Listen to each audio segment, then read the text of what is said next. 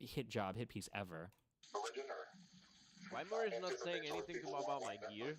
The Chappelle bit. Bro, I just said bro. Nothing wrong I with don't that. need to say anything else. Yeah, I have Cat Chip didn't even know he couldn't race.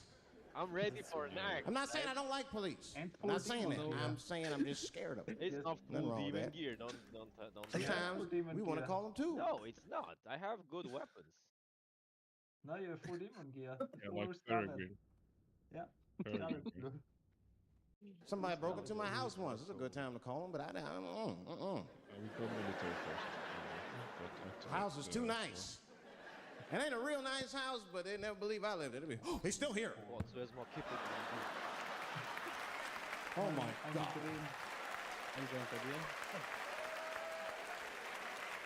Open and shut case, Johnson. I saw this once before when I was a rookie. By the way, the boat just dropped in Apparently, the they broke in and hung up pictures of his family everywhere. Where do you guys want to start? Let's sprinkle some crack on him and get out of here.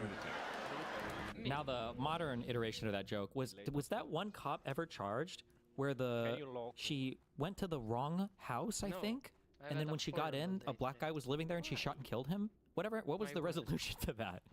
She was charged. Well, that's good at least. Wait, she wasn't. She got 10 years for first degree murder. Oh, okay. Oh, Amber Guyver got 5 years. She's the sheriff now. How have I not heard of that? Wait, what do you mean? How have you not heard of that? It's not for today. Cop goes to wrong house, kills black guy. Wait, it's apartment. I shouldn't be laughing. It's not funny. He got.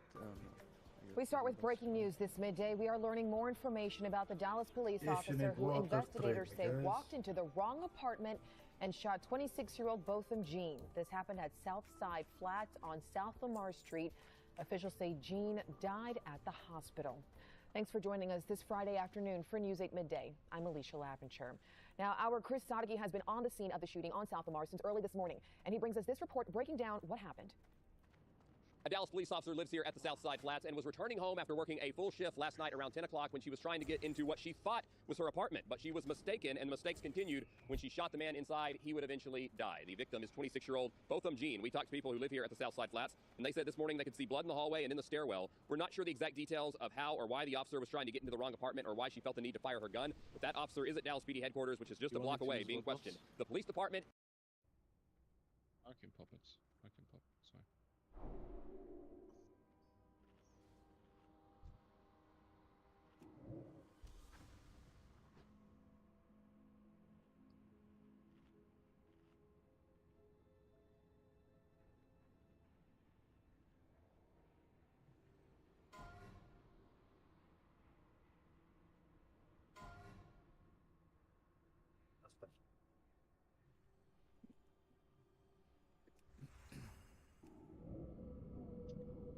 Gracias.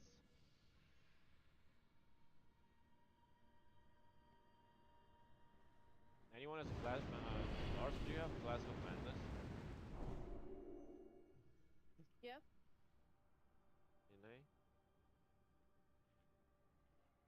Thank you, Dorsey.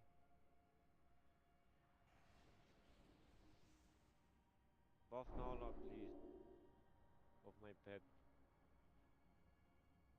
Did you really name it Nala, bro? Yes, look at here. It's black. It's beauty. Big ins. Huge. I gave him 2 of them. But I even Do we have anyone with a feast by any chance? No, I didn't send any. No. Alrighty then, eat your own buff food, assuming you have some.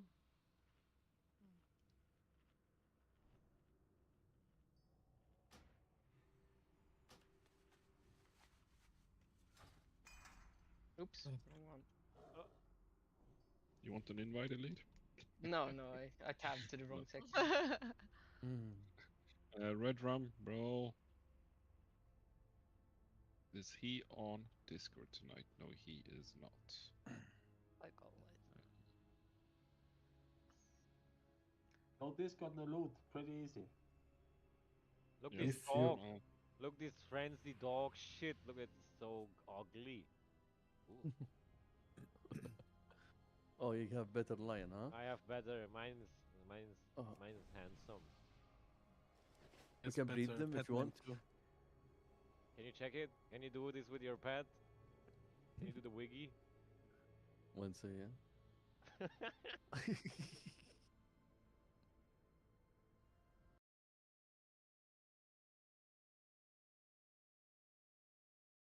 And the district attorney's office are a part of this investigation, and they will have to determine what are the appropriate charges ultimately filed against the officer. Chris Sadeghi, News 8 Midday. And this midday, we're learning more about the man killed in his own apartment, Botham Jean. We've heard nothing but great things from his family, his alma mater. And Jean, and he was just 20. And there's several comments here. Now, we're learning that Botham went to Harding University. He majored... But, sorry. Anti-immigrant sentiment or, anti-trade sentiment. It's like, to me, if you compare that to things that get said, even say to Hillary Clinton's deplorables comment, right? He basically says, look, you have people in towns that these towns have lost everything. They've lost their jobs. They've lost the plants that employed everybody. And also one more thing, guys. They have been, like, their fundamental dignity and livelihoods have been taken away from them. And yeah, in that condition, people get bitter. And then but not before or during bosses, right? If there's a boss where we need to say something or assign something. Other than that, feel free to yap as much as you want.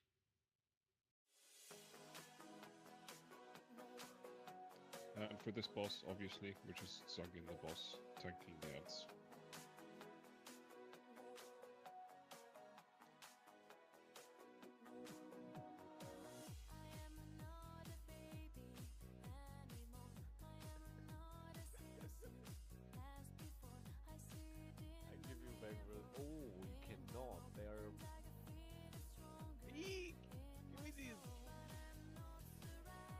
Okay, it's fine.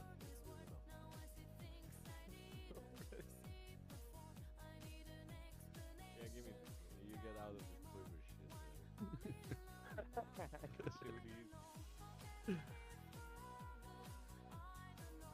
Who's done it? Yeah, I know.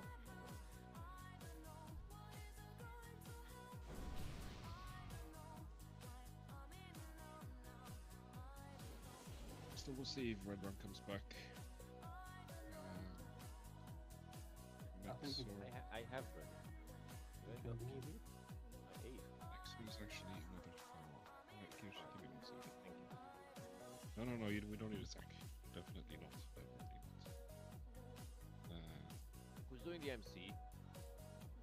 Not doing MCs, bro. Oh, well, never mind. Are you twin?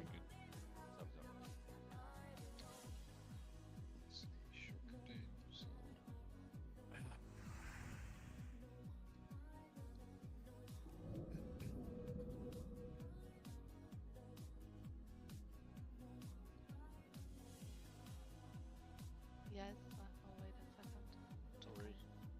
Check it. Limited. Yeah.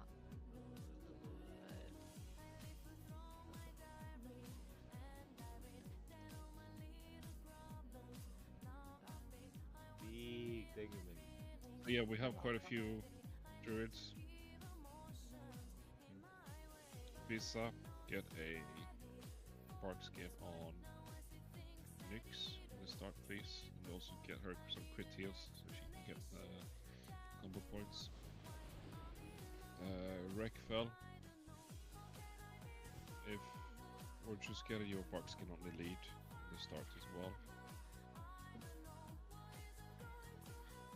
Discord, pop your bark skin on Paladin Ninja on full. What did you say? What did you say? Who are you? Sidra? Yes? Yeah. Bark skin on Paladin Ninja. The diamond on pool, when we pool. Okay. Melees, remember, there's Red Rum. Nice. Can we summon him, please?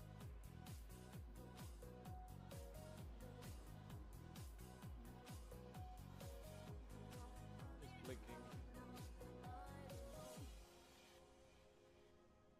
Pop a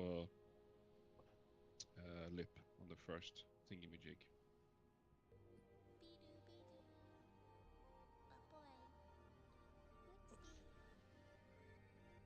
Anything to just not right here.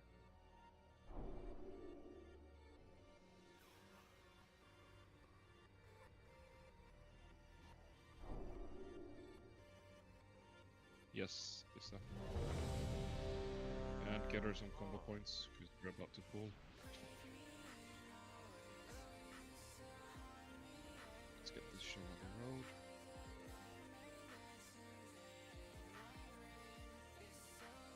Just gonna start live boxing.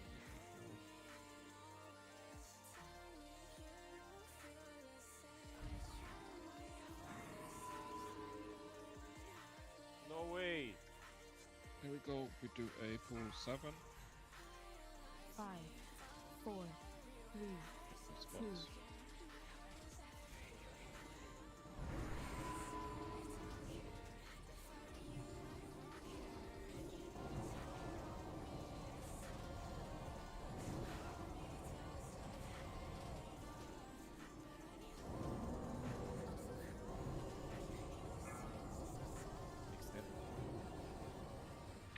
Someone pick up the boss. Any other tank can pick up the boss. It's already done.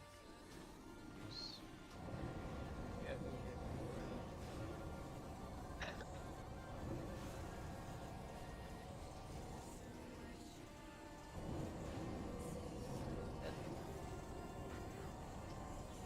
I am the biggest. What's up? No, he laid. What happening? No one in. Well, you were right, lead. You were giga right. Not gonna lie. Yeah, of course. Yeah. Big Sabaton going on. Yeah, like I told you, Enoch, you're not touching them. I know. You tell me if anyone wants them, I just like let me know. Yeah. I take the leftover. Yes, sounds like a plan. The Asian thing. I always use leftovers. Should the melee go take a coffee break? We will clear this or do Yeah.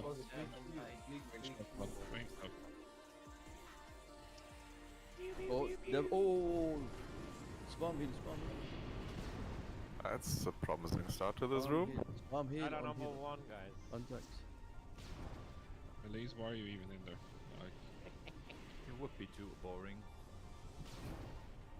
yeah, but I mean, you're free to die. Have your be hurt. How am I in 7, guys? What the fuck? I blame that beer. I blame Ash. You are a big pumpers, Enox. Mr. Big Tools. China number 1 pumping. That's what I see. Top 9. Do you actually know any Chinese, Enox? Yeah, I do. You know No, not what, I mean, Hainan Nuli. You know what that means, right? I'll say it again. Melee, please, just take a coffee break. When these ads are done, you can go in. Right now, take a coffee break, please. You will die on every single axe. Don't do it. Save yourself the repair bill. Double pull. We need my bot. I want my repair Pew bot. pew pew! China number 1, guys. Oh yeah. Also, the warriors can't hear you over the sound of Ashbringer. For the sound of being dead. I only hear the sound of their point of view. Oh, Lordy, what happened? His HP reaches 0. If only there was a way to combat that. If only. Yeah, sadly, we lack that technology. We're doing one side all. So hunters, get your pets out. Warlocks, get your pets. I'll show you How where does to that put them. strategy work? I think someone needs Sorry? to let some behind. Yeah. Someone needs to get Fuckbringer up.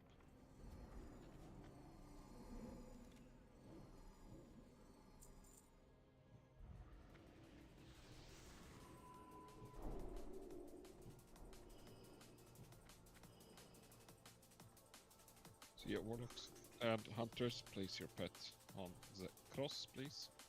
Big cat, big cat. Black. Nala is there, brother. Warlock pets as well. No? And traps. So is Lockamus not on disc? No, he's not. So he's obviously not going to get any loot. And what about Gogo? He's here. Oh, there is an imp. I didn't see it. Lockamus, you are on disc. Thought I had to be. Where's your pet? Where's your pet? Bro, pet should be here. Across. This is how we did it in Wrath. Yep. I think in Wrath we can use totems. Passive and stay. On Wrath you didn't need the pets. The doors, you just stayed on one side and the doors opened eventually.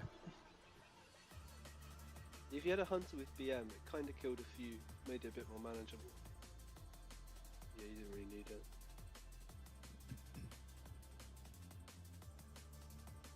Right, so I'll put some more debuffs with the dead ones and then throw something redid. Let's go. Just start. Go, go, go.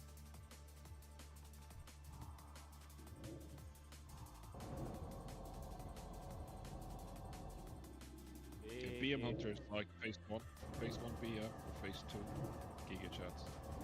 So much fun. Yeah, train one, guys. That's how you know Slard is doing it properly. Train your one. Armor 4.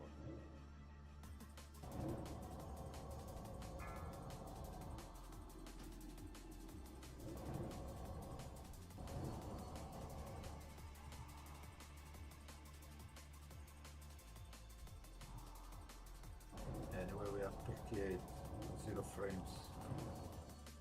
Are you seriously 0 frames, bro?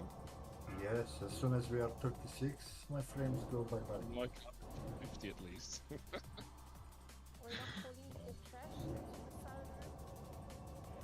It's coming. They're coming. They're coming. They're coming.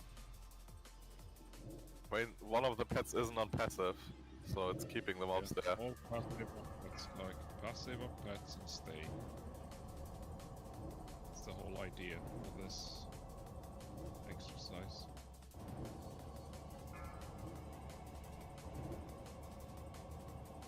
That's just a show off, Trixley, not gonna lie.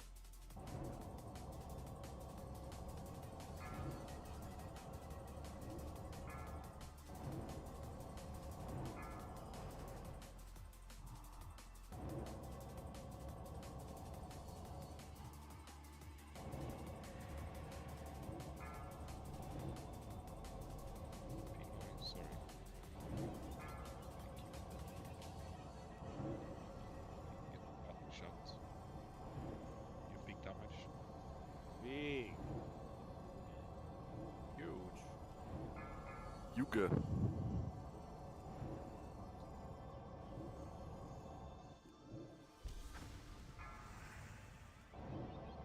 we on a PC, Trixley? Laptop. Because I'm actually on a laptop. And it's 3 years old. It's still solid 50 FPS right? Laptop? Yeah, 11 Legion. Can you even see your FPS in-game in Classic? You can do control. Control R. Yeah, you can't see. Control R. Control R shows. We can leave it. Ah. We can leave it. 33. I mean, not that it matters for this, but... More ads from the gate. As soon as the boss comes, it will be 0. Is he I coming? feel sorry for you.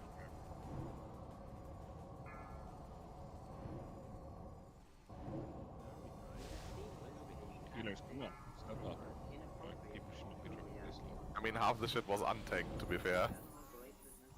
This goes very Thanks, starting. step up. Goes hand in hand.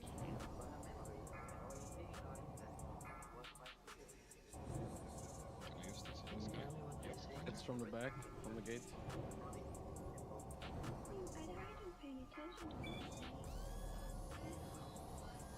More ads.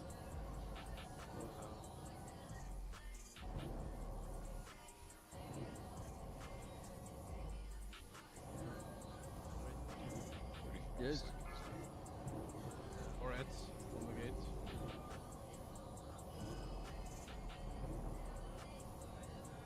Can getting slightly worried that it's not open yet. It's 30 seconds. Oh yeah. Well, it's because of them not being past the start. That's maybe not. 2 tanks. There's an Ed in the back. 2 tanks. Where the pets are. 15 seconds for boss. Don't stand. Well, do stand facing the gate. Thanks, be in position, please. Face the boss away from the raid. Wait boss. Tanks on star. Let's finish these. Go bossing.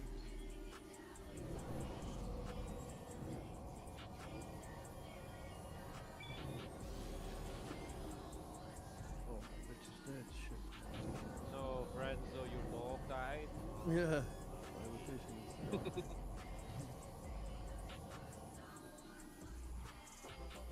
Big damage, man. Big Lenny. Use my CDs for nothing. Yeah, Right, so for horsemen, what we're doing is we'll have Paladin Ninja in the back with Steffi's on. The rest of us, don't skip this trash. Do not skip this trash. We're clearing all the trash. And triple pull.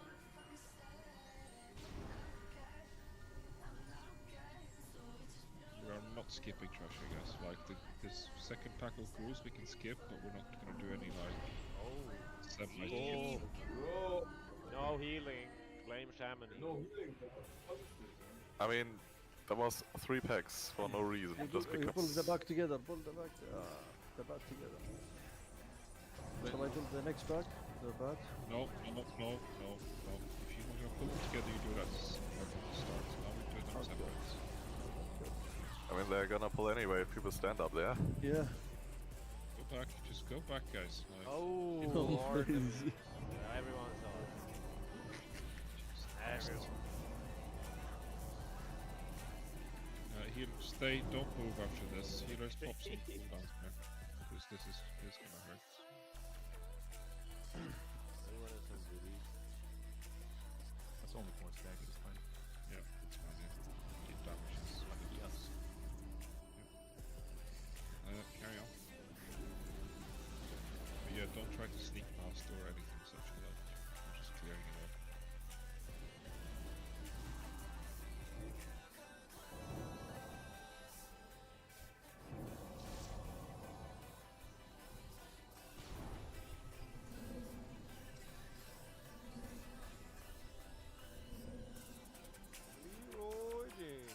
Patrol is coming as well. Yeah, just do the cool. Yeah, we'll do the cools and go with patrol. Ow. Oh. Now I know what it feels like to be a warrior with Ashbringer. Get your lips, man. Get your lips. Ash, insight. Insurance. I know.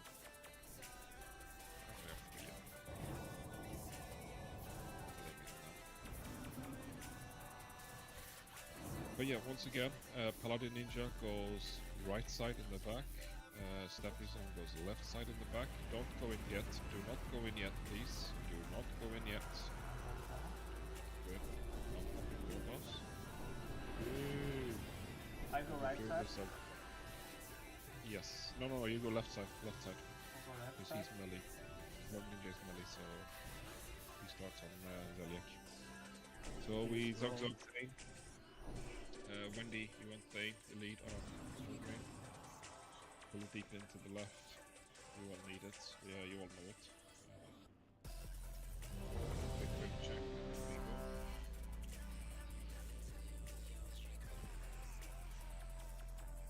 Do the pull tap.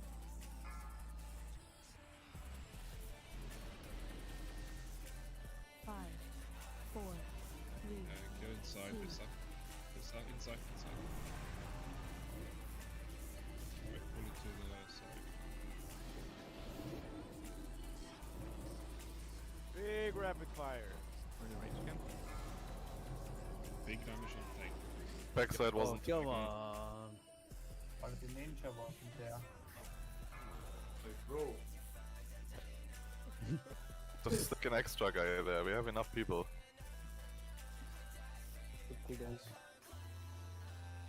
Yeah. So, Pino, you go back as well. Me? Yes. Yeah. Let's go back. Fast. Yeah, you go to China.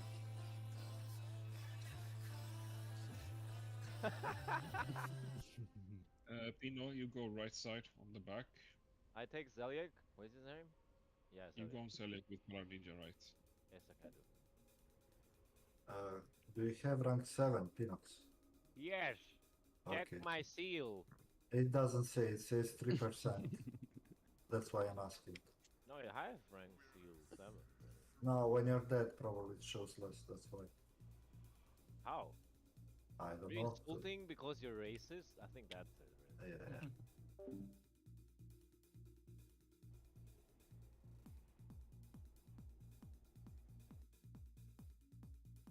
He does say like they cling to guns and religion, which I think which is xenophobia, right? And xenophobia. It's actually very different than You're such an empath, Ezra. I mean, the way that the right reads that is him sneering at those people, meaning. But that's clearly not what he meant. He's such an empath, or maybe he's just not a fucking illiterate dip. What do you mean? You go into some of these small towns in Pennsylvania, and like a lot of small towns in the Midwest, the jobs have been gone now for 25 years, and nothing's replaced them. How else could you read that statement besides these places are getting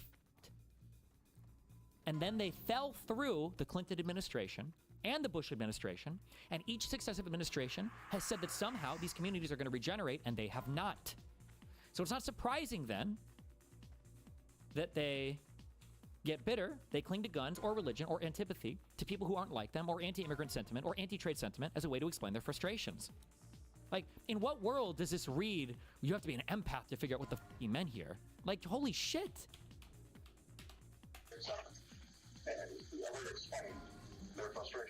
It's like, to me, if you compare that to things that get said, even say to Hillary Clinton's deplorables comment, right? He basically says, look, you have people in towns that these towns have lost everything. They've lost their jobs. They've lost the plants that employed everybody, that they have been, like, their fundamental dignity and livelihood's been taken away from them. And yeah, in that condition, people get bitter. And then he does say, like, they cling to guns and religion, which I think he wishes. And xenophobia, right? And xenophobia. It's actually very different than you're such an empath, Ezra. I mean, the way that the right reads that is him sneering at those people. Meaning, if they only weren't xenophobic and religious and hollowed out by life, then they would totally buy into what I'm selling them. Like this is not good faith. I hate Ezra Klein. I'm sorry, I don't hate Ezra. I love Ezra. I'm sorry. This is not good faith. This isn't real. This isn't even the same Ben Shapiro of like 4 years ago or 8 years ago, or 12 years ago. This is not a real interpretation of that statement.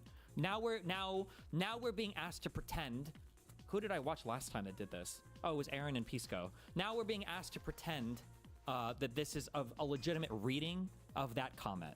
It's so stupid to suggest this causal relation that Obama was talking about goes both ways. What a stupid and unbelievably bad faith, like intentionally dumb reading of this.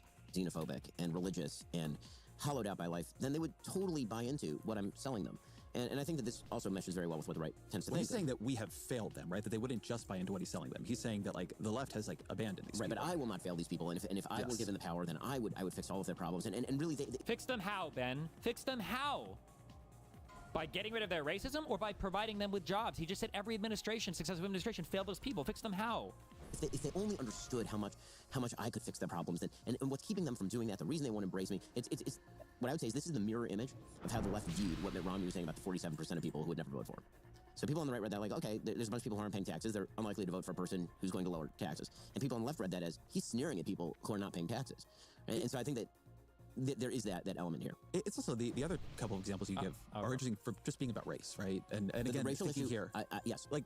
Again, the polling data here is very, very clear. Racial relations in this country got markedly worse in 2013, 2014, 2015. But is that because Barack Obama should have been more positive on what happened to Trayvon Martin or what happened in a very different way to Henry Louis Gates, or because it was hard for people to hear, like, yeah, if you're a black man and you see these, your interpretation is, yeah, like, we get hassled by the cops often for no reason in a way that white people don't really understand, or my son could have been Trayvon, right? You know, when Trayvon Martin was first shot, I said that this could have been my son. Another way of saying that is Trayvon Martin could have been me 35 years ago. And when you think about why, in the African American community at least, there's a lot of pain around what happened. We have LT going Lumo with Steffi. Who is healing in the back?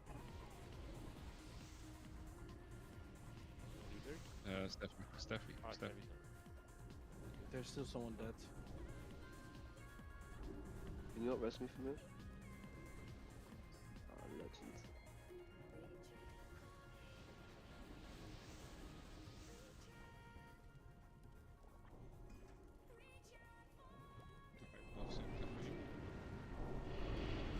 Take the cauldron that's there. Pop your potions. And let's not have the same shit show again, please.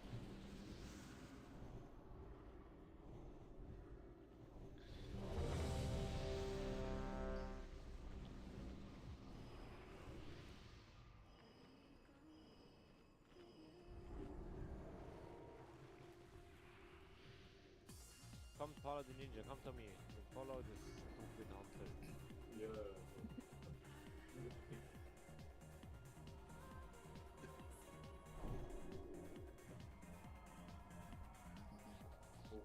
Please get some heals on Nyx, please, so she gets the couple points. Ayo, I'm assuming you're ready. We do full time. 5, 4, 3, 2, 1. Celiac, Paula. Celiac, where are you going, Paula? Come guy with me! Oh lord! It's no wonder we wiped last time.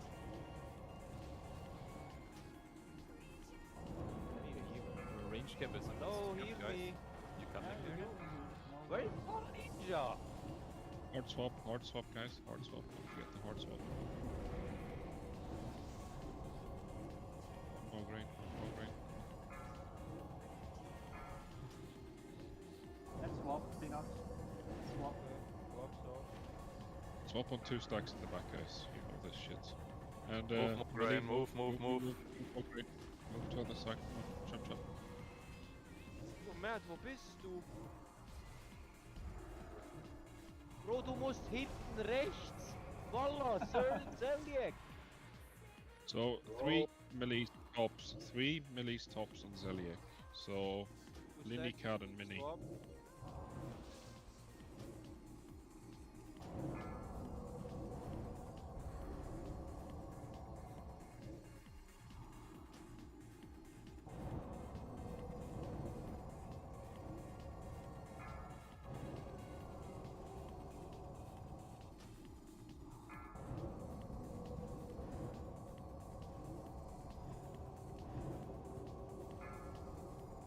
Healers go to platform, don't go to boss.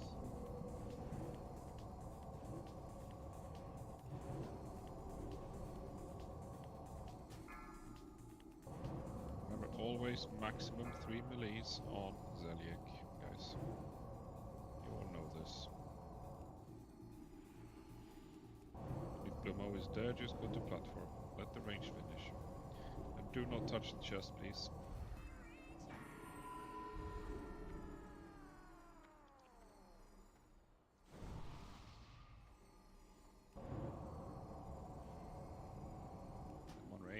More deeps.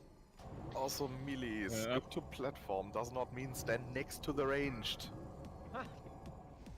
Fucking retards. I love you, ladies. Where's Lady?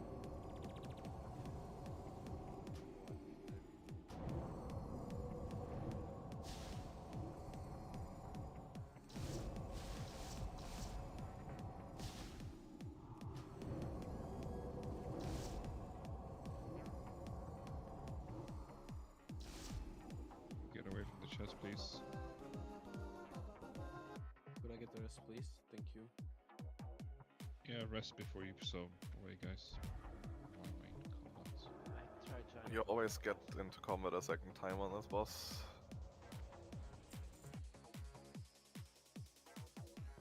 Bro, ich sagte doch follow einfach me, Mann.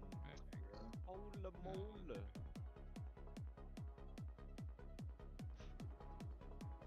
One rest the dead. We go construct next.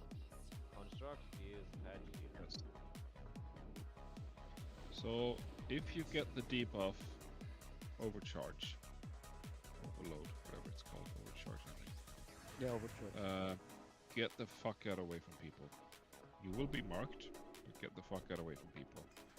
If you have a lip, you can pop it, like you're gonna get a debuff that's gonna run for 5 seconds. At the end of it, you can pop it, and you won't get the actual debuff. But if you do get the actual debuff, get the fuck away from people. Or cry for a bop. Also, we have 15 paladins. If you cry for a bop, announce your name and group. Make life easier for everyone. So you don't just say, bop me, bop me, bop me! And you're John Doe in group 6. Like, how the fuck should anyone know? And if you see someone just standing in the raid nuking them as a paladin, just pop them. Pop Nix. She's asking for it. No, I don't. Nix doesn't have overcharge, I'm not mopping her. Watch your step. Okay, Fockbringer, LT, Fockbringer, LT. Fockbringer, GTFO, bro. GTFO. Okay.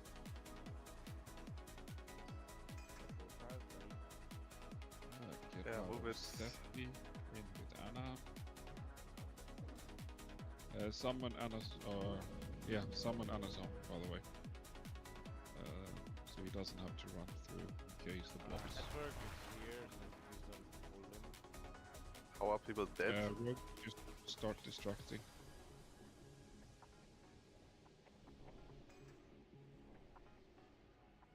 Melees, you know what to do here. Gonna get an innervade on Maggie.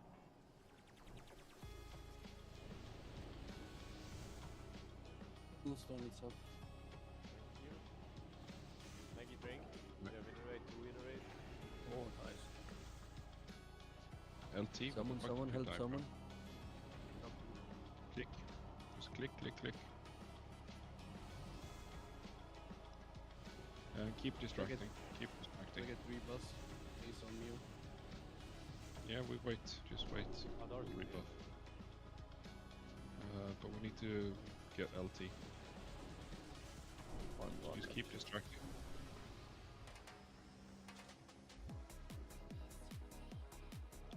As soon as LT is in, we summon him, we world buff, and then we go. Melees take a dip before you go in. Healers, you do not heal anyone apart from the tanks. Please put a bar skin on Nyx and the Paladin and the late when we pull. Yeah, and Bisa, you can start spamming some heals on Nyx for the combo points.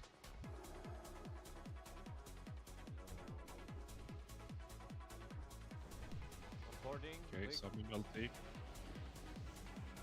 The ninja stuck with the tanks. Yeah, all tanks in front. Just all tanks in front. Okay, world buffing. And Cauldron. And we do pool 7. Melees, take a dip before you go in. 4, 3, Boom, 2, boom. 1. Oh, what the fuck are we doing? Like, sorry, but what is this paladin ninja guy doing? A serious question at this point. Slati incorporeal go. Yeah, I'm From frozen. you! Big I'm damage! frozen. Watch your step. What? Keep healing, guys. Yeah, just keep going. CR next. Come on. Druids, hello? 6 druids. Buffer. Just carry on. Eek damage. Unlucky Gogo. Die, you're gay. Who dies gets 10 gold. hit like 2 healers went stuck. What? So, Appa, brother, what's this AoE healing? What do you mean? What do you mean, what do you mean? Wait, what? Yeah. We Beacon wiped. melee group, brother, probably. You should not beacon the melee group this time. I mean, it doesn't really help when one of the tanks just commits suicide at the start of the fight. No, I think not sure if that was the case or reason for That was. He literally. Ashmira.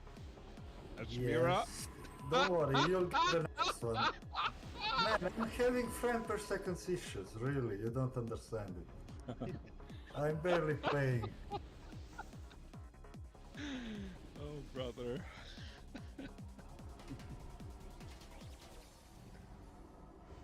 It's all good. While you do the trash, It I'll, bugged. Sorry, can you rest again? It bugged. It bugged? It didn't bug. If you had a rest timer and instantly click, it always goes wrong. You have to wait 5 seconds. guys, we can start pulling trash. Come on. We don't need fucking 45 people for trash. I'm doing some loot in the meantime, so pay attention, please.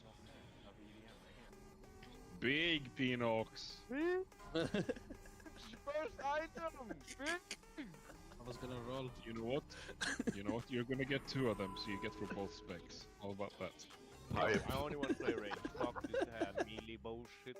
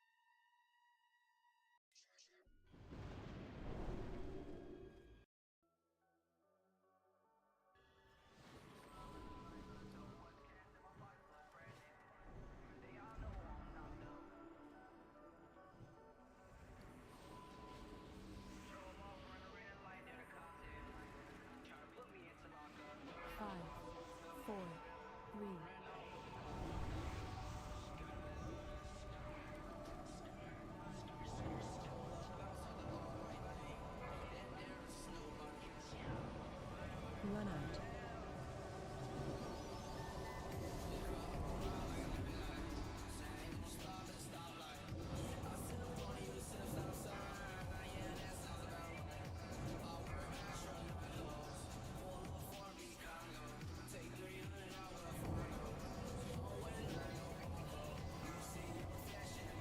Watch your step.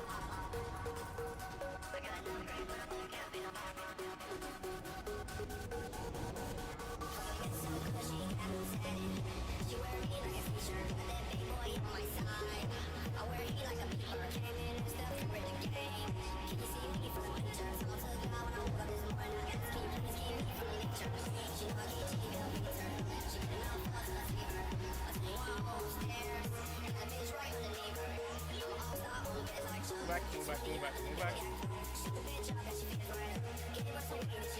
Phoenix, are you gonna trade me today or not? Oh, sorry, that was stupid. Oh my lord! Really?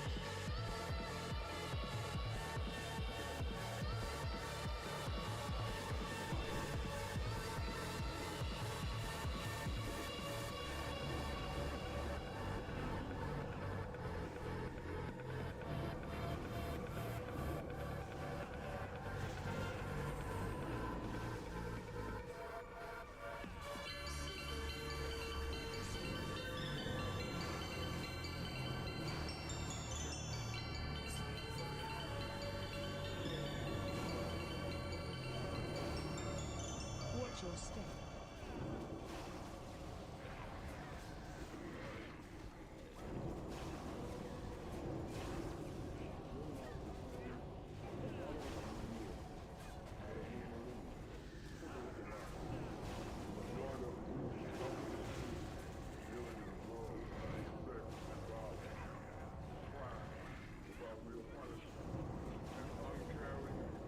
Unfeeling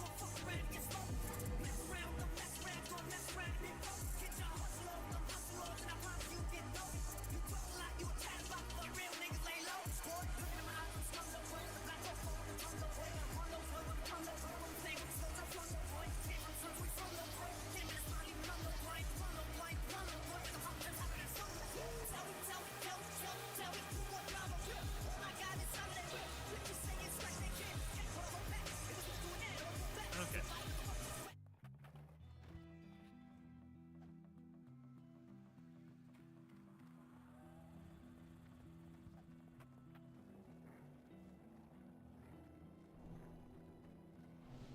Right, we should be close to the house in a second.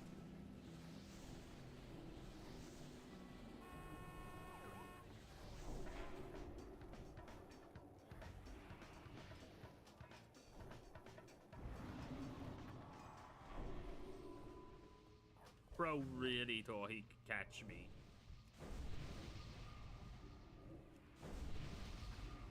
Got the eggs, Hopkins? You bet. Then give them to me. Take them. Smashing. Now tell me, Hopkins, is it true you said I was inbred? No, because first cousins is legal, my friend. Legal. Yeah, okay. Yo, is this in Alabama? Just because my elder brother doesn't have a chin and ended up in a lunatic asylum, it doesn't mean anything. Whatever, Tad. Your family is your business. Don't lie, Jimmy. You said Tad was probably a hermaphrodite. A hermaphro what? Don't act dumb. You said his This mom was guy, also legally his bro. aunt, and that he probably had webbed toes. I don't. Well, just only on one foot. Wow. Tad, you're not gonna take that kind of crap from this scumbag, are you? You've been rude about Mommy. Let's get this, Papa. What the fuck? Find my way out. Okay, I'm just running then.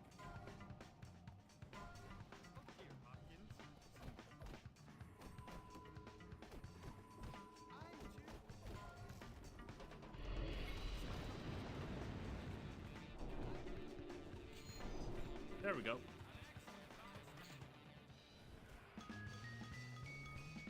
They're still following. My work here is done.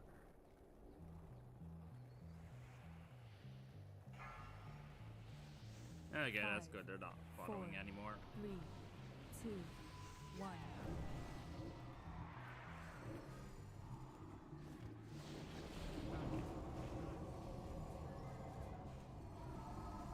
Killat.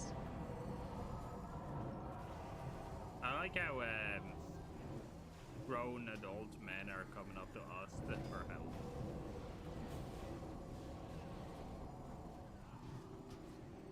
Our eggs are gone.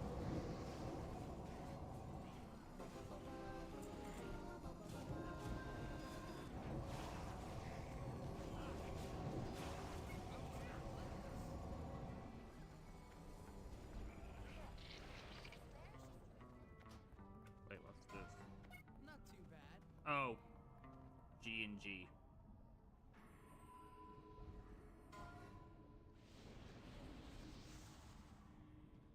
Hey, Jimmy Hopkins. Do I know you? No, I'm Pinky, but I know all about you. Everybody's talking about you. Everybody says that you're mean and angry and you like fighting. Huh. Gary said you're so mad because you're sexually confused. Yeah, well, Gary talks a lot of crap. Oh, I know. I don't like him. He likes to torture people. So what? He's not gonna torture me. Well, I'm glad you're not sexually confused. Really? Yeah, I like you, Jimmy Hopkins. Oh, yeah? But I need you to do something for me. What a surprise. I'm last in line, and this movie means everything to me. It also looks like there's many people in the line, Please though. get rid of all these people for me. Please, Jimmy. What's in it for me? I'm a princess, and I need people to do things for me. So hurry up, because I want to be first. Oh, man. All right. We should have another party at Harrington.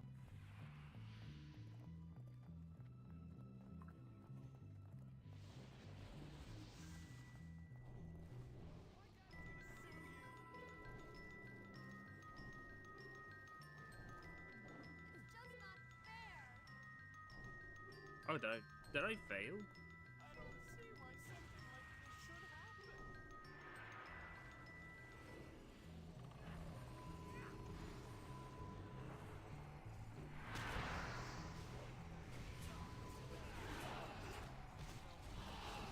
Oh, what?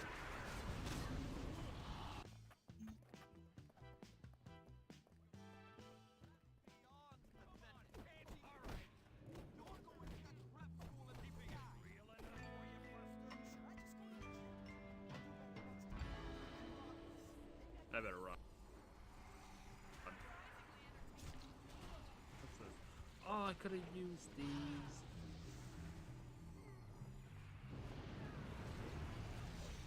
No. There we go. Okay, we got away. Do I know you? No, I'm Pinky, but I know all Too bad we can't skip this. Everybody's talking about you. Everybody says that you're mean and angry and like fighting. Gary said you're so mad because you're sexually confused. Yeah, well, Gary talks a lot of crap. Oh, I know. I don't like him. He likes to torture people. So what? He's not gonna torture me. Well, I'm glad you're not sexually confused. Really? Yeah, I like you, Right. Jimmy Hopkins. Oh, yeah? But I need you to do something for me. I didn't know that was possible. You were too violent? Yeah, I was. Actually, here's the thing. Right? The first time Next I time, bet if you're the behind, shell just let yourself over fucking half die the instead of time. dragging everything. And it took until the last person before they said, nah, you're too violent. Like you briefed us giga hard right now. What was I that? mean, you want me to name call? No. Yeah, I actually do. Not gonna lie. Ikakasu Yeah, was the how is only that one outside my violent? frames range when this happened. Who? Ikakasu. Then He was someone out of explain range, how then he that was in violent. range, It's just a and then simple stink all bomb. ads were there. Yeah, you don't panic. You talk to us where you are. We can still do it, guys. Nice, guys. I'm guessing you If learned anything, it's something. more of an though, Ikakasu. inconvenience. But I know all As long as about you learned something, I guess that's talking fine. about We are about to have to dance. angry, Yeah, we like do. fighting. Gary said you're So so I mad. will just meet up at the entrance in a sec. Great. Yeah, well, Gary talks Off the platform, move it. Oh, I can't wait to beat the shit out of Gary. Off. Go. So To what? the He's entrance. not gonna torture me. Wait. Yep. There we go. Yeah, this combo. Oh my lord, I'm. Jimmy Hopkins. Pull across. Oh, yeah? Across. But I need you to do something for me. What a surprise. I'm last in line, and this movie means everything to me. I'm gonna get terrible seats. Yo, was she trying to see Endgame? Get innervate on Red Rock, maybe. Is that, like, is she, Yeah. is she's just that big of a Marvel fan? Big up. Leave, you got bored.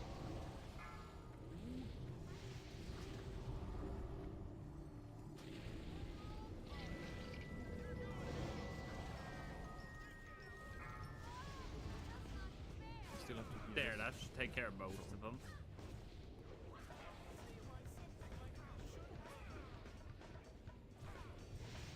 Yeah, if you strafe here, guys, you might die. Nice strafe.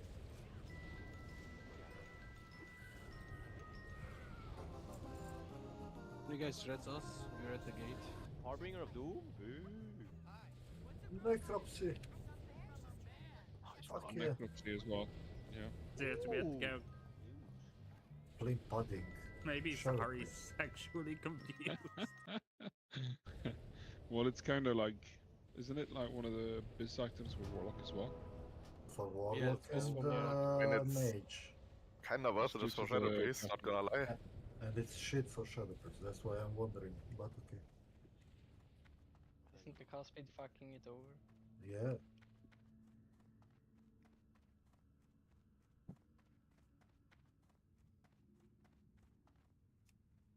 Infusion of souls.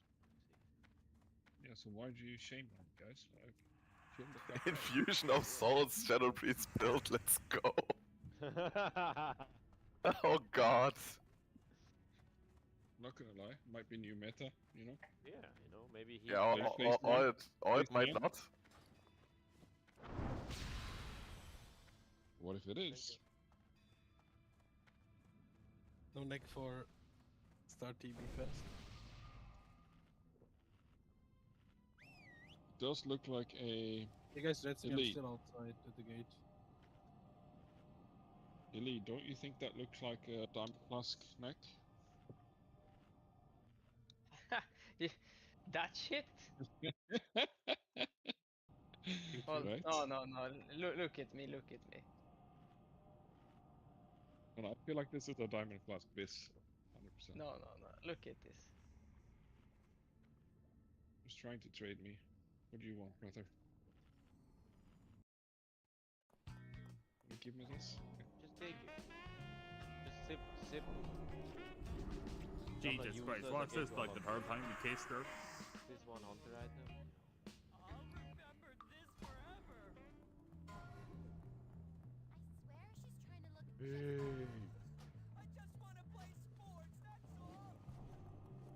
I still hate that dagger from back in the day. It looks so stupid. No, like back in the day you had to farm it from trash and it was Biss for rogues and I never got it to drop. Same, what the fuck did it? Yo, are those two Sorry, sexually confused? Wait, why would you want that on a mage? Because of... It's Biss, you want to start because case. of casting speed? Hey, Like the other two just started walking off. Right, so, guys. 1 sec here, please. Why did those two start walking off? Jimmy Hopkins delivers.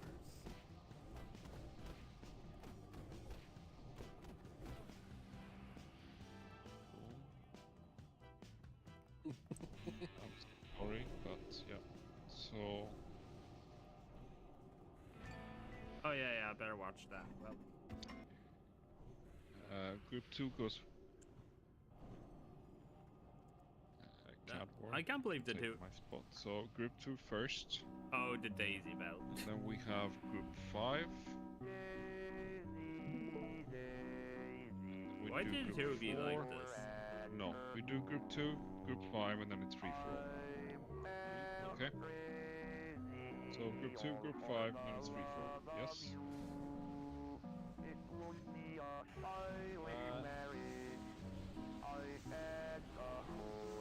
There's so many people whispering. Can you...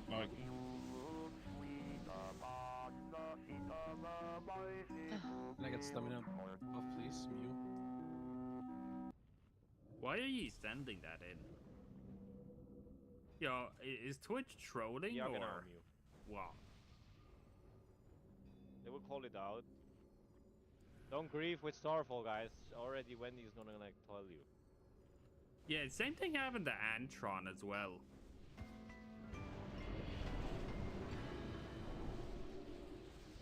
Actually, what one is buying? Can you buy Pack Powers?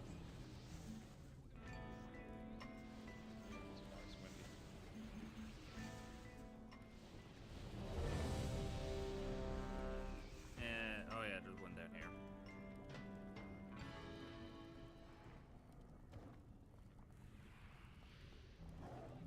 Wait, what?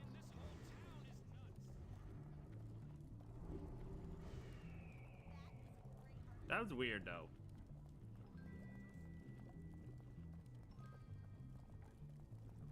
That was honestly weird. Because I think the links are broken. Move. Damn it.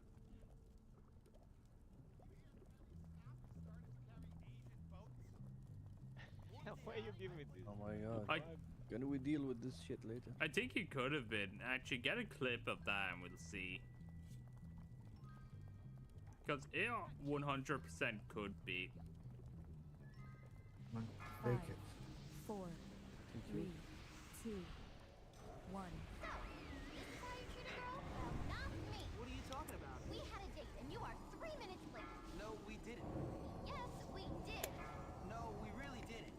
But look, I remembered how much you like flowers. There's 4 in the bag. Damn, that wasn't you. Don't grieve. Darling.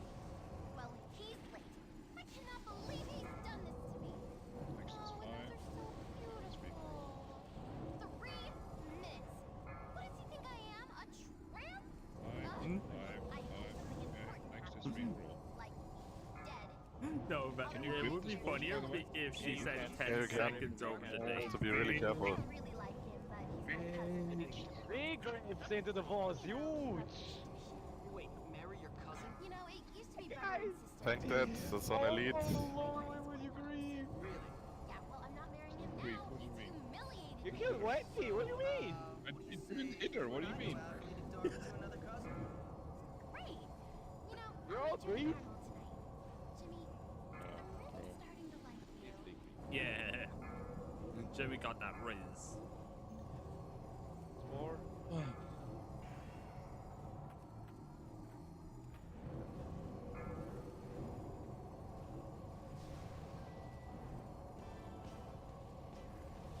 rapid fire. Hey Steve, did you start watching the Alice in Borderland yet? No? Big of I have Naru, big. No, I have Naru. Loadstar? Thanks, get the fuck out. I have to keep buying entry? What the fuck? Max, do you have the... I have 41 now. 41? Okay, I sent because I'm it to still you. Yeah. odd season 2 recapping it. You have one extra. Yeah, you can have one for donation. Yeah. But do you have the light soul? I need I'll literally watch it. Yeah. Okay, just go Tanaris. Already? Okay. Yes, you need to do it because you Kel'Thuzad, you need the kill. Okay, good. No, I'm. Wait, did you finish episode 1 of it? Yeah. Who keeps doing that? Once wings are done. Oh, I hate this one. Let me know. Maggie, can you get some meat? Can I ask meat? I actually Just hate meat. this one. There's a butcher, whatever. No, I cannot. Oh, I want the roast, please. Please. Big roast. And I find a place to crash. Yeah. Break for the side through. Break for the side through. Yeah, I can't wait to watch. Get a bunch of food. I can give you leftover chest. Yes, sir. Of course. So why is everyone trying to fight me? You need these as well, Jackal?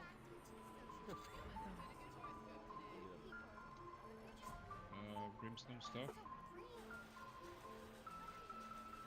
Easy. I can wear staff. What do you mean? Lars is good for your warlock. That was easy.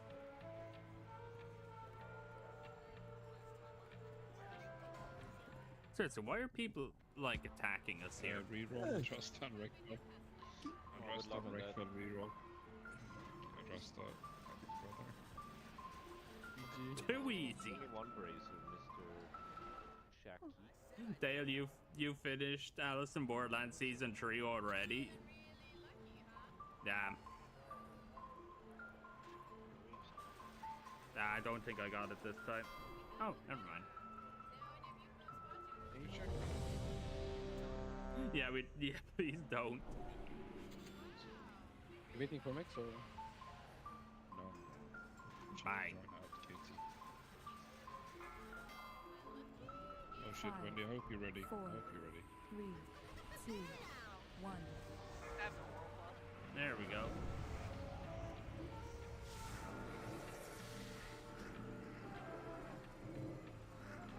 Oh, look at that guy. Separate, guys, separate.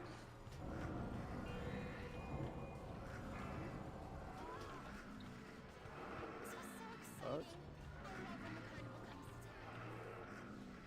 Souvenirs. Gamers, where's your damage? Devil. Oh.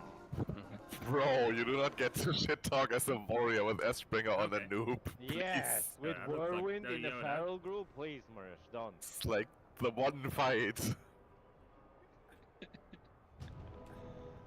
Easy cleave though. Yeah, easy one button rotation. Yeah, right? something's weird that's happening. Are you enjoying Warrior? That's the question, brother. Like if you compare my Ashbringer proc to Cowboy, he has a double. Like what the fuck? Yeah, but 68 no Whirlwind. I think that's it.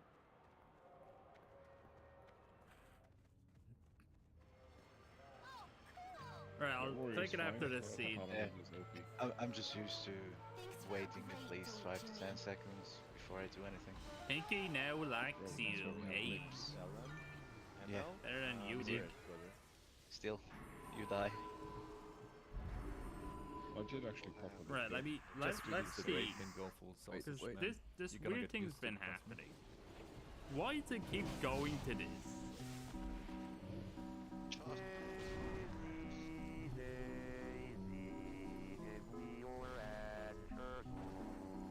Is Twitch just trolling? So what mounts? What mounts will we get? What do you think? An undead one. Ooh. like to see. Why is everything Call me keep going? Nostradamus. Is this like a very late April Fool's joke from Twitch? What the fuck? Steve, explain what's happening. Okay, so there's one of the boys. Okay. Yeah, it's same. I thought at first it was that Antron was sending it, but it ended up he wasn't. Then Steve sent something, and he didn't mean to send that. And now Is he actually? Is Twitch just trying to troll? Is this like a weird April Fool's joke that's off season? Play safe. Delayed? What is the spider bullshit delayed? What the fuck? Oh, it's from me. Blade, shall I help you with the pull? No, it's fine. Okay. Yeah, don't all go back, guys, please.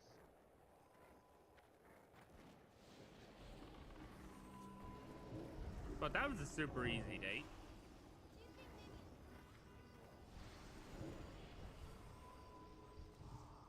Yeah, we'll go home, rest, save, and resupply here. Just run. Bro, this guy's really. You could walk towards the spider wing. Spider wing, okay, good. No, I know this time. You know? Well. He's typing on Google. Kick, focus, guys. Like that, right? It happens.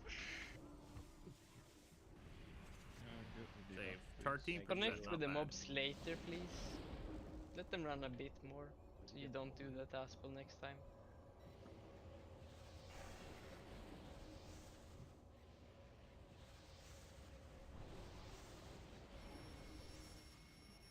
Kotor, are you here? Now we'll do race the valley. Well, yep, there's Petey. Hey, Pete. Where is everybody? Oh, Jimmy. It's you. Yeah? Guess you want to kill Gary now that he's turned most of the school against you. And got those rich kids to throw eggs at you. Gary'll get what's coming to him. What's wrong with you? Nothing. Well, you're sitting around watching TV by yourself like a loser. Someone crapped in your bed? God. What's wrong? Well, Did they one really moment say I that, had Steve? friends. They need to add One more moment. Jackson Palmy shipping.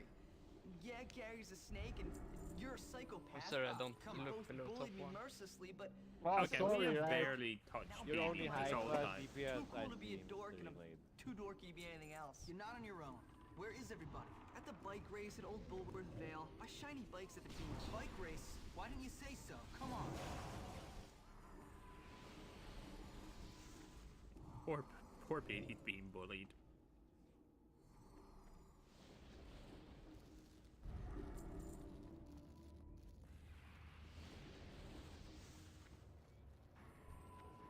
Tech.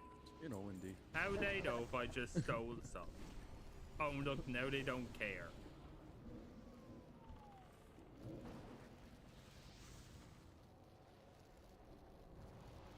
Near Dar's room. Carl. Okay, even the cop don't care. What did you need, Pinox? They're on the wrong side of the road, by the way. Yeah, I had to take a bio break. Ah, Quickly. But I wrote it in chat, my man. I haven't read chat, I'm on combat log, I'm out of this drama. Yeah, that's what I've noticed. Yo, that would have been kind of cool. Like, I like how we're basically stopping bullying, but yet we're still treated as old delinquent.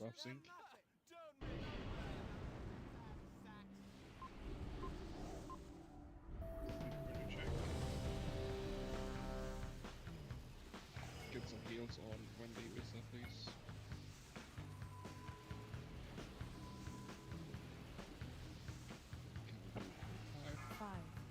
Wait, Four, no. 3, I fucked 2, it up. Yo, guy's just super slow. Big! We can win this still. It's winnable. And that's why I wait. Bro, that was literally... What did I even use? Like... Okay. Oh no, he died. Only those who die on that box, right? Yep. I know, I'll take it. I'll take it. I'll take it. Oh, I just barely got that one. Yep. Well, you kinda instantly proved my point of waiting. Yo, bike. Nice. Oh. Live and learn, right? Yeah, Right. learning by doing, right? Well, 20 years of WoW Yo. gave me the experience of this. These are tight corners. Delayed, you don't have healer, brother. And?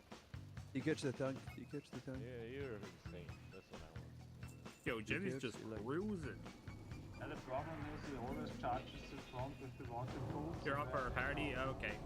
Enjoy the party, Dave. You heard Wendy. Don't get guys. too drunk. Wait. You mean these rocket boots that I'm using now? The ones that, you know, I didn't get used there? I can't use this. Right. God, Come on, I is DM this? Can't use this because he still has to run. Good.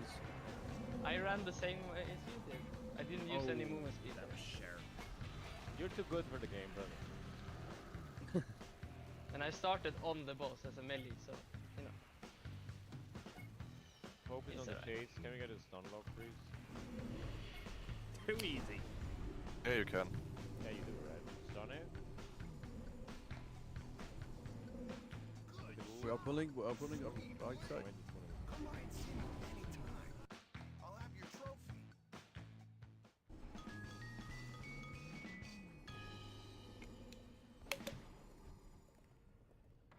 Fire in the hole! Can we stack the birds? Wait, shit. We Shit, can, but we need drinking. to not If you do that fight with them right spirits, on the yeah. corner here. Oh, I can I help you. got it. Just say I can help. Dismantle it and recouple with I a can help you. 767 in You can titanium. wait. Very expensive, but Much better. make the machine fly. That's what Get the healers heal after this. I was gonna get the Party 976 guys. piece and thought it'd make me look important amongst my peer group. The 976 Oh, do we get to bully the bikers now? That fucker's incoming. For your trophy, huh? No. Here she is. No, they literally already were when I said it.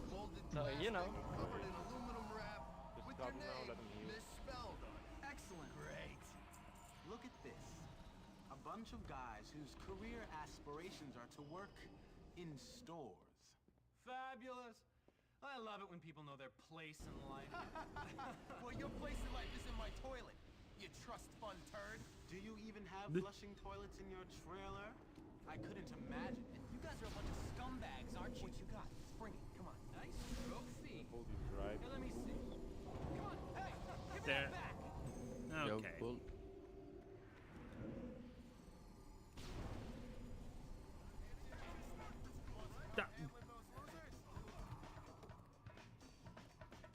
Harassing authority? Big. Yeah, I know they're big harassing. rabbit Me. Get shot, brother. Dude. Top 5. Let's go. Oh, guys. they ran into my here. house. The only fall time I I would can say. do web. Starfall as much as you can. Shit. 1 sec there.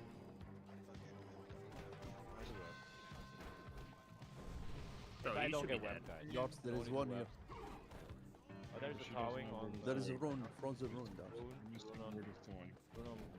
All I do is just spam. Oh, this guy. Oh, Ricky's with us. Dots? Oh, yeah. I picked this up. Do you need to hear One. this?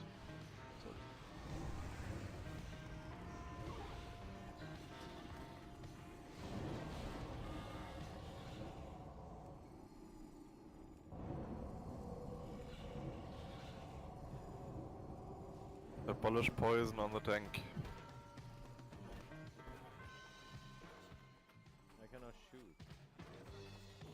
Seriously, where are they coming from? Oh, there it is. like, I'm like. Next spark skin.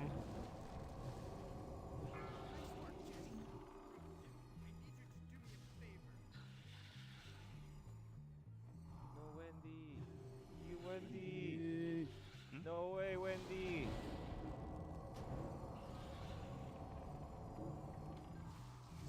Oh, is that?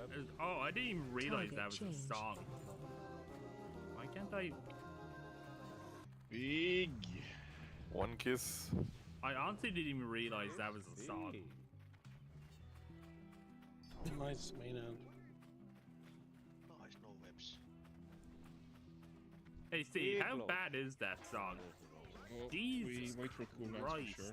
So doing some. They don't. The cops don't like leave me alone, eh? Maggie, can I Where's get my board? 2 frost protection? How do you know that I have it, huh? You told me. And how are you, earlier. Julie? It's because I smoke weed. Oh yeah, I did show Julie those two, and she was watching Yeah, QC just take react. it. I have 5. Don't you get like decapitated? In Actually, you China can for even smoking send me the link to the I song live in Switzerland. I have fiberglass. because I'll be right back for a second. because it just goes into the daisy. You knocked an Give me old your number hand or from two the song. legend where he yells decapitation. Good boy. Thank you. It's good for Dunk is really strong. FYI guys, we are sending AQ40 after this as well. How did everything work out with those eggs? Big. Not like I was More so- Never soaking trust a and rich kid. leeching. Big. Too bad. Was it that jerk? Paladin's Frost Aura. His parents are at a party at my boss's house right now. If you Yeah, wanted I a will. revenge thing, now would be a Ashmira, good can you time. just I put guess I'll need paladins, some one more eggs paladin then. in each group, Ah, please? yes, But you don't got brief it. the I top. think I got please. all the eggs. Come on, Put one Russell. paladin We in got a each house group. call to make. And it only group 6 is we missing get one. Russell. Yeah, only Group 5 and 6. five Yeah, For five. us, it's okay, So probably. We have the shadow priest. Lars, Fok bringer into fire, I guess. And yeah, no, You should Ashmira catch can't up to heal Russell for in a some second. reason. It's lagging like so hard. At least the Yeah, Russell yeah, fight 0 wasn't frames per too second, bad so when don't we expect did it. Appa solo as well. Oh yeah. Big. Perfect number. Nice. 100. Thanks a lot. Beauty. Yeah, definitely played the new By the skate. way, yes. Definitely Luke, playing it. Nicole. To be honest, we don't even need to be that far from him. I don't need it. Saying that, I'll just Side. get hit back by a car and fail the mission. See? Do this. Got up his ass. Ich hab 3, bro. Brauchst nur einen. I need 3 for that, baby. I got this. The hit and run. I need to the actually gloves, get Maggie. that. Oh my lord, you're on the wrong one. Oh jeez. I'm not on That's the wrong actually one. I'm something getting I that, need to yes. get. What do you mean? Is the hit and run game. You need a glove. The glove for Druid Rob. What do you mean? Yes. Well, yes, is No. that yes? Who's moving range group, brother? Morish? Range group is gonna be. Oh look, a GG.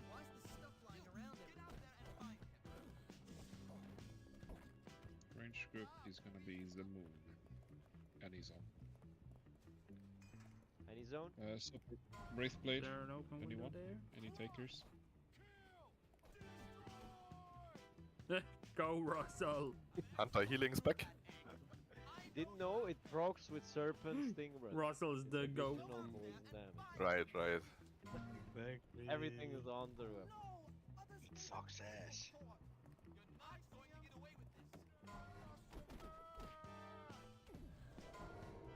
Yo, Russell's a bit too strong. Big one, you.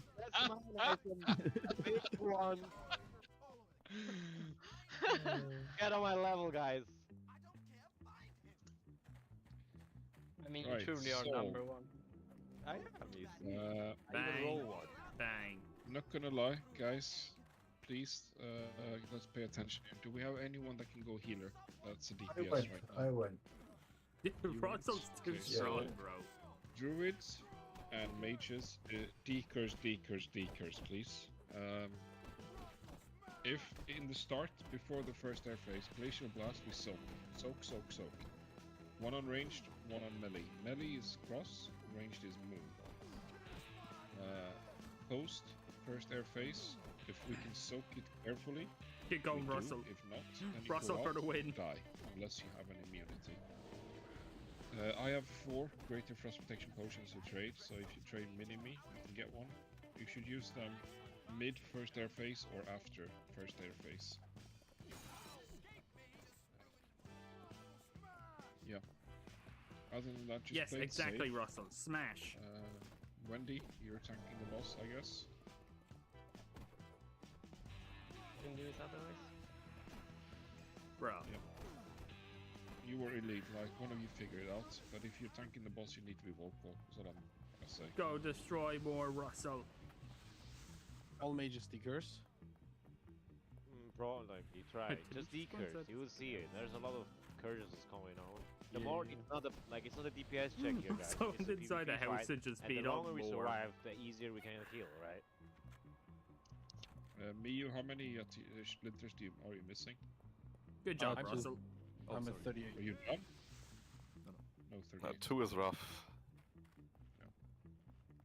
So I didn't cut you then, because you would have missed one. Since I did give one too many to Max. Hey, mission pace. Oh, good. Fine. So we have 3 guys finishing. Please 20-second full timer and cast Innervate on Slafty Biffas. When animation is 20 seconds. Well, if you're range, follow Anna zone.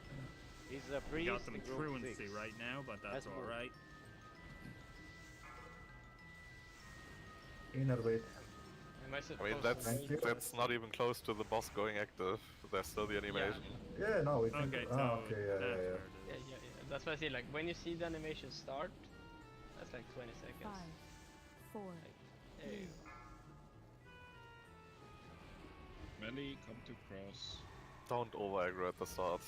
Wait, oh, it's on the pier. Thanks, Okay. get Fred. 5, 4, Range, don't matter. 3, 2, 1.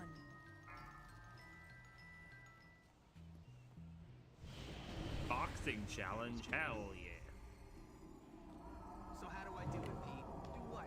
Beat those rich kids into submission. Well, what have you tried so far? Random violence, widespread destruction, gratuitous sadism. No, that's not gonna work. They get all that kind of stuff at home. Now what you gotta do is you gotta beat one of them publicly. You gotta prove to them you're better What's than the the best man. You box that dumb jerk Biff. Melee move. Not bad. Just a few steps. Now soak, Visa, soak on Visa. Range moving. You know what? Don't worry Go about ahead. it. Spread Spread. out. Oh, poor Beanie. Spread. Aura masteries. And cross protection potions right now. Yo, it's starting to snow. We're getting into the snow Don't age. grief yourself here. Go easy, play it safe. Yeah, cause the cop Okay, knows he ain't Artemis catching in me, he melee doesn't range. care. Try and We're shelter. gonna tanking towards Katie entrance. We're tanking towards Katie entrance. Okay. Go elite. Go. Melee on cross. Yo, where the fuck is Biff at? Cross. Help Zerg. Soak on range. Soak on range. You and me, Biff. You and me. What? You and me, the noble art of boxing. May the best man win. And then you little Backpedal the boss. Maybe a volcano went off. Yo, Pompeii Part 2. Faster. That could be it. Stop. Perfect. Okay. Melee on cross. Okay, move. Visa. So it's another beatdown. Got it. Elite, you need to turn. Help Zerg. Soak on Melee, square. soak. Square. Melee, soak. It's fine. Oh man, Very fine. Beautiful. See guys, easy call. Nice guys. GG's. Let's go. No hit run. Finally. Giga creep. Ah, I ruined the no hit run. Yo, Mike Tyson. Blizzard be can so still proud kill of you. this. One of each.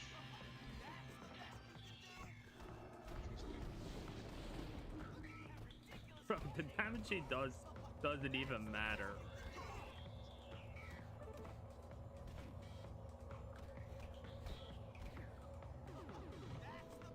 Too easy. First round knockout. Let's go. Don't care. Who's the baddest? Me. Who's the toughest? Me. Who's the man? double fists on the unrelenting. We're doing the same thing as last time. Yo, maybe Jimmy should go off on a boxing spree. Absolutely the same thing. I'm just gonna make the groups. So give me a sec. What? He is the new Go to champion. Florida, Come on. please. Don't indirect. You Still people behind. It takes more than victory to become a champion. It takes greed and nepotism and snobbery. Yes. Do we have anyone that can go tank? Gentlemen, are we going to let some gutter snipe come in and I can slap on like some semi-scuffed tank gear. It's like Scarlet gear and some shitty off pieces. Sounds good to me. For the art. It's for the arts in the second. Trust yeah, okay, hold on. fundies, Let me yeah. respec and stuff. So give me a sec here, because there's so many melees. If you need to take like 2 or 3 minutes break. Bruh, these guys are fucking annoying.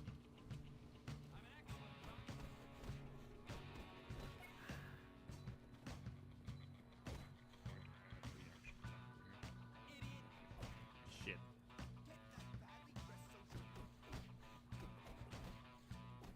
Oh, Jimmy could. We can. With ease. Wait. Yeah, this should be not good enough for the ads, right? Just one bomb and he's like already such low health. Dash it in. Group 2. Bro, just go down. Just go down. You're like, you ain't him. You're fine. You pathetic wretch, hiding behind your friends. I'm leveraging the assets I have, and you don't. Friends. Just shut up, Darby. Here's some more tactics for you, poor boy. That's right, boys. Teach him some manners. Their biggest weapon is calling dad. No, their biggest weapon is their fathers will hear about this.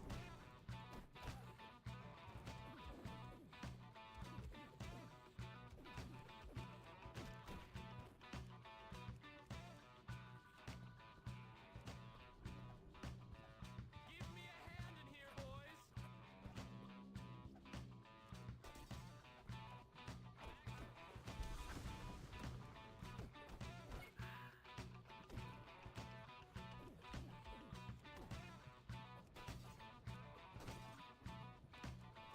Friend's done.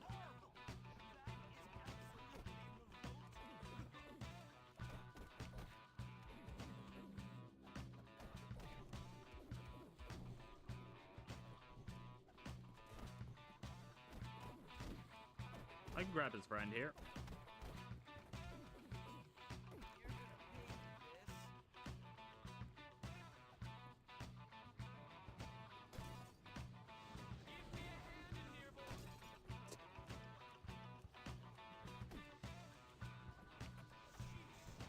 So what's happening? Shit, Are I we don't waiting have. for Christmas or? Oh fuck.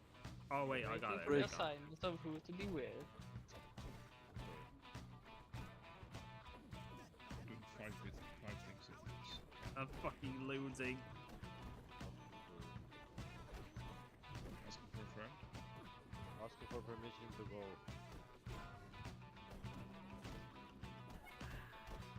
Okay, I got a bean cold. That's fine.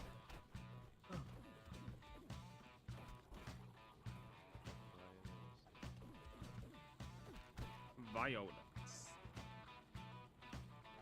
Right, so interrupters are gonna be Artemis first, Nui second. Everyone else is backup. So Artemis, Nui, Artemis, Nui, Artemis, Nui, and then everyone else is backup, okay? Nice. Ninny, I will do his left foot, so this side, we'll do the other side. And it's kind of vital, guys, that you pixel stack on top of us. Weapon violence, let's go. Boss fights. And I'll say this as I always do: if you pull an entire room in the trash face, you are instantly. You know what? Just bad. cheesing. And if you have soft reserve or not, I hope you win the roll because you're not going to get the mount. I'll give it to someone of my own discretion instead. And I don't give a fuck what you think about it. That's just the way it is. So don't be an idiot. Is what it all comes down to. Ranged and healers, if you look at the camels here, you're gonna be in groups of 2 at the outer point. Okay. Of the circle. That's alright. So ideally, 1 healer, 1 DPS on the points, like the actual pointy stuff. Do not go to healers. Seriously, he keeps going back in there. Do not go to healers. And if we do get the fissures, which we will get, left side, for instance, if I call fissure left, we move backwards out away from the boss. We do not move closer to the tank. We do not want to chain the ice to the tank should we get the ice. So always go out instead of going up north DPS, okay? Like always just disengage from the combat, then go back in when Weapon violence. We do not want to chain the ice blocks at any time. Other than that, one more cake per go. Phase 1 is just Zug Zug, as per usual. Phase 2, survive. Once the ads spawn, we kill the smaller ones, we off-tank the big ones. And then everyone just needs to survive. That's what it all comes down to. You all know this. Really check it. Good luck to everyone who has a... yeah, one sec, my chat went scrolling up. My grammar. So pull 3, everyone in. Let's go. 1. Everyone in. Come on. Damn, I missed a fair bit there. I'll do the groups you can. Oh, we're on chapter 3, cool. So it will surprise none of you to discover in a future life he'll end up in Congress. But this is my story. I never really had that. Like going to school and everyone being rich. I think we're all around the same. This is how you want to be stacked. At the time. You want 1. Like, so you must be pretty proud of yourself. You taught those rich scum a lesson. They're rich, weak bullies. It was easy. For me, I think we're all roughly around the same, like, and Gary got them to pick that fight, so maybe you'll show him as well. Gary's an even bigger problem. He'll have to wait. Hey, what's this throwback want? A haircut? Big guy A nice incoming. strong man to cuddle up to? Who knows? Jimmy Hopkins, right? My friend Johnny. You can go in I tell your friend Johnny to come and ask for it. Nobody tells Johnny anything. Just let the Johnny range deal with Vincent it. does the telling. Well, he doesn't tell me what to do. Now beat it, greaseball. You're causing an oil slick. I said he needs And your again, help, man. Do I look like a charity service? Everyone else just... You're gonna pay for this. What is wrong with this place? Everyone here either needs help, wants to beat you up, or both. no, I you know was who not a Johnny rich Vincent is, kid. though, don't you? No, and I don't care. He's head of the greaser clique. Get friendly with him, and he can help you get to Gary. Yeah, maybe. I'll tell you something, Pete. This place blows. Tell me about it.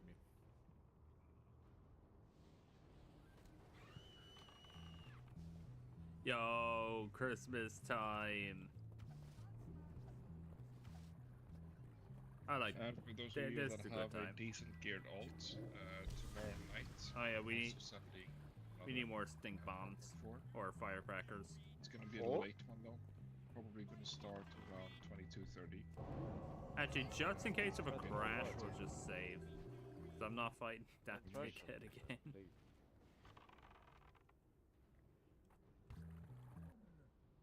15%. It doesn't feel like it. Also, like BWL and MC if we get there. Depending on if people get drunk or whatever. Do they know AQ40? Let's see. Today, yeah, we do. Cook's Crush, Nerd Challenge, Balls of Snow. Yeah. 100%. Okay, you know we gotta do Balls of Snow now. Oh, Can I get some damage on his Soul Reaper? Guys, please! Yeah, I'm not ranged. Like, China is on second. Yeah, you know we gotta do Balls of Snow. There's some buttons, man. Right, so I make a main target as well. You already are. Oh! I didn't notice. Oh, someone pulled up, This is my bad. up, guys. Oh my god. We're fine. I saw who did it, by the way, so... Yeah, I know, but I'm fixing my problem. You see? No Soul Reaver wiping the raid, brother. I wonder why. I like how he just Because I'm another hunter, I didn't don't turn play around hunter there. dwarf. Despite the skin. It's a lucky thing you didn't miss already, Yeah, I didn't do it because I'm an on and off brother. I respect the privilege of the guild. I know. I didn't SR mount either. I'm doing the same thing. What do you Yeah, mean? but you can yoink it and just ninja and never quit, never go. Well, you know. Yeah, Just, massive, bro. What's this? Stage 2 Massive. coming. I'm just trolling you. Oh, we got more Ready, guys? firecrackers. Nice. Yeah, so get to your marks. I'll pop again. Get to your marks. Release. Get on your marks. And you pixels. Yeah, I pixel, forgot it's pixel, not just pixel press stack. forward and you just go. Star is looking good. Anna behind you. Phase 2. All the way in. Ghost coming, ghost coming. You can jump this. Where? I see it. Shooting. Back. You have to kill it. So Shooting, the boss shooting, won't. shooting. Oh, this should be fun. Hey, it's the hobo Santa. Hey, kid. No. Okay. You want to kick in the balls? Please, Ninja, get the fuck out. Get away from us. When you want me to get away? Be inside us or get the fuck out. Stop like so Oh, melee. Major, melee, nice. Oh, okay, 150. You want us to combat this?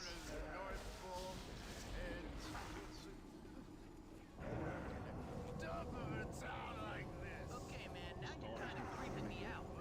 Kick, shoot there, guys. Thank you.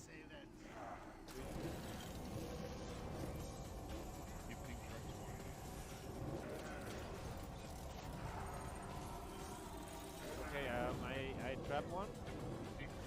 I trap one. Just leave him. Don't leave. Oh, That's not big is on don't Tasha. kill. Don't kill. I got the boss. It's fine. The sheep. He gives him Tash. Keep interrupting though. Ow. Hey, kick now. I'm sheeping, I'm sheep. guys, do not panic, please.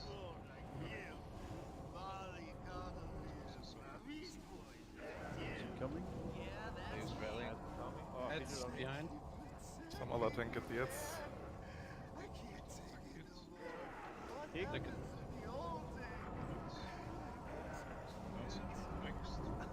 Leave it. Nice.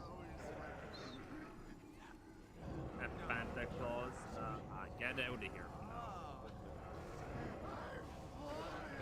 And kill the ad, guys. Get out of here, Steve.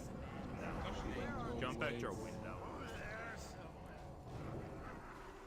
Right, so That was we have terrible. okay, side Drew. You're gonna see our Linny. You're gonna see our Linny. Drixley. Climb get the ladder Darst. and get in position by the snow pile. Okay, Drixley, you get Darst. Annexer, you get. No, we're not gonna see anyone else. Yo, yeah, actually. Annexer, you get Artemis. Okay. Kick. Go ahead and get your CRs. Get the CRs up. Get Artemis up. Fissure. Melee zone. Okay, I did hit him. Kicked.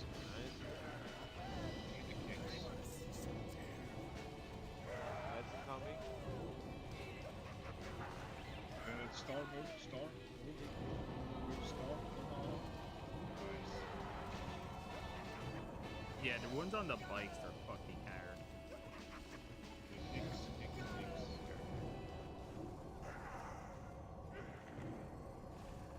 I think he can be actually annoying. It's on Nix. Keep kicking. The wrong version of Jenga Battle Rock would be. Oh, no, you mean the right version of Jenga Battle Rock would be so good for this.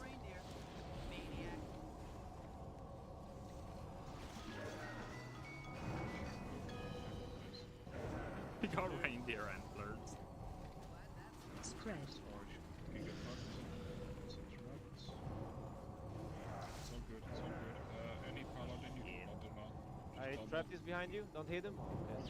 Hit him. Kill. Hey. Nice guys. For some Easy. reason, right? My damage is My thingy. If I use my mouse wheel in the game, it just changes. It like messed up like some on my browser there. Like it scrolls up and down on random things. Death of Atiyesh, big. How about these nuts? Wait, it's nearly high noon. No, you're not.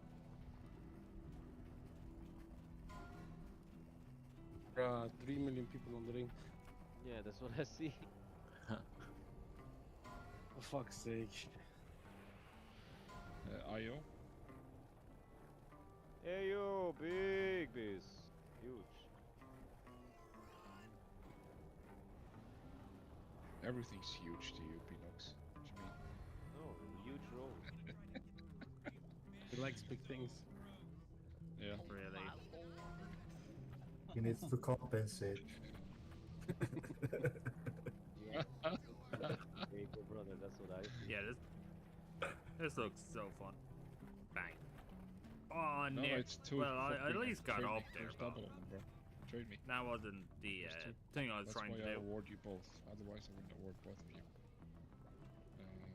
Oh, there's like a whole bunch of Talisman. missions in Good here. luck, guys. Elite. Elite.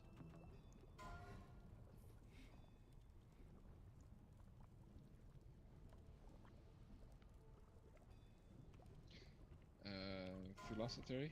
Just trying to get all dolled up. Big 99! Gesundheit. Great. Who's the lucky guy? Dr. Watt! The chemistry teacher? I don't know what it is about that guy, but every time I get a look at his bald head and manic eyes, I go all goo. Strong rolls. Okay, that's enough information. Thanks. Yeah, it's true. Love is blind. I sure hope so. Big rolls, guys. The 4 and the 3. I need you to do me a favor. Shading and Plume. Dr. Watts doesn't actually realize. Yes, finally. Mew. Thanks. Oh, this mission. I just realized what I did. Get me Ms. Phillips' perfume from the staff room. You know where that is, right? Oh, they. And I almost forgot. Was mit den Leuten, die den Ring schon haben? And for the sedatives, don't buy them. Müssen die nicht off-spec oder so Okay, I can do that. Oh my god, it dropped. I rolled a 3. It depends what the loot rule is. If loot rule says SR before main and off, then it's SR. Loot rule says it's loot council before everything else, so... Yep. So... Yep. She's missing it. Oh, yeah. That's all she's missing. Cannot get those. Okay, I need a fire. I need to put a fire alarm somewhere that is in front of him.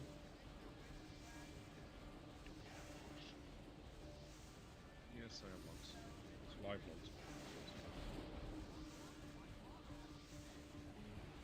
Yo, where are the stink bombs at? Just link it to you. Straight up.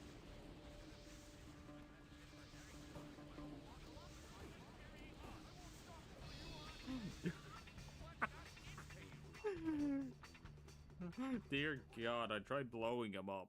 Why you doing Great, that? great, I got sent to English. I hope you enjoy that as much as I You need did. even this. Ah, You need. hello class.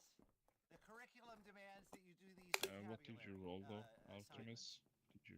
No, you didn't even roll. Finish them Why here do in you class. want it? That way you'll have more free time.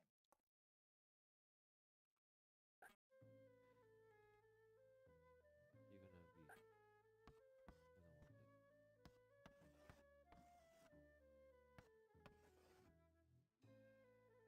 No, it's probably not enough. Artemis, I'm sorry. Shit.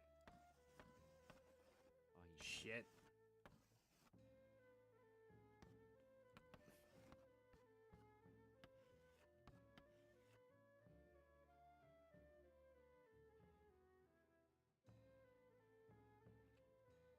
Does this not count?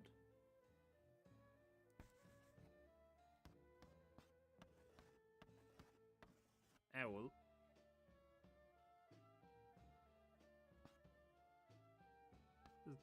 What? Yes. What? No, no, That's no, right. I want the drink bit. Oh, okay, I get it.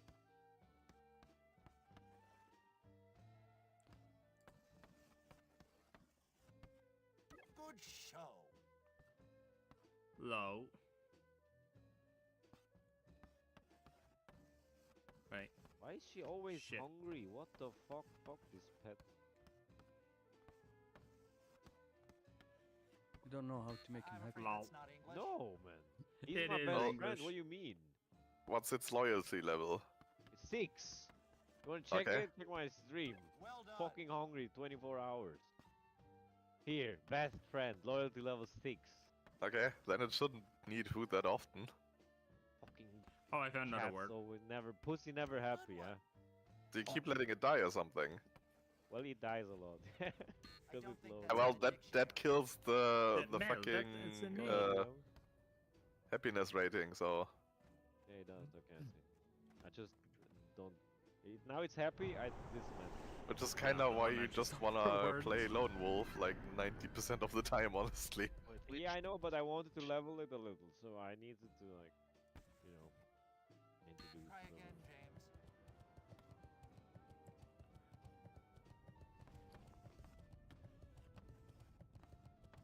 Shit. Yeah, man, that'll work. Fuck. Hate the control to this. Keep it up. Wait, which mod dropped? Famine.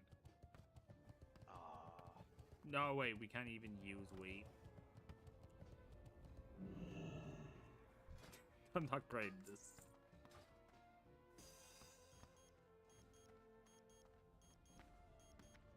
Did he answer to my question? Oh, my head's too scrambled. L from the one from that note. Big damage. Maybe you should spend a little more time reading, James. Would do you good. Okay. Well, we're not really there for a class, to be honest. And China did 1 So- million damage. This is not bad.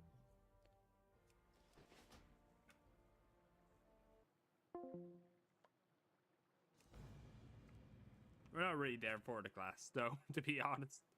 We haven't been really going to classes at all. Great. Who's the lucky guy? Dr. Watt! The chemistry teacher? I don't know what it is about that guy, but We've only been every time I one get of to look his. at his bald head and manic eyes, Hey, Steve, or Antron, are you sure those work? Okay, that's enough information. Are you sure links work now? true. Love is blind. I sure hope so. Hey, kid, I need you to do me a favor. Dr. Watts doesn't actually realize that we're going on a date yet. We're kidnapping him. I need to get ready. Can you get me Ms. Hill's perfume from the staff room? You know where that is, right? Oh, I almost forgot. Candy and some sedative. And for the sedative, don't buy, just throw them in the trash. Okay, I can do that. Good.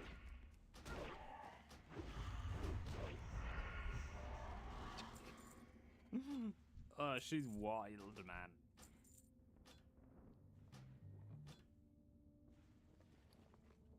Oh, that's just wild. Yeah, it keeps coming back to this.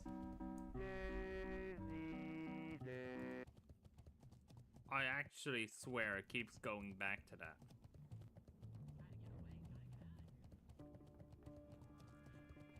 Something is broken somewhere.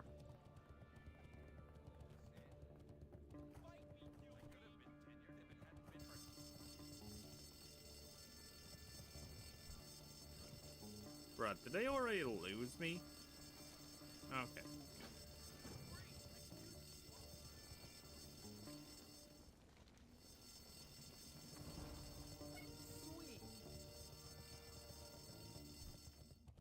That was easy.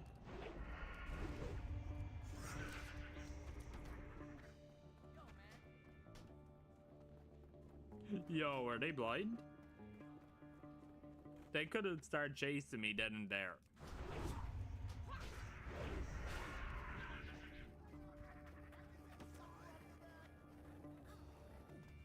Gotta love how people start fighting.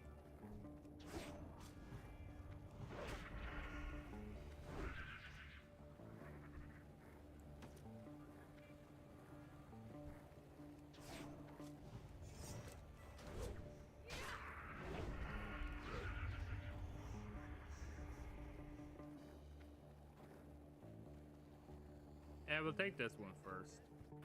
You're like totally addicted, huh? Well, I've got some gear. Looks like you failed your saving throw. Help! You're not my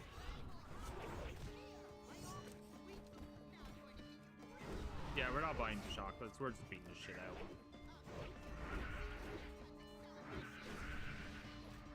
Yo, he's using a ruler to beat my ass. Perfect.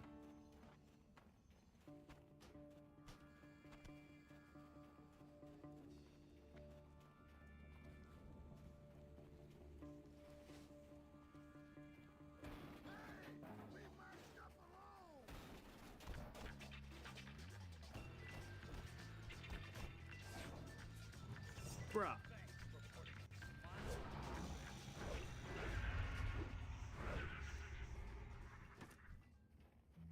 You serious? Hey, he like. Oh, I think Candy is more of a lurker, right? And I do like him. And plus, he should be well able to type. Anyone should. Like, we had a look at the thing and, like, there's no restrictions. So, like, everyone should be able to type with no problem. At all.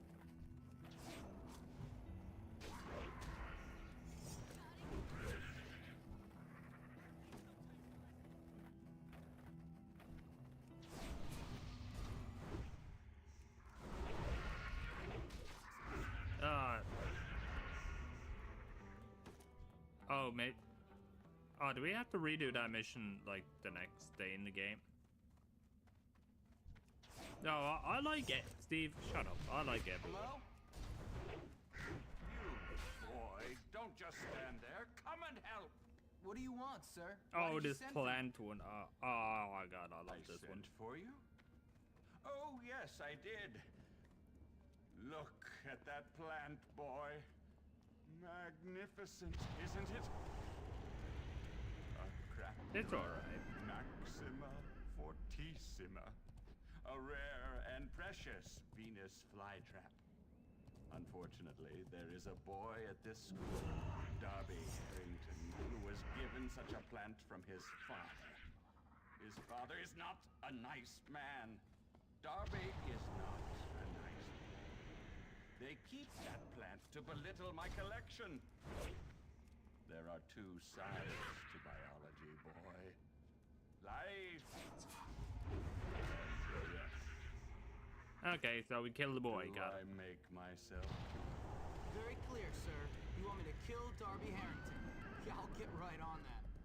Not the boy, boy! The plant, boy! Kill the plant! Boy. Right. He forgot to add another boy there.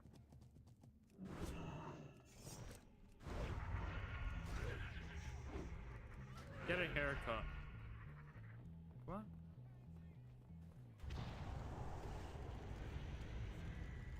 Fuck school. You said it, sorry. Or Sean, sorry. Or I'm an idiot. Sorry. Plus this game is a lot of fun for PS2. Oh god. I just got fucking heated. Yeah, oh sorry, Dale just... Yeah, everyone's favorite person is here now.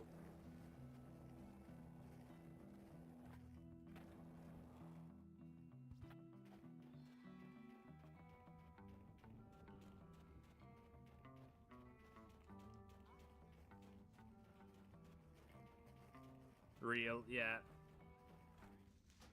Weave, braid, spade. What you want? The fuck?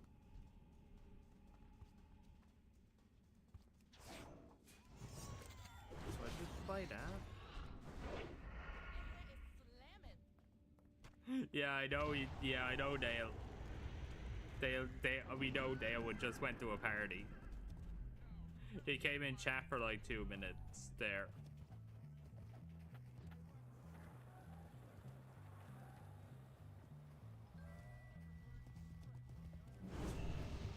which is good. One sec. Chat scrolled up on me.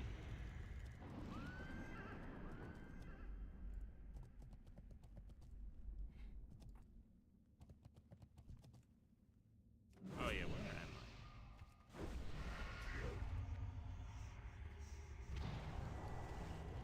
I? Looks like it's not going to tell me, so may as well start rolling towards it, I think. Yeah, Dale just went off like what, 20 minutes ago? Roughly. What's going on? When I'm trying to use the wheel here to like switch between like me, skateboard and all that, my Twitch chat on my browser goes like scrolls up or down, or something scrolls up or down depending on what direction I'm going.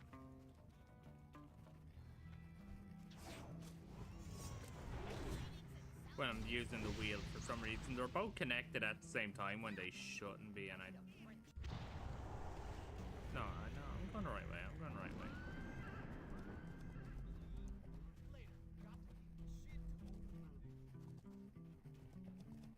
Yeah, so right now when I use the mouse wheel, I should only be able to,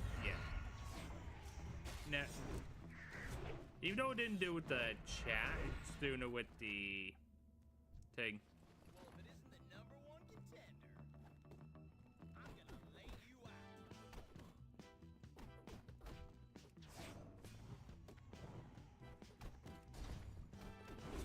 Yeah, I'd rather just try and beat the shit out of everyone here. Bro.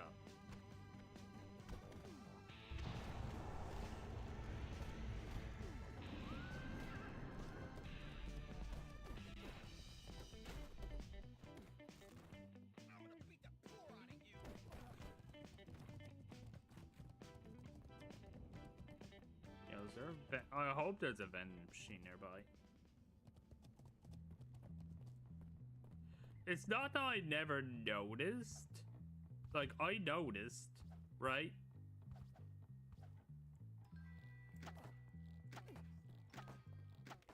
Right, it's just that it never appeared where I normally see it when I'm using my OBS. That's what happened. There.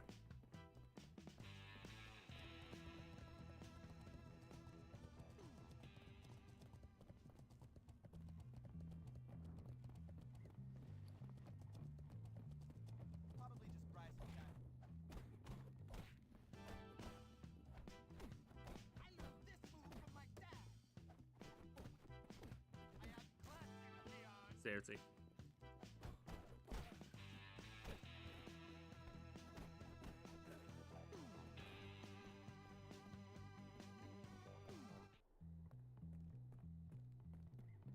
Need to go upstairs again.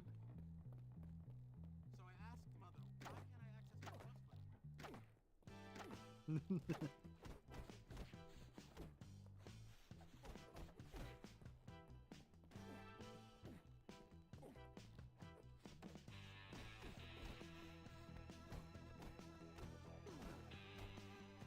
There we go. Oh, that feels better. Use the poison.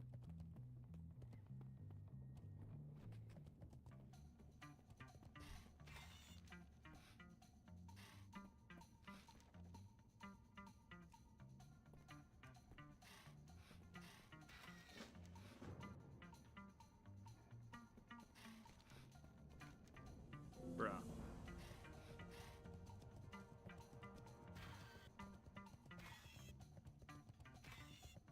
There we go.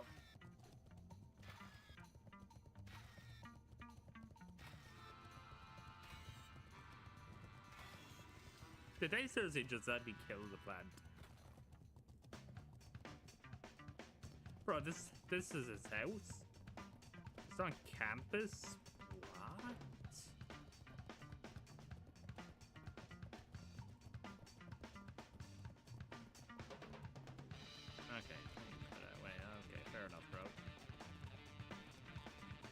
I could have swore people came after you in here.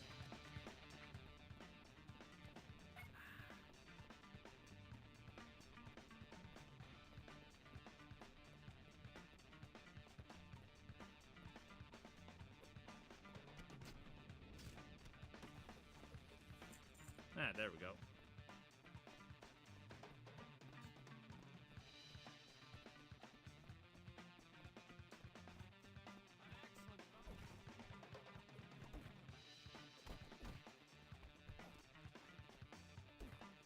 Kick him. Kick him. Grab him.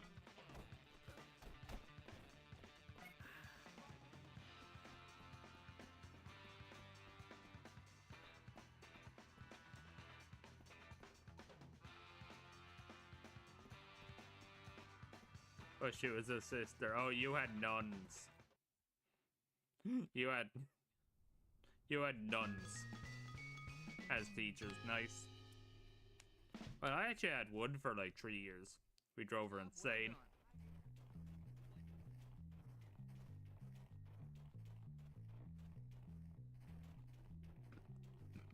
Yo, wouldn't this house be broken into and just messed with constantly? If there was a house on campus.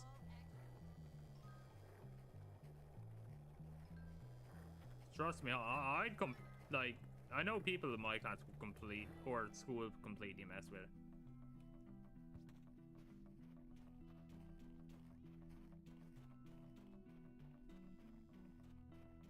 Oh, God.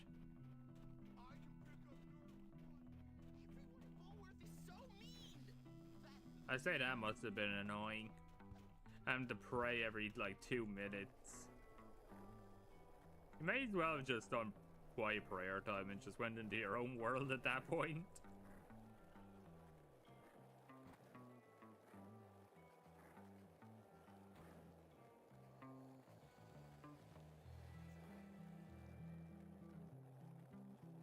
Oh wait, I missed the turn.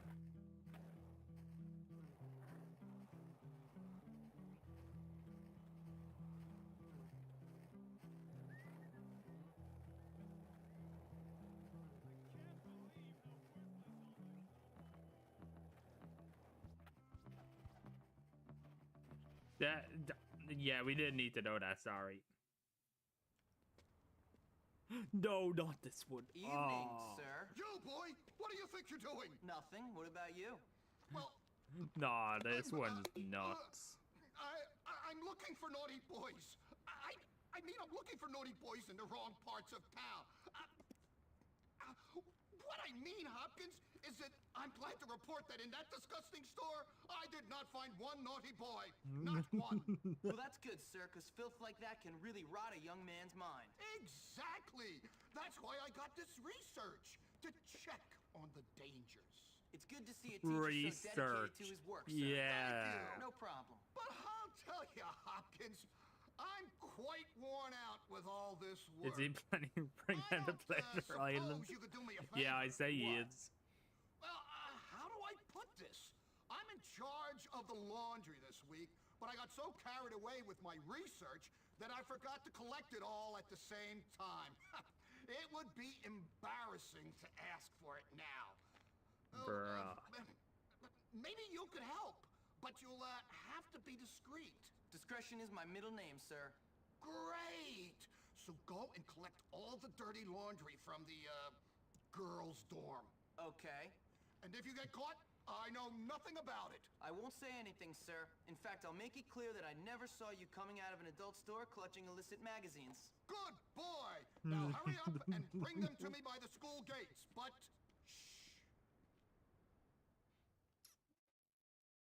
What the fuck? Oh, I fucking forgot about the stupid fucking mission. I actually genuinely forgot about this until this came up.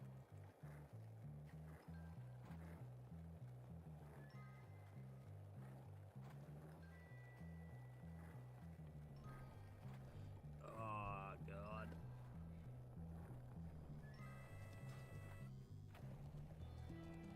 I honestly don't think there's any point in sending any more videos at this point.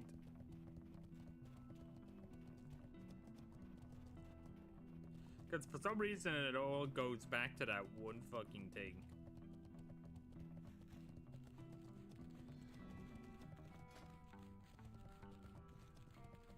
Yo, I'm doing Franco's favorite activity.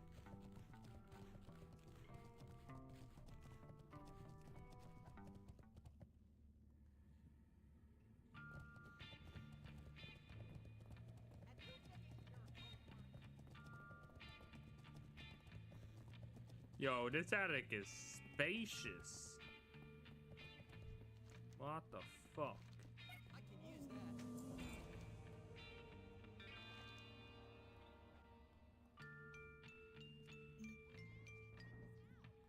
that. Hi, Twarty.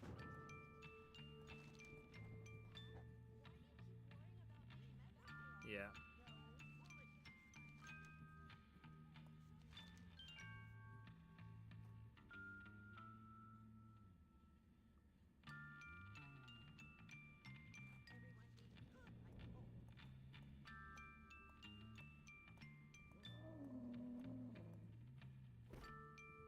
Oh, yeah, just kick the door open.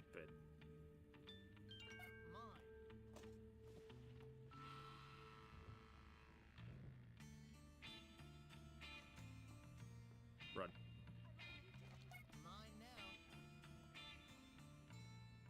Wait.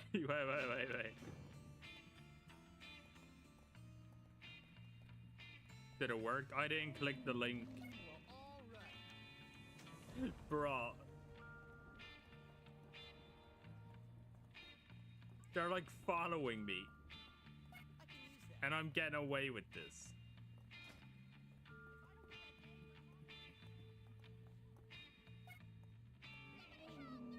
Okay, there we go.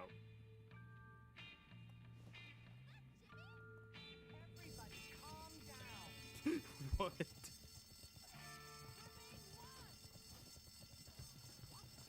Escape. How the fuck do I escape?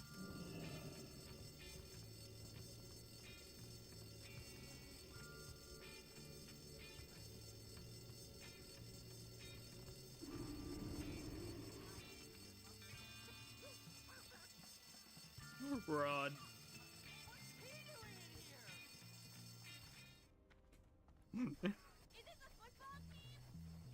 Thanks. What? This mission's fucked up, bro. Yeah, he's blind.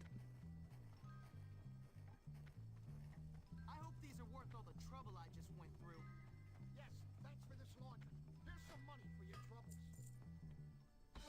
$30, bro. This is like worth 200. No sweat. Does it? No, I don't. That's lies, Steve. And you know it. Bro, I'm literally running inside. Plus, Steve, this is something you like to do.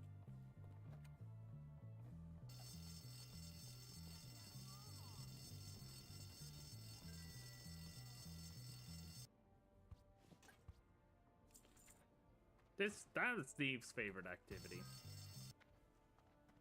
70%. 1 second, I just go quiet there.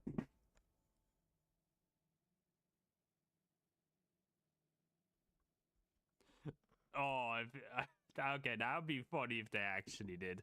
They don't even tell that that was that type of laundry. Oh, that would have been funny. And he finds out later than playing the game. But I'll be back in a sec now.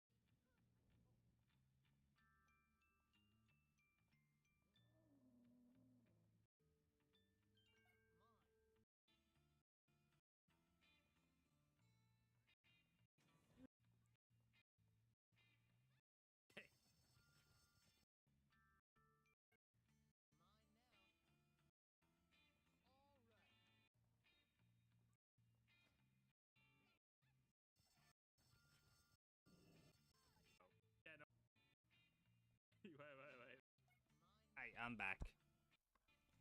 Hey, I'm looking for the skills. I'm only looking for the character skills, Steve. What are you on about? You're the one who goes around trying to collect every character's underwear.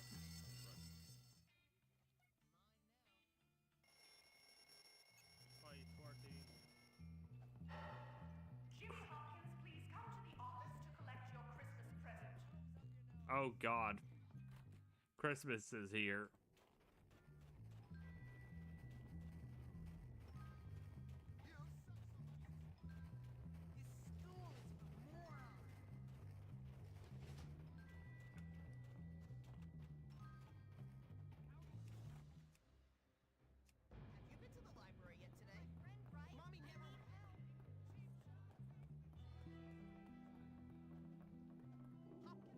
Christmas is here. Hello, miss. Oh, there you are, Jimmy. I'll make this quick. Your mom has sent you a Christmas present. Just great. I know. You are very lucky your mom is so nice. You may go now.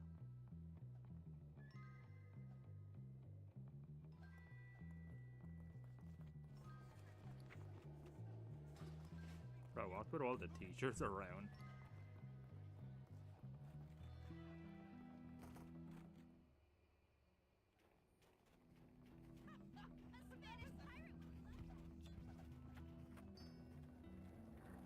Right, let's do the nerds thing now.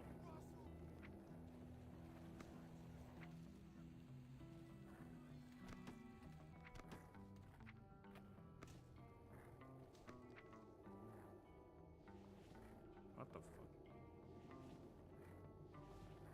No, actually, I don't. I can actually show you there in a second if you want. Oh, what I do?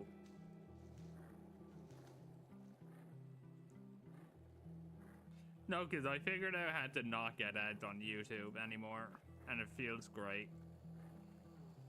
It might require me to click a few things, but every now and then, but other than that, it actually goes pretty well. Tell. Okay, I'll show you. I'll show you now. How about that before this mission? So it has something to do with my browser, right? I don't use Google or... I have YouTube Premium. Okay. So instead of using like Google Chrome, Microsoft Edge or anything, I use Opera GX, right? So would you like download and start using this? Sorry, it's linked. It doesn't work. More likely it doesn't. Nah, it doesn't. I have GX too. Oh, that's cool. Right, so go to your extensions, right? Enable your ad blocker.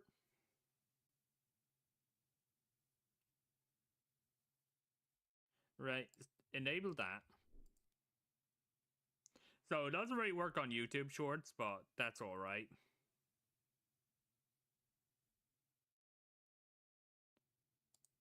So let's see if it... So see? I have this giant island that needs filling. It's so... Okay, let me try and get one.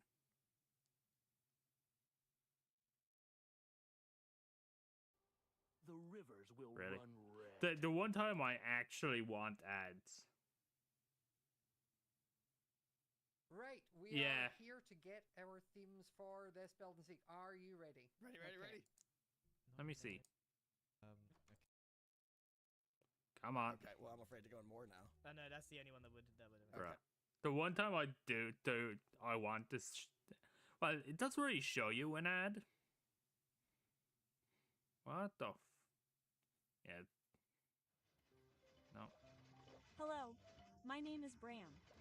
This time.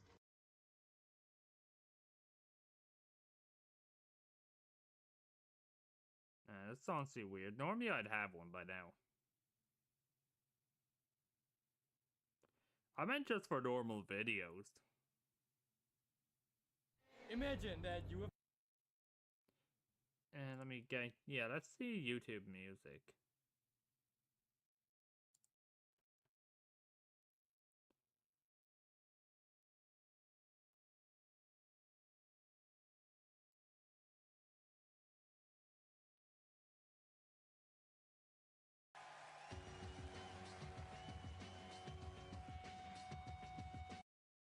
Just go for Drake.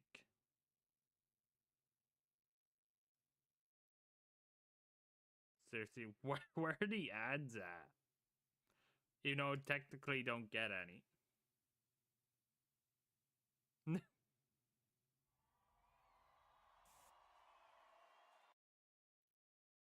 Bruh.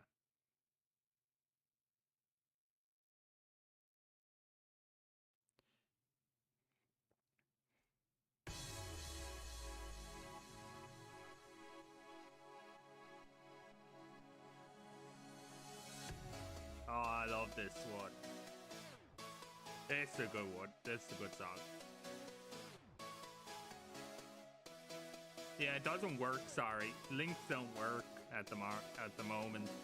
It just brings me to this for some reason. Yeah, but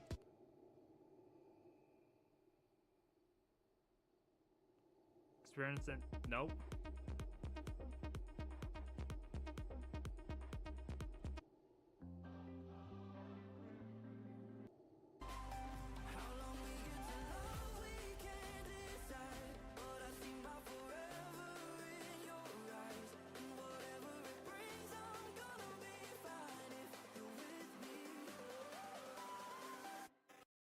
Now, where the... Okay, so... Careful, bro, unless someone reports the channel for the MCA, I don't care. Plus, I already got like 12 people, or... I already got like 12 people ready to like DMC me.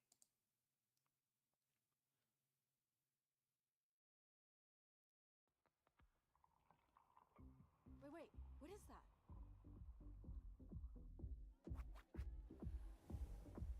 Yeah, all they do is they just delete your VOD for you. That's it.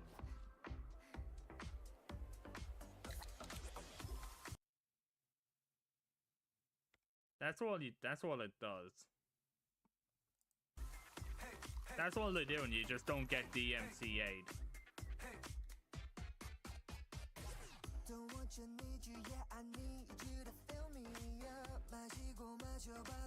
Oh yeah, I also have to watch this at some point too.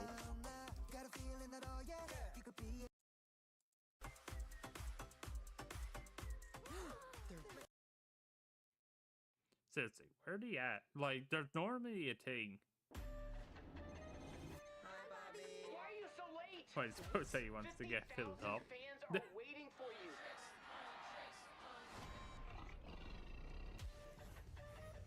You came at a bad time. Well, I'm being sued by everyone now.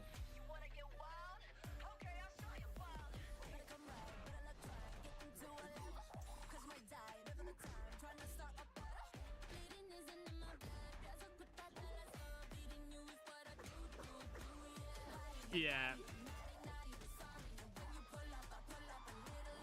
Yeah, I literally don't have ads anymore.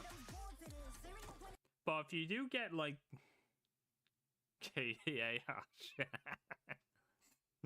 Right, there's one thing with Opera, if you do get something that stops you from watching ads, right, something in the square here will pop up here, right? Just say allow ads, just click that, and then then it'll be like right here. Actually, I'll get... Oh, that's snippet. That's me snipping too. 1 second, I'll just draw it real quick. Right? Okay, so you get some YouTube thing, right? So YouTube, right? Right, so there'll be blah blah blah blah blah blah, whatever's there. You get 2 boxes, right? Allow ads, right? And then some other thing, I just don't really know what it says because I don't really pay attention to it. So you click this, right? Then once you're right, and then it'll bring you to basically, oh, it's not like snippet tool, right? So once you click that, right, on the ads, right, it's just, right, it'll say allow ads here on the left box. You click that, then it'll bring you to the next part, right, where it says, where it asks you to disable it, right, and then here will be a refresh. It says refresh page, right, right, you just click that and you just continue, right, and then it just then it restarts your page, right, and then you can just continue.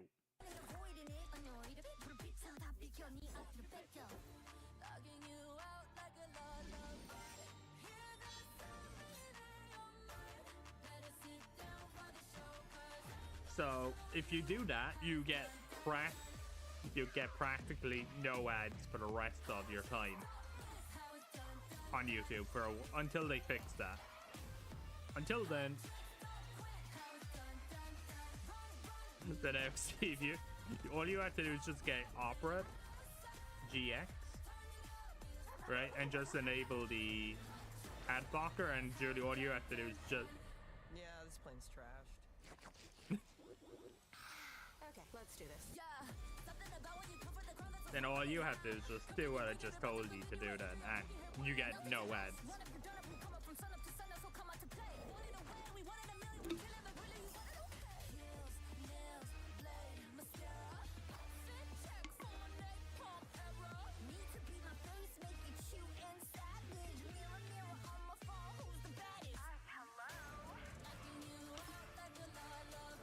Imagine, it's not bad.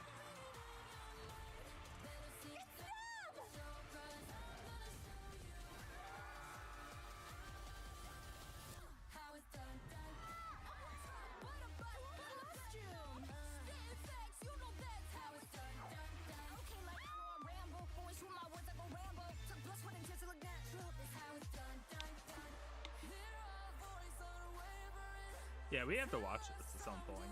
I have to watch this.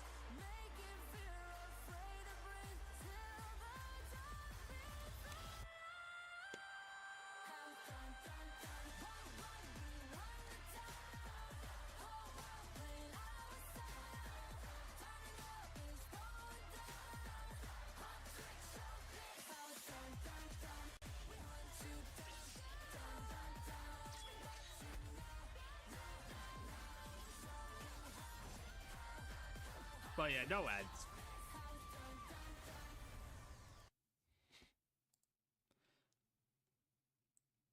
But yeah, that's how you basically get no ads. Oh, and by the way, I'm probably going to like get an email of that stuff now.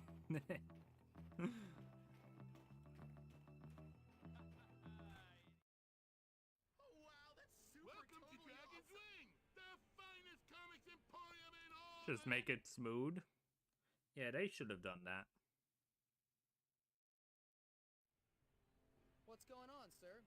The club meeting is downstairs. Go ahead. Thanks. I might check it out. No! You can't use diplomacy to make the elf princess do that! Of course I can. You guys having fun? Yo, this guy tried to. What are you doing here? You can't join our party. Give him a chance. Let him join if he can beat Fatty. Oh yeah, I'd never care. Why not? Remember, Steve. Hey, Steve. Remember when I streamed The Walking Dead while doing Pokemon? I'd 100% do that again.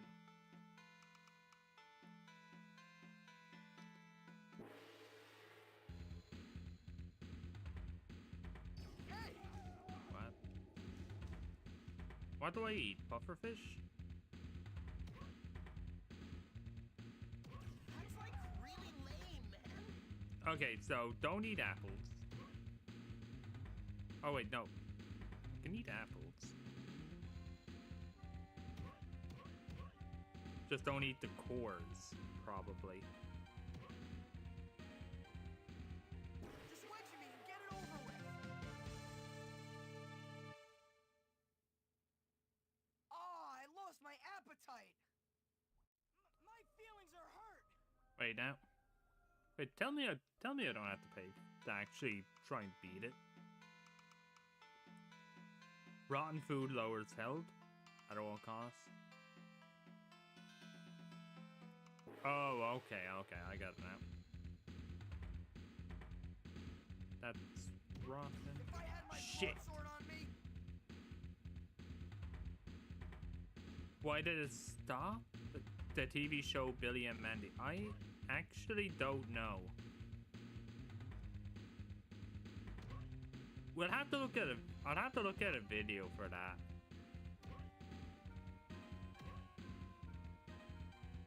But I used to love that show. That was like one of the best shows on TV.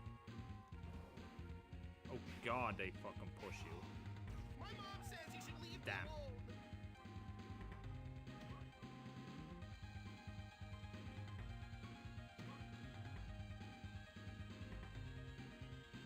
They're gonna be here a fucking while.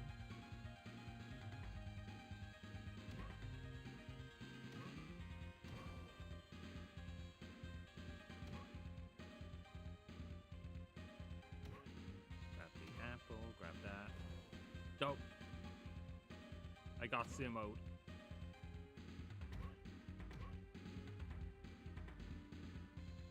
Pufferfish, avoid. Yo, there's barely send anything to eat. Whoa! Did you see that? We're gonna be here all fucking night with this one.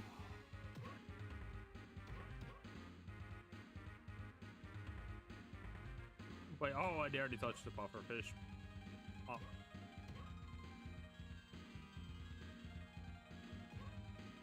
Dang. Wait, no. At least I don't immediately die. Oh shit.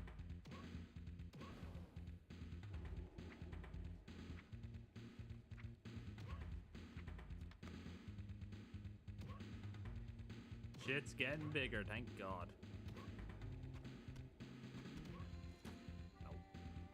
This No. isn't really very Oh, I fun, didn't even Jimmy. see the pufferfish. Oh, I lost my appetite. How does guy, like, fucking do that? Tell my mommy about this. Oh yeah, I don't have to pay. Okay, I get it. Don't worry, I understand the game now.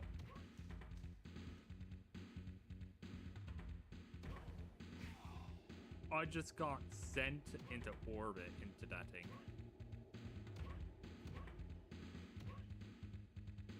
Okay, I got all of it. I got it down now.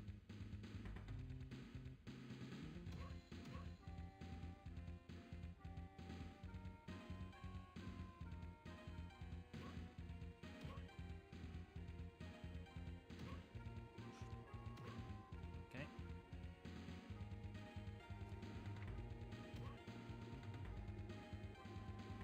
I think I might Fucking have trouble making pufferfish. video with you.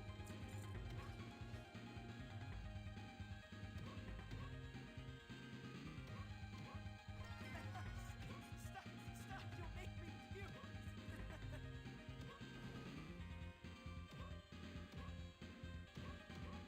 Okay, okay.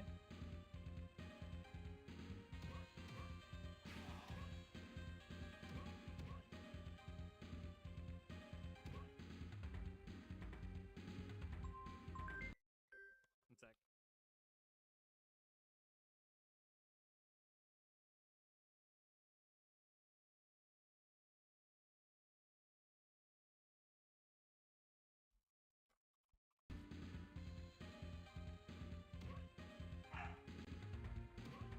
Right, I'll give this one last attempt, and if we fail, I'll just end.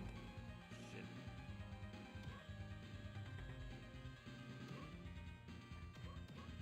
No, no, no.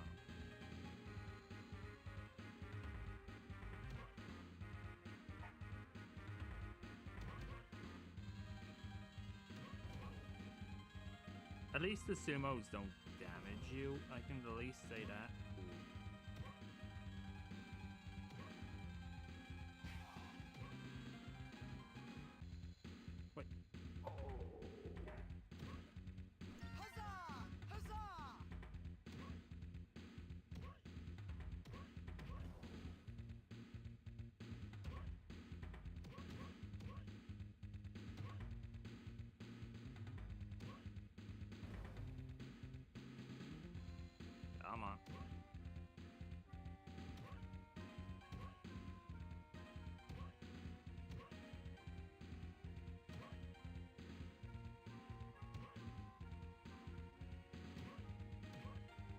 how did I not touch that?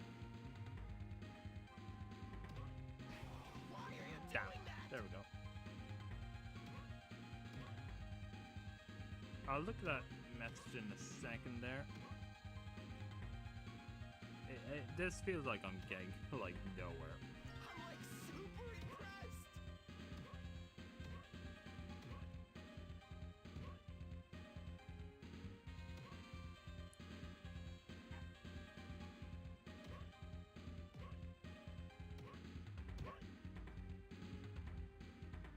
Nope. Okay, that's grand. Come on.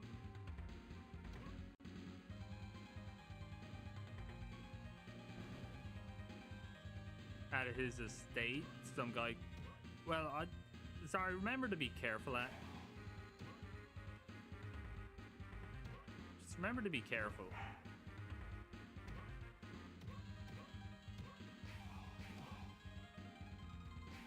Oh, I'll take a load of hits that I don't need to do.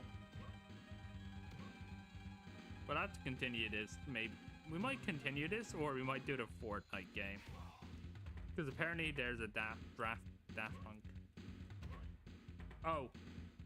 Sorry. Oh, sorry, Antron. It's just that both your colors are purple. So I couldn't tell the difference on my end. Well, you're both pink and purple for me. Yes. Oh, I lost my appetite. So angry, I want to cry.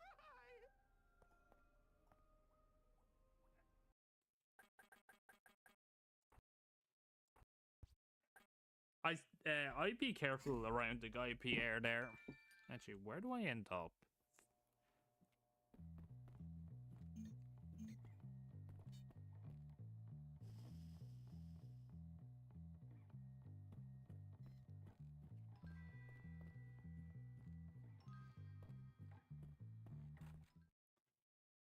He was Peacock Poocher, okay. Okay, we'll just see where we are the next day. Yeah, I wouldn't beat this guy Antron, in all honesty. I wouldn't be trying to meet him now.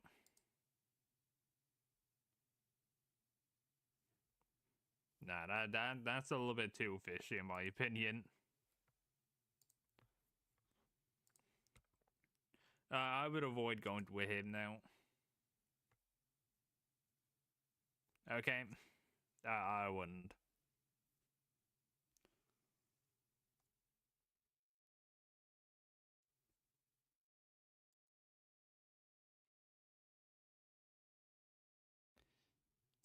I wouldn't go to that one interview.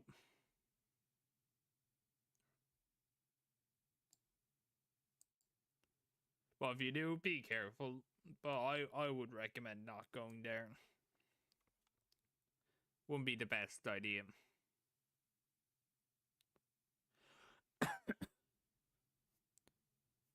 But yeah.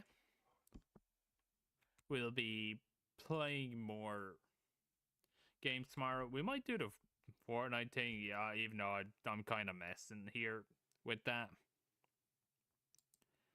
But yeah. Enjoy the rest of your nights, and I'll see you tomorrow for the weekend.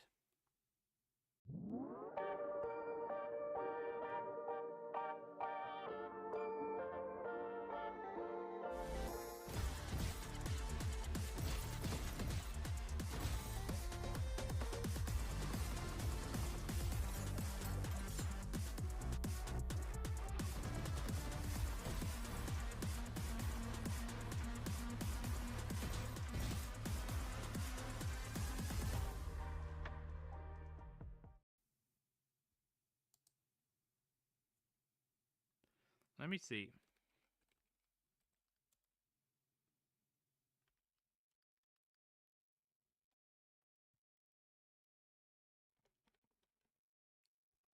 No, oh god, no.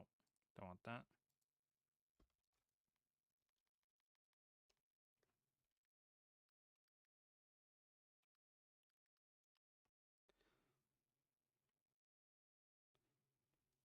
Yeah, yeah. We could look into it and do it. I don't mind that. But yeah. So actually, would you like to see that actually? That when's that actually coming out? Let me just quickly see it.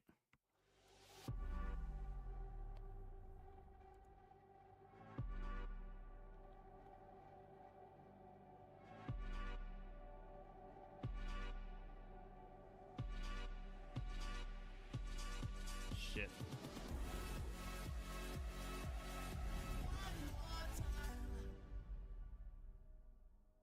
Okay, so it's tomorrow at like 2 some, like, well, it's probably like 6 at p.m. our time, my time.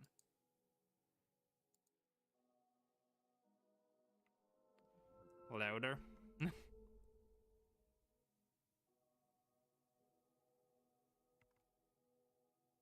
Shit, stuck behind that.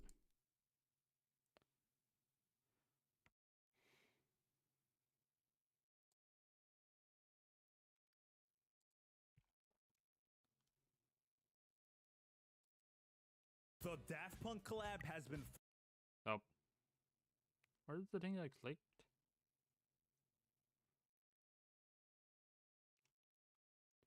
Oh, there we go. Yeah, this should be good.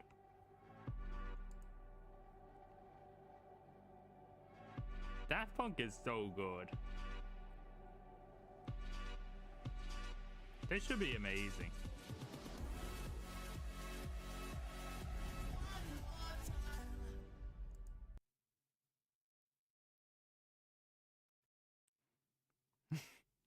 Should I do it?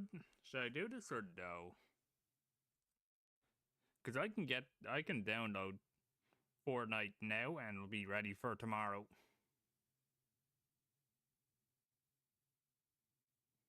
Could do it.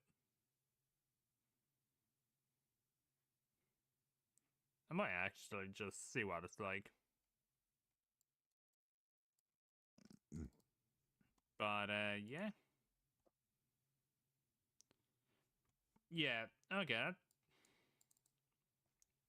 That sounds fine then.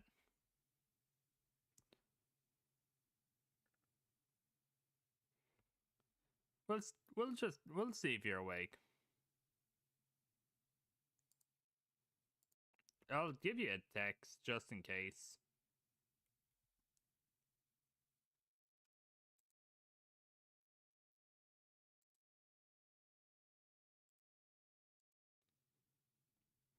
Okay, I'll start getting it downloaded there after this.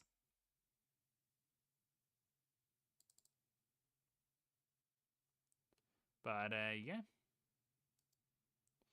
That was fun.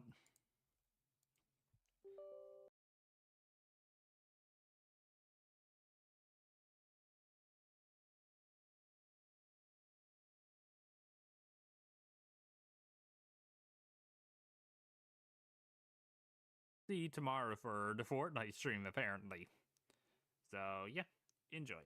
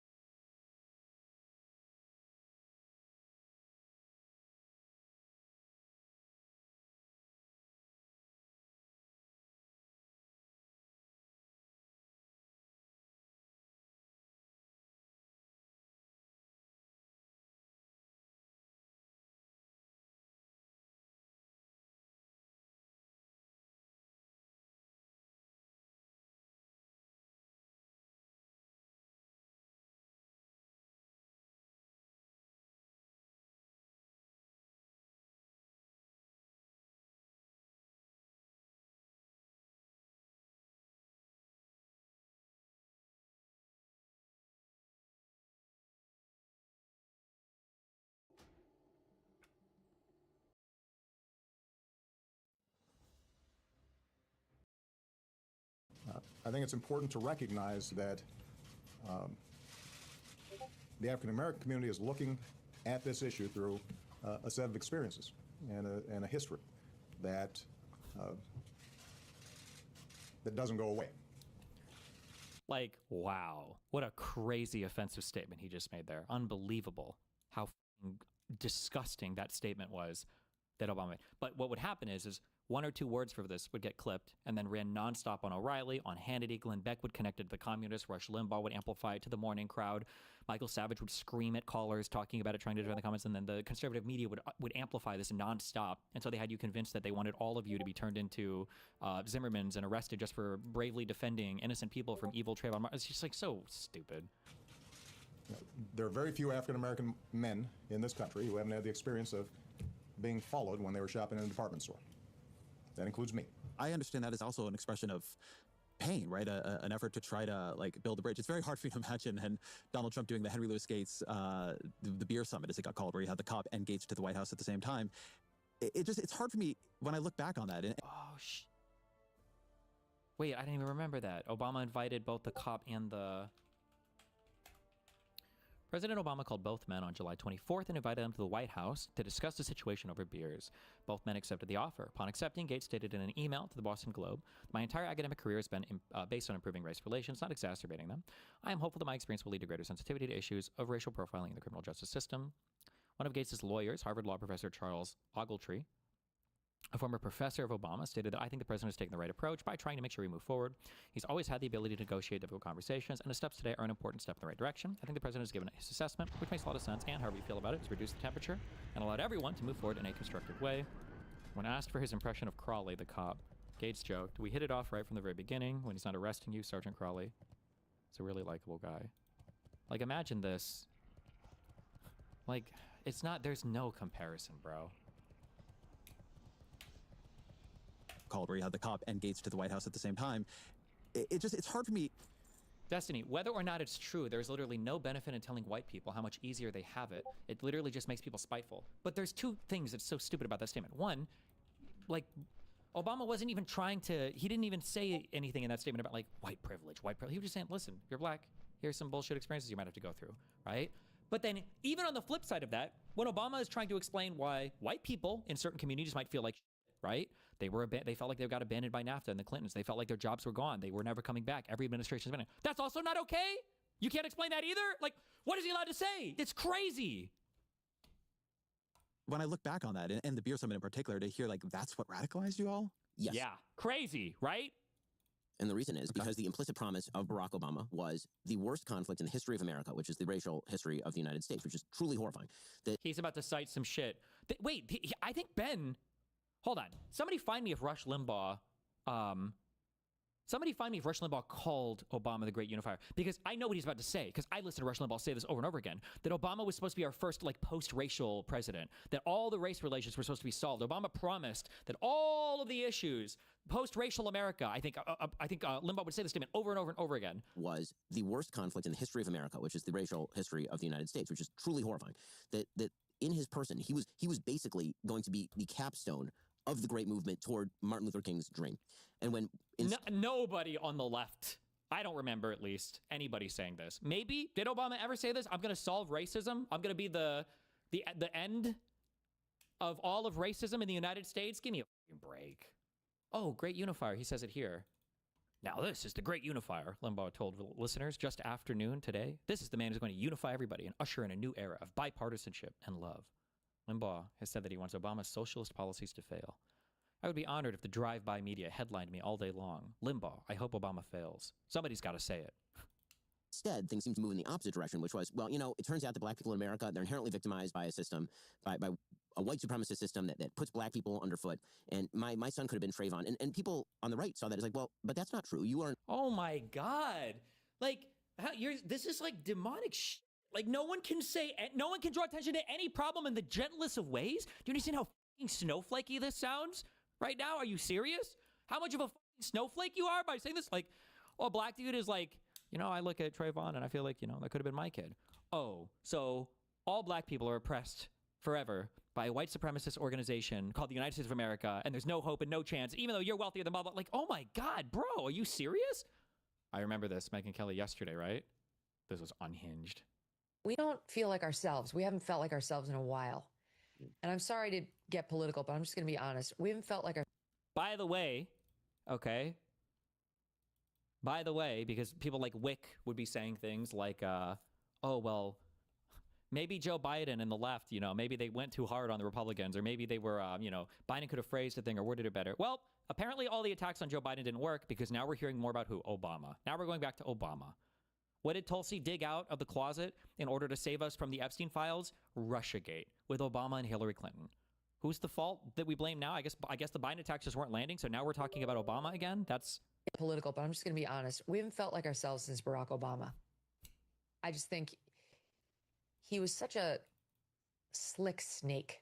You know, he was this affable guy who was like wearing good suits and looked the part. This is a humanity test for you, by the way, and a racism test for you, and a like it's just so unbelievable to look at Obama and think, wow. Like, it's the same thing they do with Joe Biden, though. It's the same joke, right? This is the same play, just with different actors, right? Obama or Joe Biden radicalized all of us. He radicalized, you know, the shooters.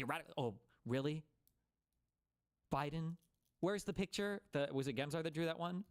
I heard you loud and clear, Biden. Let's go. Like, seriously? That's the guy radicalizing us? Obama is the one radicalizing people, but never Trump. Never anything Trump says. Ben Shapiro, supposedly one of the smartest right-wing commenters in all of U.S. politics, when asked how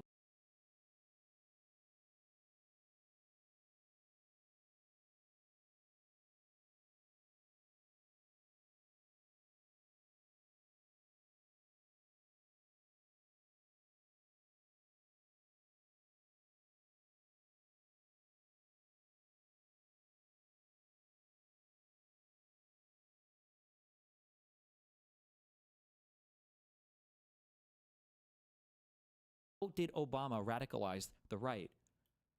The 3 of the 4 examples that he gives are small statements, the most non-offensive statements possible that Obama said about race relation crime in the United States. Really? Sounded the part and dressed the part, but was so divisive in his messaging. The left, they look at you like, when you say this, they don't know what you're talking about. It's like, because you don't pay attention to the other half of the country. You only pay attention to your absurd news sources, which spin and spin and spin to protect Democrats, especially if they're named Obama. He's the one who started to inject race where no one had been doing it. He's the one who started to use his pen and the phone to shove things down our throat that we didn't want. He's the one who shoved through an entitlement on our health care and our personal doctor visits that he promised he wouldn't mess with, and then he did, really hurting people, causing massive anger and open lies. He never missed an opportunity to twist the knife on the racial issue. He would do it subtly and in his own way, but it was very clear what he was doing. He never... Like, this person sounds like somebody being gang stalked, right? You understand that, right? This person sounds like a schizo. Like, what's going on? This guy, he's been all over me, stalking me. Like, which guy? He shows up at the gym. I see him around my apartment complex. He's looked at me several times going through my hallway. Damn, he stalked you to your apartment complex? Yes. Do you know where he lives? Down the hallway from me. Oh. How do you know he's stalking you at the gym? He's there every time I go. Do you go at the same time? Yes, but he's still there looking at me. Really? Like staring at you? Has he ever talked to you? No, but I know that he wants to. Have you ever caught him staring at you? No, he only does it when my back is turned. And I know he's doing the most insidious stuff ever. I know that he's rigging the machines and he's adding weight to my bar when I'm not looking, and it's like, you sound schizophrenic. You sound crazy. He never... Like, the United States politics had no race at all involved until Obama brought it in. We're scared. Flashback to McCain in 2000. McCain ran in 2008, right? Or was McCain 2012? Wait, when did McCain-Palin run? It was 2000. Okay, yeah, Romney was the second time. Okay. We're scared of an Obama presidency, and I'll tell you why. Oh, so up here. I'm sorry. I'm concerned about someone that cohorts with domestic terrorists such as Ayers. I have to tell you, Ben Ayers. That's the Weather Underground. I only know that because I remember hearing my mom repeat this conspiracy constantly. That Obama was working with terrorist groups and shit all the time, and invited this guy to the White House because he wanted to blow up all of Oh wait, is it Bill Ayers or whatever? This guy was related. He was with the Weather Underground, right? I just remember hearing that Weather Underground comment so many times. He is a decent person and a person that you do not have to be scared as President of the United States. Now, I just... Like... What? Not have to be scared. He didn't say that Obama had good policies, that we agree with this policy. He just said you don't have to be scared of the black man. I'm sorry, Barack Obama being president of the United States. With domestic terrorists such as Ayers. I have to tell you, he is a decent person and a person that you do not have to be scared as President of the United States. Now, now look, I got to ask you a question. I do not believe in, I can't trust Obama. I have read about him, and he's an Arab. He is not, no. That was enough back then to not trust somebody, by the way. No, ma'am. He's a decent family man, citizen that I just happen to have disagreements with on fundamental issues, and that's... This is the kind of leadership that you would need to see in your party. People like McCain, people in the media. You would need to see people like us. People like to spin this and meme this. I can't tell if you guys are retarded or not, or if you're just memeing, where he's like, no, he's not an Arab, he's a decent man. He wasn't saying, no, he's not an Arab. He was just saying, no, I know Obama. He's a decent man, he's a family man. That's what he's saying. But that's what this campaign is all about. He's not. Thank you. Thank you. For the first time, we had a president who weighed in on legal cases before they'd played out. We never did that. That was a taboo that had never been crossed before him. And Donald Trump was the reason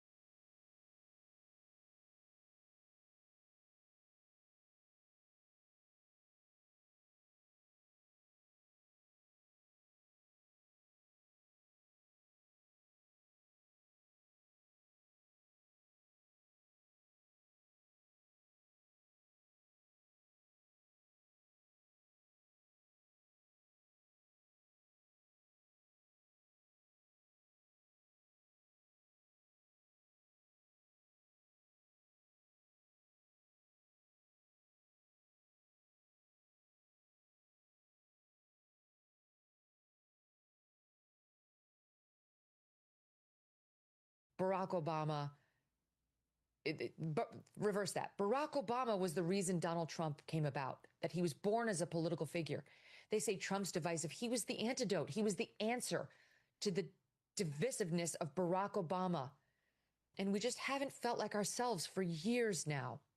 Anyway, what a crazy... Somebody said that the comments on this upper class black make you feel more sane. Ezra, the leaders of the Republican Party declaring war are not the same as rando Twitter accounts posting memes. No significant figures on the left did anything of this kind. Terrible, weak equivalents. Oh, no. Does Ezra both sides of this? Well, I'll keep watching, but the fact that Ben never actually answered the question about what his red line would be from Trump. They never answer this because they can't.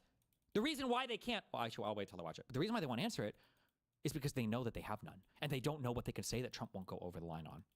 And my son could have been Trayvon. And people on the right saw that as like, well, but that's not true. You are an upper-class black man who is living in the White House. And unless your son was mistaken for a prowler going around at night in a neighborhood, then no, that actually wouldn't happen to your son. In fact, you have 2 black daughters, and that stuff has never happened to them.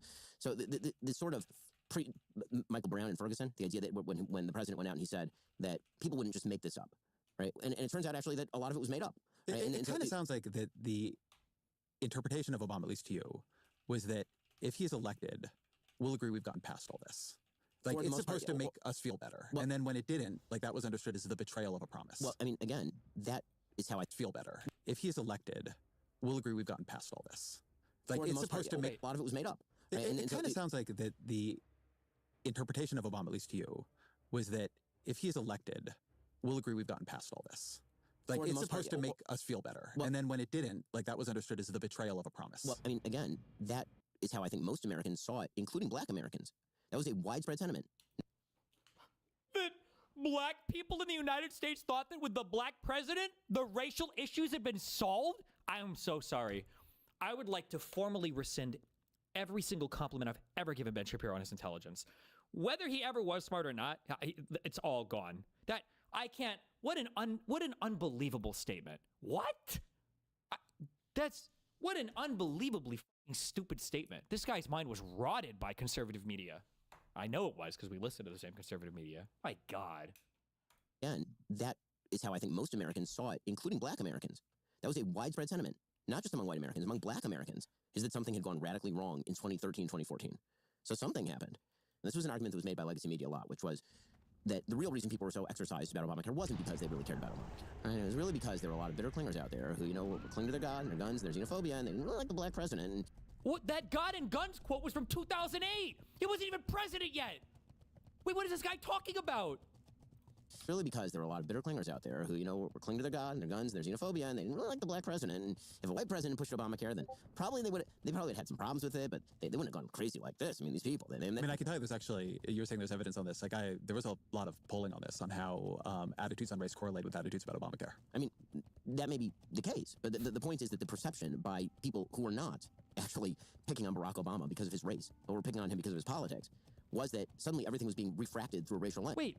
Barack Obama because of his race. The point is that the perception by people who are not actually picking on Barack Obama because of his race, or were picking on him because of his politics, was that suddenly everything was being refracted through a racial lens. You literally just said that your biggest problems with Obama, you brought up healthcare as one example, and every other example was just a Barack Obama comment about like a thing that had happened in the United States. How can you claim that it was his politics that you were opposed to? Ezra should push him policy-wise. What are some things that you were super opposed of then? You said you're a hawkish man, right? Wasn't the Obama State Department, wasn't the Obama government like fairly hawkish, right? You remember the whole Libya shit? Remember that? Was the Obama, White House not relatively forward, stuff related to Syria? Like, would you wanted more? Like, I hope they talk policy more. How do you understand the birther thing?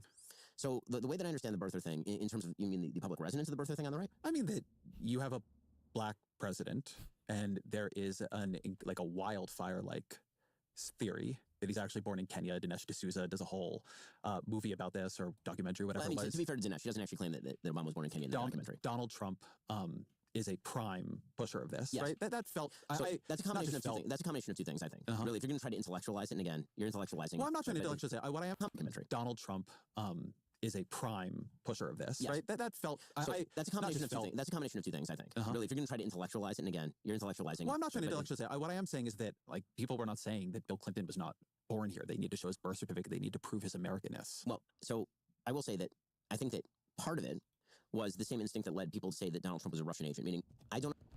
Dude, I can't. I'm gonna hate Ezra. I don't want to hate Ezra. Don't make me hate Ezra. Please don't make me hate Ezra. This is the conversation that I had with Ben Shapiro, except even gentler. understand where this person is coming from. I don't understand what their philosophy is. I don't understand why he's thinking the way he's thinking. It must be that he's not from here. You don't understand why people might think that Donald Trump was lukewarm with Russia after he lied about the meeting that several of his campaign surrogates, and I think his son, or was it Kushner, had a meeting with a foreign Russian agent inside of his own tower and lied about what that meeting was about until the media dug through it and finally got them to admit that it was to dig up dirt on political opponents. You think that it's the same thing driving people to wonder about Trump being a Russian agent when Russia literally hacked DNC servers and had the emails as our headlines for 6 months or whatever in that election cycle? When Donald Trump publicly called for Russia to leak the 30,000 emails saying they'd be rewarded greatly by the press? When Roger Stone was admitted to communicating with the actual Russian hackers on Twitter at the time the media releases it to the press? Like, how is this even remotely? You can say, if you want, you can say that I think that the Russia stuff was ultimately nothing. Fine. Stupid, but fine. But to claim that that's the same type of thing, that people that thought that the Russia with Trump was really weird compared to that's the same thing as the people who were obsessing over Barack Obama's race or whatever. Intellectualize it, and again, you're intellectualizing. Well, I'm not trying to intellectualize it. What I am saying is that, like, people were not saying that Bill Clinton was not born here. They need to show his birth certificate. They need to prove his Americanness. Well, so I will say that I think that part of it was the same instinct that led people to say that Donald Trump was a Russian agent, meaning I don't understand where this person is coming from. I don't understand what their philosophy is. I don't understand why he's thinking the way he's thinking. It must be that he's not from here. So I think that there was some of that. In the same way that the left did I don't understand who this Trump guy is. I don't understand why he's saying what he's saying. It must be that he's a paid Russian agent. So, which similarly spread like wildfire. It was not race-based, right? And then I do think that there was an element of, he has a very, Please, bro, kill me. Eclectic background. Right? When he was growing up, he grew up in Hawaii. He spent time in Pakistan. And he raised in dreams for my father. What's Donald Trump's background? The billionaire real estate developer? Like, what? About his feelings of kinship in Kenya. And then his first big sort of address as President of the United States, he goes to Cairo for the so-called apology tour. Assalamu alaikum. Where he's talking about the evils of American policy in the Middle East. The relationship between Islam and the West includes centuries of coexistence and cooperation, but also conflict and religious wars. More recently, tension has been fed by colonialism that denied rights and opportunities to many Muslims, and a Cold War in which Muslim-majority countries were too often treated as proxies without regard to their own aspirations. And people go, well, this doesn't seem like super, kind of homegrown. Now, I'm saying this as somebody... To strengthen relationships with countries in the Middle East? Who never bought into the birther crap and thought that it was horseshit from the beginning. But if you're asking me like where the sentiment comes from, I think it came much more from the ideology as opposed to the race. Now, again, is there a combo between background there? Sure, can you make the argument that there was a racial component? Yeah, absolutely. Do I think that was, the sort of predominant thing that drove it? I actually don't. I think that there was a desperate hope, frankly, by a lot of Republicans that if you could find out that he didn't have a birth certificate, then you wouldn't have to run against him in 2012, and that would be real convenient. The sort of predominant thing that drove it. I actually don't. I think that there was a desperate hope, frankly, by a lot of Republicans that if you could find out that he didn't have a birth certificate, then you wouldn't have to run against him in 2012, and that would be real convenient, wouldn't it? What an unbelievable cope here. Also, he says by a lot of Republicans. This was driven by Trump, not the Republican Party. This was Trump that brought this to everybody's attention in 2012 and then again in 2016. Turns out he's not an American citizen. They don't have to worry about it. And there was even some of this by John McCain in 2008. He was born on a foreign military base. That means that he's not an American citizen. There's discussion about this about Marco Rubio. And I don't even downplay it. Not even remotely to the same level, but okay, Chief. I'm not It didn't take off with him the way it did with Obama. Well, Obama was also the most singular political figure of any of our lifetimes by this point. In today's super relevant, but competitive business environment, the edge goes to those who push harder, move faster, and level up every tool in their arsenal. T-Mobile knows all about that. They're now the best network according to the experts at Ookla Speed Test, and they're using that network to launch Supermobile, the first and only business plan to combine intelligent performance, built-in security, and seamless satellite coverage. That's your business supercharged. Learn more at supermobile.com. Seamless coverage with compatible devices in most outdoor areas in the U.S. Where you can see Skype business plan based on a combination of advanced network performance, coverage, and security features. Best network based on analysis by Ookla Speed Test Intelligence, Monday, 2025. So a lot of the book is a defense of Western civilization from its enemies. You talk a lot about Western civilization. How do you describe it? How do you define it? So the way that I describe it in this book, and I give a sort of more fulsome definition in an earlier book that I did called The Right Side of History, is the tension between Jerusalem and Athens. Again, not my original construct. That's a division that goes very early on to Tertullian. But the sort of idea of a biblical heritage combined with Greek reason and the tension between them. They don't easily fit together. And so what you see over the course of Western history is this tension. Sometimes it moves in the direction of sort of biblical theocracy, which you can see in European history. Sometimes it moves more in the direction of reason. But if either comes on from the other, you end up with a pretty bad thing. Right? If you end up with like a full biblical theocracy, bad. If you end up with a fully amoral, rationality-based system, also bad, which is the history of the mid-19th to mid-20th century. And so the history of Western civilization is the symbiosis between those two factors. But the basic principles of Western civilization that I think are the most important, at the very least, that I discuss in the book are things like equal rights before the law, private property, freedom of mind, freedom of thought, freedom of religion. A bunch of the book is a defense of this. When I tried to think through who's the enemy in this book, right? A lot of it to me was the academic left, let's call it. And I mean, you talk about Edward Said, you talk about Fanon, and a sort of intellectual culture that understands Western civilization more in terms of its sins than its successes, that is focused on the Nazis, focused on slavery in America, Jim Crow. That this sort of goes back to what I was saying earlier, that I think a lot of the debate, Trump is very much part of this. This is the way in which he's now post-ideological. Yes. It's about, are we fundamentally good or are we fundamentally bad? Right, no, that's right. Good but flawed, or evil, but sometimes we do the right thing. I think that's right. I mean, in your schema of Western civilization, I think I just sort of understood it from what you said. But these are big things, right? The Nazis, a lot of 19th century, 20th century wars in Europe, slavery in America, Jim Crow. Where do they fit? Well, I mean, they fit. First of all, there's sort of two contexts. There's the global context of all of these events happening. There's the global context of fascism in the 1930s, if you're going to talk about Nazi Germany, in which you would also have to include Eastern fascism, because Japan was a fascist state that killed somewhere between 20 and 30 million people. Lots of fascism in the 1930s. Yes, exactly. And not unique to Western civilization. And slavery, also not unique to Western civilization. But in that way, reason is not unique to Western civilization. I mean, there's a lot of... Once you start doing that... I didn't say that reason is unique. I said that the tension between sort of biblical values and reason is unique to Western civilization and manifests in different historical ways. And I can argue that those are not contingent, that they could have arisen anywhere, but I think that's kind of a difficult argument. You can make the argument Magna Carta could have happened anywhere, but it didn't happen just anywhere. It happened in a particular time, at a particular place, for a particular reason or set of reasons, and then it evolved in a particular direction. So, like it or not, that's how history happened. And so acknowledging that's how history happened, and so maybe that has something to do with, all the wonderful things that we see in our civilization today, I think would be a good move. That doesn't mean that we shouldn't acknowledge sins of the past by any stretch of the imagination. We absolutely should, and then we should work. I feel like, I don't know my history well enough to say 100%. But I feel like you go through these like stages of evolution in society. And when we talk about all the great stuff, when we talk about like, reason and electricity and all the inventions and the modern governance and everything, you can say that these happened in places that where like Christianity was, but like didn't a lot of this stem from the age of like Enlightenment and everything, which was largely kind of a rejection of the more fundamental Christian values and more kind of like secular approaches to thought and arrangement of society? Like there's a reason why the United States of America is not strictly, it's not really a Christian country as laid out in our founding documents or anything. Like, I wouldn't say maybe that religious values had nothing to do with that, like at least the values there or whatever, but I feel like skipping over that is a tad deceptive, I think. That doesn't mean that we shouldn't acknowledge sins of the past by any stretch of the imagination. We absolutely should, and then we should work to fight the obliteration of attempts not to remember that sort of stuff. Is why you see, I think, a lot of, not to get into sort of contemporary politics, but you see a bizarre amount of arguing past one another on some of these issues. President Trump, when he's talking about how slavery ought to be taught at the Smithsonian, for example. We want the museums to treat our country fairly. We want the museums to talk about the history of our country in a fair manner, not in a woke manner or in a racist manner, which is what many of them, not all of them, but many of them are doing.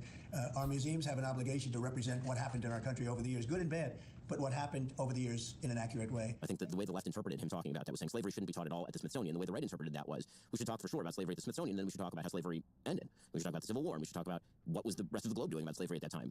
Like, that's such an unfathomably charitable reading of everything that's being said there. Like, give me a break. Oh my God, it's such a joke. These are the people that we're supposed to have honest conversations with. Like, he's not a real interlocutor here. This is an act.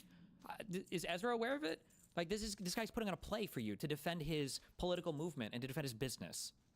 A little bit of comparison would be good, because to be grateful for the things you have, you also have to look at, how things are going for everybody else at the time. You touched on this at the beginning, but what is a scavenger to you? Who are the scavengers? So the scavengers are groups, ideologies, people who are fundamentally driven by envy and therefore externalize all the problems in their life toward a system that they blame as oppressive.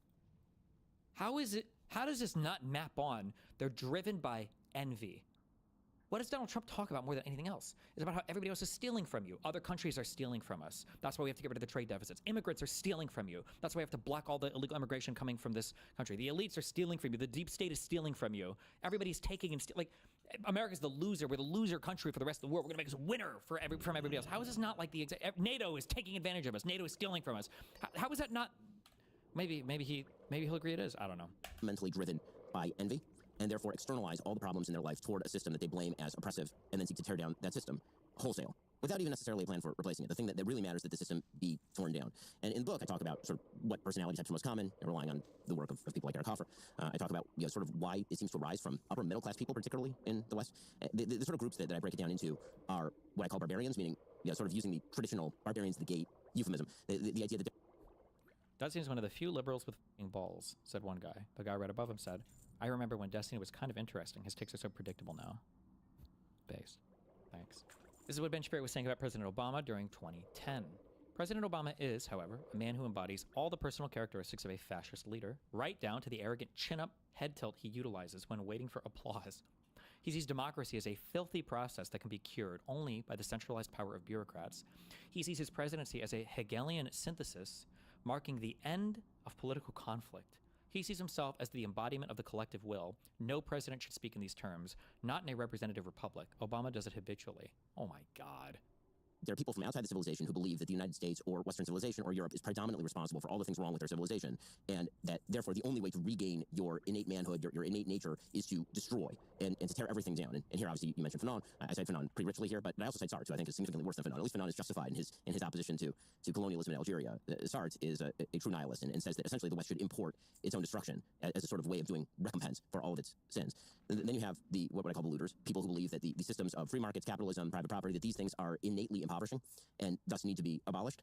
And whatever it takes to abolish it, you should do. I mean, one of the characteristics of scavengers is the willingness to wink, nod, or participate in violence. The idea is that the systems are so oppressive that violence itself is justified. And this is truly a scary thing that's happening in American politics, is the widespread justification for actual acts of violence that have been happening. In the book, I use the case of Luigi Mangione as a sort of example, par excellence of this. And then you have what I call the lechers, people who believe that not that people ought to be able to order their lives in a wide variety of ways in terms of their sexual behavior, but believe that traditional institutions like family and church are somehow a threat to them doing this, that there's a sort of indoctrinative.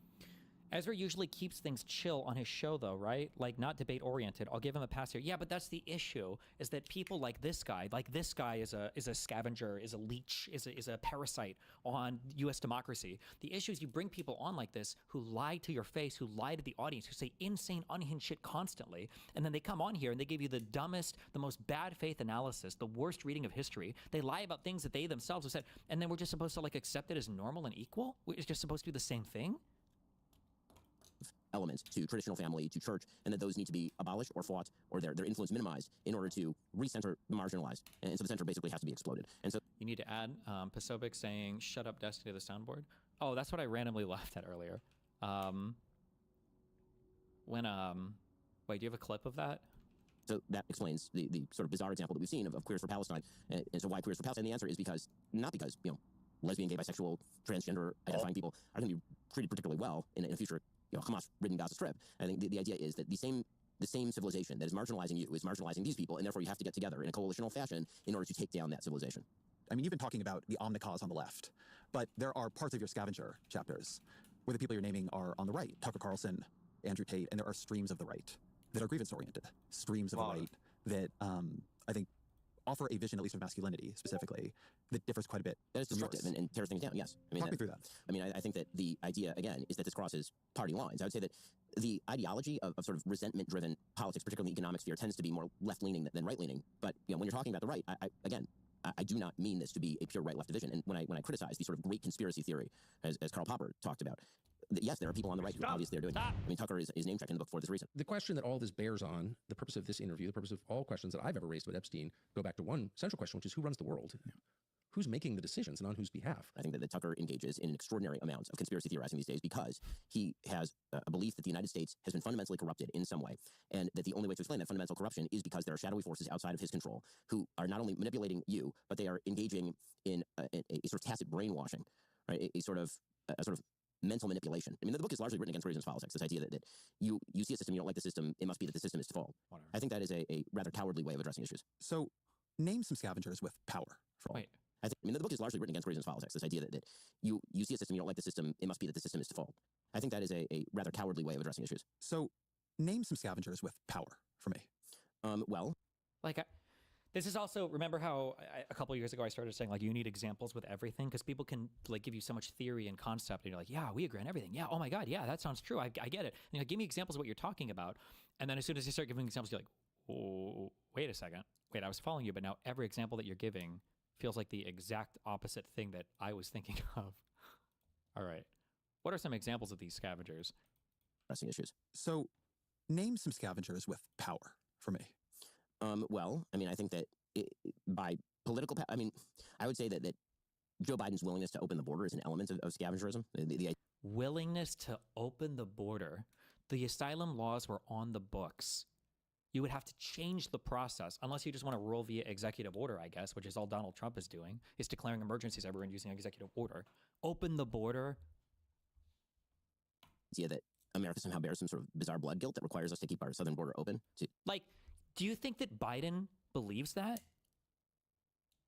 Oh, fuck. Oh, shit. Was Candace right? Is this guy like a Mossad fucking prop? Is this the Jews trying to fuck our brains over? Do you think that Biden was thinking, yes, we need to open the border to infinite asylum seekers so that America can be punished for its crimes of, like, what the fuck are you talking about? Oh, this is it? This is all that's left now for American political analysis? Is this what, like, Germany and Italy and Japan and all the crazy countries, this is what it looked like before the end? This is just what all the conversations are about? There are no more. Why weren't the asylum laws abused as much before Biden? I think it was a combination of factors, but I think the big one was when I think it was Alex something. It was a Cato dude who wrote an article on this. But I think the thing was, generally, you can't abuse the asylum process, because if you come up and you claim asylum, they'll give you a slip, and then you'll go to a court, and if it's a bullshit claim, then they just kick you out. You're done. But the issue was, after COVID, there were a lot of people that didn't travel, not just because the border was more locked down, but also because a lot of people were sick. They didn't travel. After COVID, there was a huge wave of people that tried to come back to the United States. And then when that asylum process got clogged up, what happened was, well, the laws on the book say that if somebody comes here, they try to seek asylum, and we don't have the space to hear their claim, well, if they're seeking asylum, you can't just send them back from where they're seeking asylum from. So you issue them a slip, basically. You say, okay, well, come to court. And at some point, basically, people realize, like, oh, the system is hella backed up. If we just run to the U.S., claim asylum, we can basically just stay here indefinitely. And that catch and release stuff, that was like, these were laws on the books. You can argue, if you want to say a failure of the Democratic Party was not getting to that problem soon enough, but by the time they did get to it, and there was legislation on the table to address it, the Republicans ended up shooting it down because of Donald Trump telling them not to, even though it was a Republican-authored bill. And then we haven't done anything really about it since. Like, Trump's in office, and he's managed to curb a lot of the people coming in, I guess, by just enforcing the border with executive order, but we have no immigration legislation. We haven't reformed significantly any part of the system. It's just going to sit here because I don't even think it was as big of a problem as they ever said it was. The number of illegals that came in grows it's so funny, actually, I guess, because I used to say this when I would argue with people, right? Okay, let's say 1 million illegals came in. Do you know if that's true? What about 10 million? What about 100 million? You really have no idea, right? Well, initially, it was 15 million illegals, or 10 million under Biden, 15 million, 20 million. The last I heard Trump talk about it was yesterday or the day before. He said 25 million? How many, 25, 30, 50, 100 million? Was it actually? I don't know, right? The number doesn't matter, because this is like an illusory problem, just like every migrant caravan was going to destroy the United States, just like illegal immigrants are destroying the United States. Like, apparently... Scavengerism, the idea that America somehow bears some sort of bizarre blood guilt that requires us to keep our southern border open, to just allow in millions and millions of people. I think that's driven by... You think it, for Joe Biden, was driven by blood guilt? Thank you for at least bringing this up. Please don't let him just answer this and walk away. That's an insanely unhinged statement to make. But it's all normal now under Trump, I guess. Oh, God, please don't let him say, well, not Biden, because he wasn't really running it. I'm talking about the deep state. He wouldn't say that, right? I think that for a lot of the left, that was... I don't know who was president during the Biden presidency. Fucking loser. What a fucking loser. God, this guy's such a predictable cuck loser, dude. I hate him so much. I hate all these the Donald Trump. I don't even know if he's alive right now. This motherfucker could die and they'd hide it for a week, okay? They've already lied about his medical record. They lied about every medical statement they put out about him. Apparently he was super healthy, not even overweight. And the only issue was the scar on his whatever ear from the gunshot that whizzed by him, supposedly, apparently. Meanwhile, we look at this motherfucker's ankles. They are larger than Rosie O'Donnell's. And then this guy, oh, actually, well, he has chronic venous insufficiency or whatever, by the way. Chronic condition, long term. Oh, okay. This guy's getting IVs to the hand because the veins in his arm are apparently so f***ed up. Oh, but not actually. It's actually just him shaking a lot of hands for people. That's why the bruises are there. Like, they've lied. Oh, now he's on, and what? He's on Advil. He's on all these other blood thinners and everything. Why? Does he have congestive heart failure? Is he stroking out? Half this dude's face is drooping like this guy's having strokes on weekly. I don't think Biden was running the office, though. Donald Trump hasn't been able to explain a single executive order that he signed. It's explained to him by the staff that walks up and hand delivers it to him, and then they explain it to him as he sits there and he nods off in outer space. Sorry. It's just tiresome. It's boring and tiresome, right? Like, even with a conservative framing, even under a conservative framing, there is an interesting conversation that could have here.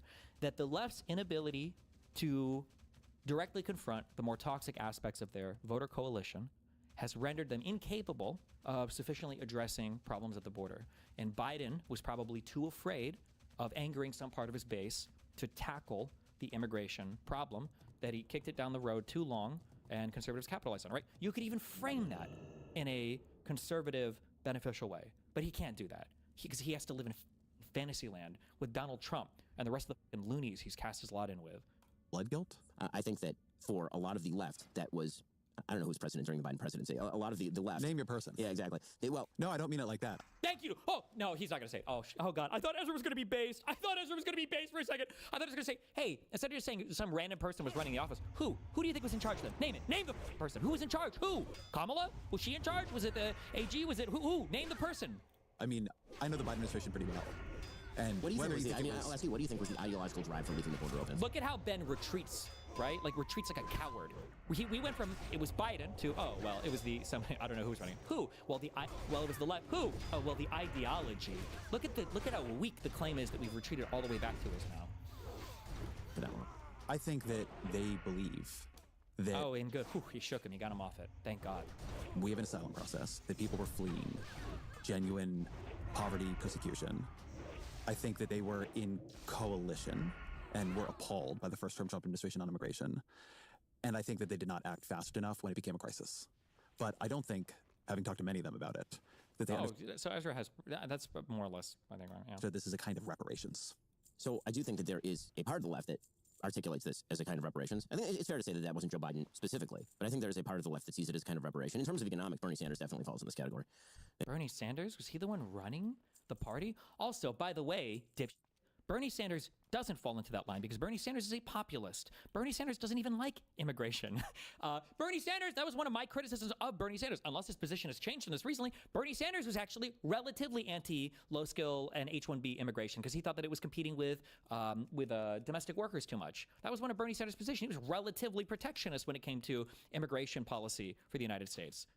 He believes that America is guilty globally. He believes that the great suffering of the earth can be laid at the feet of American-style capitalism, that America is somehow a terrible and horrifying sight of untold human suffering because of capitalism. He has never created a damn thing in his entire life. Like, these are fan fictions. These are fan fictions created by the right that they get off to. Like, they create their own fan fictions of the Democrats, and then they fight with them constantly. Life that is worthwhile. Pretty big political movement. I said that is worthwhile. I guess this is a place. You know, when we're in the Lions part of the book, a lot feels to me like a pretty straightforward case for... Oh, and then we just walk away. Nice. From all of that. Okay. Or like a traditional and positive masculinity. Be bold, be risk-taking, take care of the family, innovate, see purpose in life. You know, there's a lot there that, you know, as a... If I imagine this like a male self-help book, well, a lot would fit, right? Mm-hmm. And I want my kids to read it, right? I would not argue with it. When you get to the scavengers, the way you write about them, the scavenger's a looter, greedy, jealous, and violent. You say the scavenger's a lecher, rebellious, perverse, and leering. The scavenger's a barbarian, jealous, enraged, and violent. Scavengers do not wish for a better world, or at least a better world for everyone. They'd rather be equal in misery than unequal in prosperity. Never mind. I reverse.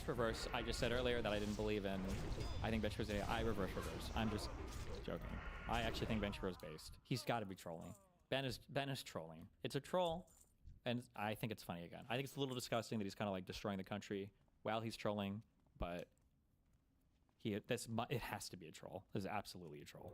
Scavenger's a looter, greedy, jealous, and violent. You say the Scavenger's a lecher, rebellious, perverse, and leering. The Scavenger's a barbarian, jealous, enraged, and violent. The Scavengers do not wish for a better world, or at least a better world for everyone.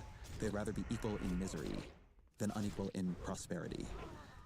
I guess let's talk about Bernie for a second. You call him a putrescent Marxist pimple on the posterior of the body politic. This is a person who, from my perspective... You didn't try the alliteration there? Come on.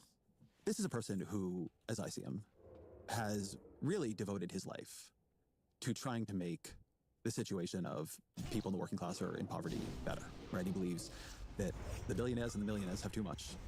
And... Well, not only the billionaires, right? Once he became a millionaire, that disappeared. Well, sure. And that people should have health care. That should be a right. That kids shouldn't be in... I love how he knows all the talking points. Oh, well, actually, Bernie Sanders is a millionaire now. This guy's like 80 years old, and he's got over $1 million. It's not like the same type of millionaire that anybody's obviously talking about, but... Poverty, that we can redistribute more. I can understand why you disagree with him. You're a more free market guy than Bernie is.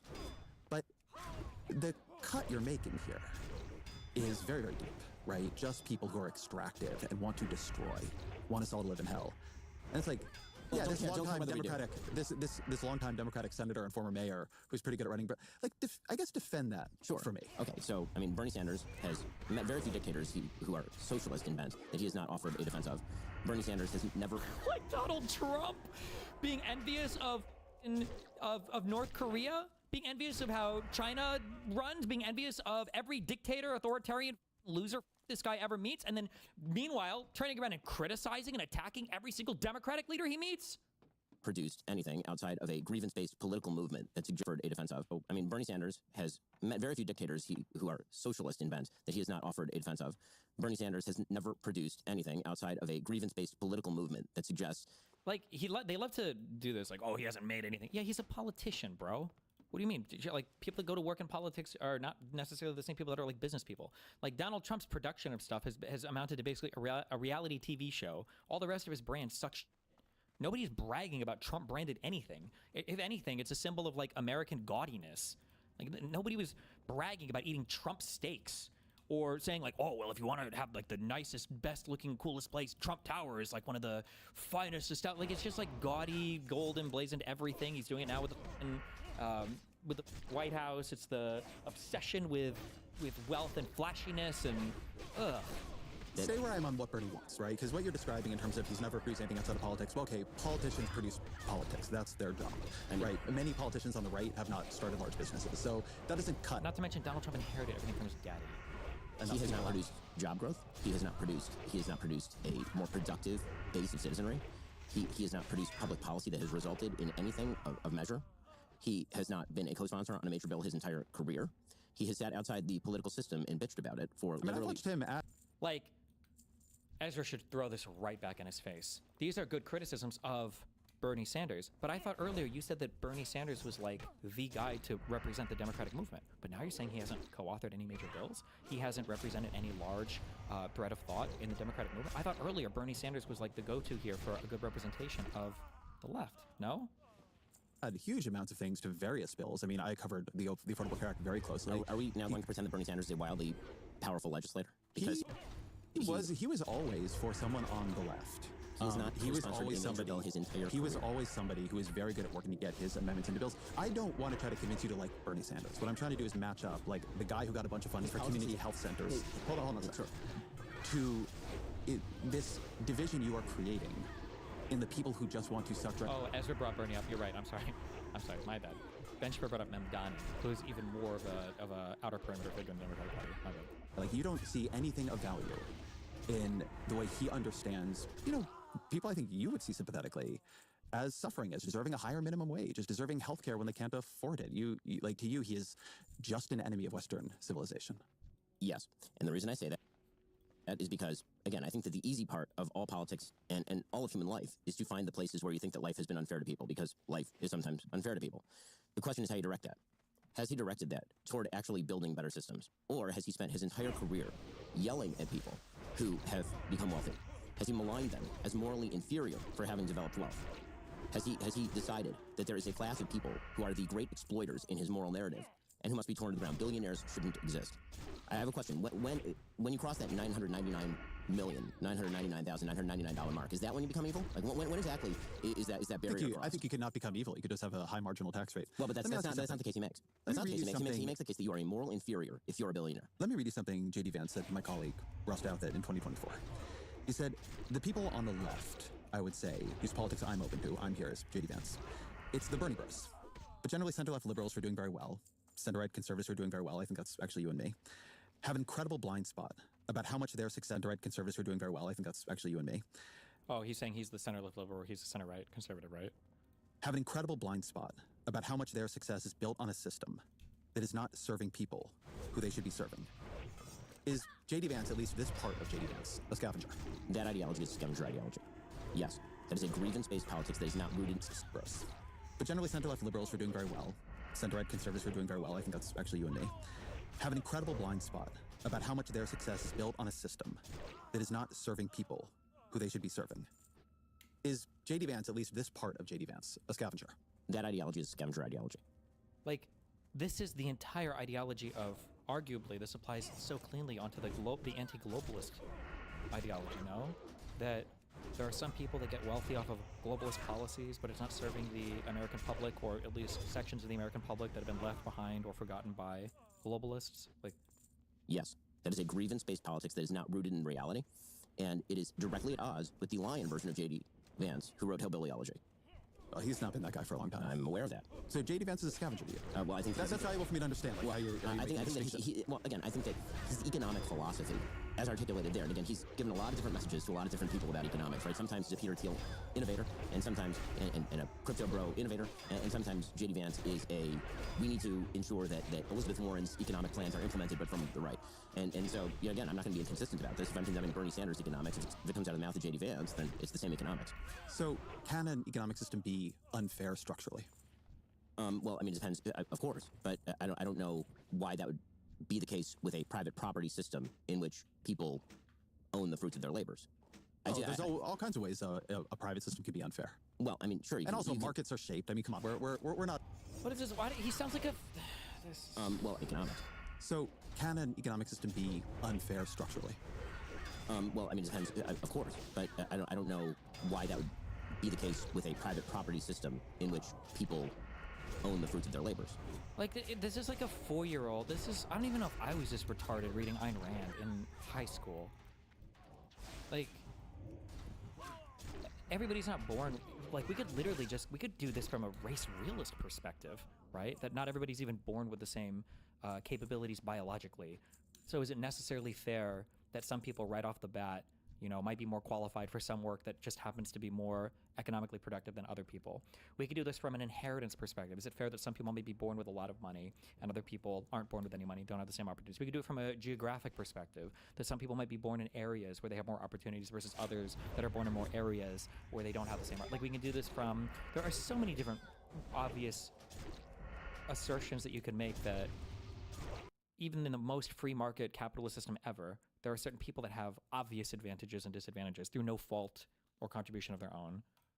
There's all kinds of ways a private system can be unfair. Well, I mean, sure. And also, markets are shaped. I mean, come on, we're not in crude econ 101 here. We create patent systems that create government enforced monopolies. I mean, listen, I don't even like him saying econ 101. Even in econ 101, you would learn how stupid that statement is. Structured economy. Of course, but there's a difference between more and less fair. And it seems to me the least fair system is a centralized governmental system in which you pick winners and losers and or nationalize the labor of others in order to achieve your specific goals. Sure. You can be more or less unfair. But so your view is sort of basically any... So what do you think about the tariff regime that Trump has now implemented across literally every single country on the planet? Any politician, left or right, who says to people, listen, you're suffering. You don't make enough. You're working 2 or 3 jobs to get by or not finding jobs. And the reason is that you got screwed. We shipped your job to China. The trade deals were unfair, or the billionaires took too much, and now you've got just-in-time scheduling in a community that doesn't have a paper mill anymore. That whenever you sort of activate that sense that it's not your fault, it's their fault, that's scavenger mentality to you.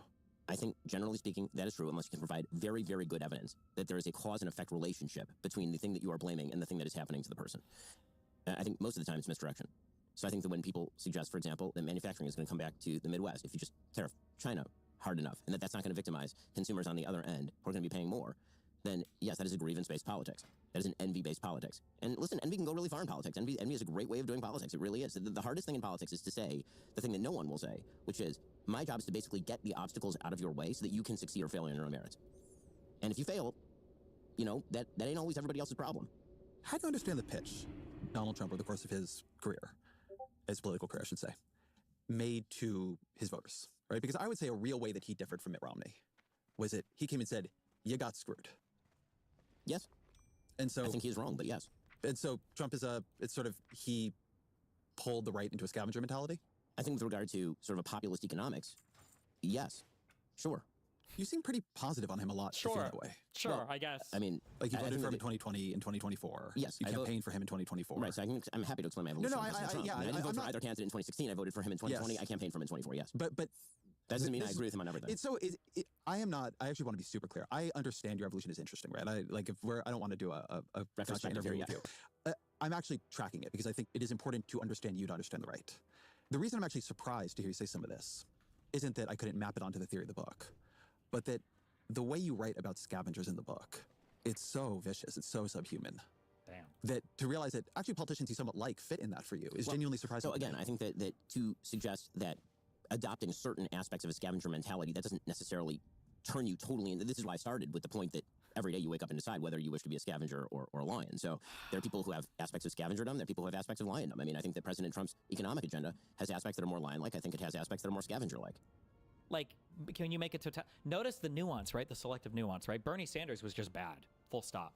But like the nuance when it comes to analyzing Trump, this is the same always. This is so boring. Does this get better? This is just like Ben Shapiro's slop. I'm basically listening to his talk show. But when I read this book, I read something that, yeah, it maps very, very uneasily onto Trump. You do have a whole section about Trump as a lion and him taking the, I forget if it's the oath of office or which speech exactly it was, but when he won, it's like the lions are reawakening. Well, but what I do say in that section is I don't know whether that moment is going to be justified by subsequent action. Right? I do say that. I wrote that like the day of the inauguration, and it felt like there was kind of a sense in America that we'd moved beyond some of the grievance politics that were so characterized inside the DEI basis of the Biden administration or the wealth is bad side of the Democratic Party. But I do say in that section, I don't know whether that's going to be justified by further policy. I feel like there is an upsurge in the American feeling in favor of things like personal responsibility and non-grievance-based politics, but whether politicians are going to channel that in a positive direction or whether they're going to re-channel away from that is a whole different question. Let me, I want to do one more beat on the scavengers here, then we'll move on to sort of Trump and the president. Let me read a piece of the book for you. Aside from their base envy, how can we describe the scavengers? As we've discussed, lions are creative, determined, and audacious. They are steadfast, prudent, merciful, and strong.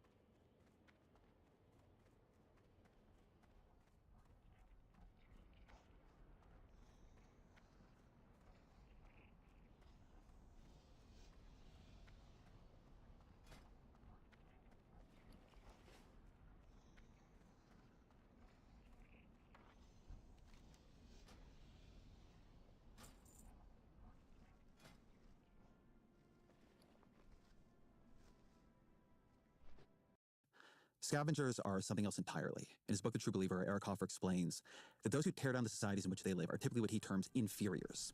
The failures, misfits, outcast criminals, and all those who have lost their footing or never had one in the ranks of respectable humanity. They see their lives and the present as spoiled beyond remedy, and they're ready to waste and wreck both. Hence their recklessness and their will to chaos and anarchy.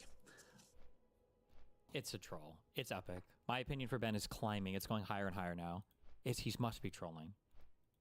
It's pretty sweeping, right? Well, if you wanted to ask me who's sort of like the apotheosis. Yes, who's the apotheosis? The campus protesters over the course of the last couple of years. Although they're not college kids. That's your go-to.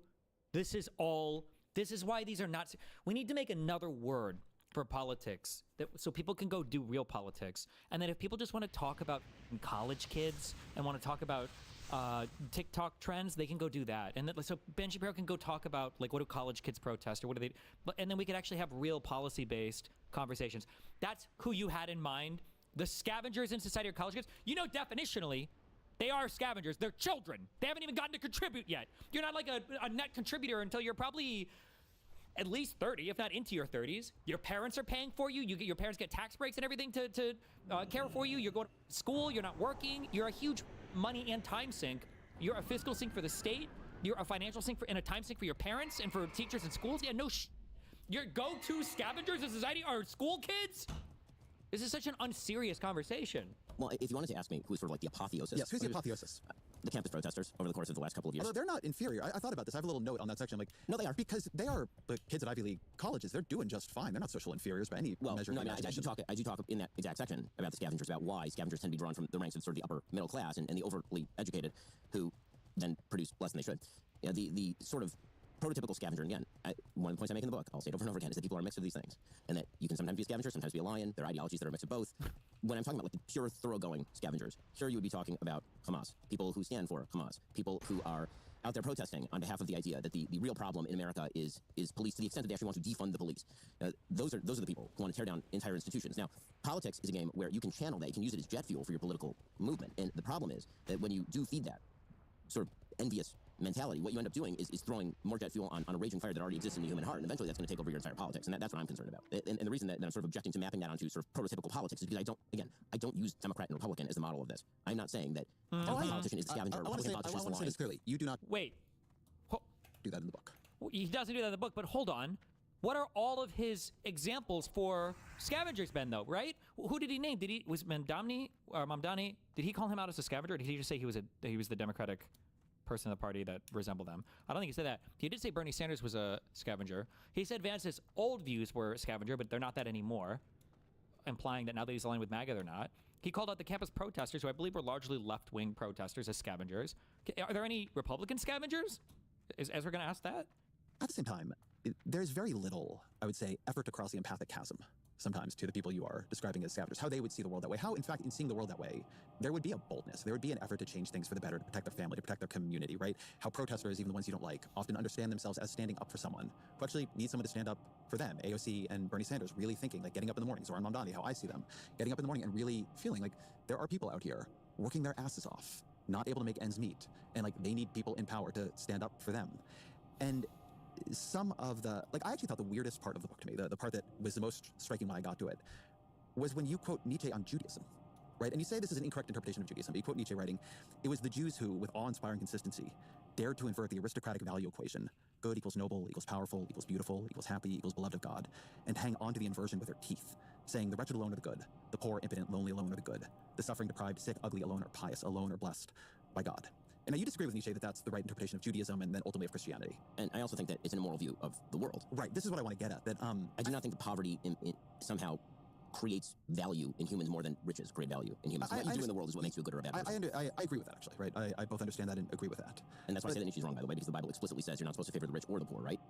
There's quite a lot in the Bible also about understanding the difficulty of poverty, what you should give unto the poor, that it is very easy for the rich and the powerful to tumble into immorality. Well, so, yeah, I think that, Ezra, you focus a lot, I've obviously listened to the show a lot and heard conversations that you've had with a number of figures and your discussions about Zoran Mamdani, for example.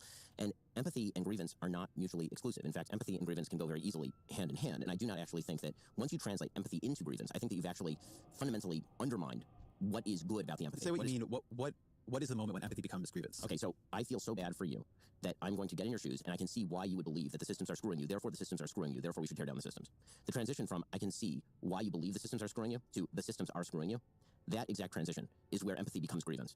And there's good social science to suggest that actually empathy makes for some ugly politics if in fact you spend all of your days on empathy because you end up empathizing with one group at the expense of another group. There's a difference between sympathy and empathy. I would hope that everybody in politics has empathy, but I think it's perfectly empathic to say, yes, you feel that something bad has happened to you, your life is not what you want it to be, and now you need to realize that the only person who can get you out of the situation is you, and you need to start making really good, solid decisions with your life. And in fact, that message is much more likely to lead to success than the message that I alone can say, which is something President Trump said, or any other politician who says, I'm going to come in, I'm going to clean up the entire system for you, and now the system will be oriented toward you personally, and magically, your job is going to come back, or magically, you're going to be more prosperous, or magically, somebody's going to take care of your health care in a way that they didn't before. Like that is a cheap political tactic that is rarely fulfilled in real life. It's interesting. I understand you much more as a man without a party than I did coming into this. Because I think if you look across... What? He's defends Trump on everything. Ben Shapiro's advice here would be good if he was a life coach. But if you're designing policy, you never approach politics under the guise of... You don't approach politics under the guise of nothing the system does can help you or change anything. But what's the point of any policy at all then? What do you mean? Of course you enact policy to like broadly guide society in a more productive direction that benefits the majority of your citizenry. That's the whole point of policy and politics, ideally, right? What is... Nobody, like...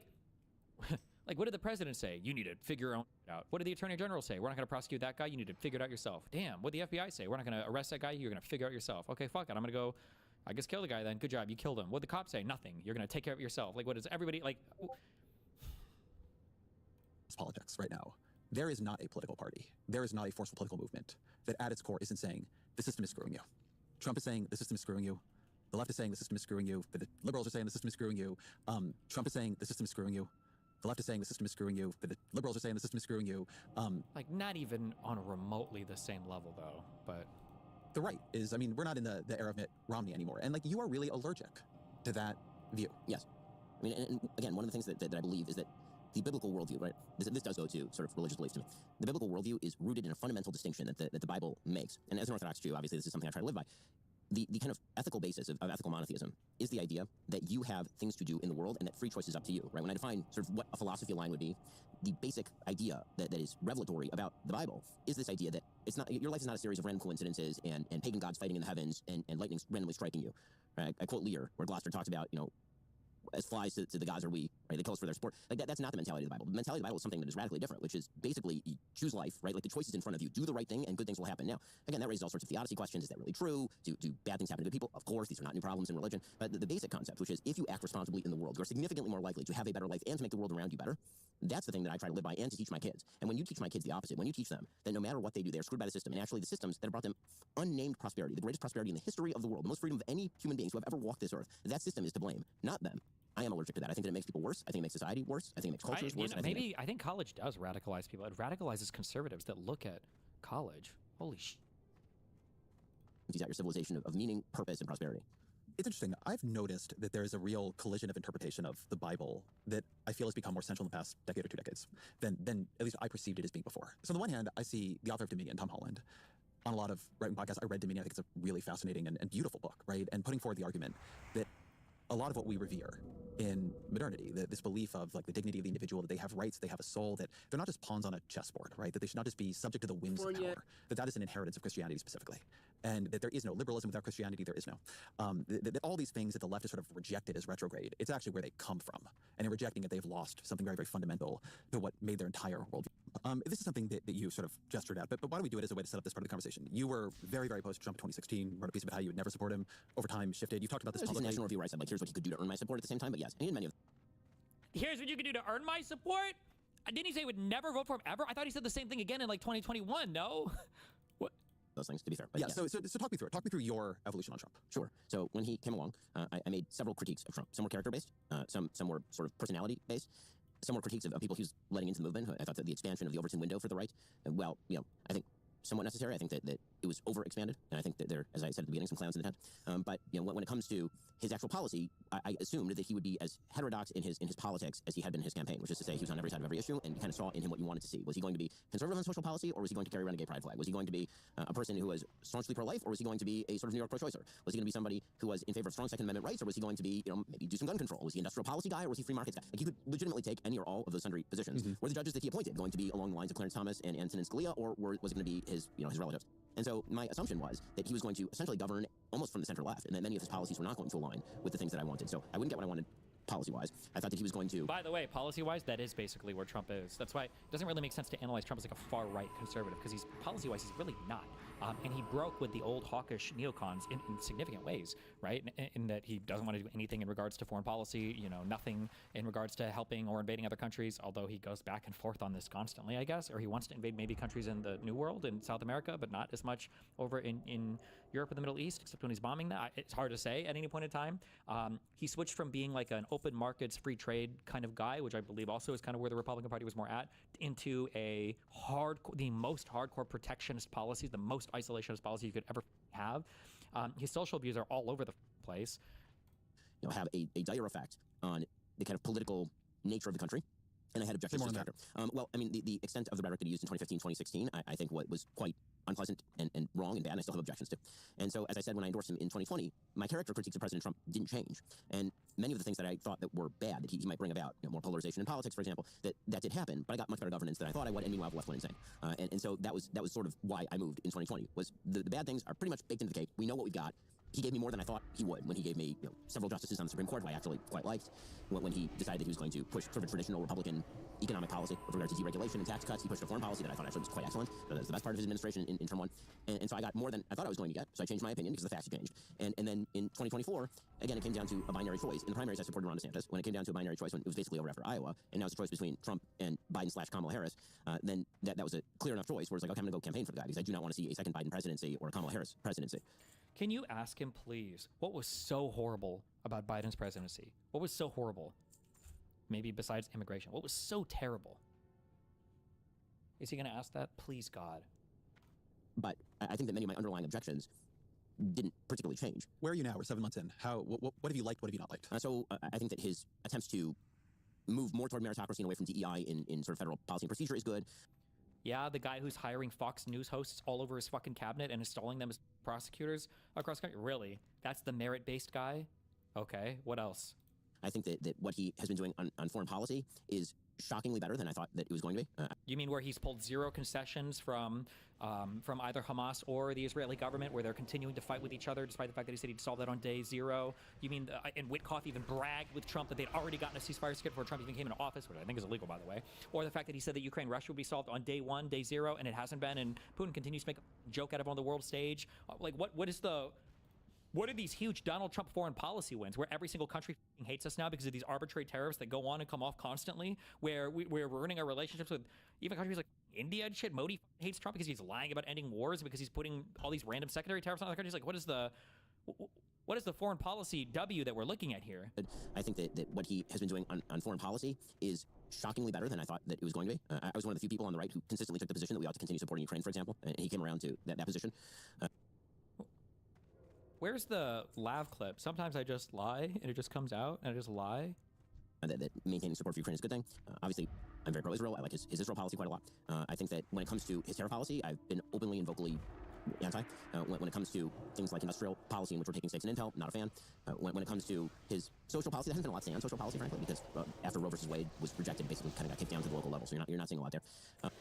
Oh, we have nothing to say about the weaponization of the Department of Justice. We have nothing to say about executive orders being written targeting law firms and rescinding security clearances from people that we don't like. We have nothing to say, well, Pambani's recent stuff, I guess we wouldn't have anything to say about the invoking the Alien Enemies Act to accelerate deportations of people, the invocation of national emergencies everywhere in order to give him unlimited power to rule from the executive branch. Nothing to say about any of that.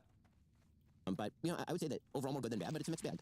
And one of the arguments that the right is constantly having with itself is, do you grade him versus what you would have gotten with Kamala Harris, or do you grade him versus what you want from him as the president? And I always tend to do that. Please ask what policies, what were the horrible things? Please, please, please, please, please. ladder. I tend to say, here's what I want, here's where I wish you would do better, as opposed to, because all day long you can say, okay, well, it didn't work with Kamala. I agree, that's why I voted for him, that's why I campaigned for him. It's interesting, there's an almost parallel argument on the left, which is, do you talk about Trump as a normal Republican, right? He's a guy who's, cutting Medicaid to fund tax cuts. Or do you talk about Trump as something abnormal, something authoritarian, somebody sort of taking new powers? This is something that at other times you've been very, very alert on. You read about Barack Obama, that he's a man who embodies all the personal characteristics of a fascist leader. You said about Biden that he is an aspiring tyrant, held back only by the strength of our constitutional structure. I would say on both those counts, who has the personal characteristics of a fascist leader, but also who is sort of pushing at the boundaries of constitutional structure, using the... Pushing at the boundaries of constitutional structure? Even just for Donald Trump to get elected again, we had to delete part of the 14th Amendment. We had to give this guy immunity from all crime. Pushing at the boundaries? That's pushing at the boundaries? The administration, when asked to defend their decisions on deportations, had to instead argue that you can't have injunctions against the federal government nationwide. These are pushing at the boundaries? He's fundamentally altering the shape of the Constitution in order to make his actions bearable. Power of the government to harass enemies, to create incentives to punish those who have wronged him, to, force institutions to fold. Trump has been, sort of whatever you think of him, much more creative and aggressive than any president of my lifetime. Actually, I don't think about that at all.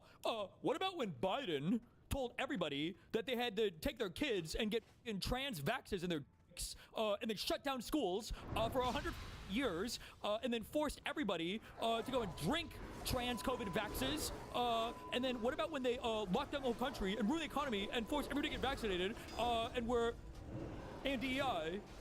I'm actually been much more creative and aggressive than any president in my lifetime.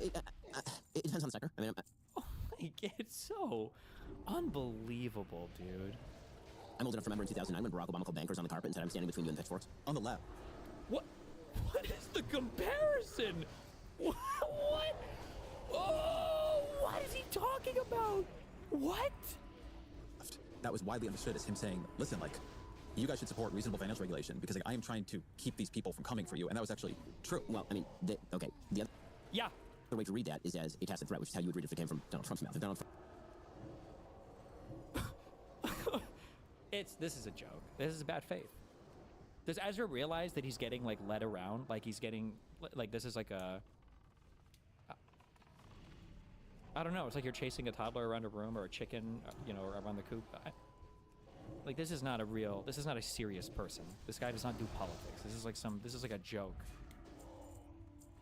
actually true. Well, I mean, the other way to read that is as a tacit threat, which is how you would read it if it came from Donald Trump's mouth. If Donald Trump said to a corporation, I'm standing between you and the pitchfork, sign on the dotted line, you would read that in the way that Because the difference, Ben, is that Donald Trump is the one that's fomenting the hatred in the United States against everybody else. Barack Obama came in after a collapse of the worldwide financial system, where universally everybody saw Wall Street and the big banks as the ones who made off with most of the money. The difference is that Barack Obama walked into a situation where the world financial system collapsed and everybody viewed it as Wall Street greed, whereas Donald Trump is telling everybody that the election was stolen in 2020. Donald Trump is making shit up to get people mad. Barack Obama is coming in trying to clean up after Bush. I'm reading Barack Obama. I think rather than, I'm more interested in the things he's actually doing. Dude, he shouldn't even let him get away with that. Oh. Right? There's an old thing about Trump, and this the thing I mean, people listen, said about... I said before, this is the thing people said about him the first. guardrails will hold, right? And they have. I hate my life. I can't look. Dude, how much longer? I'll let's do a little bit more of this. I can't. This is mine. This is like brain rot memes. I'd rather just scroll Instagram Reels. It's about as informative. Meaning, the way that the analogy that I've used about President Trump before and his sort of tendency toward executive power, which has been, to be fair, a growing tendency across all presidencies. Everyone's done this. Administrations of both parties over the course of the last 20 years minimum. What is the comparison, by the way? Hold on. Executive orders signed so far by Trump. How many? In 2025? Is there a list somewhere? Or can we just get like a number? In 2025, so far, he signed 202 executive orders. How many executive orders did Biden sign during whole presidency? From 2021 to 2025, he signed about 160. Trump has signed 202 so far. A couple of which have been phenomenal. Like in term, or what should I say? Exceptional, or like for instance, getting rid of birthright citizenship. The radical devolution of the authority of Congress and turning it into a vestigial organ of government, with which I greatly disagree and think is a massive, humongous problem. When you look at what President Trump has done, what the argument that I will make is that he's been more sophisticated in the second term. This is true, about trying to avoid some of those Sophisticated. Look at the word choice. Sophisticated. constitutional guardrails. However, he is in fact abiding by court orders. When a court orders him to do something, then he actually is doing that thing. He is not. Literally not. They literally flew, like for instance for the Abrego Garcia guy, they literally flew this guy in the middle of the night after invoking an act on like a Friday afternoon. And they're not trying to follow court orders. They're literally indicated the opposite multiple times. They've been close to being held in contempt multiple times. Some attorneys have literally been withholding information from the courts, from the circuit courts. Doing the Andrew Jackson, let them enforce I agree. their He's mostly. There are sometimes we sort of know that Emil Bove and others have been a little bit on the edge of that, but I think in general they're abiding by court orders. And the Supreme Court is, we just did a show on this. I think giving Trump a lot of the power he has sought, which in the way the system works, he's got the power. I am a little bit surprised, though, to hear you say that this is all, equivalent to the way, say, Obama used the executive branch. I mean, the pen and the phone. It's not just pen and the phone. It's like, you look at the way he's gone after individuals who offended him from his first term. John Bolton, Adam Kinzinger, like Liz Cheney. Removing the security team from Mike Pompeo. Removing the security team from John Bolton, Adam Kinzinger, like Liz Cheney. Removing the security team from Mike Pompeo. Removing the security team from Mike Pompeo, or for that matter from Anthony Fauci, right? Using deportation as a tool around speech, not just as a tool around immigration. Well, I think all these are different policies and lumping them all together. They are different policies, but what I understand them all as being is a singular approach to power. Well, I will wildly disagree on the second part, and I will agree. Oh, of course. Oh, yeah. Okay. Now my inner Candace Owens is coming out. Oh, for the Israel defense. Let's start with the first part, then we can do the second part. Sounds good. So when you're talking about going after political opponents and the like, yes, I agree that is a misuse of executive authority. Absolutely. Oh, a misuse. Just a misuse. Barack Obama was what was the word that he used for Obama? But when Trump does this, that's just a misuse. Misuse. Absolutely. 100%. And I think that, I've seen it done, unfortunately. I don't mean to do a both sides system because it's a both sides thing. They both do it. Condemning both sides for the thing. So both sides system is typically where you say it's not that bad because my side is doing it because the other side also did it. I'm saying it's bad when both sides do it. And so I try to hold steady to the idea that when the IRS cracks down on conservative nonprofits under Barack Obama. I don't think that was ever proven. There was never any investigation. I don't think they'll turn anything legitimately over about that. If I'm wrong on that, somebody tell me. I don't believe that anything ever came of that. And I know that happened to people. I know people to whom it happened. That is a major problem. And it is a major problem when the President of the United States unleashes law enforcement on his political opponents. Again, I think that you can make the case from the right, and the right is very, as the United States, and I know that happened to people. I know people to whom it happened. That is a major problem. And it is a major problem when the President of the United States unleashes law enforcement on his political opponents. Again, I think that you can make the case from the right, and the right has very assiduously made this case that law enforcement has been used on both state and federal levels in ways with President Trump that were at the best creative. But yes, it is a problem when Donald Trump does it as well. When it comes to the deportation policies, there I will strenuously disagree, and I wish that we had these deportation policies all along. I do not think that we have a duty to import people to the United States who do not like our civilization, support terrorist groups, do not have any real kinship with our values, and have come here to lead Yeah, here it is. Here it is. So, what I want to show you. Do these messages. Let's read it. Hey, subscribers on YouTube are secondary accounts of mine, but that doesn't matter. But yeah, this is a little warning for everyone that wants to protest at Columbia University. You think we should deport people for speech? I do not think that you have the same free speech rights as a person who's seeking to immigrate to the country that you weasel words do if you are born in this country. And to the best of my knowledge, I don't think that the President of the United States believes that he can deport Ilhan Omar, who's a citizen of the United States, and saying the exact same things as Mahmoud Khalil, who is not. They've said it though, haven't they? And by they, I mean Republican lawmakers. I don't know if Trump himself said it. Citizen of the United States. Well, had a green card. You're not supposed to deport people for speech. Yes, but there's a difference even between green card holding and actual citizenship. That can be fought out in the courts. But the basic idea that we should. The reason I argue with it. That he's. The best thing about the iPhone Air is actually how much it seems to have freed Apple up to make the Pro phones even more pro.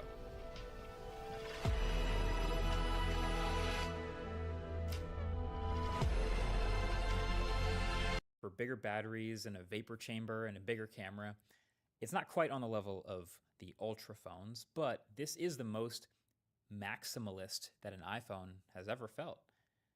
And I like it. But also, let me let you in on a little not-so-secret secret. The Pro phone is always the best-selling one. Like this year, the iPhone Air is the most interesting, and it's getting the most YouTube clicks and the most views. But then the base 17 is more than ever the one that most people should get and the best deal. But it turns out the Pro Max, specifically, by far, is the most popular by sales numbers. I was gonna try to find a way to show you guys this. Channel sponsor D-Brand, they make a accessory for every single model of iPhone, And so their sales distributions kind of match Apple's. And this is their distribution this year. It's over half are Pro Maxes. And between the two Pros, that's like 90% of orders. So yeah, it's fun to watch Apple kind of walk this line between being a more pro phone than ever before and this maximalist new design and everything they're doing, but also being literally the most mainstream phone of all time. Like the cameras. Might as well start there, right? The cameras are the most pro thing about the Pro iPhone every year. And on one hand, no professional would say, oh yeah, thank gosh I have 8 lenses now in my smartphone, like Apple seems to want us to believe. It clearly has 3. But the 3 cameras you get are more evenly matched than ever. The primary and ultra-wide are essentially unchanged from last year, but the telephoto gets a big update. It's now also a 48 megapixel camera, and it's a 4x telephoto lens. Last year was a 5x, but only 12 megapixels. So this new one feels like a more natural portrait focal length. It's roughly 100 millimeter equivalent, and all of your zoom shots will have much more detail and much less noise, thanks to the sensor being much larger and much higher resolution. Now, I will give them credit for the specific 2x zoom increments, because while they are not actually new lenses, they do specifically process each of the images shot in a 2x crop to be slightly sharper and better looking than just a pure digital crop on the middle of the sensor. So, you know, it's not the level of a pure optical zoom, but it's better than nothing. So I don't know why they only do it at these focal lengths, honestly. Either way, it's a really nice total package now. 3 matching 48 megapixel cameras, all of which are super reliable, just as good for casual shooters as they are for people who depend on their iPhone for work, or maybe who happen to have an entire YouTube channel about cars that they happen to shoot all on smartphones. Yeah. Electric G-Wagon review coming to autofocus shot on iPhone 17 Pro very soon. I do still kind of find myself wishing they made some other improvements, like the point light problem at night when you shoot in the dark and those little flares always show up. They haven't fixed that at all. Or even adding 8K video support. There's a 2 terabyte iPhone model now. I feel like 8K video is just a flip of a switch away, but not this year. But you know, the changes are stacked up nicely over the years from older Pro phones like the 13 Pro and the 14 Pro. It's not a huge difference versus last year, but it's nice. Also, what you're watching right now is ProRes RAW footage from the iPhone 17 Pro, which I was particularly excited about because that means I can go into the new Final Cut Pro 11.2, I think it is, and I can literally change ISO and white balance after I shoot, which is very useful. Also, the file sizes are huge. And there's even another Pro feature that they added that they couldn't brand for themselves because pros already use it and named it, and that's Genlock support, which basically lets devices talk to each other so that they can stay in sync over large multi-device shoots. Pretty sick. And also, the selfie cameras are more pro than ever. More about that in the 17 base review, but yeah, a lot going on with the cameras. So let's be real, 95% of people who get these phones are just gonna point and shoot, and these are more capable and reliable than ever for that. If you want more in-depth stuff on shooting like professionally with this camera, you can check out Tyler Stallman's review, which I'll link below. It's really in-depth, and he shot the whole thing also on the iPhone. My favorite thing about this new Pro iPhone, though, is actually the new design. It's not often that the newest iPhones actually change a lot and get thicker and heavier. But like I said, I think that's kind of one of the best things about them coming out with a separate phone that's designed just to be super thin, so that if you want a thin phone, go get the Air. But if you don't care about that, if that's not one of your priorities, then here's the new Pro, which goes the other direction and isn't afraid of a few extra fractions of an inch. And I love that it's an all unibody metal jacket now. This is not a glass sandwich anymore. Literally the whole body of the phone is metal now, with glass cutouts at the back for wireless charging and then at the top for those millimeter wave antennas. This makes it more durable, it makes more room inside for a bigger battery, which we'll get to in a second, and there's enough room for a vapor chamber for the first time ever in an iPhone. And then the new plateau at the top. I actually think it's great. This is where I've been putting my index finger on Android phones for years. It's like a natural resting spot to hold up the phone. Same thing with this one now. And Corning's Ceramic Shield 2, in case you haven't already heard, is also clearly awesome for preventing scratches to the front glass. A couple of nitpicks though. No black color Pro phone? You sickos. This is like one of those weird things that it feels like Apple's doing just to spite me, where they're making a bunch of products that should have a black version. but don't. Like the new MacBook Airs come in silver and starlight and sky blue and dark blue, but no black. And then the AirPods Max refresh also comes in a bunch of colors and dark blue, but no black. We need a dark neutral, especially because the color that you pick actually shows up around the front bezel of the phone. So you see the color you pick all the time. It makes the orange and silver that much more annoying to me. I told you it was a nitpick. But then you've probably also already seen the chatter about Scratchgate, which is just how easily it seems like the anodization layer on top of the aluminum seems to scratch off and then reveal the raw silver aluminum underneath it. And I kind of don't really know what to make of this yet. Like, I feel like this has come up before with a lot of darker anodized aluminum phones. And as a person who rocks a phone with no case, I haven't had any issues with the one I'm using. I've been tossing it around, but the JRig Everything test has revealed that the weakest part that you could get scratched or dinged is gonna be around the tightest corner radii, like around the camera plateau. So we'll see how many phones this ends up affecting. But we gotta talk about the insides of this phone because the redesign is one thing, but there's even more going on under the surface. The A19 Pro chip, shocker, is pretty great. It's benchmarked around 20% faster than the last generation. And when paired with iOS 26 and 12 gigs of RAM now, these phones feel really quick and snappy, which is great. But the extra thickness has also made room for a vapor chamber for the first time.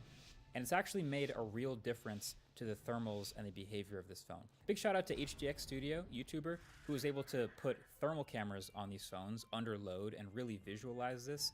But especially compared to the Air, these phones rarely got any more than slightly warm to the touch for me. And as a result, they were able to actually hold higher frame rates longer while gaming and keep the display brightness higher when recording videos for a long time. Check out the rest of his video too, by the way. It's freaking incredibly well done. But it also reminded me about why in the Android world, like gaming phones kind of have the same effect. The stuff that makes a gaming phone really good, like better speakers and better performance and better screen and big batteries, well, all that stuff is awesome for regular use too. And it's the same deal for the Pro iPhone. The stuff that makes a really good Pro iPhone, like the improved display and the much better cameras and the thicker, better build with improved cooling for shooting videos longer and better sustained performance. Yeah, it turns out the masses buying iPhone 17 Pro Max also really enjoy nicer screens, cameras, and batteries too.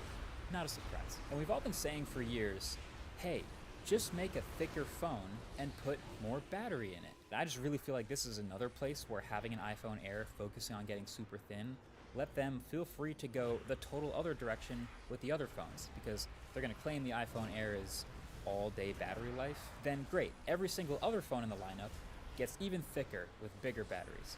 So the 17 Pro has a 20% bigger battery than last year, and the Pro Max actually cracks the 5,000 milliamp hour mark for the first time ever, which is great in iPhone land, and also 40-watt charging now, so that's half battery in 20 minutes. To Apple, that's a big deal. Like, we welcome a 20% year-over-year improvement. Now in Android land, obviously it kind of looks like nothing. Like, it's nowhere near the Ultra phones with 6,000 milliamp hour silicon carbon batteries and 100-watt charging and all that. But for a phone that ships like in the volume that the iPhone does, very happy to see that sort of improvement when last year's phone already had really good battery. The iPhone is also very efficient, so I am getting a nice 5+ hours of screen on time every day on not even the bigger phone, and it's lasting all day with 30+% left, so I'm loving it. And then there's just all sorts of other little things too. Like with this screen, I think this is the first generation of iPhone that's had a toggle for PWM dimming. Now it's buried in the accessibility settings, but you can search and find it, and that is very welcome to many people. And there's also a slightly noticeable but better than nothing anti-reflective coating, but more importantly, the display gets slightly brighter now, and I noticed that it's up to 3,000 nits peak, and satellite connectivity has expanded to cover messaging and location sharing too now, which is useful. So at the end of the day, the paradox is that making the Pro iPhones more Pro is actually better for the masses. And this is the best one yet. It's the most freed one yet. And I think, you know, when they eventually, if they make some iPhone Ultra at some point, I'll probably still want all of that over this. But for now, this is good stuff. Now, if you are thinking about getting an iPhone 17, but you are concerned about those scratches, then channel sponsor dbrand does have some options for you, like this grip case, which I have here in that black. And it also does a pretty good job of hiding that plateau, which if you've seen Zach's durability test, it is the most vulnerable spot for the anodization to chip off. Alternatively, if you're more of a clear case person, you can grab one of their ghost cases instead, which comes with a lifetime zero yellowing guarantee and also have full camera protection. Fun fact, these are also available at Best Buy in the US now too. Both cases check all the boxes you want in an iPhone case, like strong MagSafe and camera control buttons, but most importantly, they're both super protected. And then whichever way you go, if you want to round out your protection with a screen protector, you can also pick up one of dbrand's Prism protectors. They're super easy to install, and if you bundle it with either a grip case or a ghost case, you can use code MKBHD at checkout to save 42% on the Prism. Pretty sweet deal. I'll leave a link down below for you to check them all out. Thanks for watching. Catch you guys very soon, still in Techtember, in the next one. Peace.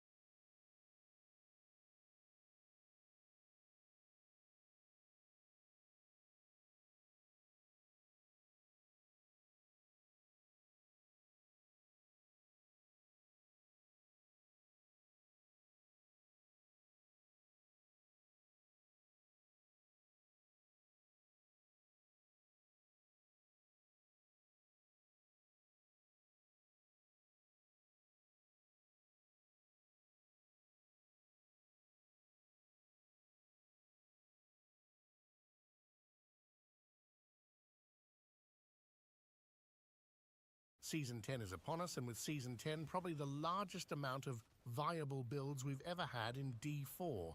And in this one, we'll cover at least one build per class that I deem to be the absolute top build of the season, and one that is simply just fun. Because while some people enjoy dragging their balls through 15-minute pit runs and watching enemy health bars slowly go down, I do not, and would much rather play something enjoyable. And starting us right off, we're checking out the Sorcerer, and the only class where the strongest build is also going to be the most fun one of the season, in my opinion. And it's, of course, blue balls of lightning. The main reason as to why this build is beyond broken in Season 10 is simple. The new Chaos powers, or perks, or whatever, and they're truly broken as the build was already clearing upwards of pit 120 on the PTR, dealing trillions upon trillions of damage. The main Chaos power being advanced techniques. This thing is so unbelievably disgusting, especially when combined with ball lightning, as it's the easiest skill in the entire game to get a bunch of ranks in.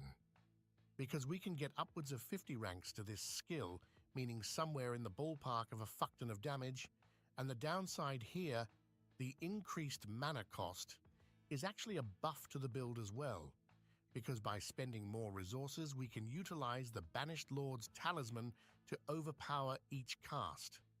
And again, Ball Lightning is the perfect skill for this because it already has a high base mana cost. But Mr. Big Dick Senpai, how the hell am I supposed to use this skill if it costs a gazillion mana each cast? Chill out, my man. To offset this, we got the dumbest power of all time, Mana Shield. And why is it dumb? Because it's so unbelievably broken. Using this, we have close to 0 max life, but instead, we take damage via our mana instead. And this mana is increased by each point of intelligence we have, essentially making us unkillable. And on top of that, we're getting 5,000% mana regen as long as we don't take damage. Which is not a problem at all. Just move out of enemy range, pop your flame shield making you immortal, and you can top off your mana bar with literally any mana generation skill.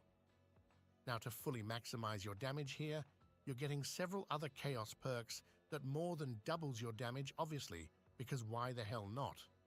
But you're also going to play Strike of Stormhorn when... So what's the best rogue build of the season? Well, you're looking at it. This may not come as a surprise to any of you, as it's been the dominating rogue build for several seasons now. Blizzard keeps trying to nuke it, but it keeps coming back. What's unfortunate, though, is that it is now insanely annoying to get online.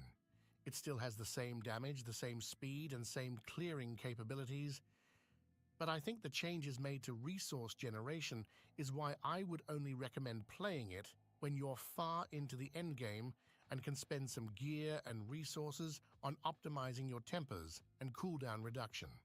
Alright, and what the hell changed then? Previously, we used Aftermath to instantly reset our energy with ease.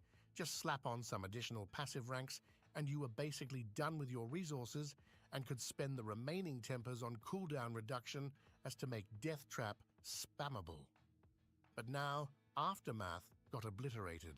You now only get like 35 energy from this fucking thing, rather than hundreds upon hundreds of energy, and you'll have to get Ultimate's Restore energy as Tempers now, which shares the same slot as cooldown reduction. So yeah, that's rough, but it's definitely still playable if you invest in it. The second build here, though, was my favorite build out of all the builds I tested during the PTR, and one of my favorite builds of all time, Spin to Win Poison Trap. This used to be somewhat of a meme build, but holy shit is it good now. And first things first, how does it work? The answer to that, my friends, is the reworked Bursting Venoms aspect. We used to use this thing for a bunch of other builds to trigger lucky hits, such as with the old Andariel's build. Rest in peace, brother. But now it's finally finding some use again, reworked to function with Poison Trap instead. So here's what we want to do.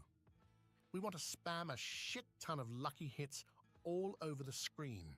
triggering this aspect, which in turn drops poison traps. Doing this, you almost have a complete build. But we can make it even better via two uniques. First one being bands of Icarus Rose, substantially increasing our damage for poison traps and allowing us to throw twice as many. And perhaps more importantly, Scoundrel's Leathers.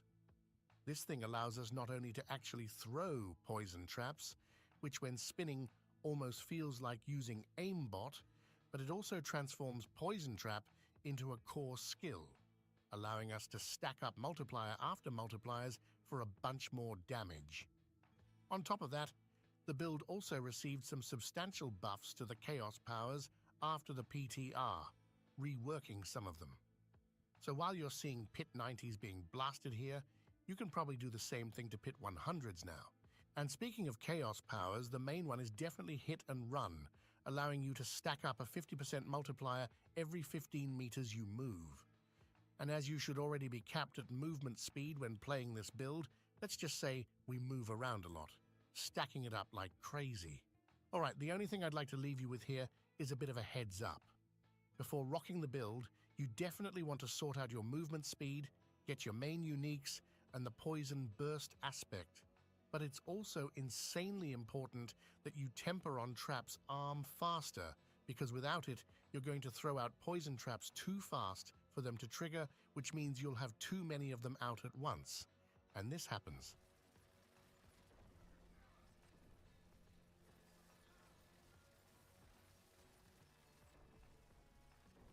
Not good. Okay, so that's the rogue. Let's check another class that's also looking fine as hell in Season 10. The Emo Fuckboy, Pegging God. This class has a bunch of great builds this season that should be clearing well into the Pit 100s. Bloodwave, Bone Spirit, Boner Spear, Minions, and more. But the strongest one is definitely going to be the Shadow Blight build. Unfortunate thing is that it's also pretty damn fun to play, and perhaps even better. You only really need one of the Chaos powers and you're online. So for anyone new to the build, how the hell does it work? As the name entails, it's all about Shadow Blight Baby. This thing got Giga buffed. Basically, every 8th shadow damage you deal, you trigger a Shadow Blight explosion, where its damage scaling is what mainly got Giga buffed, upwards of a 5.5 additional multiplier. On top of that, it can crit, it double dips with additive shadow damage, and its aspect are absolutely disgusting. But that's not all, because you also have to actually proc the thing. And you're in luck this season, because you can now actually keep Soul Rift up at all times, actually having it being a spammable skill. This is due to Alter the Balance Chaos perk. Basically, you use this, and the ultimate skills are completely spammable.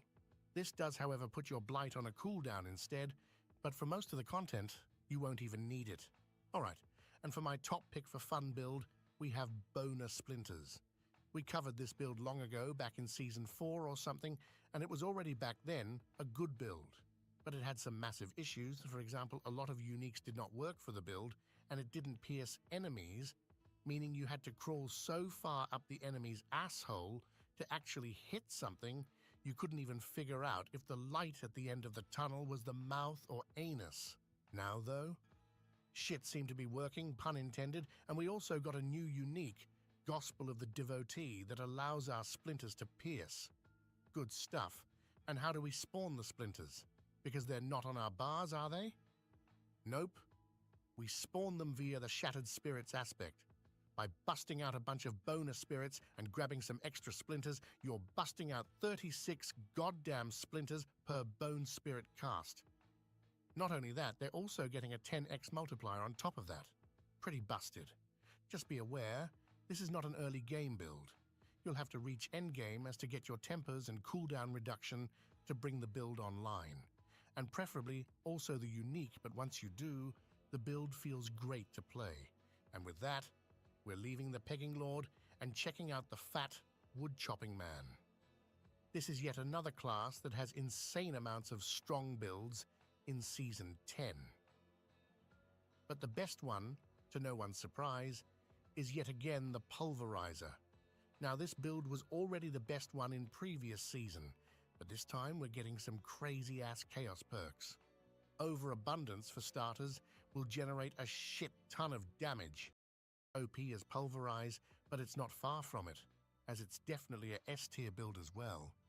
Ravens have been dogshit for 10 seasons, though. So what's new? Well, a lot, actually. But first and foremost, we have the addition of Kilt of Black Wing. This new pair of pantaloonies allows us to not only get a buttload of Raven builds, Barb is looking to be extremely similar to the previous seasons, but with some substantial buffs with great variety. You'll probably see upwards of 10 Barb builds clearing Pit 100 this season, for example, but the overall strongest build is still looking to be Lunging Strike. It's got insane speed, insane damage, clear, and everything you'll need. The only downside really is Hordes, where there will be stronger options. So, is there anything changing when it comes to Lunging Strike this season? Sure, it's not a lot, but there are some important changes. One of the most important ones is that of Battle Trance. This unique is now finally usable, because you're able to stack up Frenzy charges without actually having to use Frenzy. When you do this, you're gaining a huge multiplier and attack speed. But possibly more important, the stats on this thing is just fucking disgusting. With GA, you can get more than 40 max fury or strength, where the former pairs perfectly with the Ramaladni sword. It's also possible to play Lunging Strike without actually playing Lunging Strike this season. For example, here I'm playing Frenzy and trigger Lunging Strike that way for additional damage, bleed, and berserking. Probably the first time that Frenzy is actually good. Other than that though, the build is similar, but stronger than in Season 9. For my top pick of fun as hell build, obviously it's Hota. This is a skill that's been in the shitter since it got nuked back in like Season 5 or something, and it's since then been a meme build. But now, actually pretty damn good, with some actual big stonks. And after the PTR, the build got the biggest buff imaginable, making it even better. So, what has changed? Well, for starters, Hota deals extra damage per amount of fury again. So that's a good change. Secondly, we're getting the frenzy buffs we talked about earlier in the Lunging Strike build. But my favorite buff is that you can now re-equip Ramaladni as a Chaos Armor, and in turn, not having to actually use the weapon itself to gain its buff. This means that we're not only getting crit Ramaladni, then it's definitely time to boot up the old shit smearer again and try it out. Alright, for the final class of the day, we have the Soyborn. Here, the German butthead is playing the best Spiritborn build, the Kepelecki Touch of Death. It's a fine build for one thing, pit pushing. Because unfortunately the build is clunky as fuck to play, so instead I'll focus on two banger fun builds. And starting us off, we're checking out the Harambe build. This thing is also absolutely disgusting in Season 10, focusing entirely on guerrilla skills. Fun fact though, this footage you're seeing is while the ultimate was bugged, granting them shields for several times their health. Without this bug though, you're definitely farming pit 100s with some good gear. In any way, what has changed? Why is this build good again, and why do we only run Harambe skills? Great question, Pera. In Season 10, we're getting this fine piece of gear, whatever the fuck they're called. This alone grants us upwards of 15 guerrilla skill ranks and doubles our damage when we use the Harambe ultimate. And that ultimate, my friends, has been reworked and now also grants us additional damage. On top of that, there are some interesting ways of playing this build, all relying around the chaos powers. This showcase, though, is of a basic version, but just know, you can play this with evade, basic skills, and a bunch of other crap, but personally, I just enjoy the standard version. And finally, the final build of the day, Evade Spiritborn. The last build of the day, but possibly the best one. Because this one has insane amounts of speed, it's got aimbot, it's great in hordes, and, well, just about anything in the game. It's been strong ever since Season 6, but in this season it's receiving some humongous buffs. For starters, the Eagle Spirit Halls have been reworked, granting us some strong damage buffs. On top of that, it's easier than ever to get it online, as we now have Alacrity, allowing us to reset our evade cooldown much easier than before.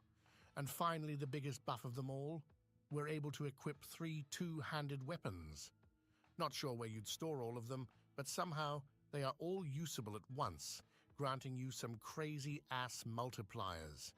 So, if you want to be fast and play something absolutely brain-dead, play this. I'm not sure how good it is on a controller, but for the people that have some self-respect and bought a PC, you just bind evade to scroll wheel, start scrolling, and you're permanently evading. Pretty fun. And with that, we're done with this shitty video. Check out Crimson Market, drop a sub, and I'll see you in the next one. So long, yeah. This is easily the most fun and underrated Ranger build I've played. It's cheap as hell, clearing giga-juiced maps with only a few divines. It's fast, screen-wide clearing with just one press of a button. It clears all the pinnacle content with ease. So easy, in fact, that with a simple ascendancy swap, you're one of the best pinnacle killers in the game. It's tanky, of course, and with just the press of a button, you can run all the Chilled Ground and Temporal Chains maps again because you can't be slowed. Oh, and the best part, explosions, obviously. It's Poison Pathfinder Baby, and it's your new favorite build. But first things first, how does it actually function? Firstly, it's all about poisons. And with the Pathfinder Ascendancy, you're spreading poisons better than your wife spreading herpes in the 90s. When mapping, you simply press Poison Burst Arrow for a huge poison explosion, and it's then spread to all nearby enemies via contagious contamination that in Season 10 is upon us, and with Season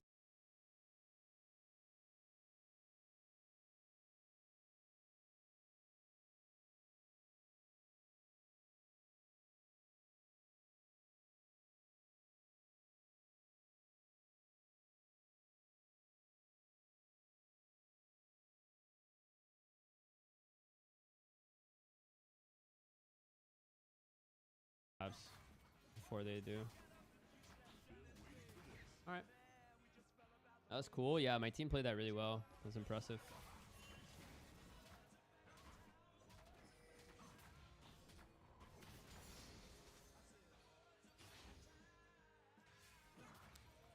I mean, we could just play mid since Dragon's coming up in a minute. This is the thing that sucks is like when they have a Dragon Soul point, it's really scary. It's really scary.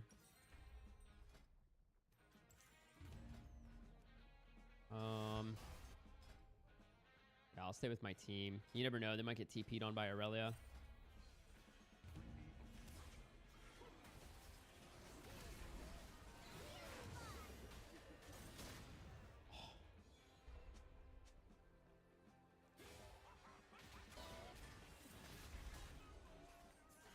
Come on, 2v1, you guys got this!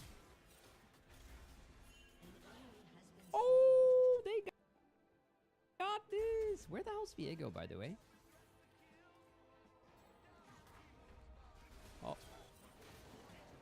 There he is.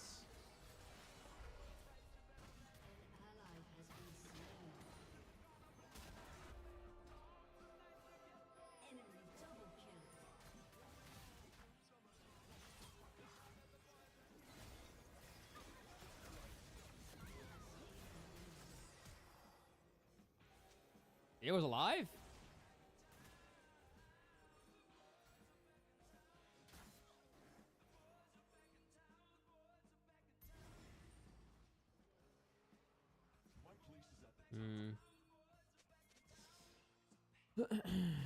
Damn.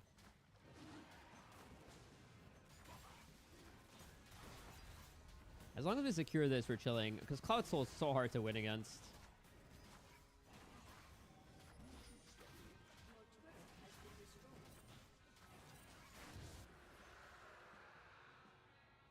We're just losing all our towers, though. That's what blows. Maybe we can collapse here and then, like, get something. Maybe kill 3?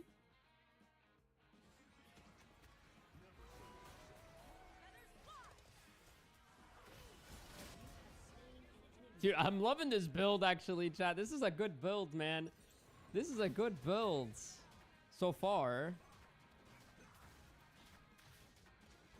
I think I might finish it with a DD and a GA. Cleaver, DD, GA.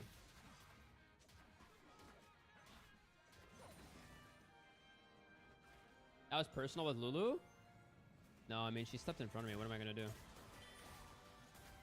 Let her go to her team and shield her team? How is that personal? If it was Emilio, oh, that shit would be personal. Trust me. Thought he was going to go for the steal here.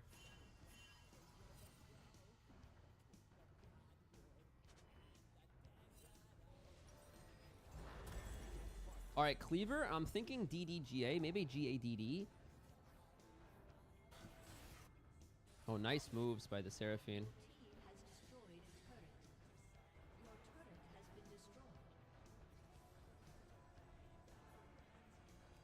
Maybe they come here.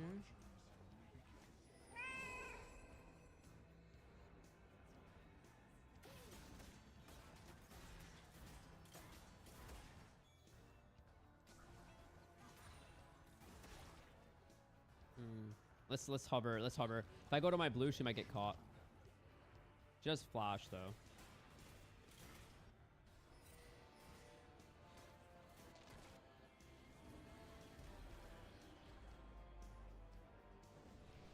I'm gonna pretend I don't know.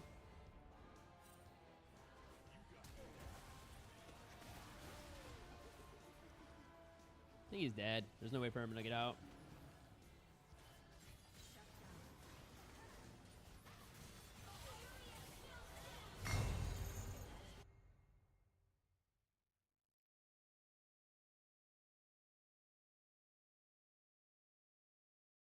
He's weaseling around here too. There's a difference between green card holding and actual citizen. The green card is the hard thing to get, number one. Number two, we're not talking about deporting people for necessarily like supporting terrorists or facilitating terrorism. We're talking about deporting people because they disagree on Israel-Palestine. That's what we're really talking about right now. Yes, that we're seeing a unified use of power, right? A unified theory of power. Is that, you know, from 2020 to 2024, there's a big argument that emerges around free speech. And I don't think that argument, by the way, is crazy, right? I think that there's a lot that sort of liberals and liberalism has to rethink that it did in that period. The thing where Graham Linehan, the comedian, there's a big argument that emerges around free speech. And I don't think that argument, by the way, is crazy, right? I think that there's a lot that sort of liberals and liberalism has to rethink that it did in that period. Wait, which period? Green card holding and national citizenship. The 2020, the COVID period? I guess the reason I argue with this, that we're seeing a unified use of power, right? A unified theory of power, is that, you know, from 2020 to 2024, there's a big argument that emerges around free speech. And I don't think that argument, by the way, is crazy, right? I think that there's a lot that sort of liberals and liberalism has to rethink that it did in that. You should never, ever give ground to that against fascists like Ben Shapiro over here, who have no problem with the government, with Donald Trump trying to literally deprive people of their speech because they don't like their opinions, versus a government that, there's two key elements here, okay? One is that a lot of the bad speech here, and Ezra even just up, he said 2020 to 2024, a lot of these speech restrictions or curtailments happened under Donald Trump.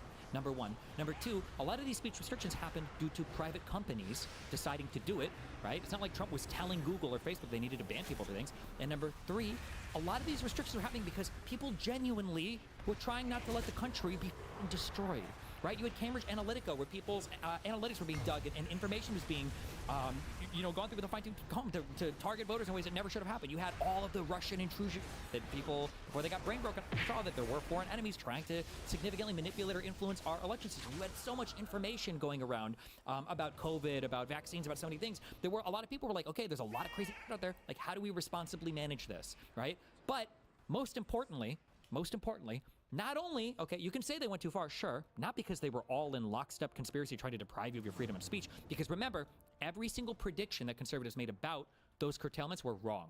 There were no permanent vaccine mandates. There were no permanent travel restrictions. There were no permanent lockdowns. There were no permanent powers granted to the government related to any of the quarantine or anything. There was no, and the restrictions on speech on platforms also never was permanent. Those all got walked back within a year or two. All those got walked back under Biden, under the Biden administration. Some of the harshest ones that were put under the Trump administration were walked back while Biden was president. It's not like they needed conservatives to come in and save the day. Platforms just decided on their own, okay, we probably cracked down a little bit too much on this. We're going to walk back some of the aggressive policing of our conspiracy on a lot of the social media platforms. Period. The thing where Graham Linehan, the comedian, who sent a bunch of shitty tweets, but then got met at Heathrow by police. That's a problem, right? That's not how that should be. Also, remember Twitter files. There was no evidence, for instance, that they said that the FBI interview was dictating to these platforms how to run their platform. That never materialized.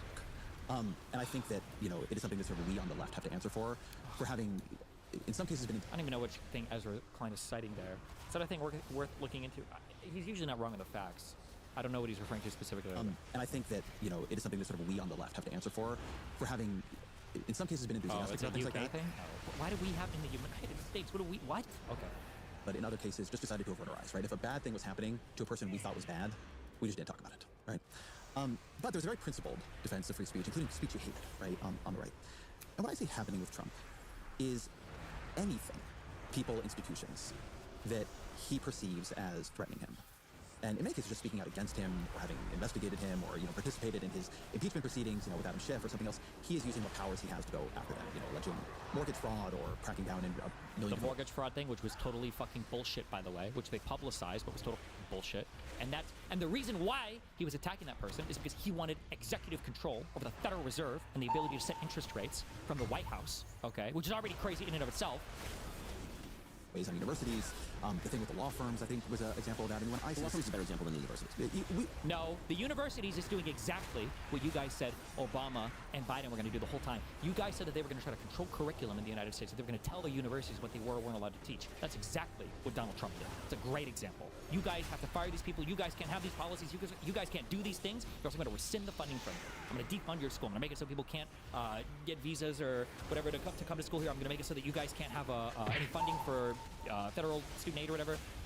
We will probably sort of differ on what is motivating different examples, but what I see is a unified effort, right? Again, which goes back to counter-revolutionary tactics, right? This is, I think, in some ways the difference between being conservative and being counter-revolutionary. Say, this has gotten out of hand, this whole society, this whole place. And what we need to do is use the power of the state to change it, right? When Trump is up there saying that ABC and CBS should maybe have their broadcast licenses revoked, he sees Chris Christie on TV criticizing him, he says he's going to open an investigation. He's suing people over and over and over again. Every time they say something that he doesn't like, he's taking them to court constantly. He's making settlements with his best friends with these companies over and over again. Into the bridge. It's different powers in different cases, right? They're being very, I think, creative. But it is, to me, extremely unified approach to how do you use the federal government to chill what people are willing to do. And by the way, as a reporter, right, we now have the experience, and many, many people in the profession have talked about this, of sources who are doing nothing wrong, who are just, you know, they're just experts on a thing. I don't want to get quoted anymore. I don't want them to come after me, right? The chilling effect is there. It's happening. So I think that, it turns... But... Wait, you think that cancel culture was serious under Trump? You think these guys wanted to be canceled by college students? Do you know how scary it is to be the CEO of Google when the college kids start tweeting about you? Do you know how scary it is to be Elon Musk when the college kids are trying to cancel you?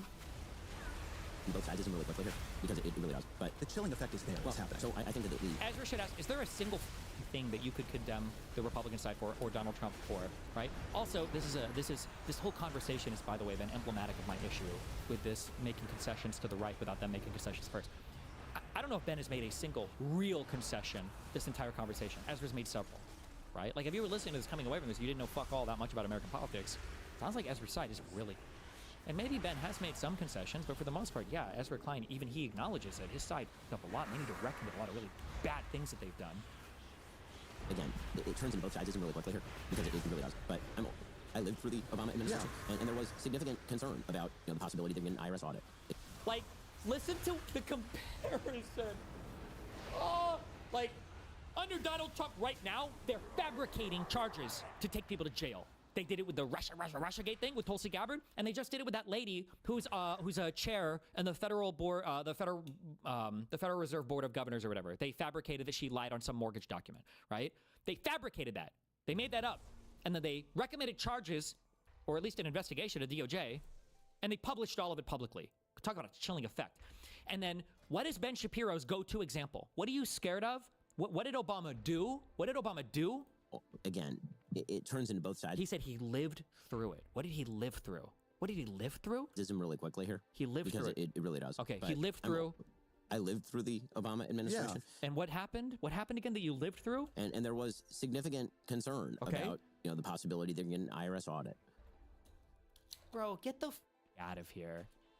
It's actually so cucked. This is one of the most pathetic like... I have to be strong for Ezra to suffer through his worst. If the right would make the argument, I think fairly coherently that the mechanisms of law enforcement, particularly in the state of New York, were used against Donald Trump directly. I think I don't even know what the reference is. Oh, over the court cases or whatever that he got convicted for? the state of New York, that was actually true, right? The thing, I said this at the time, I didn't think that was a good case. I thought the case in Georgia was a good case. I thought the state of New York case... The DC case was not a good case brought by Jack Smith. That indictment was deeply flawed.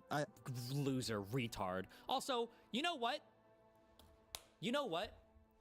Ezra here, and obviously, and younger Destiny, okay? Because you know what? At the time, I said the New York case was the weakest case, but you know what? At least somebody got the job done. At least somebody followed through on their... Because that Georgia case is probably dead in the water, because the federal case that it seemed a lot of the information was kind of based on, that's completely dead. Both federal cases are dead. So you know what? Fucking A. At least New York actually has some to show for it at the end of the day, whereas everything else is just erased. But I could go either way on the DC one, but I agree on the New York. So, you know, again, I think that... I could go either way on the DC one, so you don't believe that there was a top-down plot from the President of the United States to overthrow the election, despite the fact that literally all of the evidence is public for it? Okay. That when we talk about, and I've said it multiple times now, when we talk about the grand centralization of power in the executive branch, I think that the idea from some parts of the right is turnabout is fair play. And I... This is the... Remember, this is the game that they play. If they can convince you that you've done it first, they have the right to do anything. That's always the game that they play here. And not to agree with that, but I also think that if there's a gun in the room and you're then forswear the use of the gun and you know the other guy's going to use it, then you look like a fool. And so what we really need to do is have an agreement to go weapons down. And instead what's happened is that it's basically politics is blood sport. Oh, it's like some bastardized version of the prisoner's dilemma that he's using, but somehow it doesn't apply to their side. I think that you're now getting this on pretty much all sides, and there's sort of a pendulum movement to politics that is incredibly dangerous. I mean, I think that, oddly enough... Like, a pendulum movement from Joe Biden. How delusional. I want a debate cage match with Ben Shapiro for 3 hours, where we have to do facts over feelings. Let's both sides take 5 minutes to write down the authoritarian actions of Joe Biden and compare them to Donald Trump. It's going to be like 10-1 on this list, and the things he lists are going to be a joke. Are you serious? A pendulum? Like Biden was as aggressively authoritarian as Trump was? My God. We could be living in an era where we see Donald Trump as holding back the thing that comes next. Meaning, I think... Like, we're casting him as the savior against executive overreach now? This is not real. This is not like a real conversation.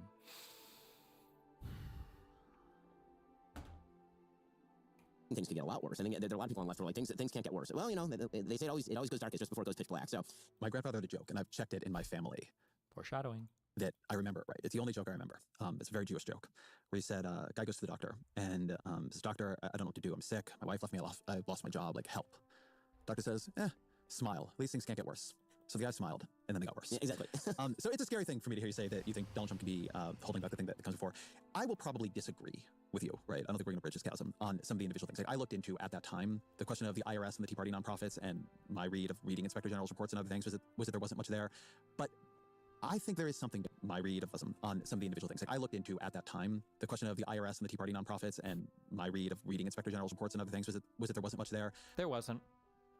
But I think there is something different happening here. There is something to structures that operate through a system can be challenged. There's an Inspector General report on what's actually happening at the IRS from somebody independent versus getting rid of the Inspectors Generals, getting rid of the JAGs, getting rid or pushing the career prosecutors who are taking down Eric Adams to resign because you want Eric Adams in your pocket as opposed to facing court challenges.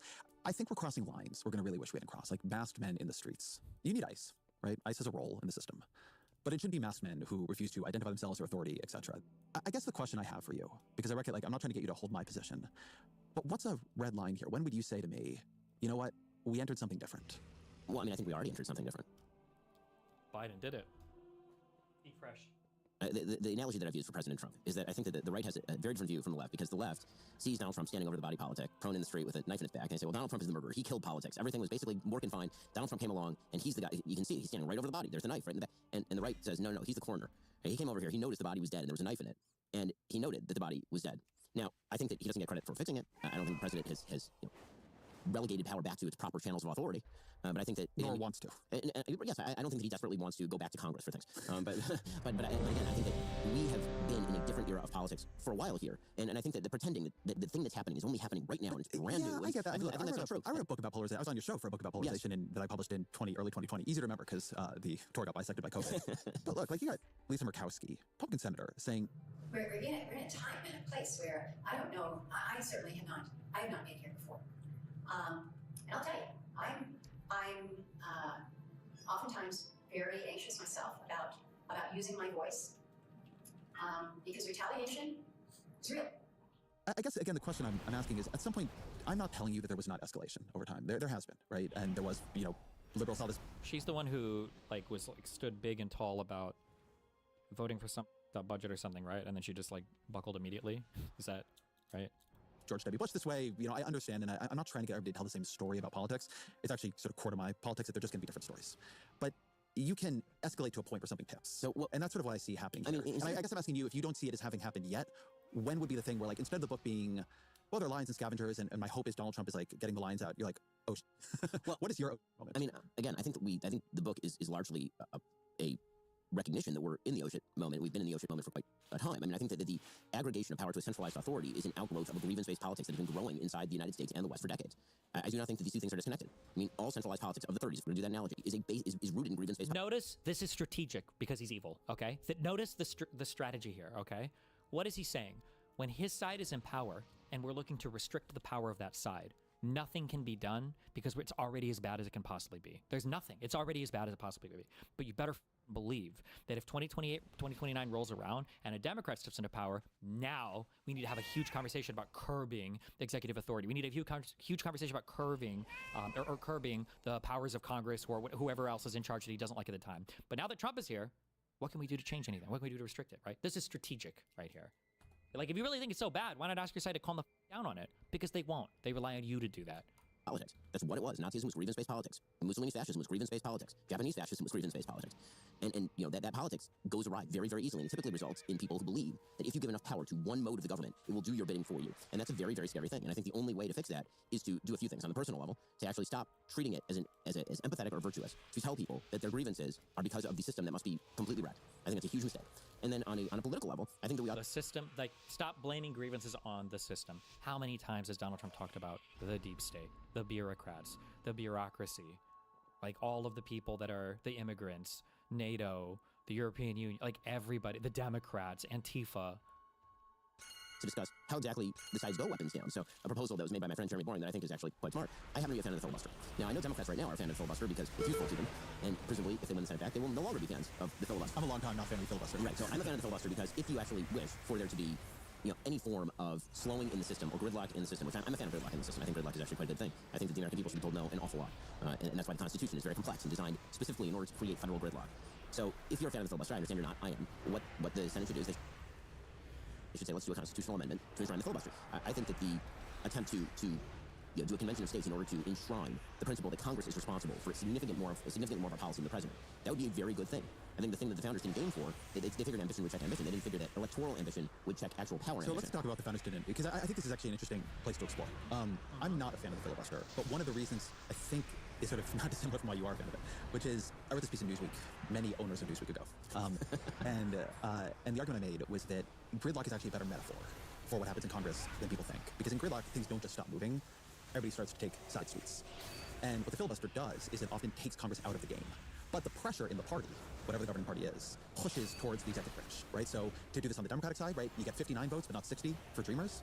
Well, maybe we'll just have Barack Obama do it by executive rank order, right? Or on the Republican side, there is a delight, genuine delight in the amount of executive authority Donald Trump has taken on. I think I have the number here, but in the first, Obama issued 276 executive orders in his 2 terms.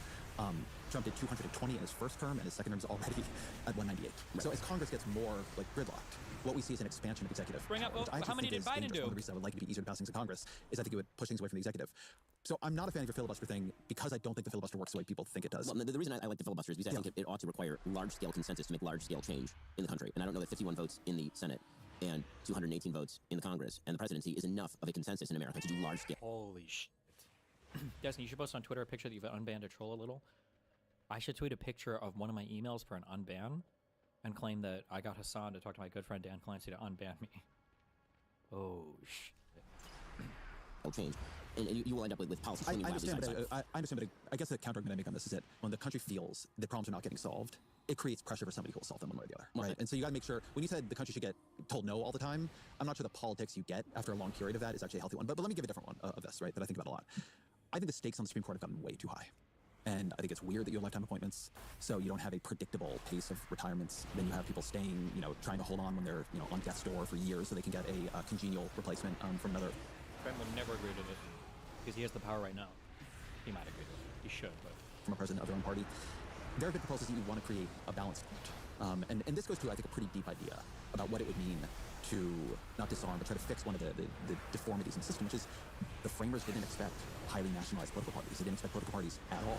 So our system doesn't do anything to deal with political parties operating cooperatively across branches, breaking the interbranch competition that was supposed to have ambition check ambition.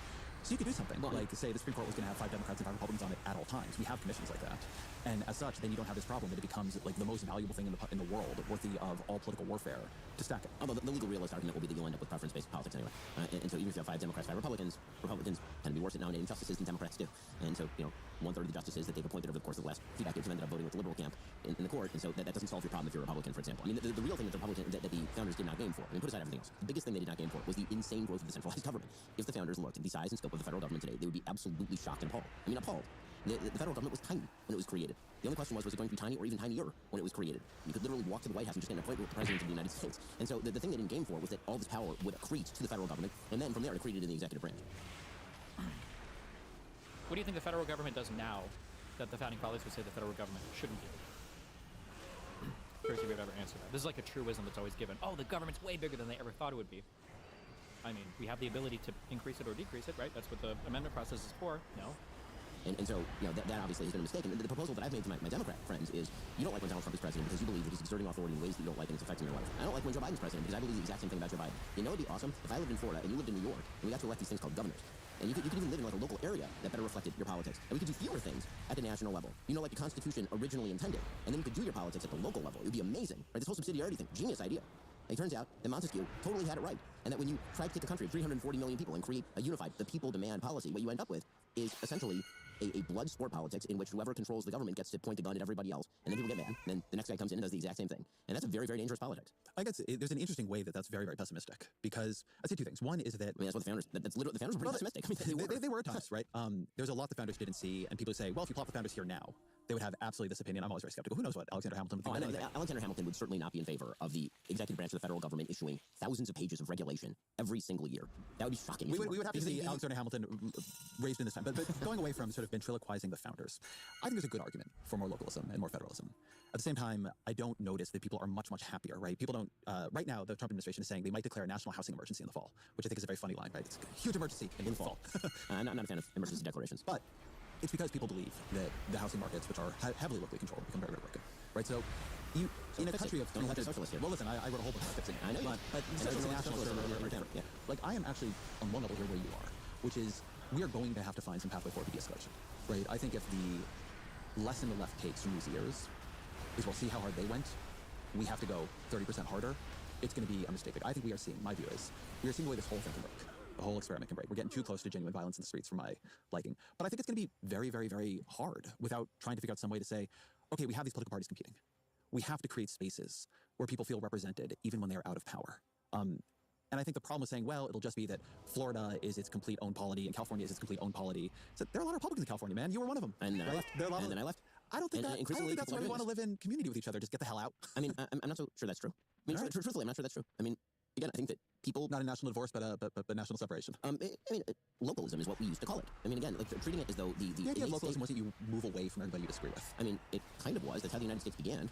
That's literally the That's not what we want. I mean, I've read the Founders too, man. That's not what we wanted for ourselves. We thought we were going to live in a community that had a deep set of virtues exhibited by the citizens in order to live together in something that would be diverse and complex. Yes, the point is that it was state and locality-based identity before national identity. I mean, that's very clear. Yes, that's true. And so, I guess the... But they mean that is ideological. But I'm not sure that that's an ideological thing, or that it has to be an ideological thing. I mean, I think that one of the big problems is that when you critique political parties, parties are like John Dillinger. Right? They rob the banks after the money is.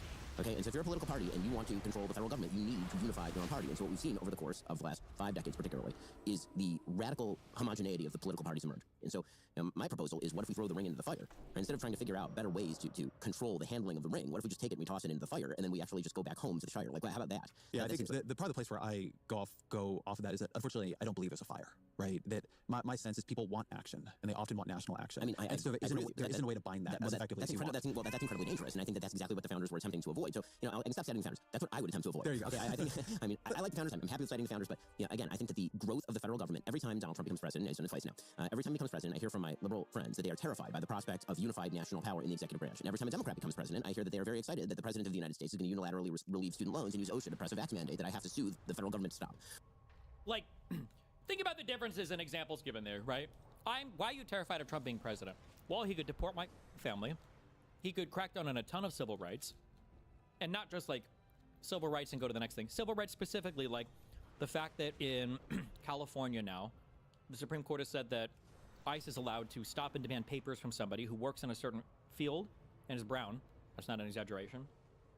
The fact that the president of the United States is okay with suing media companies now because he doesn't like what they post about him. He's suing pollsters because he doesn't like the polls they have. It could be fear for the safety or the lives of some people that you saw in government. So when Trump is rescinding Kamala Harris's extended protection from her Secret Service, when he's rescinding security clearances from law firms he doesn't like these are all we could go on and on and on for this, okay?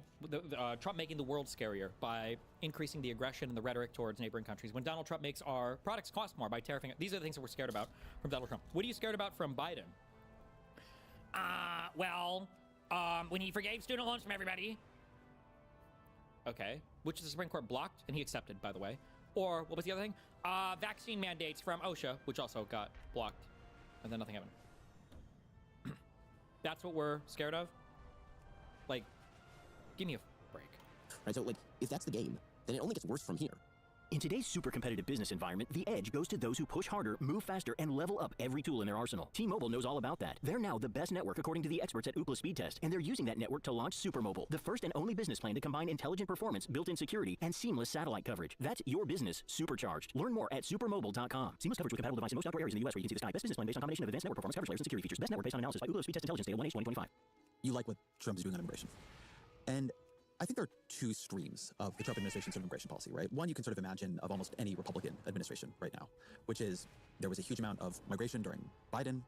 There was a quite uncontrolled border, and you're cracking down on that. You're trying to reverse some of that. You're going after criminals. And then Thanks. It's one of the reasons why I want to keep pushing forward like this. I'm reading a Glaze comment. I don't give a... I want you to know you're not alone. Despite every dip you encounter insisting to the contrary, clarity is scarce, and the fact that you have it terrifies those relying on its scarcity. I think the reason why I'm drawing so much ire from a lot of the conservative people right now online, and it'll be gone in 3 days. This stuff always goes in cycles.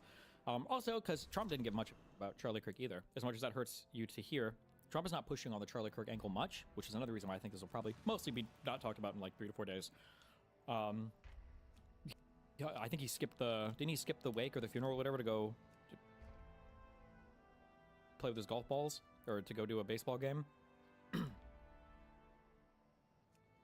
I think conservatives like to do this big attack thing because it is scary to them. They don't like the idea that somebody could call them out for their violent rhetoric. That's why they have to pretend like everything is so much worse than it actually is. They have to pretend like the left's been doing it forever. Because seeing somebody actually tell them like, hey, you guys are crazy and you need to calm things down on your side, I think is something that makes them deeply uncomfortable. I think so, but so true base. there's been, I would call it an exulting in cruelty. There's been sending people to El Salvadoran prisons and Kristi Noem posing in front of a bunch of like human beings in a cage.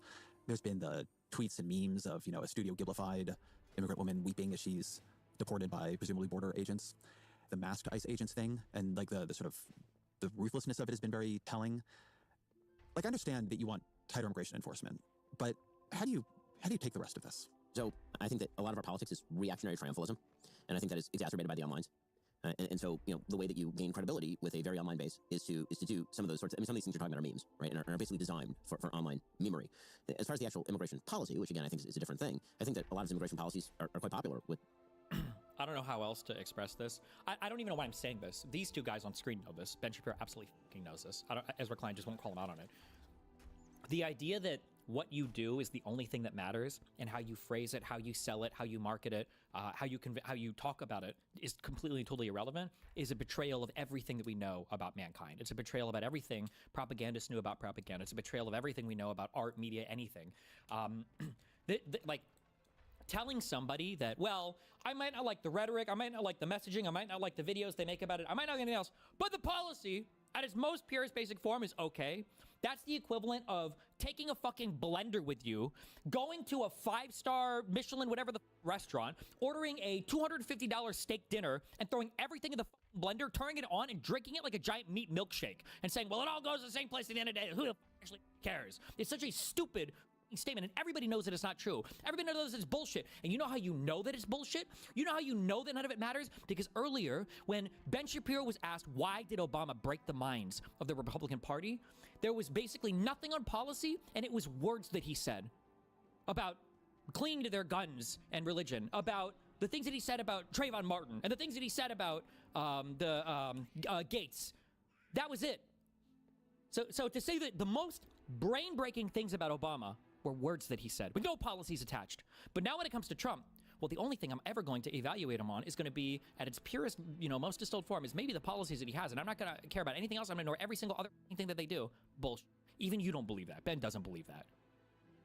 The American people. But if the idea is that you're trying to detect in sort of the policy the animus, as opposed to saying that there are particular political figures who may be trying to make political hay by sort of posing in sort of kayfabe fashion, I think that's an overread. It's funny. I take these things as much more connected. I mean, I understand this is part of the policy, right? Like, this is the issue that I have. They shouldn't be talking about, the conversation should be, why is this acceptable, the way that he's messaging? But instead, the way that it's set up and the way that Ezra engages is like, oh, well, that's an interesting point. I actually disagree that the Michelin star steak dinner that's blended together and drank as a milkshake, I actually disagree that that tastes about as good in a massive meat milkshake as it would served independently on your plate. Let's have a conversation about that, Ben. That's an interesting perspective you have there. Overeat. It's funny. I take these things as much more connected. I mean, I understand this is part of the policy, right? If I were to try to defend the Trump administration on this, and I am not a fan of the Trump administration on this, I would say that, to take the line from Adam Silver, the cruelty is the point, that it's a signal being sent. And that the signal is leave. The signal is don't come. The signal is we can do terrible things to you. But that the militarization of it, the cruelty of it. I mean, I do think there's a tremendous amount of, this word gets overused, but dehumanization and all this. Well, and I think that public leaders, I mean, you say it's like playing to the base, but public leaders are responsible for what they play into or don't play into. I agree with that. And by playing into very, very, very, even if you believe it's fake on their point, in a way, I would think it's much worse if it was fake on their part. I don't think it'd be worse if it were fake on their part. If there's a naturalistic outgrowth of policy, then I think that's actually worse. But I will say that if you were going to try to steel man some of this, and again, I'm not actually a fan of studio shibling, people crying. I just don't think it's good policy. But if the goal is to send out the signal to the rest of the world, don't come because you're not welcome here, then that's succeeding. I mean, the levels of immigration generally have dropped to the country. Now, again, when it comes to legal immigration, I'm actually quite a fan of certain types of legal immigration, not all legal immigration. But has any of that increased? Have they made any changes there to the legal immigration process? There are open debates on the right about immigration policy in the legal sphere, and you do see. I like how he's like, well, there are debates on the right about immigration policy. In the legal sphere, no. Out of here. Who the on the right is talking about any kind of legal immigration right now? Some of this kayfabe playing into that as well in weird and ugly ways on X. One of the things I'm getting at here, I think, is that I actually find the cruelty as a policy in the Trump administration to be part of what the whole policy is, part of how it is reshaping the right, part of how it is changing the incentives for the people who will come after him. It's one of the parts of what is happening in politics that I genuinely do find frightening. Like, I understand that people on the right see the left differently than I do, right? I understand they understand Obama differently than I do. They understand Biden differently than I do. But I think that one of the ways in which Trump broke something fairly fundamental in politics was there were some expectations of a certain decorum that all sides, not in every moment, but broadly tried to hold to. Part of Trump's entire appeal. Well, you see, Ezra, the thing is, the Democrats have been breaking those same decorums as well. Look at Obama when he wore a tan suit and it had Dijon mustard with his hot dog. Is transgression.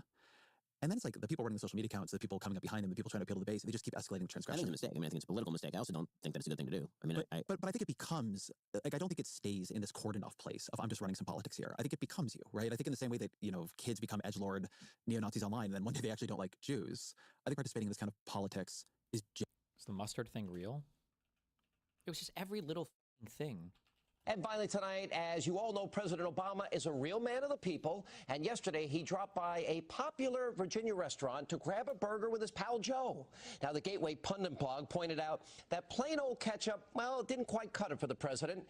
Now, take a look at him ordering his burger with a very special condiment. All right, I'm going to have just your basic cheddar cheeseburger, medium well. I just want mustard, no ketchup. If you got like a spicy mustard or something like that, or a Dijon mustard, something like that.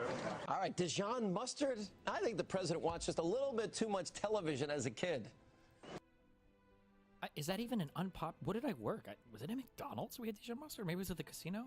It's not even like that out there thing. Dijon mustard? I think the president watched just a little bit too much television as a kid. Pardon me, would you have any Grey Poupon? You mean the mustard? Yes, would you have any? Would I? Or do I? Both, actually. All right, I hope you enjoyed that fancy burger, Mr. President. As you all know, President Obama... It was just every stupid thing. Genuinely dangerous. Oh. Barack Obama. A fist bump, a pound, a terrorist fist jab. Next, Michelle and Barack Obama. Fist bump or fist pound. People call it all sorts of things. But what happened to the old pat on the back? It's just like everything. What is this? Stop. It was just everything. Didn't they do a panel on the tan suit? Or was that also just... I thought there was like Earlier today, you were criticizing what President Obama said yesterday. Admittedly, many Democrats feel he was inartful in his phrasing yesterday about not having a strategy ready for Syria. You also, though, criticized the president's wardrobe, his choice of suit, of a light-colored suit. Do you think that was fair to do that? This morning we found because it was in the context of the president coming out. The world and the country have been waiting for a week for what he's going to say about Syria, what he's going to say about ISIS. And he comes out, yes, with this new suit on, but what bothered me was he began by not even talking about Syria. He said he wanted to talk about the issue that most Americans are concerned about, and that's the fact that the economic numbers for the second quarter had been adjusted. And to me, that was an insult to the memory of Jim Foley was killed. Why did you take issue with the suit? Because you know the image makers in the White House. Here's a president coming out at such a serious moment where he should be addressing the country on such a serious matter, and he looked like he was on his way to a party at the Hamptons, which would have been fine if he addressed the issue at hand. But instead, he started talking about the economy, saying that was more important than Syria. And I just thought it detracted from the seriousness of the moment. It's different, for instance, than what David Cameron, the way he addressed the British people today. To me, it was it did not show the seriousness and purpose that you need from a commander-in-chief at such a serious time as this. Even when we've seen other former presidents, President Clinton, President Reagan, I believe, addressing the nation in similar attire? At a moment like this, when the whole country is waiting to see, the whole world is waiting to see, to me, he could have won whatever he wanted if he addressed the issue head on. But to come out and start talking about the economy, to me, just detracted from the seriousness of the moment, and I thought the suit was a metaphor for his lack of seriousness. Like, just so you know, right, that same attack, right, this is unserious. They don't actually give a fuck about the suit, right? That same script was dug out of the closet for Zelensky. They didn't give a fuck about what he's wearing. All the weird attacks of no one has ever done this before, and then obviously all the footage of Churchill and everyone else has come out. No one has ever done this before. And you see diplomats show up in different attire depending on what's going on. No one's ever done this before. It was all bullshit. They don't believe in any of this. Dangerous. Once you've, if only because you have to defend that you did it, and it's easier to defend if you did it. If you begin to start really. I use the word ugly and moral rather than dangerous, just because I try to reserve dangerous for like actual dangerous. But if you're saying that it could lead to something worse, sort of in the way that you're talking about, then sure, I'm not a fan. I do not like that. I think that it is a problem, and I think that it is infectious, meaning that because it's transgressive and because it's fun, it has made its way over to all sides of the aisle. I don't think it's unique to the right. I think you see it on the left as well. And failure to recognize that it's a problem across the board means that there's not really a way to stop it. So yes. Like, remember what we said? Remember me and Dan joked about constantly? Man, sure is boring now that Biden's president again. Remember when the entire country wasn't looking to see what insanity would come from the White House every single day? Remember when there wasn't scandal after scandal after scandal after scandal? Every single day some insane shit wasn't going on when Biden was president? And that was with 2 major wars starting. It wasn't as chaotic as it was when Biden was president. I would prefer that stop.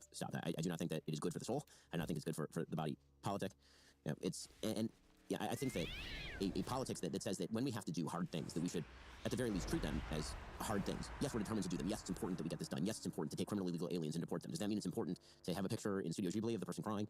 Probably not. Unless you can show me that there's a calibrated reason for doing it, I tend to agree. When you said there's a world that you worry about, where actually Donald Trump is the guy holding back the next thing, right? That one day Bill Clinton. Republicans are not a fan of Bill Clinton. Yes, but now we look back at him. Now you look back at him with quite a lot of fondness. Yeah, well, at least the second term. Right. Well, for reform, good. What is the world you're imagining there? What is the world like? Paint the nightmare here for the liberals, where Trump is actually the thing holding back the thing they're really going to come to. Well, I mean, I can paint you for the liberals and then for the conservatives. Yeah. So for the I'll do the conservatives first because I have a home rooting interest. So the nightmare for conservatives is the economy goes south. An AOC Mamdani style candidate runs on the basis of oligarchy. Says that the Trump administration has enriched itself. Says that billionaires. Correct. They have. A lot of crypto money flowing into the administration right now. I've made that case on my program, actually. That the systems are totally broken. We need to elect somebody who's going to break the systems even further and then going to reunify them in a very, very centralized way. And so what you end up with is an extraordinarily far-left president with all the executive power that President Trump has exhibited, but it spans... Well, wait, a very centralized way? Do you mean like how Trump now has direct stakes in Intel? Or in that Japanese steel company or whatever, like that kind of centralized way? Or do you mean centralized in that every single company in the United States of America needs to go to Donald Trump to ask him for reprieves against the arbitrary and capricious tariffs that he throws on everybody? Or did you mean centralized in the way that world leaders have to go and beg Donald Trump personally for, you know, some kind of federal tariff deal? Or what kind of centralization are you talking about, then? Because a socialist could only dream of the type of centralization that Donald Trump is like working on in the White House for economic policy. Then with solidified control of Congress behind them. And so that's the nightmare scenario for conservatives, is President AOC with a unified Democratic. And what do you imagine that president doing? Well, I think... Or what do you fear that president doing? Radical revision of free market economics through regulation. Yeah. That's what they were afraid of Obama doing, by the way. He never did it. That's what they were afraid of Biden doing, by the way. He never did it. I could see a world on the foreign policy front where a far-left president decides to basically surrender not only to a multipolar world, but to an America last world. Oh, you mean like Donald Trump has done, where he actually seems to champion a multipolar world, where he is retreating from NATO and its obligations, where his only engagement with NATO is to brag that he's got other countries to throw more money at their militaries, where Donald Trump says that the United States shouldn't be taking the lead on things like Ukraine anymore, and that he's bragging that Europe is the one doing it now because the U.S. doesn't need to be involved, or where we're giving up on things like energy dominance because we've decided that coal is less gay than solar panels, or where we have decided that fighting China isn't actually a real fear, and so we've tossed aside all of the alliances that we have, even in North America, with Mexico and Canada, by making constant threats towards them, or by undermining their economies, or by joking about redrawing the borders between us, or where we're deploying the military against other people in South America and just blowing up boats of Venezuelans and then laughing and memeing about these boats exploding and bragging about killing people. This is unserious. This is deeply unserious. This is just not this is not a serious person. Of a Donald Trump-like character, because again, and I would think where Donald Trump turns out to not be. The even Codice Act is one thing to back up ICE on the expense of other groups. All of this, I think, would be really quite. That's like all hell breaks loose. If the breaking point, the one breaking point that everybody can stop short of, including the Trump administration, as we've discussed, is just President AOC with a unified Democratic. And what do you imagine that president doing? Well, I think. Or what do you fear that president doing? Radical revision of free market economics through regulation. Yeah, I could see a world on the foreign policy front where a far left president decides to basically surrender not only to a multipolar world, but to an America last world in which. By the way, conservatives are very good at research, and conservatives only talk about real media. I'm glad this ghoul got to look at me. I hate this mother with all my heart. This treasonous, traitorous piece of shit is one of the most disgusting motherfuckers that exists in mainstream media right now. I hope he got triggered listening to me. You absolute ghoulish, subhuman piece of shit. Play more of my clips on your channel, you worthless. God, I hate Jesse Waters so much.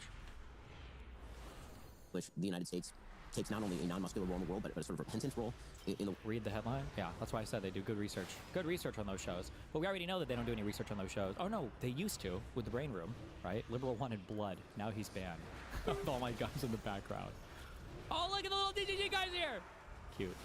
The world, which I think would be wild policy front, where a far left president decides to basically surrender not only to a multipolar world, but to an America last world, in which the United States takes not only a non-muscular role in the world, but a sort of repentant role in the world, which I think would be wildly dangerous, not only in terms of security, but in terms of global commerce.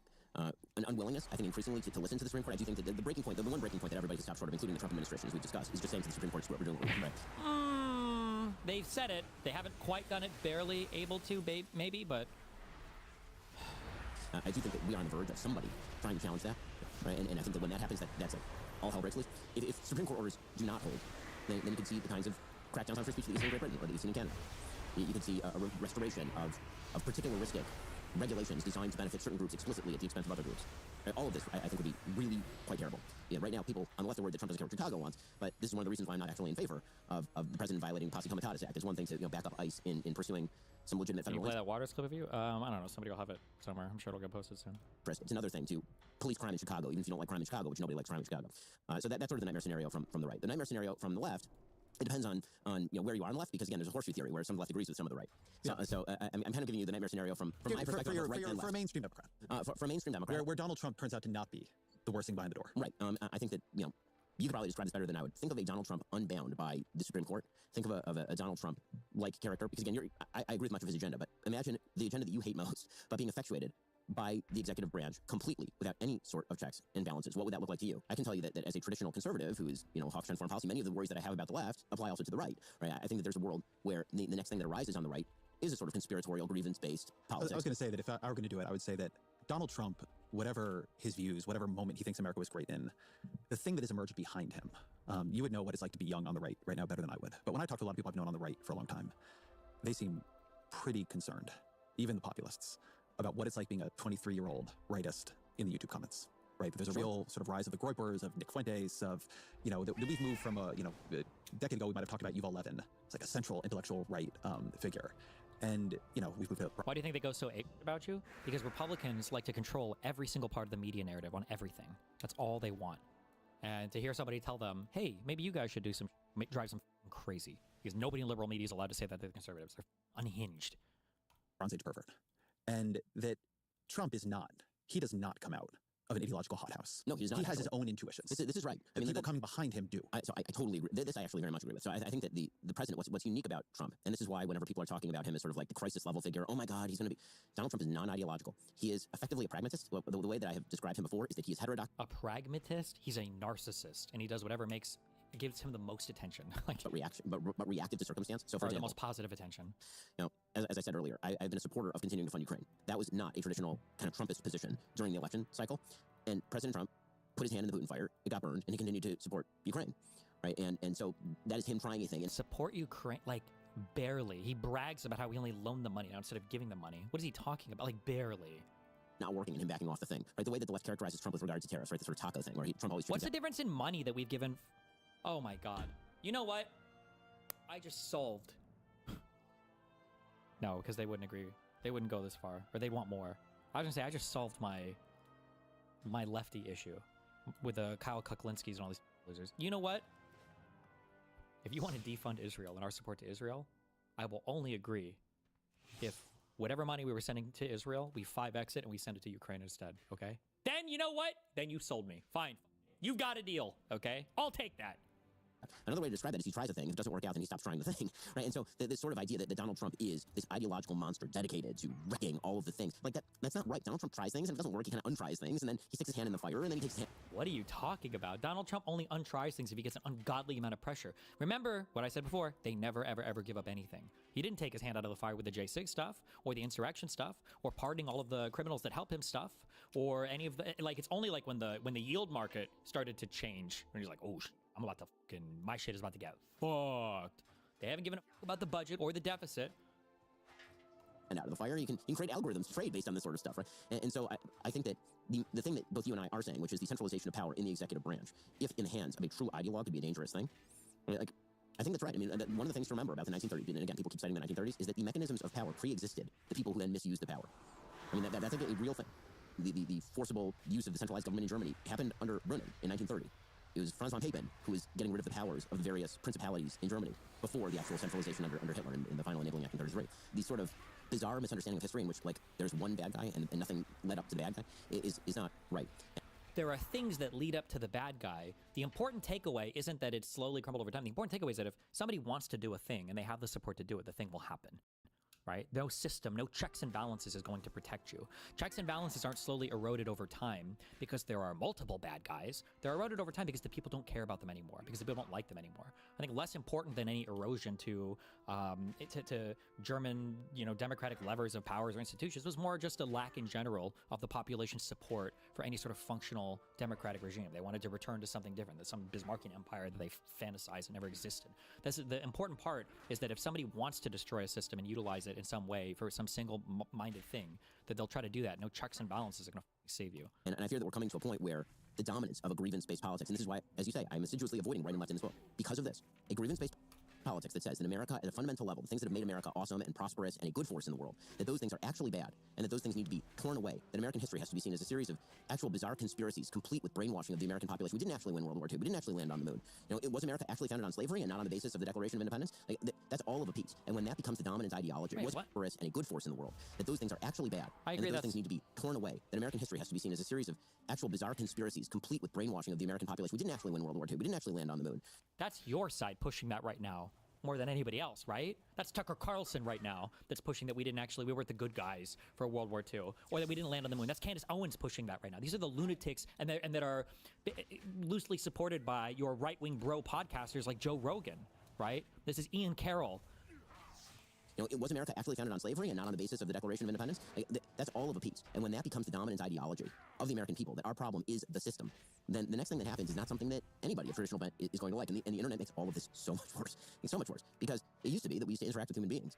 Right? As I've said many times on the show, we all need to go out and touch grass. Or go and talk to another human being. And it turns out the most... I agree the internet's an issue here, but think about it, the difference, right? What did Joe Biden do on the internet? Not much, if anything, right? What did Donald Trump do? He partnered up with the richest man in the world to buy X, a social media platform. And then he started his own social media platform. And then he started suing and bullying every other social media platform. Both sides are not the same here. There's a huge difference. Human beings are actually not in the mold of the comment section on YouTube, either left or right. But the problem is that politicians particularly now use the comments on YouTube as a proxy for what public opinion says.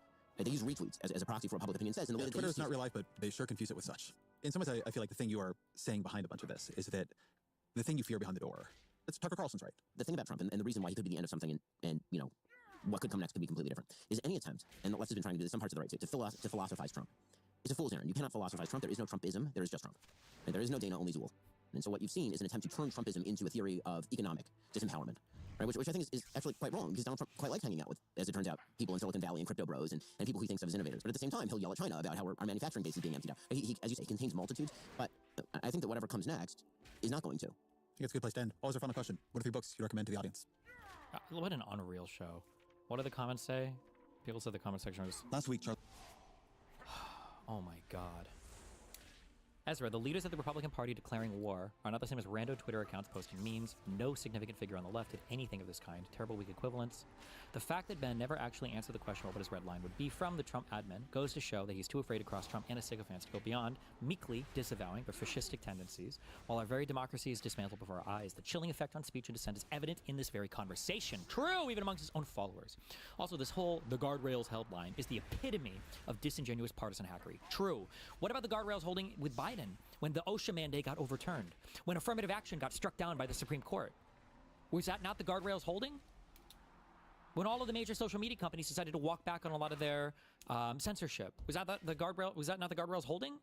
It is truly wild to listen to Ben confirm that the things that radicalized the right in America was Barack Obama making the most positively benign observations about the reality of race in this country. Like, it really does just come down to the first black president in the history of our nation made us uncomfortable by politely insinuating that maybe, just maybe, there might be a bit more work to do on the whole racism thing. The fact that this was so unconscionable for the right speaks volumes about their intellectual and moral laziness. And it's almost too obvious to point out, but how insane is it that Obama's extremely mild comments turned the right into what it is today, when we now live in a moment where practically every other word out of the president's mouth would be a career-ending calamity just 15 years ago. True. Holy shit, these guys should do the Ezra Klein show. What the This was sad to watch. This human just said birtherism had nothing to do with Obama being black. It was just because he sounded like he wasn't from here, ? How can this be taken seriously? Shapiro's revisionist history is something to behold. Conveniently forgotten that McConnell blocked all of Obama's efforts from the jump. Forgot that the GOP response to their 2012 loss was the autopsy that concluded that they should be more inclusive. Also amazing is him blaming the backlash to Obama on everything but racism. Unbelievable that someone with such huge blind spots is taken seriously. True. Next week, Ezra Klein is talking to Stephen Miller about civil liberties. True. This list of radicalizing moments from Obama by today's standards is actually laughable. True! Charlie Kirk called for Joe Biden to be given the death penalty, downplayed the attempted murder of Paul Pelosi, he made jokes about it, blamed the murder of Melissa Hortman and her husband on Tim Walz. The list goes on and on and on. That's like in the last 6 months. That's like in recent history, okay? The list goes on and on and on. He loved political violence and was definitely not practicing politics the right way. I love this conversation, but you have to fact check Ben Shapiro in real time. The Tea Party formed to counter Barack Obama just 2 months after Obama won in 2008 and barely been sworn in a couple of years before he got Obamacare passed into law. Shapiro, oh yeah, true. He said that that the Tea Party formed in response to the ACA. That was a joke comment. I don't even think I call that all the time. That was such a stupid comment. Shapiro tried his best to mask that the former conservative Republican Party turned into a more radical right Republican Party as a reaction to Obama's existence himself. I'm glad that Klein played Obama's comments because they seem benign, but for people who already had fear of demographic change and of economic uncertainty, the messages from more defined xenophobic groups, ethno and religious nationalists, found a home. Shapiro tried his very best to cast Obama as a radical and the radicalization against him as reasonable. This is why dialogue is important, because Shapiro himself had to concede most of Ezra Klein's counter-arguments. Kind of. They should have been way more brutal. My wife and I were shocked in 2016 when we learned Trump won the presidential election. We were strong Hillary supporters, so we turned to Ben Shapiro to learn the right's perspective, discover what we missed about the heartbeat of America, and stay in touch, not to be surprised again. Day after day, we heard claims and rhetoric that would not withstand scrutiny and became more outlandish. With time, we had to turn off Shapiro because he continued to espouse lies that we knew were false based on clear evidence. I can't take him seriously anymore. Look at you guys. You guys turned into babies. You guys got ass pain after listening to Fox News for like 4 days. It was unbearable. And remember, Fox News is the best that we have of conservative media. That's not even dipping our toes into the alternative media hellscape of going to Rumble and watching Steve Bannon's shows, of watching Russell Brand's new insanity, of watching all the insane podcast bros, of the Tucker Carlsons, of the whole Daily Wire media apparatus with Matt Walsh calling for civil war right now and the Daily Wire main account retweeting it, of the OANN, the One American News Network, of VOA, Voice of America, these channels that get sometimes rebroadcasted right onto Donald Trump's own YouTube account. And that doesn't even get into all of the mind rot that are the crazy AI rando videos posted on Facebook and Instagram.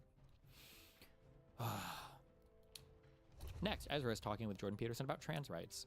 Shapiro's apparent belief that the election of Trump represented an end to grievance politics is pretty rich. True. Holy fuck. He explicitly said the opposite multiple times in the video. Unbelievable. Did he? I don't remember hearing that much. Fine, please, we need civility of discourse and mutual respect. Shapiro, here's my new book about how some races and cultures are inherently inferior. I sense that Shapiro probably hasn't spent much time amongst poor people. Bro, that comment about black people was probably the funniest comment I will ever hear in my entire life. I don't know if anything will top that. I'm a little sad because I'm 36. I don't know if I will ever hear a funnier comment. Like, it's supposed to make us feel better. And then when it didn't, like, that was understood as the betrayal of a promise. Well, I mean, again, that is how I think most Americans saw it, including black Americans. That was a widespread sentiment, not just among white Americans, among black Americans, is that something had gone radically wrong in 2013, 2014. Oh, wait. So something happened. This wasn't what I was looking for. And this was an argument that was made by... Wait. Where's the one where it says black people thought that we were post-racial or whatever, or that Obama would heal all the racial divides or whatever? Wait, let me find the question for this. Oh, no, it was this. I just didn't go back far enough. Please leave a comment and we ratio... No, we're not downloading. Chill. Work. Michael Brown in Ferguson, the idea that when the president went out and he said that people wouldn't just make this up, right? And it turns out actually that a lot of it was made up. Right? It kind of sounds like that the interpretation of Obama, at least to you, was that if he's elected, we'll agree we've gone past all this. Like, it's supposed to make us feel better. And then when it didn't, like, that was understood as the betrayal of a promise. Well, I mean, again, that is how I think most Americans saw it, including black Americans. That was a widespread sentiment, not just among white Americans, among black Americans, is that something had gone radically wrong in 2013, 2014. So something happened. And this was an argument that was made by legacy media a lot, which was that the real reason people were so exercised about Obamacare wasn't because they really cared about Obamacare. Right? It was really because there were a lot of bitter claimers out there who, were clinging to their God and their guns and their xenophobia, and they really liked the black president. And if a white president pushed Obamacare, then probably they probably had some problems with it, but they wouldn't have gone crazy like this. I mean, these people. I can tell you there's actually, you were saying there's evidence on this. Like, there was a lot of polling on this, on how attitudes on race correlate with attitudes about Obama. That bitter comment, again, that was 2008. I'm so curious if anybody used Great Unifier besides Rush Limbaugh. I remember Rush Limbaugh calling Obama the Great Unifier over and over and over again. I feel like Obama never used that term. I only remember Rush Limbaugh calling him that facetiously, obviously. Last week, the president is creating his own personal military. This week, we must unite against these horrifyingly insensitive memes. Ezra, I know you mean well, and I agree that the rhetoric needs to be toned down, but it's been very clear that one side is not acting in good faith. As you say, MAGA supporters and the administration that leads them do not care about open and honest discussion. They want their incredibly bigoted worldviews forced upon us. They will lie and gish gallop and do everything necessary to convince the uninformed, and we can't keep pretending like that's not the case anymore.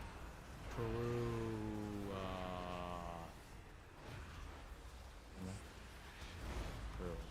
Ben Shapiro and I talk political de-escalation.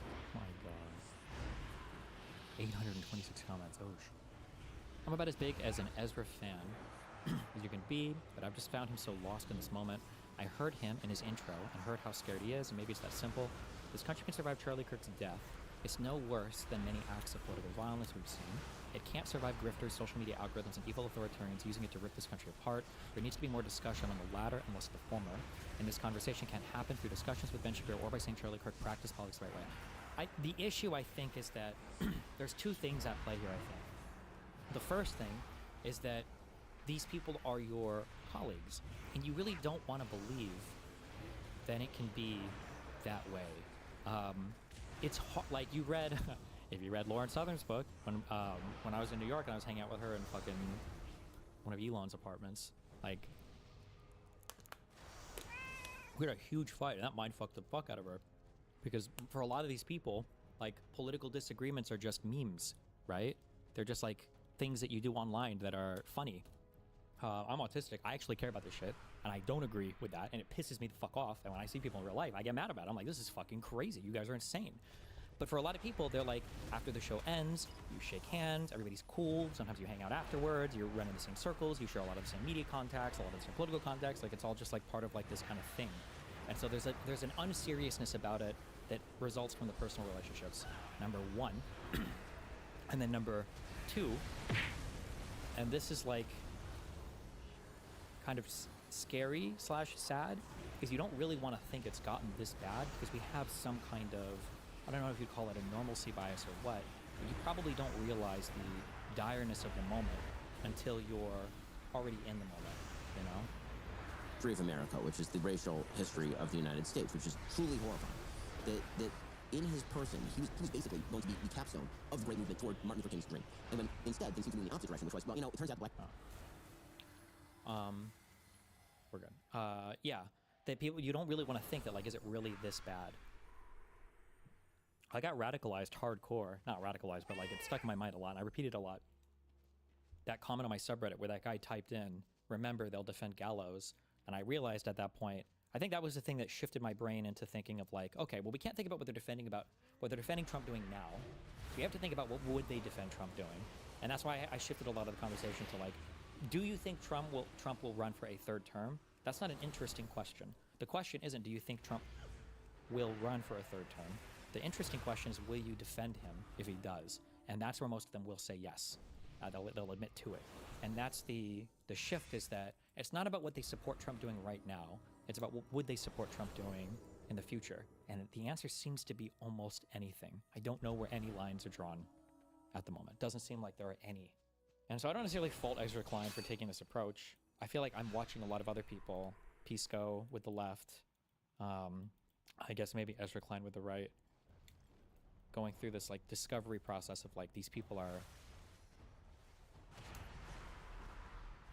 Oh, and that's the third one actually too. The other side, they just don't think it's that bad. They really don't think that Trump is that bad. They don't think that things are that bad. That kind of plays a nice thing, but yeah, that's true too. Ben's livelihood depends on feeling hatred. True.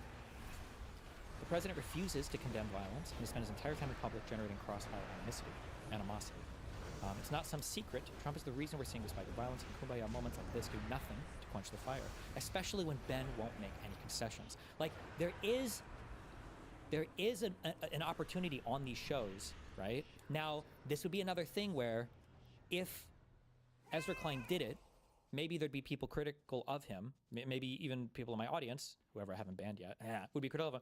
If Ezra Klein would say something, would have the conversation that I had, okay, not try to lionize myself, but if Ezra Klein would be like, Ben, I want to know what you think about political violence, and then you know, Ben does some weak, you know, whatever bullshit, well, I think a lot of it's on the left or whatever, you know, blah blah blah, and Ezra Klein saying, I don't believe I would ever condemn political violence in the face of conservatives. You guys aren't willing to own a couple things on your side and say that there should be like a lowering of contempt. If that were to happen, I think that a lot of the talk would be about that. I think a lot of people would blame Ezra Klein for not making some concession or whatever else. I know that there wasn't a Charlie Kirk shooting here, but then the conversation could be more focused on that, and it'd be more honest, rather than this talk, which will pass by largely unnoticed and fade into the background. Because it's not, again, I'm not being mean, I love it, okay? We're mind-melded brothers sometimes. This talk meant nothing and will fade away into meaning nothing. Nothing of great significance was spoken about here. I guess it's a little bit of an insight into the delusional conservative mind. How do they rewrite history? It's a little bit funny to make fun of Ben Shapiro saying the worst moments of Obama were like the times he talked about Trayvon Martin and Henry Gates or whatever. But for the most part, this will slip into the past and be completely and totally forgotten. I feel like Ezra is missing the point of a lot of the people to his left criticizing his article. I think it breaks down into three basic levels of misunderstanding. One, when Ezra says that Kirk practiced politics normally by going to college campuses and talking to people to try and persuade them, he is deeply misunderstanding or misrepresenting what the goal of those appearances was. Yeah, that too. And this is true too, and I try to harp on this, but obviously I'm like a debater, so maybe I have like an incentive here.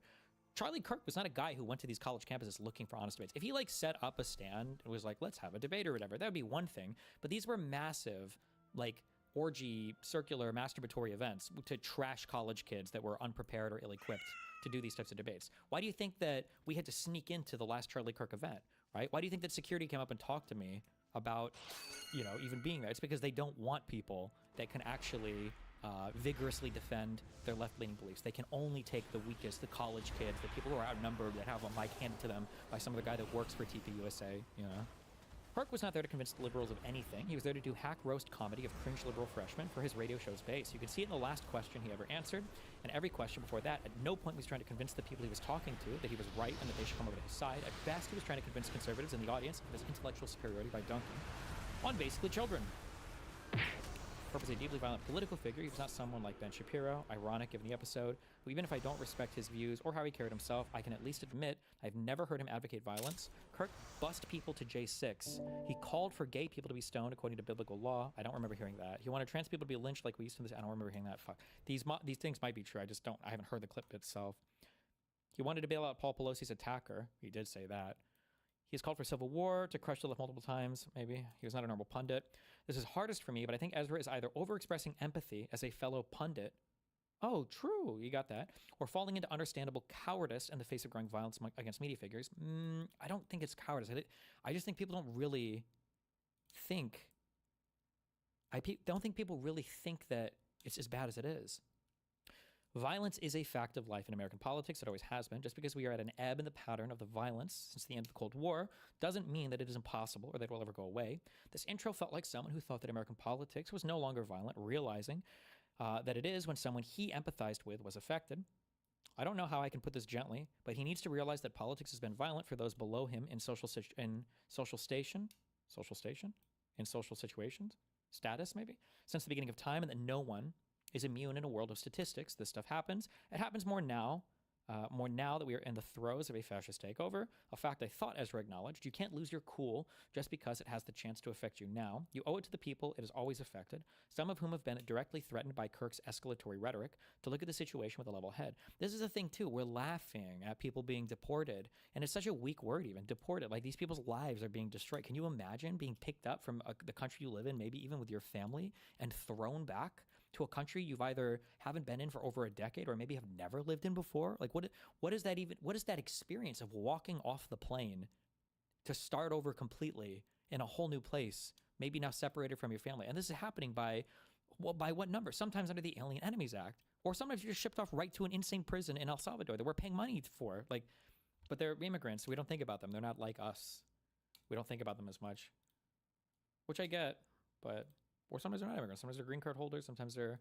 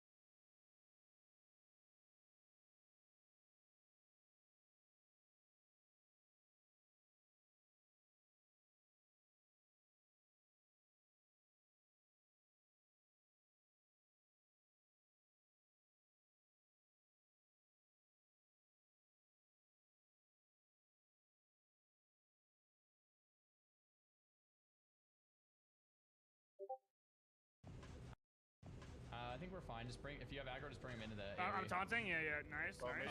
Mage healed. He's healed. Okay. I'm I getting might pretty need low a here. million I'm getting too. very low here. I'm gonna target. Okay. I'm like very low. I'm like very low on mana. Wait, 10? Oh my gosh, guys, there's 10 over there. If I can get that 10 vein, I can make a target dummy. One target dummy is going to be massive if we can actually get that. There's 2 Murlocs to take on, but I could kite them back here. 4% chance of survival. I mean, that's pretty good if we can get... Oh, this Murloc Warrior is a patrol. The start of this I'm gonna pull these 2. I feel Not like good. these Murloc Warriors from memory are like level 14 or 15, so I'm pretty sure I can take 2 no problem. I would feel so much safer with Spiritual Focus, though. Dude, this one's gotta die soon. I think the patrol's coming around. Yeah, I'm respecking, bro. I don't care. I'm respecting. I have to. That, like, I don't know what it is about today, but, like, it's definitely doing that. 100% doing that. 10, ladies and gentlemen. Couple more tin ore, and we can make the goggles as well. Literally, like, if I can find, like, 3 tin ore, I could probably make the goggles. Oh, tin! There's one. Okay, we have one here, and then I'm sure there would be one in the cave, but this cave has pillies. Pillies are freaky. Esfan died in this cave. Oh my gosh. Do you guys see what I see? Bro. 10. There's a 10 vein in there. It's guarded by a couple pillies. But that's some tin right there. Oh crap. Oh crap.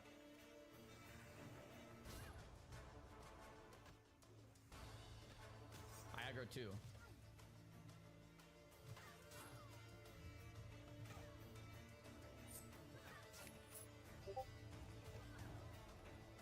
Bro, these guys are getting completely outplayed. I'm just gonna say it how it is.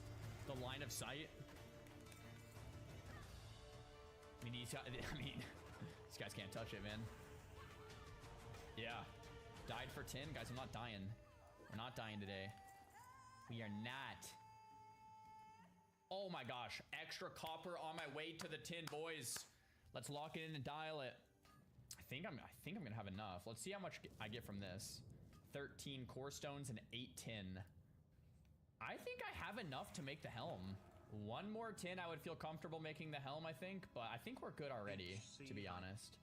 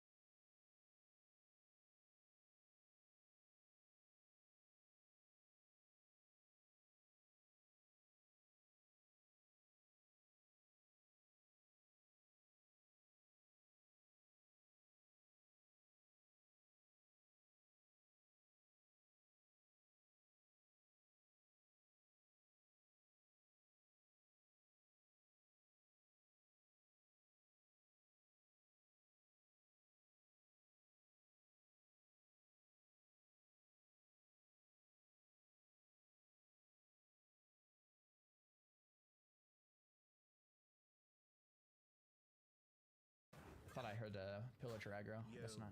Good luck, love, to CHC back. Hi. Oh! I thought that was a pilly for a sec. I can handle a looter. We're going to turn in Defiance Brotherhood for some extra XP. That's probably going to put us to here.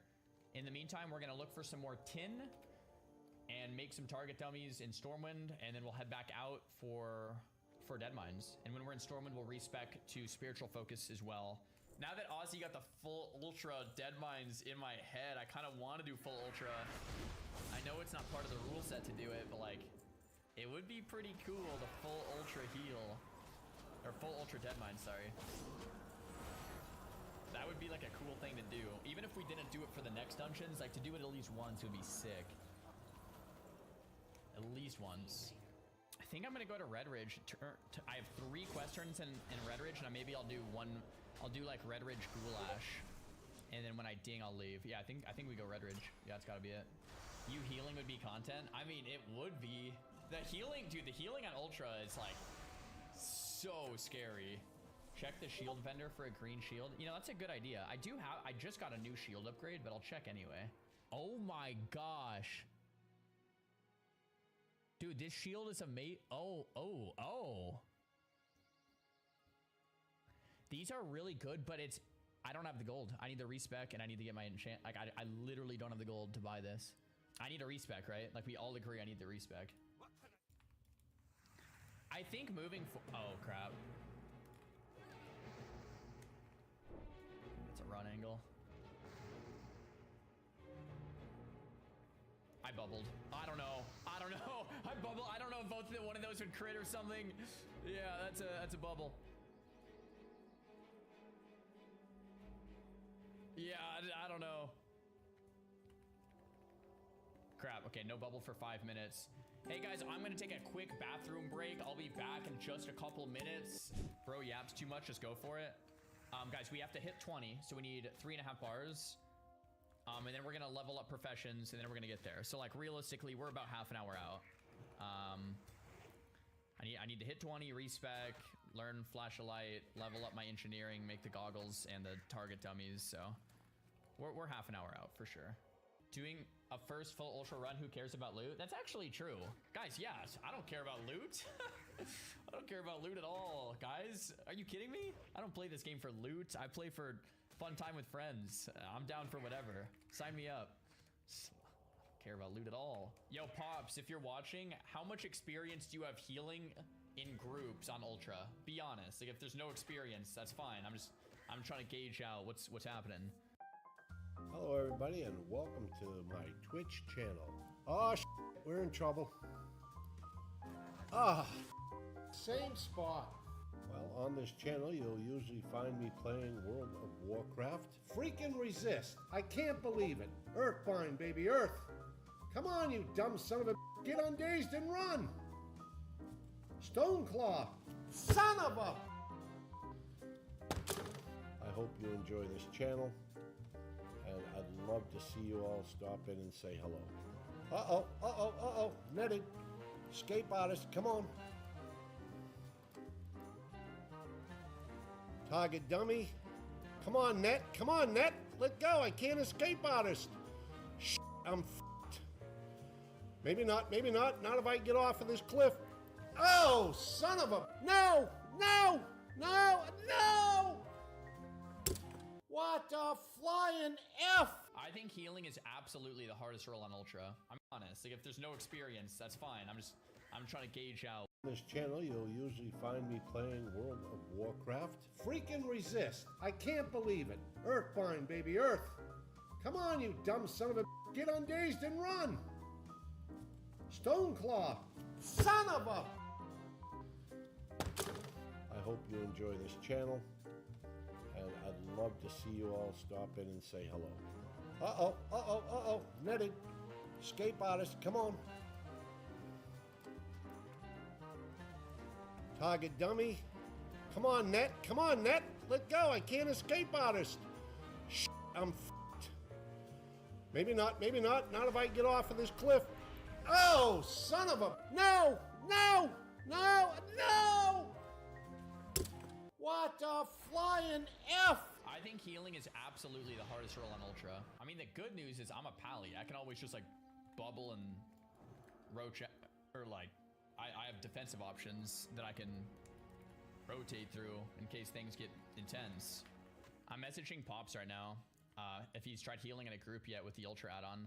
Pop says not yet, but I've seen it on a stream. Guys, how confident are we feeling right now? Oh, there's 10. Guys, there's 10. Holy crap, there's 10. That's what we needed. One more 10. We make the helmet for sure. We'll be locked in. Level 20, guys. There we go. There we go. There we go. There we go. And there we go. Wait. What if I keybind this thing too?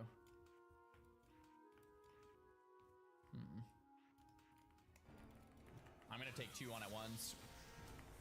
I'm starting to feel like a little more comfortable.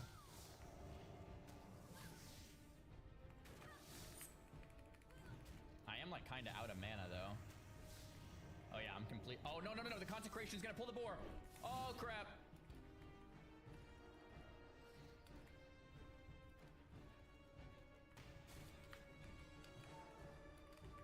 No more I bubbled. By the way, everyone, if you I have bubbled mana Amazon pot into Prime, heal. Use it to sub.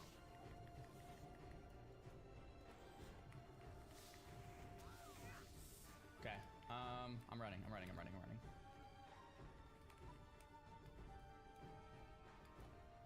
running. Shouldn't re-aggro. Bruh! Imagine dying right before Deadmines at 20. That's just completely troll. Okay, so I have no bubble. I had 2 mana pots, and I used one of them right there. So we have 1 left for Deadmines now. Nice. How are you going to handle the Van Cleef ads? I mean, we're just going to do the normal strat, right? You kill the first 2, then you kill Van Cleef to 50. Then the 2 more will spawn. We'll have a mage. We'll CC him. Oh, we can stun him at 50%, but we don't know when he's at 50%. We don't know. Guys, you can't stun him at 50% if you don't know when he's 50%, bro. Doesn't even work. Bro, I'm gonna try. If I can time this Hammer of Justice, it would be legendary. We're gonna do a blind field out 50% Hammer of Justice strike. Yes, sir. All right, here's our group, boys. World first, full ultra, hardcore Deadmines. We have a 20 mage ultra, 19 ultra hunter, 18 ultra warrior, 20 ultra pops healing, and I'm gonna be a 20 prop pally tanking. Here goes nothing. Bro, we are all self-found, all ultra and all giga gamers. Bro, we are all self-found. Holy crap, I didn't even think about that. So we're ultra hardcore self-found Deadmines world first. Guys, do I go and get the shield? A better shield's gonna drop, right? I'm gonna get the shield. Someone convinced me in the chat. They said, you're not getting the shield for yourself, you're getting it for your team. I agree with that. I need to be as tanky as possible for the boys.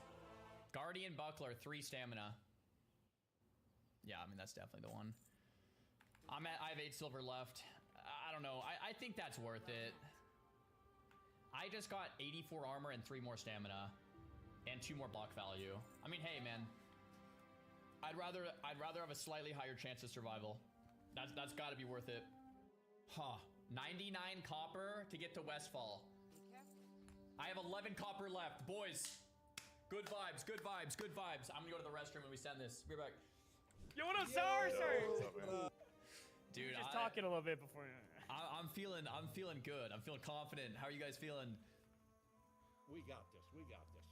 Yeah, exactly. Going in, winner's mindset. All right.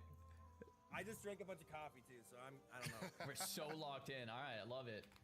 Yo, Pops, I think like the main thing I think we're gonna have to talk about is how the healing thing works, because we got to practice that before we get too deep. I think, you know what I'm saying?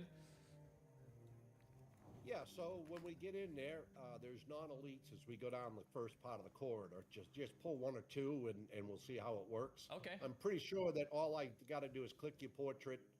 Well, I know all I got to do is click your portrait, and then I can heal you. And the other thing is, as your health goes down, you'll get a background of, I believe, yellow and then red when you're seriously low. So I do get an indicator of how bad you're taking damage. But you're going to need to sit and drink a lot, and I'm going to need to sit and drink a lot. We'll take it slow, yeah. Yeah, especially with, you know, using your consecrate, as you just saw, because I was watching. Yeah. How much mana it takes. It's crazy. So, and the other thing that's going to be important is like, you know, making sure everybody's on the same target. I don't know how we're going to do that. Wait a minute. Our mage has no pants on. What is going on? Well, okay, listen. I had to disenchant him to get my wand, all right? You had to disenchant your pants for a wand? You've got to be kidding me. I was one away.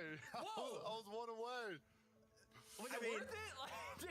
Oh, 100% worth it. The Greater Magic Wand? I mean, it's a pretty good wand, but like, all right. So, I mean, I'm feeling... that shows how locked in he is. I mean, that's some dedication, yeah. To the damage.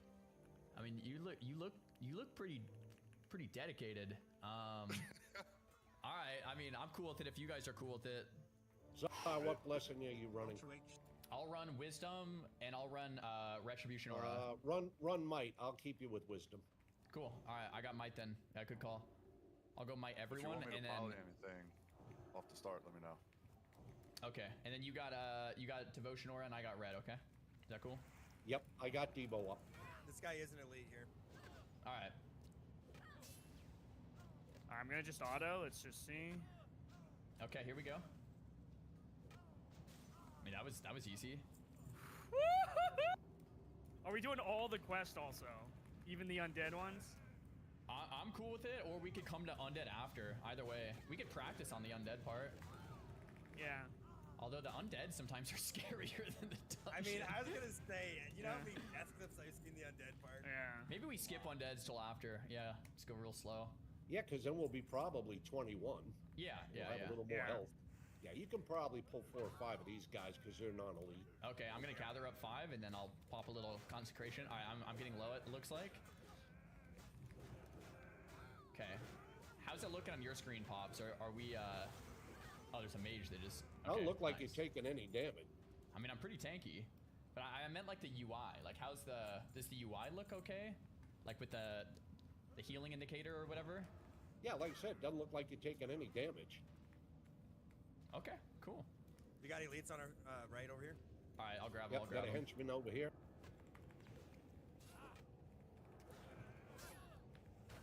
Okay, I'm just completely out of mana. Yeah, this is crazy. One of these consecrations just dooms me.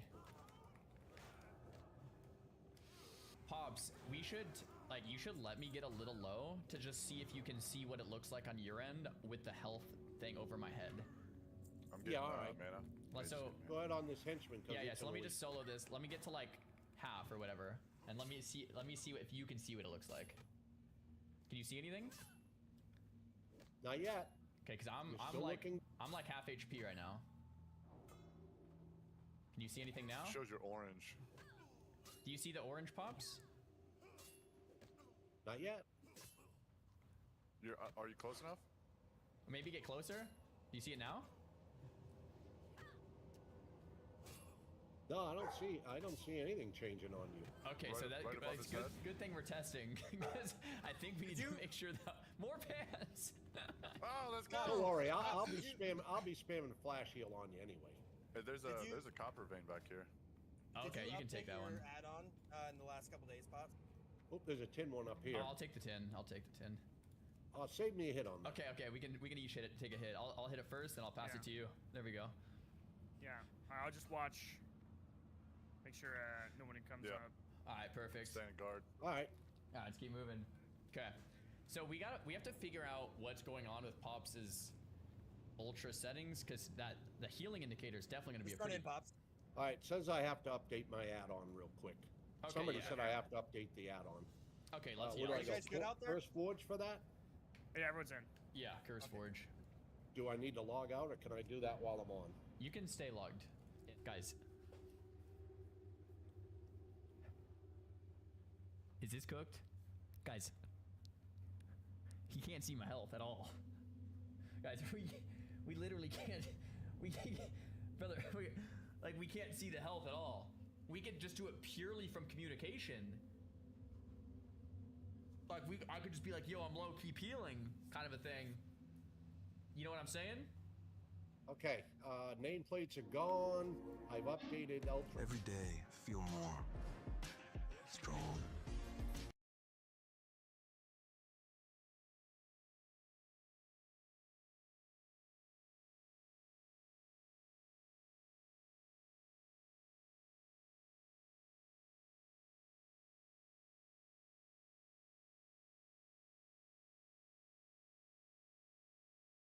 She was like, yeah, Lori's here. Go ahead and say hi, Lori. And I'm like,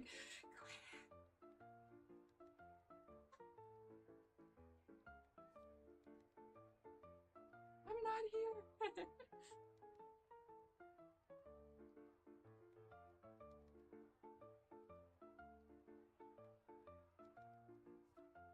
Oh, he tried to hit you and Sour with crocodile tears. That's crazy, because on my personal account, I noticed he only liked videos specifically with my face in it and details about, like, where I went to school. So, what the fuck?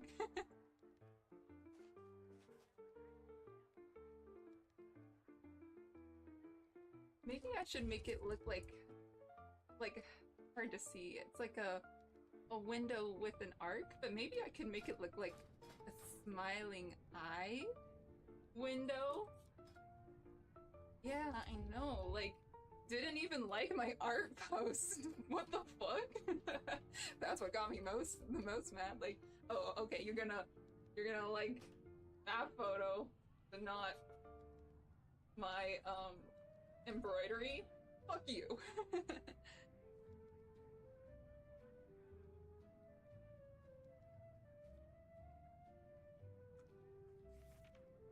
Alright.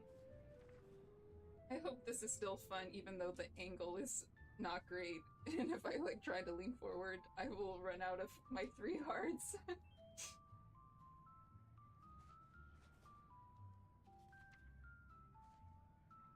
And X-Raya, now that you have Stardew Valley, would you ever just want to play it off stream? Sometimes I want to play games and not talk and zone out.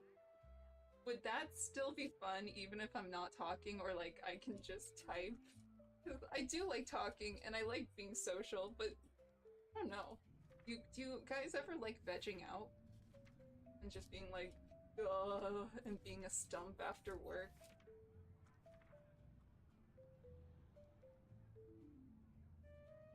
Ugh, so close. I accidentally got some private info for another VTuber I follow. She linked me her art portfolio, but she had her name and contact email. So, like, let her know, cause don't want any weird instances. Yes, I'd be down assuming I was free. Cool, cool.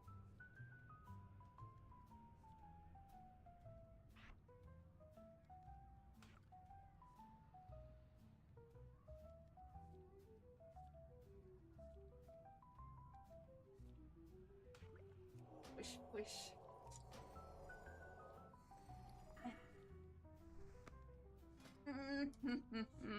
This is so easy. I'm so strong. We have one. It looks like a smiling eye, but it's going to be a window. It's going to be a happy little house. It's so satisfying, I think. Reminds me of when I was a kid and I'm like, the square piece goes in the square hole.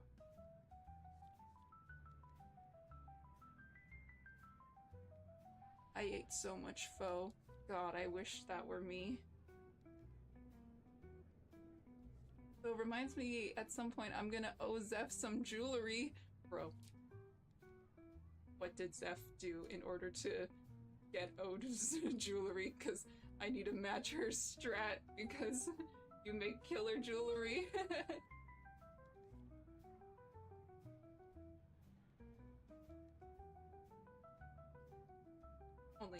Only if that doesn't sound like a lot on your plate, though. Oh. Oh, I'm a fool for foe. Okay. Next. Window is over here.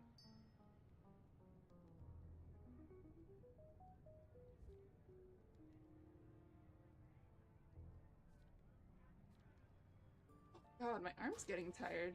I told her if she beat the Plant vs. Zombie game without having to repeat a level, I'd make her a custom piece. Downloads Plant vs. Zombie.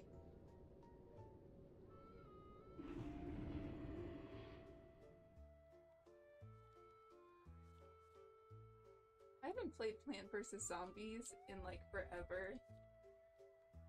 But I will admit, I think there were levels that I had to redo because I'm just not a major league gamer like Zeph is. Yes, Lori is back now with Pumpkin Hill. Welcome, welcome. Oh, so I didn't realize there was like several thousand levels on it because I thought it was like the original, which had like 200 maybe. Dude, it would still be worth it for your jewelry.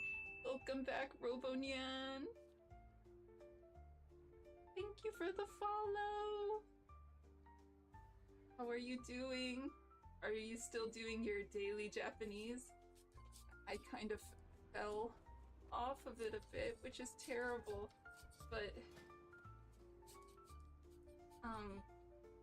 I've been watching just more general grammar videos and spamming Duolingo words. It's just one of those things that I'm like, damn, this is a whole language, and no matter how much effort I put into it, I just still feel like I'm at square one. I'm here, I am aware, but I am killing in dark and darker, so it's lurking. No problem. Get your kill on. Yes, of course. Today was busy, but did a little still. Ooh, that's... Dude, I've been taking a week off of work, so it hasn't been super busy for me, but I've been sleeping so much, and I still feel like when it's time to go back to work, I'm like, no, I want more vacation. You'd be surprised. 5 minutes a day for 8 months, 2 years? There is a difference. You're right. Just hard when you don't feel it immediately. DM me about what kind of thing you want. Dude, I would love to trade you for an art piece. Well, you know, I know you have enough points soon coming up for a sketch, but I will do that sketch, and then if you want another piece, then we can do a trade. Yeah, you're def overworked. I don't know, like, I don't want to say, I feel like I have like a desk job, and to say that like I'm overworked compared to other people's jobs, I would feel wrong, because like I know there's definitely people who physically work way harder than I do, but right now I'm in software, and when I first started this role, there wasn't so much social interaction, and you know, it's weird because like I do kind of think I'm an extrovert, but like I have a very limited capacity of extroversion. So like if I have to have a lot of meetings, which they've been piling up, or if I have to train someone and they're not mean or anything, it's like they're easy, nice people to deal with, I'm still exhausted. If I had a pumpkin, oh, maybe could practice kanji in them. That's a great idea. Maybe I'll have to get another pumpkin. I already have enough points for a sketch, just waiting to figure out what I'd want. Still relative. Some people burn out really easily. Yeah, I just have that low stamina. And Robonyan, you used to write kanji in snow with a stick? Ooh. I guess I have an idea for the next time it snows. Are you excited for Halloween? I'm trying to do like a fairy house. So these are the windows, but they're kind of looking like smiling windows, you know? Like a happy house. And then there's gonna be a big door. I went to a... what's it called? Words! I don't even know English, it seems. I went to a Ren fair and they had like a fairy house contest, so I thought it'd be cute to make a fairy house with a pumpkin.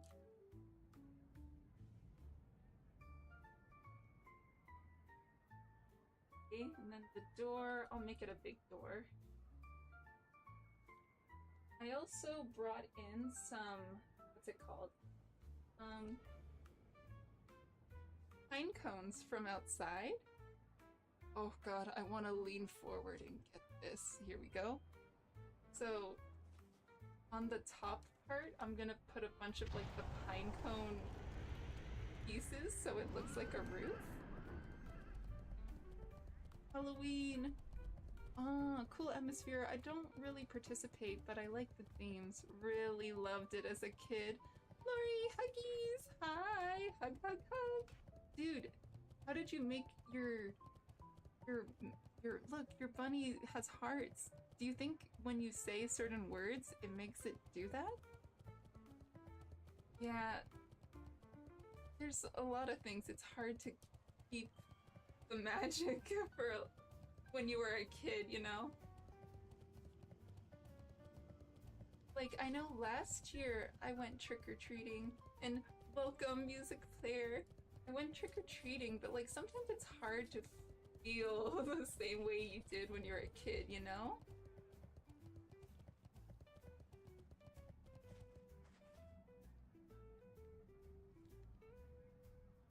Gosh, I hope me cutting isn't like rattling the desk too much. How's my favorite streamer doing this fine day?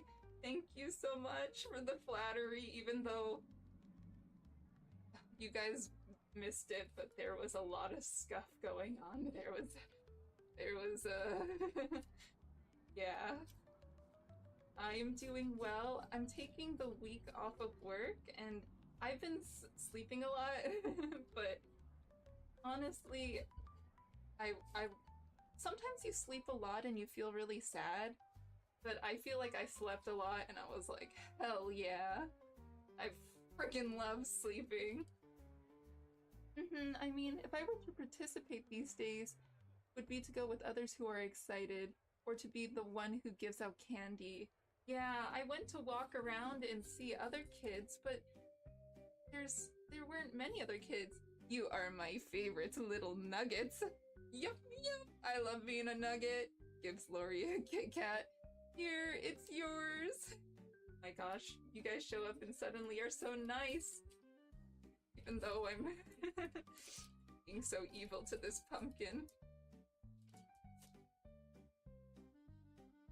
Dude, Kit Kats are like one of my favorites too.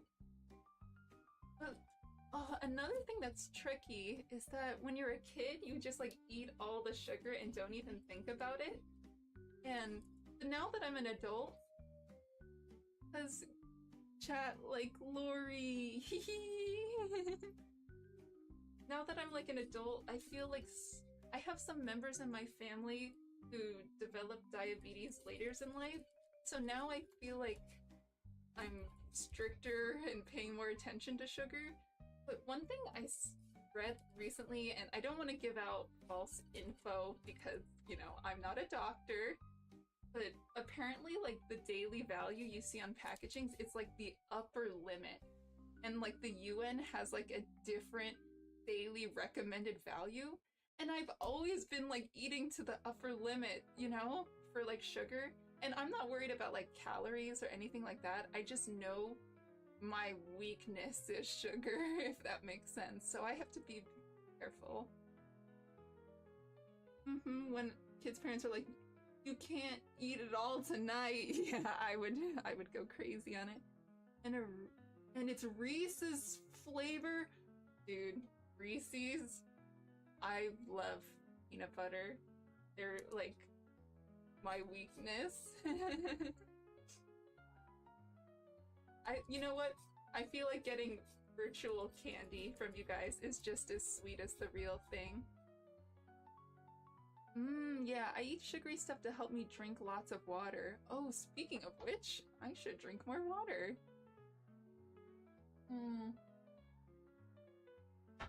Thank you guys for dropping in.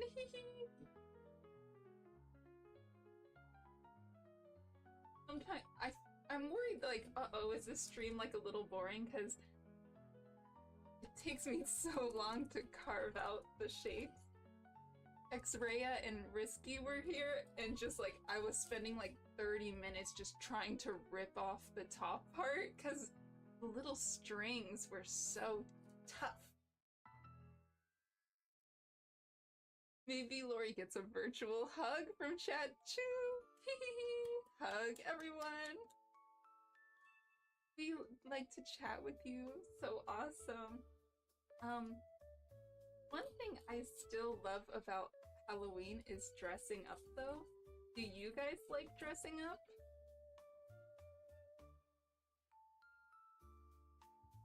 Oh my god. My arm is not as strong as I thought it is.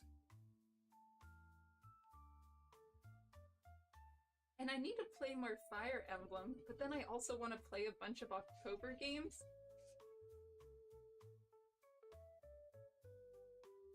I love you, Lori. Thank you guys. You know, when I was first streaming and I feel like I would just scream into the void, it was such a bummer. Like, I don't know. Part of me felt like, wanting more viewers and people to join my chat is like so superficial and like, oh, blah, blah, blah, more viewers. But now that I have people who like, you know, it's not just like, oh, I have more viewers, but like there's people who like to stop by and see what I'm up to and we chat. It definitely is more fun. It'd be cool to dress up like a sage or a witch. Or maybe haunted armor. That's a great idea.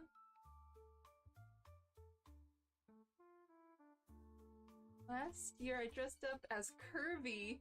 Now I'm dressing up as Mario riding Yoshi. Oh, is it one of those inflatable ones? Those are so funny.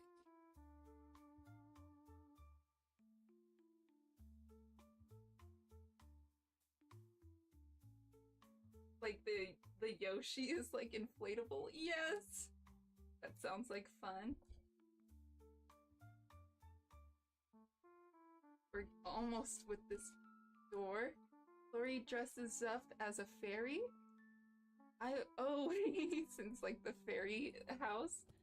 This year for Halloween, I'm gonna reuse a cosplay, but I'm working on it more. Have you guys seen Soul Eater? I was gonna dress up as Maka. I have a 3D printed scythe. Oh my gosh, it's in the corner. Maybe I'll pull it out later, but I have to be very...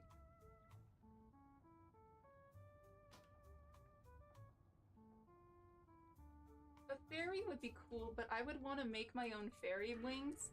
I think I saw a tutorial where you like take wire and stocking and then you can shape it and put this... Not again! This is the second time. Right? Oh. Going with big girl knife. Yes, Maka Alborn from Soul Eater, yes! Remember really liking that one?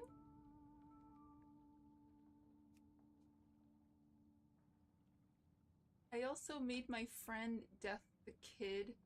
Hug, hug! I made my friend Death the Kid guns, but I really rushed them, so I want to fix them this year. Ooh, I need to keep this because I want it to be like a door. An adorable door? Is this giving house? I don't know. Allburn. Let me think. Have you guys ever dressed up as cosplay? Ooh, I have a fun question. What was the first thing you ever dressed up as? It's okay, I'm here for you. Look, look. This wasn't the first one. Look, I broke both of them. I should really cosplay Wolverine, you see?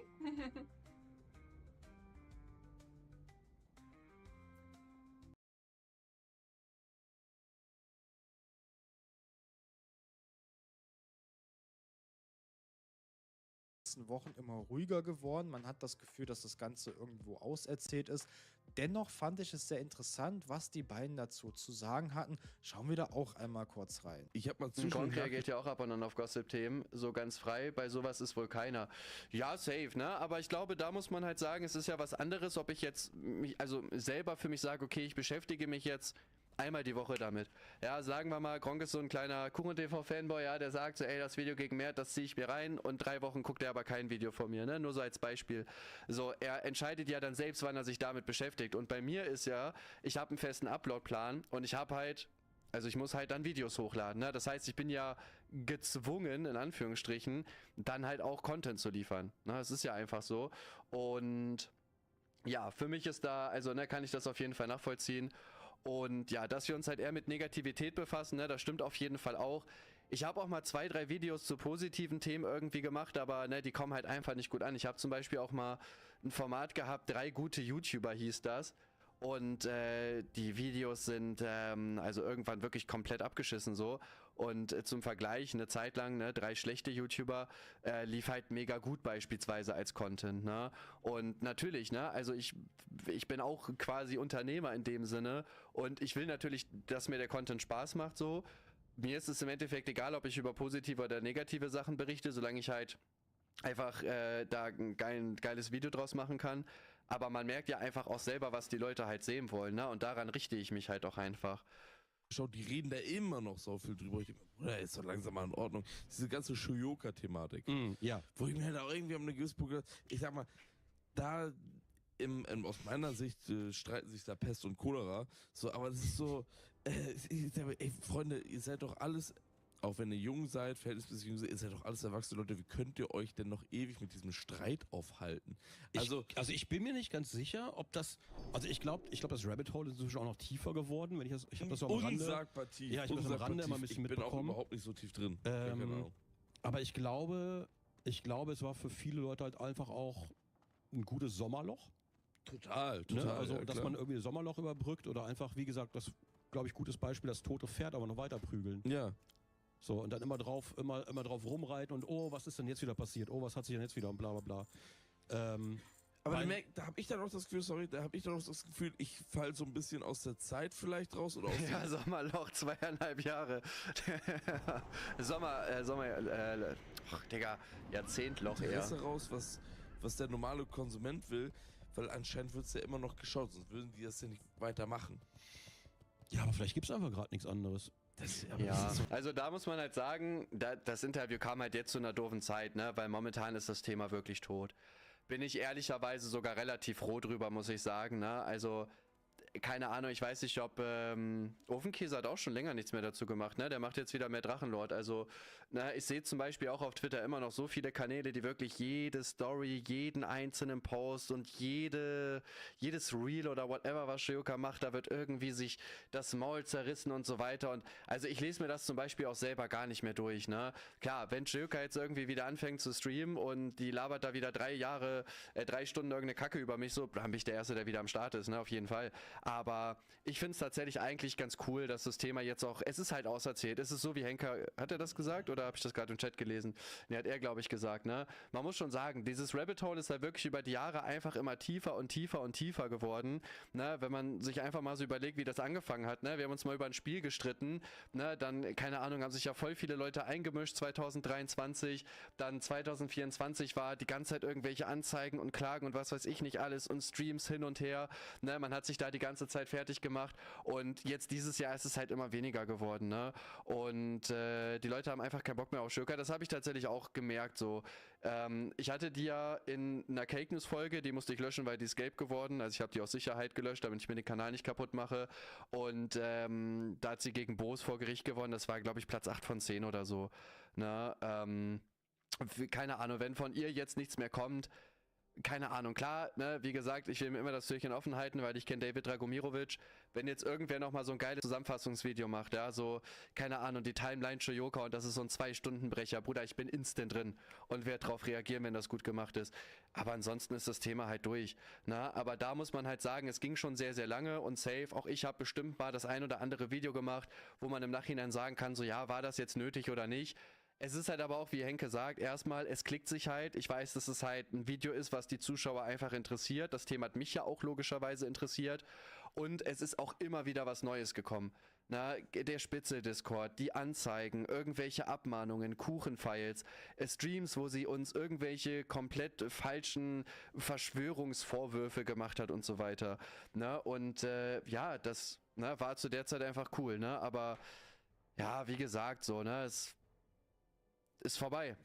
Ich weiß es halt nicht. Also ich möchte ganz ehrlich, ich möchte auf gar keinen Fall, ich hasse Drama, es ist überhaupt nicht meins. Ich bin gerne ausgeglichen und ich mag meine innere Ruhe. Ich bin ein großer Freund von. Ich möchte auf gar keinen Fall Meinungsblogger sein, wo ich dann immer wieder so eine Themen aufgraben muss oder gucken muss. Oder ich muss mich darauf fokussieren, mich immer nur mit Scheiße zu beschäftigen. Ja. Oder zu versuchen, Scheiße aus irgendwas zu machen, einfach nur um Views zu kriegen, finde ich puh. Ja, das Sommerloch gegenüber... Ja, kann ich komplett nachvollziehen. Ich glaube generell, dass so Meinungsblogging auch allgemein nicht für jeden ist. Das kann ich komplett nachvollziehen. Ich weiß nicht, wie gesagt, ich habe da einfach meine Leidenschaft gefunden. Ne? Das ist so, zum Beispiel, ich würde jetzt mit Gronk, was einfach nur den Content angeht, es wäre noch weniger Arbeit, ne? Also jetzt kein Front, aber wenn er jetzt zockt, sind das ja ungeschnittene Let's Plays, das meine ich jetzt, ne? Er ist natürlich super unterhaltsam, aber so vom Schnittarbeit und so weiter geht das ja. Er muss ja auch kein Skript schreiben und so. Würde ich halt auch nicht tauschen, so, weil ich bin zum Beispiel kein Zocker. Also ich zum Beispiel kann mir halt gar nicht vorstellen, dass ich jetzt, ich weiß jetzt nicht, wie viel er zockt, ne, sei mal dahingestellt, aber jetzt so als Beispiel, dass ich jetzt so ein großer Let's Player bin und ich muss, keine Ahnung, dann so 4, 5, 6, 7 Stunden am Tag zocken. Na, auch wirklich größten Respekt auch an so Minecraft-YouTuber. Mein Sohn guckt zum Beispiel einige davon und die Videos, die teilweise machen, es ist halt wirklich krass, ne, aber keine Ahnung, es gibt so einen, wie heißt der denn? 100 Tage, ich guck mal, ob ich den finde. Flexi, ich weiß nicht, ob ihr den kennt. Mein Sohn feiert zum Beispiel Flexi, die Videos. Die finde ich tatsächlich auch ganz cool, ne? Das ist der hier, ne? Und keine Ahnung, der macht dann zum Beispiel Videos. Ich könnte jetzt jedes nehmen, ich guck mal hier, ne, 100 Tage Minecraft Lucky One Block oder so, ne, und dann lebt er halt 100 Tage in so einer Lucky Block Ding und, ne, der synchronisiert das alles nochmal nach, der zockt da wirklich 100 Tage einfach durch, hat am Ende dann halt ein Video so und so größten Respekt davor, ne, dass er das macht. Ich finde die Videos mega, aber ich könnte mir das nicht vorstellen zu machen. Bruder, alleine irgendwie 100 Tage Minecraft in so einer Welt zu zocken und sich da halt irgendwas aufzubauen, dann hast du ja wirklich dann 100 Tage, ich weiß gar nicht, wie lang ist ein Tag in Minecraft? Ich glaube 12 Tage Tag, 12 Tage Nacht oder so. Na, ich glaube alle 24 Tage mal 100, was du nur an Gameplay hast, da musst du daraus noch ein Video schneiden, das musst du dann noch übertonen, da musst du noch Effekte und so weiter reinmachen. So, wirklich meinen größten Respekt. Und das ist vielleicht seine Leidenschaft und dann ist es geil, ich könnte das nicht. So, dann, keine Ahnung, gucke ich mir lieber 3 Videos von Mickey TV an, sag, haha, lol, der ist fett und doppelmoralisch und dann habe ich halt ein YouTube-Video. So, ne, und ich glaube, das ist halt einfach generell das Ding so, ne, so jeder hat irgendwie so seine Leidenschaft, was er halt gerne macht. Ich meine, das ist ja, ich finde es halt immer so ein bisschen schade, weil es wird immer so auf Meinungsblogger draufgehauen, aber jetzt zum Beispiel bei Journalisten ist es ja genau das Gleiche, so, wenn du jetzt ein Journalist bist als Außenkorrespondent in irgendeinem Kriegsgebiet oder so, dann befasst du dich auch mit Negativ, aber niemand würde sich hinstellen und sagen, ja, der beschäftigt sich die ganze Zeit nur mit Negativität. Gut, der hat vielleicht noch einen gesellschaftlichen Nutzen, dass wir halt mehr Informationen haben aus solchen Sachen und so weiter, aber ich glaube, ihr wisst, was ich meine. Muss auch nicht das Extrembeispiel nehmen. Gibt auch Journalisten, die allgemein über Sachen aufklären oder so, ne, die den ganzen Tag sich auch mit irgendeiner Scheiße befassen müssen. 2 Jahre. Ja, also man hatte zwischenzeitlich das Gefühl, dass es kein Ende nimmt, aber ganz ehrlich, Natürlich 12 spielt Minuten Tag, 8 Minuten Nacht. auch Okay. der finanzielle Aspekt sicherlich eine große Rolle. Ja, das muss man immer im Hinterkopf behalten, wenn man sich fragt, warum haben denn die Leute so lange so viele Videos dazu gemacht? Auch ich habe viele Abonnenten sicherlich der Shoyoka-Thematik zu verdanken, aber ich bin auch froh, dass ihr euch auch anderen Stuff anschaut, denn ich glaube, die meisten von uns haben auf diese ganze Shoyoka-Sache einfach keinen Bock mehr. Ja, generell wird es sehr zäh, wenn ein und dieselbe Person über Monate oder sogar Jahre das einzige große Thema ist. Bei leeren Frau bin ich zum Beispiel auch froh, dass es nun relativ schnell wieder abgeklungen ist, obwohl das Thema auch ein Klickmagnet war. Ja, die Medaille hat eben immer zwei Seiten. Gronk kam auch kurz auf Hogwarts Legacy zu sprechen. Er hatte es ja nicht im ich Stream denke, gespielt. es ist halt, die Shoyoka-Thematik war halt geil. Ne? Ich würde es auch gut finden, wenn sie halt nicht wiederkommt, wenn es nicht wieder eskaliert. Weil klar, wenn die jetzt einen Stream macht, bin ich wieder am Start, absolut. Ne? Aber so, weiß ich nicht. Also, ja, weil sehe ich da auch halt keinen Sinn mehr. Ne? Das Coole daran ist halt aber auch, mal abgesehen von den Klicks, war es halt nice, weil du hattest halt immer ein Video, was du so in der Hinterhand hattest. So, das ist jetzt ja bei mir und Kuchenfights halt genau das Gleiche. Ne? So, ich meine, keine Ahnung, die Seite ist halt nicht mehr wirklich aktiv so. Muss man halt sagen, die machen kaum noch, wobei jetzt in letzter Zeit haben sie wieder ein bisschen mehr gemacht tatsächlich, na, aber wenn ich mal irgendwie kein Video habe, so, dann mache ich einfach Kuchenfights eine Runde, na, dann kann ich da ein paar Klicks nehmen, kann mich drüber lustig machen, so, na, und das gleiche ist mit Shoyoka auch so, ne, wenn, ich mache ja 3 Videos in der Woche und manchmal hat man halt kein Content, da war so Shoyoka eigentlich immer super, ne? Dann war schon mal ein Thema auf jeden Fall weg. Ist aber der Meinung, dass er viel mit einem Charity-Stream hätte erreichen können und beide kommen generell nochmal kurz auf J.K. Rowling zu sprechen. Ich bin immer noch überzeugt davon, ich will kein Fass damit aufmachen, ich persönlich, Ja. bin immer noch überzeugt davon, dass wir mit dem Charity-Stream viel mehr erreicht hätten. Ja. Wir hätten Spenden sammeln können, das war der Plan für LGBTQ. Wir wollten aufklären über JKR. Und wir hätten damit viel mehr erreicht, als mit dieser ganzen anderen Scheiße, die gelaufen ist. Im Nachhinein meistverkauftes Spiel 2023. Es ist einfach. Guck mal, jetzt nehmen wir mal den Punkt. Und das ist ja was mich aufregt, was viele nicht verstehen. Die Lizenz ist ja schon verkauft. Ja. So. Ja. Also ob eine J.K. Rowling jetzt da sitzt und sich die Hände der ist das egal. Der ist das scheiße. Die hat die Lizenz eh weg. Ja. Das juckt die einen Und jetzt kommt die Scheißdreck. neue Serie raus und so weiter. What the fuck? Oh, wieder ein paar 10 Millionen aufs Konto gekriegt. Ja. Wo soll ich noch ich sie hin? dahin? Ich meine, natürlich ist die irgendwo, hat die Frau vollends einen am Helm. So, da sind wir uns ja alle einig. Ja. So, aber man muss auf der anderen Seite, und das macht eine riesig spannende Diskussion, und ich finde, das ist mit einer der spannendsten popkulturellen Diskussionen, die tagtäglich geführt werden. Wie trennt man Kunst von Künstler und in welchem Maße tut man das? Weil wir sind uns ja alle einig. Ja, bevor wir dazu kommen, ich weiß nicht, selbst wenn Rowling pro verkauftes Spiel nochmal irgendwie einen Euro oder 2 oder 3 bekommen hat, ne? Bro, die hat eins der größten Franchises der Welt mit Harry Potter. So, die juckt das nicht, ob die jetzt, Digga, selbst wenn die 5 Millionen weniger verdient hätte, bei einem krassen Boykott, Digga, das wäre der scheißegal gewesen. So, aber wem es nicht scheißegal ist, sind halt die ganzen Familien und so weiter, die in der Firma hängen, die das Spiel programmiert hat.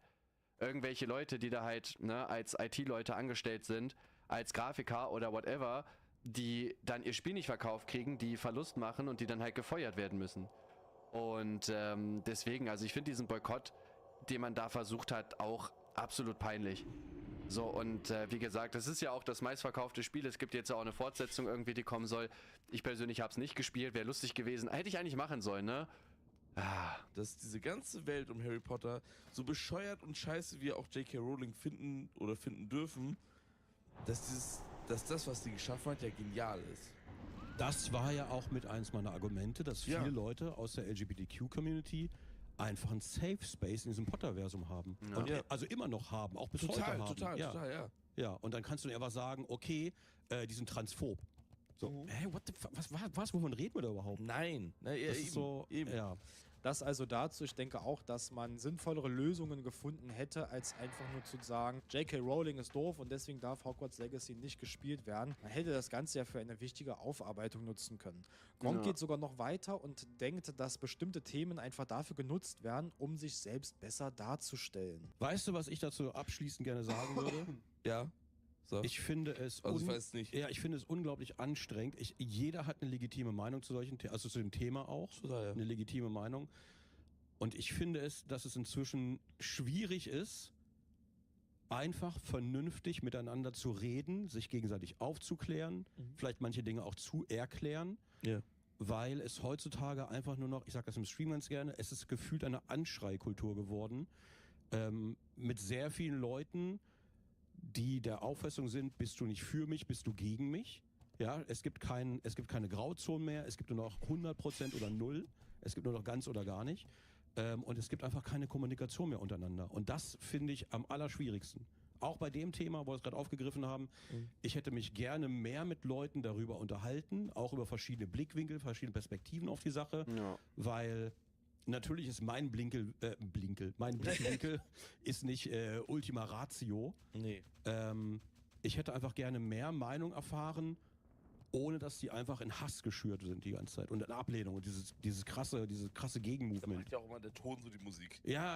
Also, und es gibt auch sehr viele Leute, habe ich das Gefühl, die führen diese Themen nur vor sich, wie so White Knights, um sich selber besser darzustellen. Ja, safe. Und machen Narkotik, deswegen auch Dankeschön. andere runter. Und versuchen selber ihr eigenes Ding, was sie propagieren, quasi um sich selbst darzustellen durch diese Themen. Und das finde ich ganz fragwürdig. Leute wie... Ja, und das stimmt einfach, ne? Also den meisten Leuten sind diese Themen einfach scheißegal. Es geht nur darum, halt Gratismut mitzunehmen, dass man sich irgendwie besser hinstellen kann. Das ist jetzt ja mit Mert genau das Gleiche. So, dass Mert aus der Icon League austritt wegen Coca-Cola, aber gleichzeitig kommentiert er bei der Zone, die auch Coca-Cola als Partner haben. Oder er ist Octagon-Botschafter, Markenbotschafter und die haben Monster als Partner, wo Coca-Cola auch mit 16,7% mit drin ist und die den Vertrieb übernehmen und so weiter. Das ist einfach Gratismut. So, das ist einfach peinlich. Da geht es dir nicht um die Sache, sondern da geht es darum, dass du dich selber als bessere Person hinstellen kannst, um von Leuten im Internet mehr Sympathiepunkte zu bekommen, damit die halt, keine Ahnung, dein Merch kaufen oder deine Streams gucken oder dich generell weiterverfolgen. Mehr ist das halt einfach nicht. Und da hat Gronk einfach absolut recht. Na, ich finde es generell schade, weil heutzutage so generell so Kommunikation und so weiter. Ich meine, ich habe Shoyuke ja auch 2 Jahre lang angeboten gehabt, immer so, ey, ne, lass es einfach klären, lass doch einfach einmal miteinander vernünftig reden. So, nachdem die auch angefangen hat, Lügen über mich zu verbreiten in den Streams, in denen sie auf mich reagiert hatte. Und dass man das einfach zu einer normalen Ende hätte bringen können, heißt es, ja, nee, der will seine Machtposition als Mann ausnutzen, der stellt sich hier im Patriarchat über mich, wo ich mir so denke, Bro, ich will einfach nur reden, um zu verstehen, warum du die Dinge über mich behauptest. Mehr nicht. So, und hätte sie es mal gemacht. Dekadent oder Shoyoka sollten sich von diesen Worten sicherlich angesprochen fühlen. Das sage ich jetzt einfach mal aus meiner persönlichen Meinung heraus. Schande über mein Haupt. Aber ja, ich fände es auch besser, wie Gronk es sagte, wenn man miteinander in den Diskurs geht und darüber spricht und nicht pauschal Dinge verurteilt und Leute runterredet, die gegebenenfalls eine andere Ansicht haben. Und wenn wir schon von polarisierenden Influencern reden, darf auch der Drachenlord nicht fehlen. Und ich glaube bei Mert eher, dass er Real Talk nicht wusste und bei der Icon League Sache von Kandidaten wie Abogoku etc. therapiert wurde. Es ist egal. So, er macht ein öffentliches Statement, wo er sagt, es passt nicht mit seinen Werten zusammen. Und okay, er wusste es nicht. Seit meinem Video weiß er es.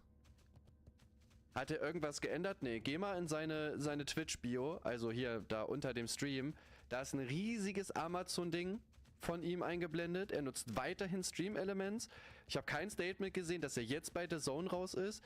Ich habe auch kein Statement gesehen, dass er beim Octagon kein Markenbotschafter mehr ist. Es ist einfach Gratismut, was er gemacht hat, weil das gerade von anderen öffentlichkeitswirksam kritisiert wurde. Und dann bist du halt ein Fähnchen im Wind und ein Mitläufer ohne eigene Meinung und beschäftigst dich nicht mit dem Leid der palästinensischen Bevölkerung, was ja nun mal einfach Fakt ist, dass da auch natürlich Zivilisten sterben, dass da Kinder sterben. Das zeigt einfach, dass dir dieses Thema scheißegal ist, aber du auf dem Rücken von genau diesen Menschen dein eigenes Unternehmen, sage ich jetzt einfach mal, oder deine Person nach vorne tragen möchtest, indem du halt einfach sagst, ja nee, also bei der Icon League, da bin ich raus, weil meine Werte sind gegen Coca-Cola, aber überall anders bleibe ich drin, weil es keinen interessiert. So, und das ist einfach Fakt, Digga. Das ist einfach nur mal so. Und ich finde das einfach ekelhaft. Und ja, er wusste es vielleicht nicht, aber jetzt weiß er es. Wenn er jetzt aus allem rausgeht, dann sage ich, Mert, geiler Typ. Dann mache ich sogar mal ein positives Video. Wird er das machen? Wahrscheinlich nicht, weil er da Geld verdient. Ich mal fragen, wie stehst du denn zum Drachenlord eigentlich? Wie ich zum Drachenlord stehe? Ja. Das ist ein Thema. Du hast mich jetzt gerade gefragt wegen der Impoller-Geschichte, jetzt kann ich auch mal umgekehrt. Klassische Wegen der was Antwort, Geschichte? Du hast mich jetzt gerade gefragt wegen der Impoller-Geschichte, jetzt kann ich auch mal Wegen der Eingollern-Geschichte? umgekehrt. Klassische Antwort Butterkekssoße, immer, und das Dankeschön. empfehle ich allen, die in irgendeiner Art und Weise was im Internet öffentlich machen, sagt nichts zum Drachenlord. Macht mal einen kleinen Quergag, einen Querverweis, das verzeiht man euch, aber ich möchte einfach möglichst wenig damit zu tun haben. Ja, verstehe ich aber. Kann ich nachvollziehen. Also, weil man sieht auch immer Beispiele an Leuten, die sich da in das ganze Thema Das reinwühlen. ist aber auch ein ganz wildes Rabbit Hole einfach. So, wenn man nur oberflächlich damit in Kontakt kommt, dann fragt man sich so, warum, Wenn es so wieso, Max-Sealing bla, bla, geht, aber Digga. je tiefer man gräbt, das ist wie so ein Eisberg einfach. Ja. Kennst du YouTube? Warum gibt's da ein YouTube-Video Eisberg? Gibt's doch immer sonst so Eisberge zu allem. Bestimmt, ja. Ne? Aber keine Ahnung. Ja, also 100%ig gibt es zu Drachenlord-Lore einen riesigen Eisberg. Muss auf jeden Fall.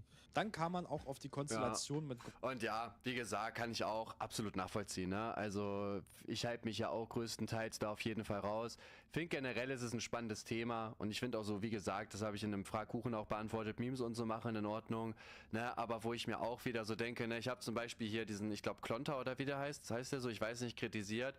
Ich finde, der gibt mir einfach eine absolute Minusausstrahlung so, auch von den Aktionen und so weiter, die der macht.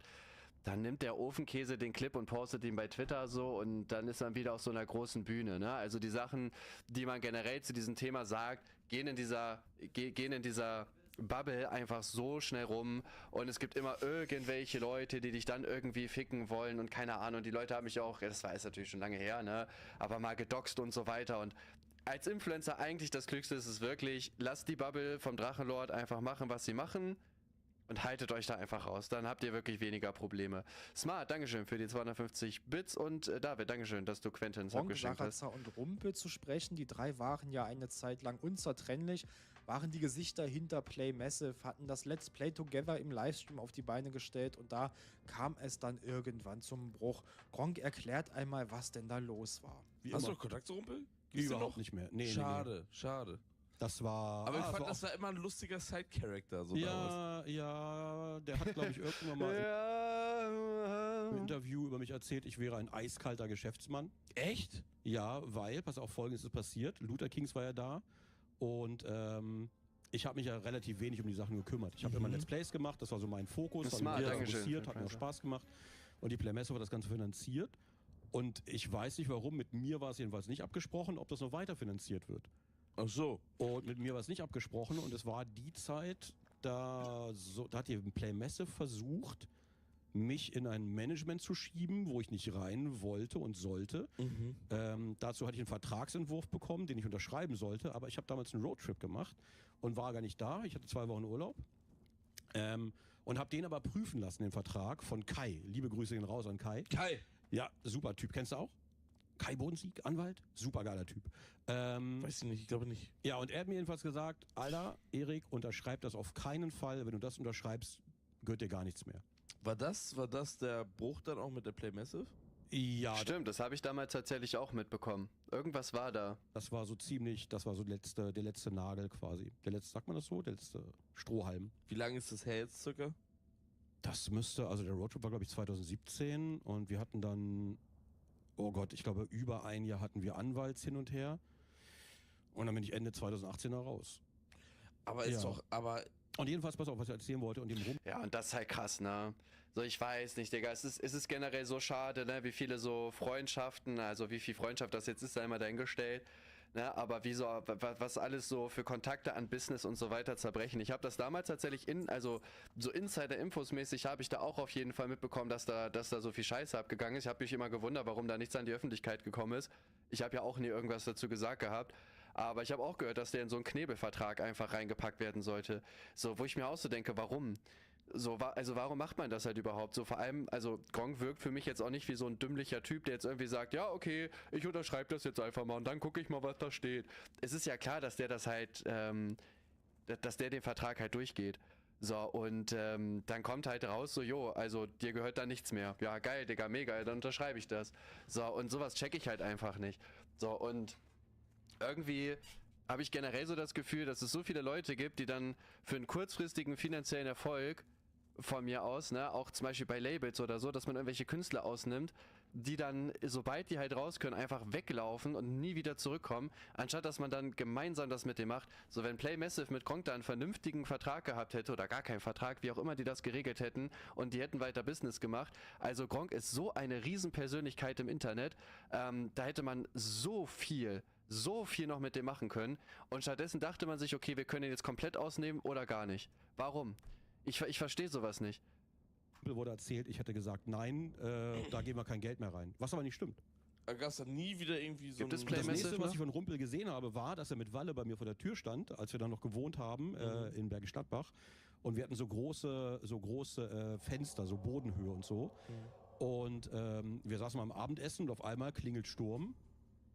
Und keine Ahnung, wer das war. Und ich wollte eigentlich essen. Und dann auf einmal steht Rumpel vor der großen Glasscheibe und guckt so rein. Und dann mache ich die Tür auf und dann schreit er mich die ganze Zeit vor den Nachbarn zusammen. Wir sind gerade hingezogen und er schreit mich die ganze Zeit vor den Nachbarn zusammen.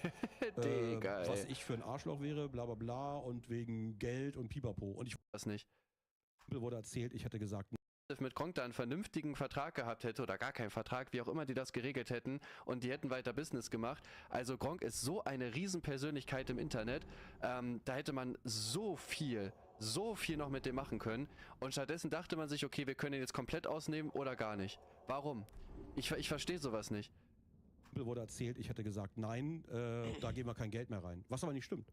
Da gab es dann nie wieder irgendwie so das nächste, was ich von Rumpel gesehen habe, war, dass er mit Walle bei mir vor der Tür stand, als wir dann noch gewohnt haben in Bergisch Gladbach. Und wir hatten so große Fenster, so Bodenhöhe und so. Und wir saßen mal am Abendessen und auf einmal klingelt Sturm. Und keine Ahnung, wer das war. Und ich wollte eigentlich essen. Und dann auf einmal steht Rumpel vor der großen Glasscheibe und guckt so rein. Und dann mache ich die Tür auf und dann schreit er mich die ganze Zeit vor den Nachbarn zusammen. Wir sind gerade hingezogen und er schreit mich die ganze Zeit vor den Nachbarn zusammen. Was ich für ein Arschloch wäre, bla bla bla und wegen Geld und Pipapo. Und ich wusste überhaupt nicht, worum es geht. Ja. Das war komplett wild. Und dann erzählt er das nächste Mal im Interview die Scheiße halt. Aber das stimmt aber einfach gar nicht. Nachbarn zusammen. Wir sind gerade hingezogen und wir saßen mal am Abendessen und auf einmal klingelt Sturm herein. Was aber nicht stimmt. Da gab es das nicht. Wurde erzählt, ich hätte gesagt, nein, da geben wir kein Geld mehr rein. Was aber nicht stimmt. Da gab es dann nie wieder irgendwie so das nächste, was ich von Rumpel gesehen habe, war, dass er mit Walle bei mir vor der Tür stand, als wir dann noch gewohnt haben in Bergisch Gladbach. Und wir hatten so große Fenster, so Bodenhöhe und so. Und wir saßen mal am Abendessen und auf einmal klingelt Sturm. Und keine Ahnung, wer das war. Und ich wollte eigentlich essen. Und dann auf einmal steht Rumpel vor der großen Glasscheibe und guckt so rein. Und dann mache ich die Tür auf und dann schreit er mich die ganze Zeit vor den Nachbarn zusammen. Wir sind gerade hingezogen und er schreit mich die ganze Zeit vor den Nachbarn zusammen. Was ich für ein Arschloch wäre, bla bla bla und wegen Geld und Pipapo. Und ich wusste überhaupt nicht, worum es geht. Ja. Das war komplett wild. Und dann erzählt er das nächste Mal im Interview die Scheiße halt. Aber das stimmt aber einfach gar nicht. Ja, ziemlich krasse Geschichte. Dann haben die beiden auch über Gronks weiteren Werdegang gesprochen. Immerhin ist er ja nun auch nicht mehr der Jüngste und man kam dann darauf zu sprechen, wie das alles mit Gronk denn irgendwann mal enden soll. Und Gronk hat dafür folgende Szenarien im Kopf und spricht generell über das, was er noch erreichen möchte. Und ich habe auch noch so ein bisschen meinen... Ja, ist halt schade, ne? Ja, ich weiß nicht, warum Leute so sind, wirklich. Und ich weiß nicht, der macht ja auch irgendwie mit Sarazar gar nichts mehr, ne? Ich habe Sarazar sogar mal getroffen. Der hat mich vor 2 Jahren, glaube ich, war das auch. Hat der mich mal zu irgendeinem Festival eingeladen. Ich glaube Sonne, Mond und Sterne oder so. Dann war ich da unterwegs. Das war auf jeden Fall sehr nice. Das hat echt Todesbock gemacht. Das war schon, also der ist auch ein sehr sympathischer Typ, aber der hat, glaube ich, dann auch nichts mehr mit Gronk zu tun, ne? Eigentlich schade, wenn Freundschaften so auseinandergehen, ne? Wenn das dann irgendwie so businessmäßig irgendwie wird, ne? Das ist auch immer so meine Sorge, dass man sich irgendwann mal mit irgendwelchen Freunden oder sowas halt mal wegen sowas dann halt irgendwie streitet und das halt irgendwie kaputt geht dann, ne? So, keine Ahnung, so, ne? Ja, Sarazas konnte das sowieso ein anderer, ne? Aber die haben ja Play Massive, haben die ja damals so zusammen aufgemacht und dann, keine Ahnung, wird das halt immer größer, man wird erfolgreicher, der eine wird vielleicht auch erfolgreicher als der andere, so, und dann steht halt so Geld im Vordergrund, weil der eine sich vielleicht unfair behandelt fühlt oder so. War das nicht Parukaville? Ah, das kann auch sein, ja, Parukaville, das kann auch sein, ja, so irgendwas, ne? Und, ja, was da zwischen denen passiert, das weiß ich nicht, ne? Aber ja, offensichtlich auch kein Kontakt mehr, das ist halt schade einfach, ja, ne? mein Endgame vor Augen, was ich gerne machen würde, das wird vielleicht nicht passieren. Also es gibt 2 Endgames, die ich habe, im Grunde genommen. Also so richtig so, dass du dir Szenarien vorgestellt hast, okay, so was ich gerne machen würde, das wird vielleicht nicht passieren. Also es gibt 2 Endgames, die ich habe, im Grunde genommen. Also so richtig so, dass du dir Szenarien vorgestellt hast, okay, so hört die Ära Gronk auf. Oder wie meinst du das mit Endgame? Ja, mit einem Flüstern wird sie aufhören, glaube ich. Mhm. Also es gibt zwei Sachen. Inzwischen muss ich es so sehen, das hört sich doof an, der eiskalte Geschäftsmann. Ich wünsche mir natürlich Zukunft für das, was wir da aufgebaut haben, Ja. weil das ja irgendwie auch ist irgendwie mein Baby halt. Ne? Ja, klar. Man muss einfach sagen. Und ich bin auch ein bisschen stolz drauf.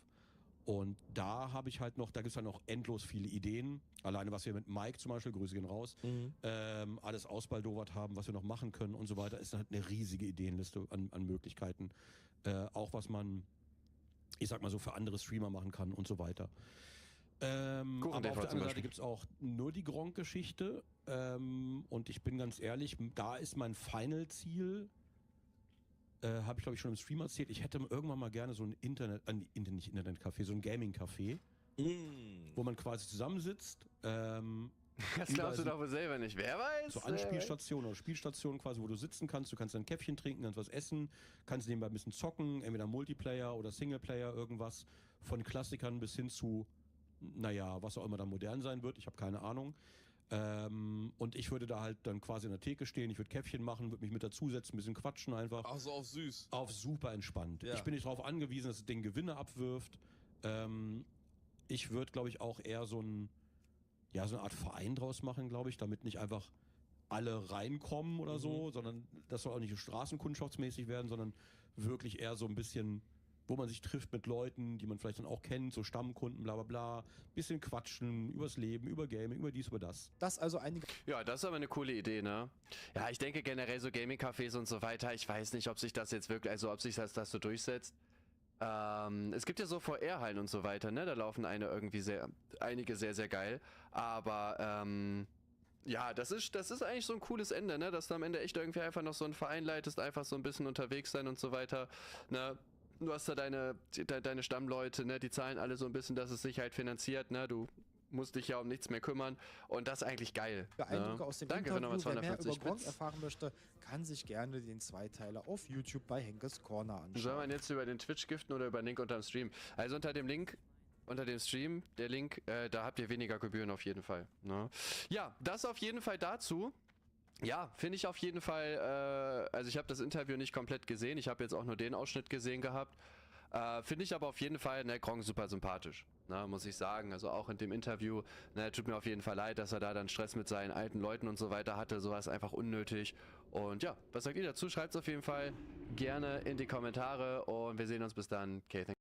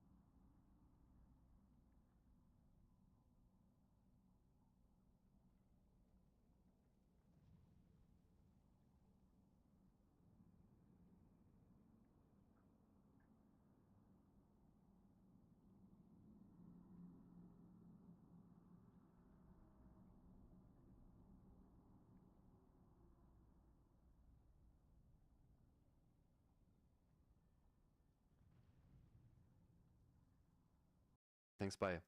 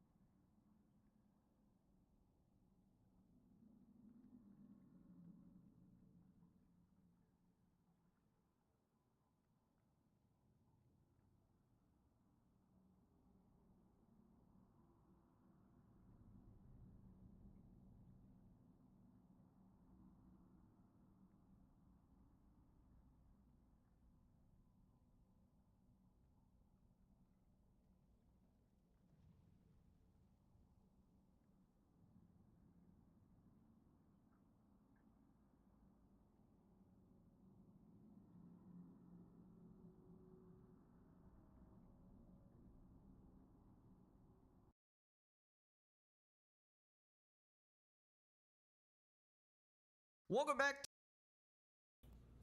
How's our dubbers doing? I don't know if this is your own theory or if it's just like implanted in your brain from all the other hate videos. There was never a bonus. I never spoke to these losers about a bonus. If you're gonna be a hater, take it the full way. By the way, the background is a work in progress, so you can just tune that out. Okay. Today, I'm going to be doing the thing that everyone tells you not to do, and that is feed the trolls. One of the more important things that I want to talk about is my relationship with Anissa. I love Anissa.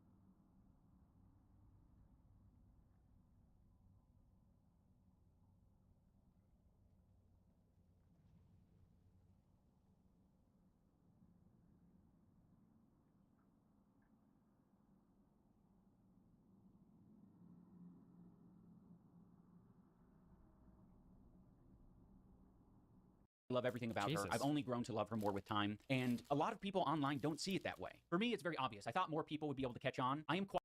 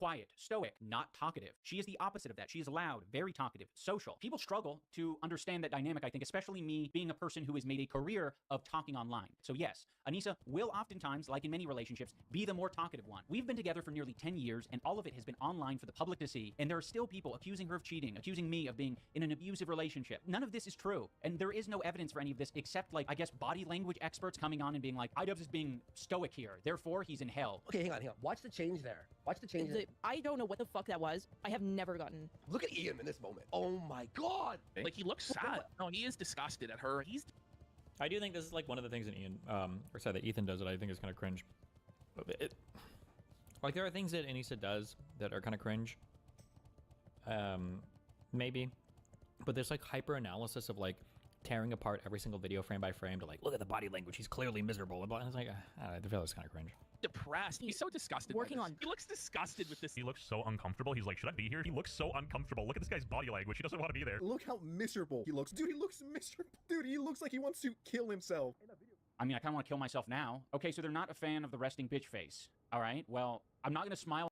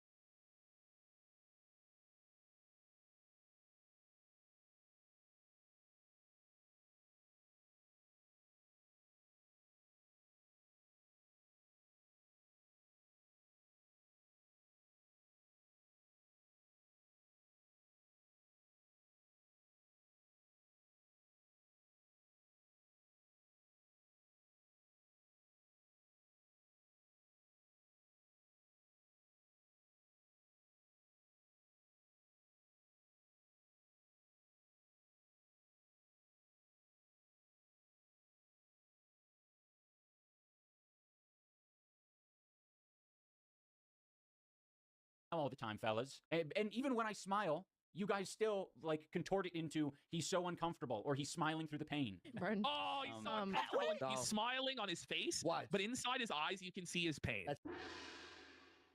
For some reason, well, not for some reason, for the reason of sexism and people's view on OnlyFans and them just not liking Anissa, they want to push forward a narrative that she is actively and continually cheating on me. And if you listen to freaks like this guy I'm about to show, it makes sense why. They are obsessed. Anissa wants to have sex into having sex with Anissa. I think he wants to bang Anissa. Anissa was horny and wanted to have sex with this therapist. Well, Anissa figured herself to it. Yep. Do you think that makes her pussy wet? Buddy, was she getting plowed? That's what I'm saying. What we're describing here. Okay, wait. How relevant is Andy Warski and the other guy now? Who are these people? Is this like a big show? Like, why? Oh, is this Kino Casino? How many views or viewers do they get? Is two grown men who are fantasizing about a stranger and his wife and what they do in the bedroom or don't do in the bedroom. That is creepy weirdo shit. And here we have iDubbbz with the bull, folks. There's iDubbbz with the bull. He's using sexualized terms to describe a picture of me and my dog. And what are we doing? So many people will tell Anissa and I just like, don't feed into the hate. And it's like, okay, we're going to post some normal stuff.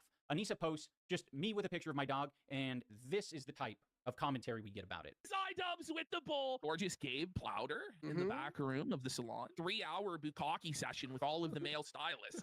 If you're curious about the hairdresser these guys are talking about, I will point you to my disgraced boxing coach, Michael Briggs. For some reason, this stupid fucking loser and his dumb as rocks wife decided to go on the H3 podcast. They already spilled their guts. They were getting paid like $5,000 to go on this podcast. I'm going to be sending you guys $5,000 for the bonus that you never got.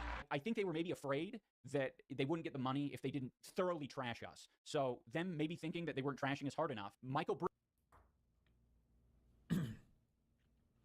Wait, did Ethan announce that beforehand? Do you think they knew that beforehand? Because if so, that would be kind of weird. Hopefully they didn't know that beforehand. Briggs decided to invoke the name of one of his presumably friends and say that Anissa was like thirsting after him. She definitely had a big crush on one of the guys that would come in and spar with them, because anytime they would spar, she would just be super into it and watch every moment. Yeah, even if he was like beating up, she'd be very into it. For whatever it's worth, every time Michael Briggs, my disgraced boxing coach, would reference Gabe, he would always refer to him as Gorgeous Gabe. He couldn't help but refer to him as Gorgeous Gabe on the podcast. I would call him Gorgeous Gabe. He's a beautiful guy. Yeah, he's got tattoos, he's large, he's tan. I don't call him that. My wife doesn't call him that. If you have some unresolved sexual tension or fantasies, whatever the fuck it is, you need to keep that shit to yourself and not project it onto other people. I wish the best to Gabe. Michael Briggs, on the other hand, absolute fucking creep weirdo. Now, I know a lot of this is very grotesque and obsessive. I would prefer if people didn't talk about me and my wife or other people in this way. I briefly want to talk about the concept of being a lolcow, because these fucking losers, they love the concept of like labeling someone a lolcow and then like bullying them and watching their life spiral out of control. They won't, say as much. They'll just be like, yeah, we just do it for laughs. The whole thing's entertainment. It's just just innocent guys just having a laugh. Thankfully, Anissa and I are in a much safer and privileged position than many other people who are the targets of guys like this who want to bully them into submission. So now I want to look at two different clips from these guys. There is the fat one and his cohort who are listening to Anissa describe, like, essentially having a hard time online, seeing people mock and make fun of her dad with Alzheimer's. They were laughing at my dad for getting sick on some of these forums. Like, what did you really think? What did you think about it? Because you shared it online? Yeah. I mean, like, that's what people are going to do because they want to get a reaction out of you. Yeah. I don't think they probably even really believe the stuff that they're saying, but they know because it's extreme and, like, edgy that it will cause you mentally spiral like this. So that's why they do it. And you're telling them that it affects you. So guess what? They're going to keep doing it. This is how the internet works. It shouldn't be, but that's how it is. The whole time, he's not saying that he is a perpetrator of bullying her. What he's saying is that other people are doing that. But he is doing it actively. In this video, he is bullying Anissa.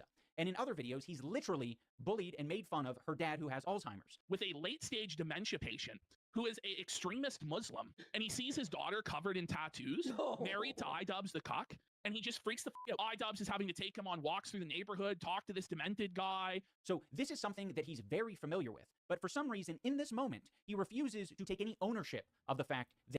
This was the thing that I said we need a name for, and I'm never going to give a formal name to it because I'm too lazy. But the people will do a thing where they're describing something. They're describing a thing like this is why people would be misled by this. And let me explain why. But it's like, you act like you're misled by this. I don't understand the explanation you're given. This happens so often in politics where somebody will say something like, Well, when the far left does these crazy things, this is why sometimes people on the right get the wrong impression. And it's like, okay, but you're describing this like a detached third party that is seeing the folly that the right falls into by overgeneralizing the left, but you fall into this. So why are you explaining like why this happens and shouldn't, but then you do the thing?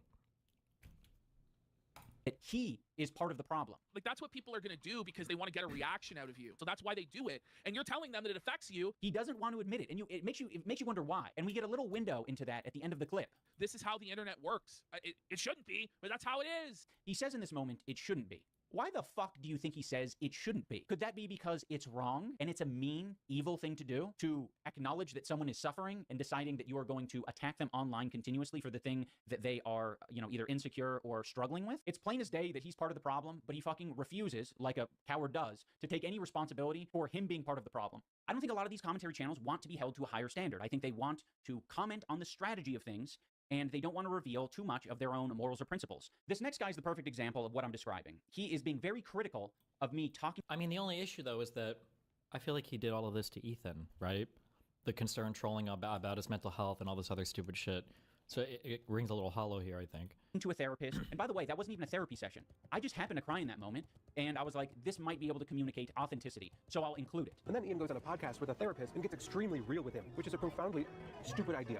Like eating with your mouth full on camera. He of all people should know better than to go on a therapist's podcast and vent about his very real problems on a public forum like that, because people will use that information against him, like this. The same person live streamed his own therapy session where he actually cried. If you're gonna be a hater-ass bitch, take it the full way. Take responsibility for having the opinion that crying online is pathetic and weak.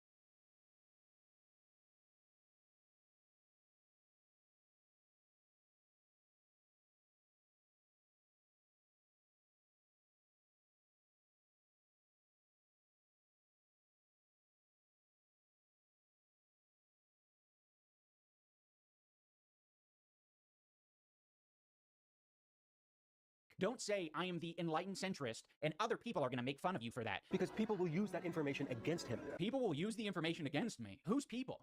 I'm pretty sure you're people.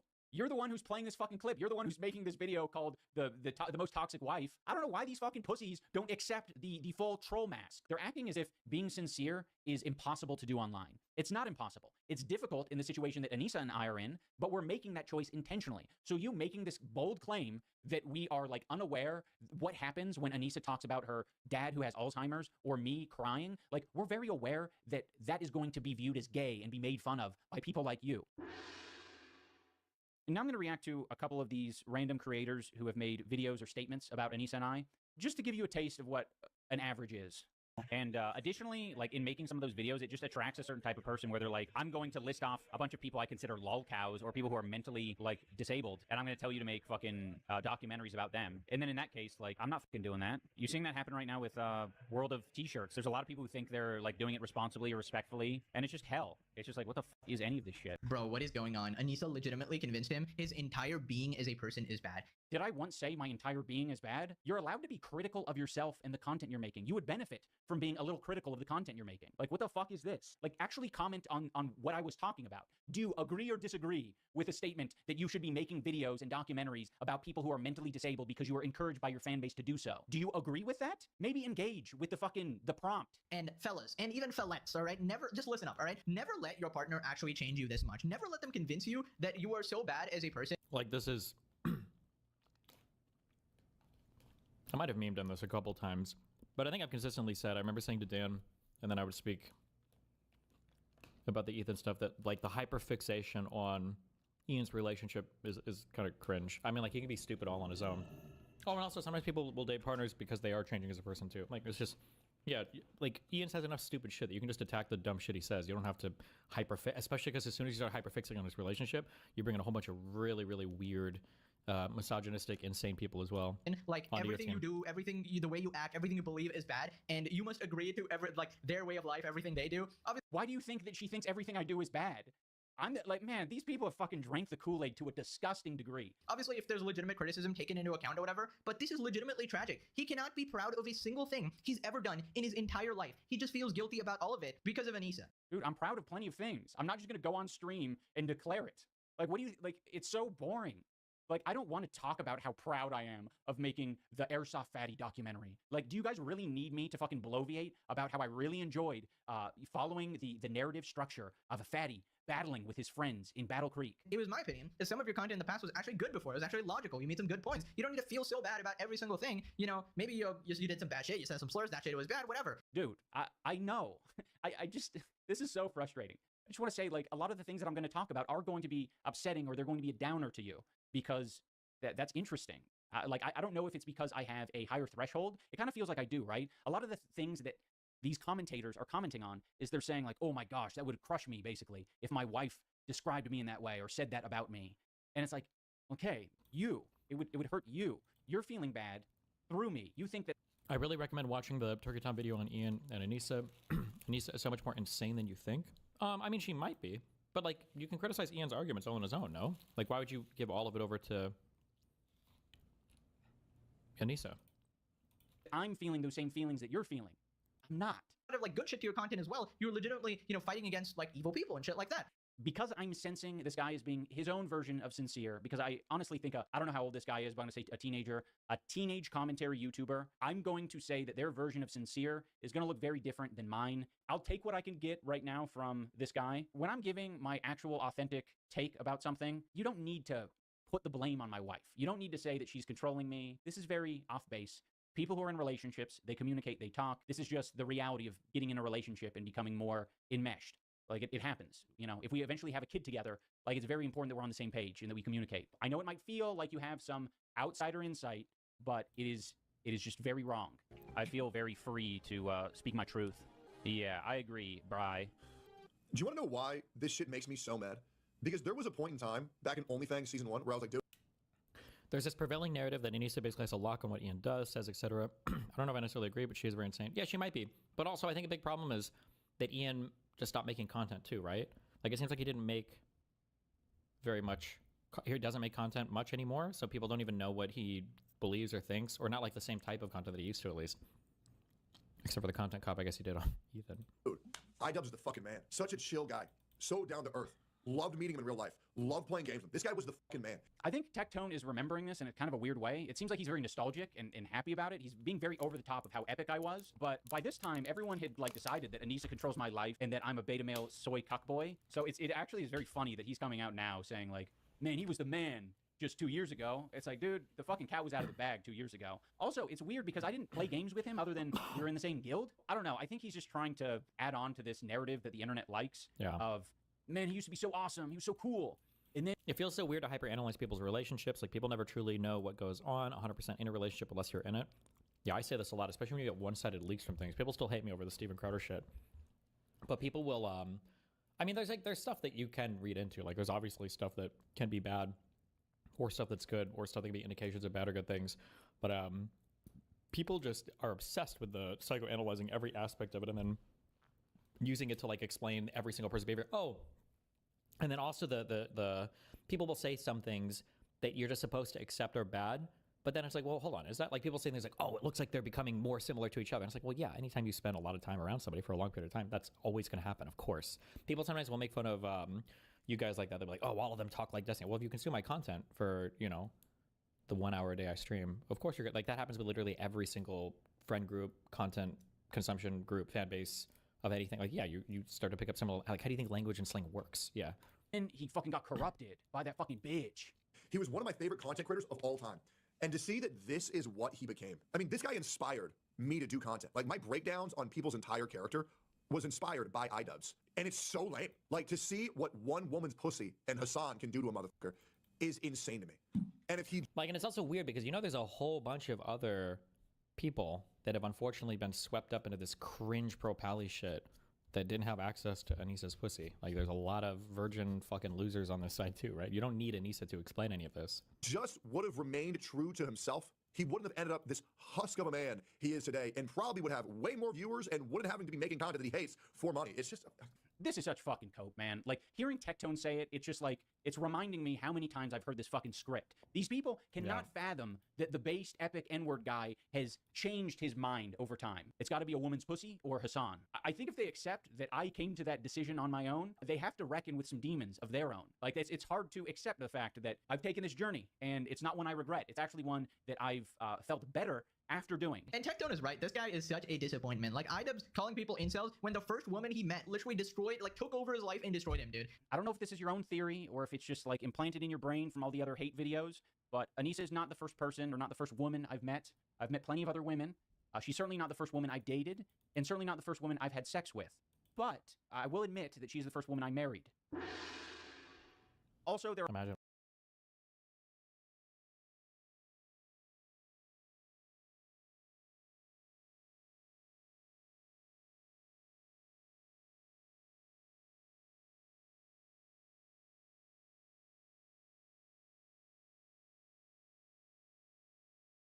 Only having one marriage. Loser. There are a lot of grown men out there who were outraged to find out that I changed my last name from Washburn to Jama when I married Anissa. Who took his wife's last name, taking Anissa's last name, taking... I don't know why he did this. It's dumb. Your wife's last name. I mean, I say dumb, but wait, did I hedge at the time? Maybe there was a good reason for it, but I don't know. He's taken her last name. His last name? The last name, the story. Okay. Oh, yeah, there's so many. I forgot. I think some of these people think I'm trying to push a woke agenda or some shit, but I don't give a fuck what anyone does with their own last names. This is what I chose to do because I like her last name better. When my rancid boxing coach and his wife decided to go on the H3 podcast as like this mutual exchange of talking shit about Anissa and I in exchange for $5,000, that was sort of under the premise that I owed them some sort of bonus money. Yeah, I mean, like, we were also promised a bonus on CC1 and we never got it. But because Michael was so nice, he didn't want to like make Ian feel uncomfortable and ask Ian and Anissa about it. And I was always under the assumption that there was no bonus because even though he told me there was a bonus, he then disappeared for 6 months and I never saw. Do you think taking last names is cringe regardless of who does it?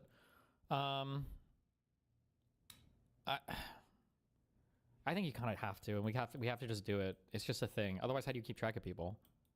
Unless somebody can think of a clever way to do it. Like it seems like the only way to do it, no? So I was like, was there a bonus or was there not a bonus? There was never a bonus. I never spoke to these losers about a bonus. I was paying these people an hourly rate to do the job that I asked for them to do. and they got paid. This fucking loser with the beard got paid $32,000 for training an influencer to box, and she got paid $9,000 to film some of it. They conveniently never talked to either one of us about it. You confronted about that? You asked them, or you didn't want to? No, I just let it be. I'm the same. They conveniently don't have any text messages or emails or contracts that have anything to do with bonus money because that conversation didn't happen. They're lying to Ethan and his crew, and they're lying to the audience. How is it that we put on this great event, we raised $1.3 million to charity, and he promised us a bonus, and then right after the event, he just kind of pretend like he's too busy to check in with us. Too busy to check in with you? I don't need to fucking check in with you.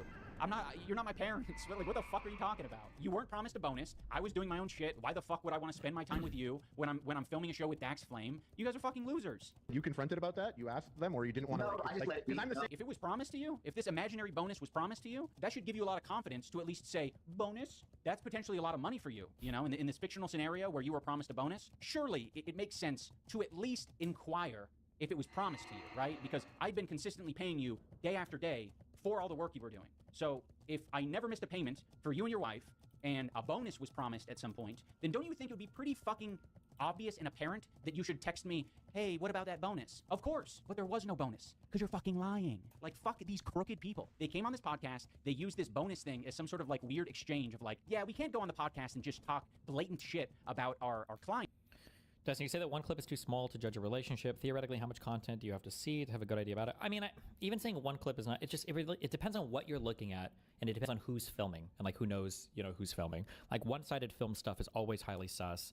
A single argument can be sus. There are some obvious red lines though, right? Like if a guy punches a woman, or if a woman punches a guy, like when people start hitting or like screaming at each other, clearly something is like broken or not working. Certain types of insults, the way that people, I mean, like you can glean some stuff, but I think probably the biggest problem I have is just the one-sided recordings, because those are just, you've got one person acting and one person like in real life, and I think it gets really weird at that point. Yeah. So what we're instead going to do is pretend like we were stiffed by our clients after they promised us a windfall of cash. There's so many other truthful things that they could have focused on the podcast that would have made me look like a bitch to a certain, you know, sector of the internet. One of those things being me crying after a tough sparring session. Like, that's truthful. Did you say he cried? We yeah. had to have a meeting. Yeah. So after that, so he was crying at the gym. It's okay to cry, but it's not okay for him to cry. Now, to the crew of the H3 podcast, I have something important to say. I think you are all pieces of shit. All right, everyone, that is going to do it for this episode of iDubbbz Complains. If you want to hear me complaining live in your ears, particularly today, if you're watching this video the day it comes.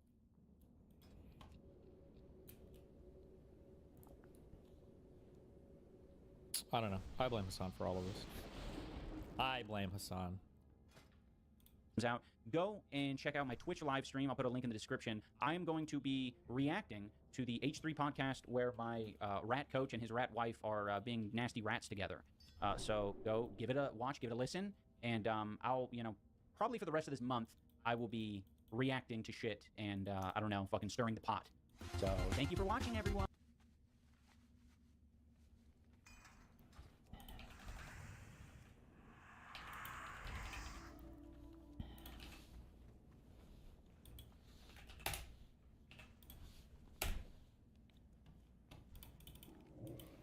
Hollow Knight enemy that deals 2 damage. Silksong enemy that deals 2 damage. I don't get it. I feel like, oh, these things just do a lot of damage, I guess, in Silksong. I feel like this better explains fucking Terraria. Jesus. Or actually, I'm sorry. Terraria kind of, but Path of Exile. Jesus.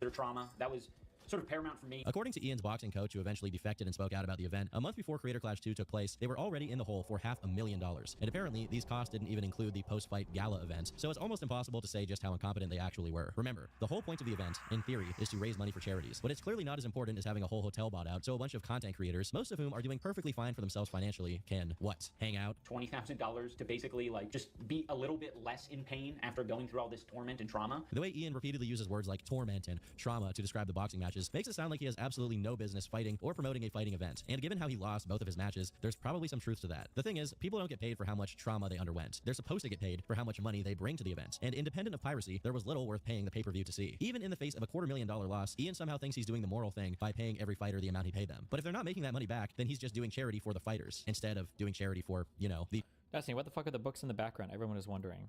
The first book is, I think it's called a Player's Guide on Seducing Your Mom. And then the second book is called 12 Inches, The Pain of Dragging It Everywhere Around With You and Not Being Inconvenienced by It. An autobiography by Stephen Bunnell II, unpublished.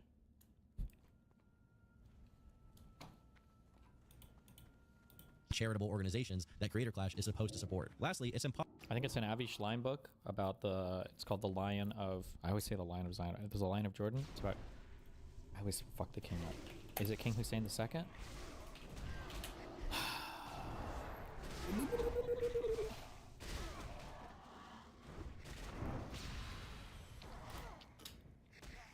It is Hussein 2, right? Or is it Hussein 1? Just King Hussein. And then the first book is it's a Benny Morris one. I don't remember which one it is though. But he's Israeli historian. They're both Israeli historians. Possible not to notice that whenever it's to show up to a podcast or take credit for things going well, Anissa's involvement is unavoidable. But whenever it's to address difficult things and actually communicate clearly, you only see Ian. Coincidentally, the only times things get communicated clearly at all is when Ian is the one doing it, which makes it that much more frustrating that he keeps putting himself down about it while it's probably righteous victims. While praising Anissa's communication skills. Yeah, Anissa was the one who solves problems. She is more communicative than me, and she's better at communicating than I am. I fucking suck at this shit. So where were these amazing communication skills when it came to giving the public the reasons why Froggy was removed? Oh yeah, that was Ian. At the end of the day, the person who has to take these catastrophes to the face is Ian. And given that he's at a much better financial standing than she is, you just know that Ian was covering those Creator Clash 2 losses, as he'd never allow it to cut into her OnlyFans revenue. If this massive failure wasn't enough, about a month before he made these announcements, Ian released a video titled I Miss the Old iDubbbz, which is You just saw this happen live. Wait, what? Is just an even more grating remake of his 2020 response to the OnlyFans criticism. I am of him communicating something publicly after saying Anissa's the communicator? Responsible for creating a lot of hurtful and damaging content on this channel. And I've also created a culture of apathy and I don't know, a lot of cruelty as well. Here, he announced he'd be taking down some of his content, specifically his content cop videos, which he considered cruel and morally grandstanding. And while this does fall in line with his current worldview, the grandstanding part is simply not true. Even if his older content was mean-spirited in its attempts to entertain, at no point was Ian taking the moral high ground. He made people look stupid, or at worst, deceptive, but he didn't really paint his targets as evil and make himself look like the good guy in comparison. That's closer to what H3 did when he used to cover things like CSGO skins, and it's not what iDubbbz used to make. He also says that he only got up to those things in the first place because he felt his personality wouldn't be enough to entertain people. And although he's right, it's completely irrelevant. Everyone knows iShow's... Anyway, covering more Ian slop instead of the stabbing is why the right wing keeps winning. Nice stream, Tiny. What is there to cover? Some woman got stabbed and died. What else is there to cover for it? What else do you want to know? You want to jerk off to the body or whatever? The guy walking up and down the train thing has got blood, I think, dripping off his knife. Do you want to jerk off to that, or... do like a gore fetish? Speed barks and lunges at his computer screen to entertain his audience. That's not his personality. That's just something he plays up for content. To think that this is somehow a crutch or to have some kind of imposter syndrome about it is on the same level as thinking that WWE is real. Later on in the same video, he starts talking about how important it is for him to open up and let his audience see who he really is. But the thing is, that's just not entertaining. Even the most successful streamers whose entire career hinges on the cult of personality surrounding them need to be doing stuff all the time to entertain their audience. Ultimately, the people yearn for content, not support groups and sensitivity lectures, however harsh that may sound. Moments later, he pivots to talking about how bigoted his content was, his responsibility for his entire audience's actions, and how he's ready to begin working toward redeeming himself. And I just want to make it clear that I am absolutely responsible for my audience. And, I guess if you want to, look out for people who are red flags, it's definitely people who have my mentality that say, I'm not responsible. The thing is, if it's true that he's responsible for his audience's actions, then he has absolutely no hope of ever redeeming himself. He had tens of millions of people repeating all kinds of unsavory catchphrases, and many of these people didn't even watch his content and just knew him from clips and memes. In order to undo it, he'd have to commit seppuku and light himself on fire like a Tibetan monk. Or alternatively, he could just acknowledge that his content was just that, content. He can claim his intentions were irrelevant all he wants, but at the end of the day, it's clear that he wasn't indoctrinating his audience or sending a message. He was just being offensive for the sake of entertainment. If at any point he was morally grandstanding, that point is right now, as he tells... Okay. FD reports the U.S. is ending cooperation with Europe on countering disinformation from Russia, China, and Iran. The outlet also warns Ukraine faces a looming shortage of air defense systems due to U.S. delivery delays as Russian strikes intensify. Washington terminates agreements with European countries to fight disinformation from Russia. Nice. Russia, Russia, Russia. That's because it's all a hoax.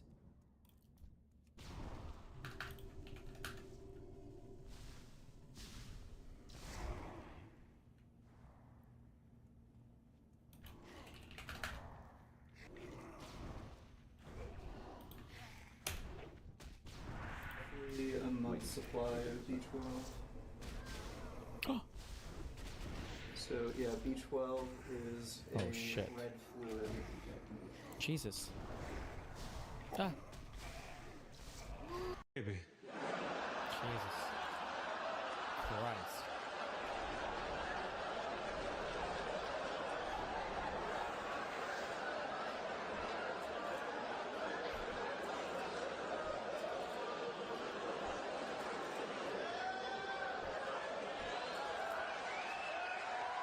They're getting clout. Okay. Hell yeah. True. Finally. Someone's brave enough to say it.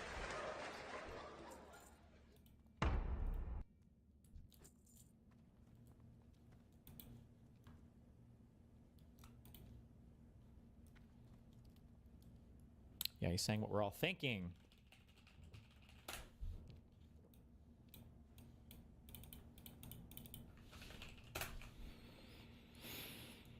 Idubbbz gets his feelings hurt and mocks a child bride slash victim, or child bride slash, wait, a child bride victim slash advocate. What, they're advocating for more victims? Just kidding. Did you say he cried? Oh, we had to have a meeting. So after that, so he was crying. We had to have a meeting. How ridiculous is that?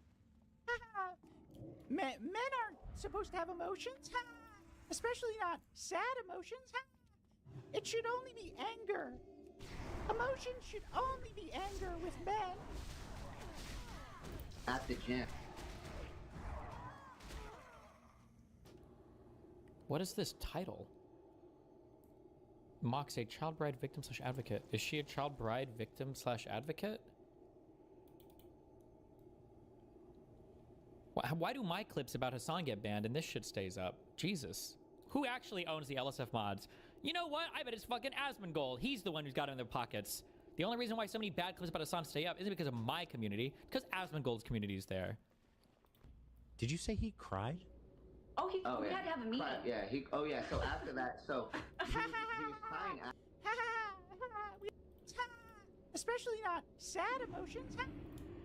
This is such a retarded title. What? Nothing he's saying has anything to do with. I don't even know who's supposed to be the child bride victim slash advocate. I don't. Okay. Presumably the wife. Why would you presume that?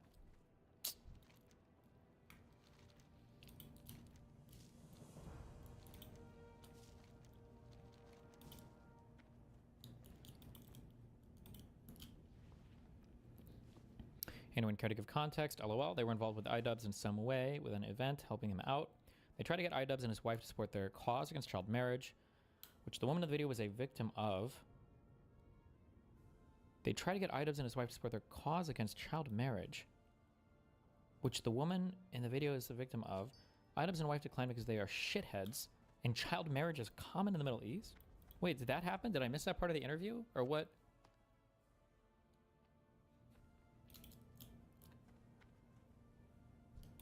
To be accurate, she's Laotian Hmong and from Washington State. No Middle East here.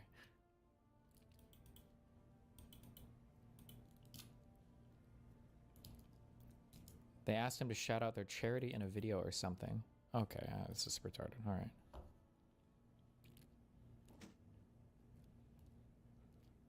Based.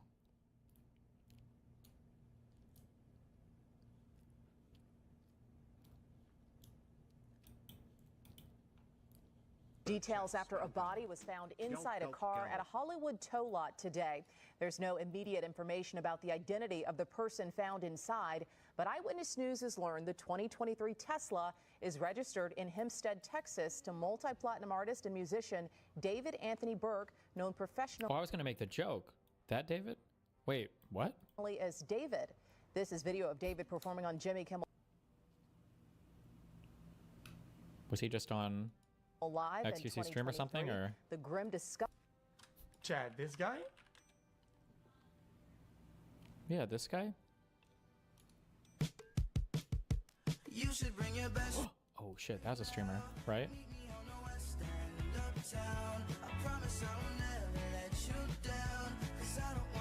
Probably a stolen car, surely, right? People always say stole his car. Better hope so.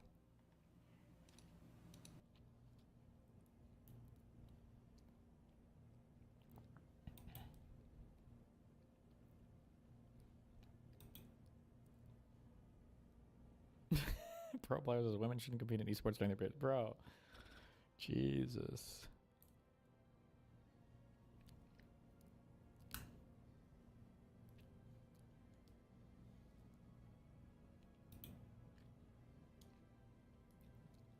Was it going from Android to iPhone?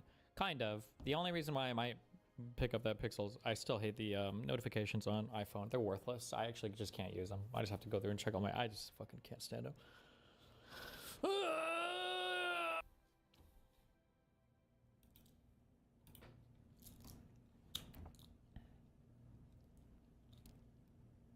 Limfeo. Wait, so was there a video press release on this or just articles?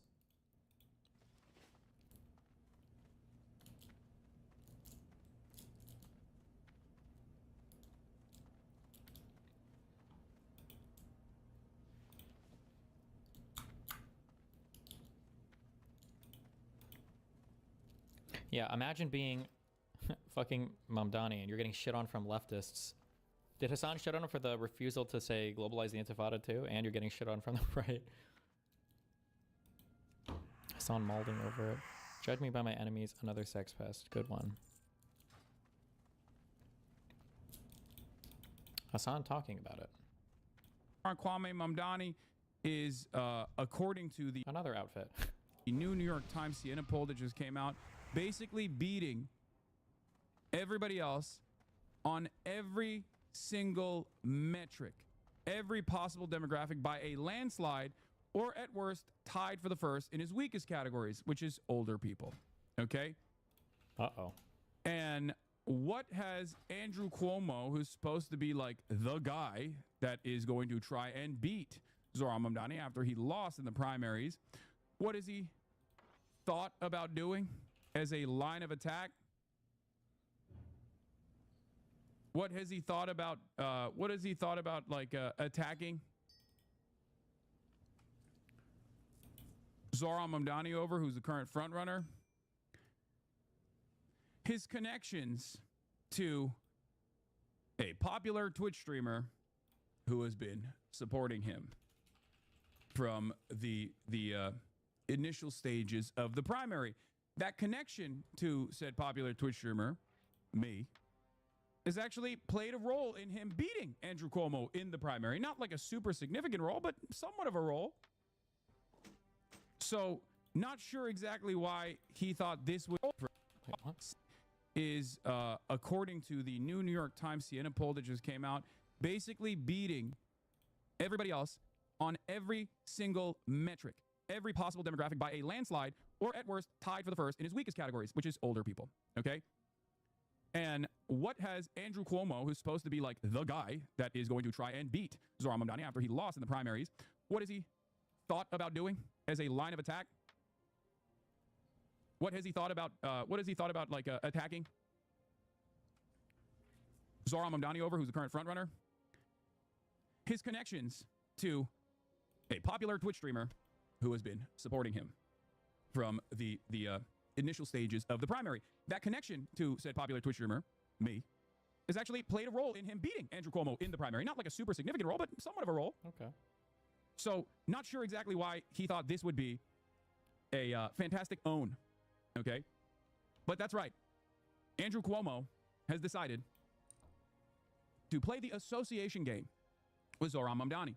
Who are those other people, victims of Hassan Piker? Yeah, I assume, I don't know anything about this press conference because I didn't see it. I only saw this originally, and it launched me into orbit.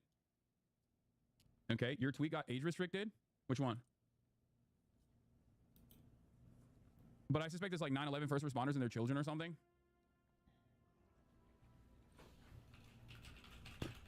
But in any case, it is pretty funny that America's most important city's mayoral race has gotten so completely out of control that they're basically trying to do like internet beef.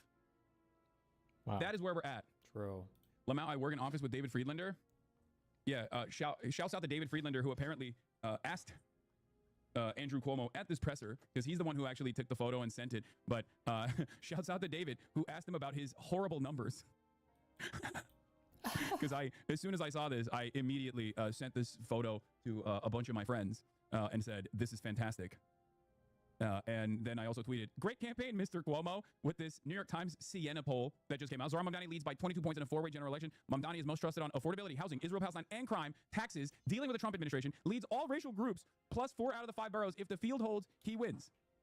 So while this is going on, and this is a horrible day to be Andrew Cuomo, horrible numbers coming out, what is he choosing to do? This. If this is your exit ramp, if this is what you think is going to, you know, move your numbers, improve your numbers, if this is what's going to carry you across the finish line, you are delusional. Because 2 reasons, okay? 2 reasons. Number 1, nobody knows who I am, you fucking idiot. No one knows. I try to repeat this to like extremely online people all the time. People that come here, and even members of my own.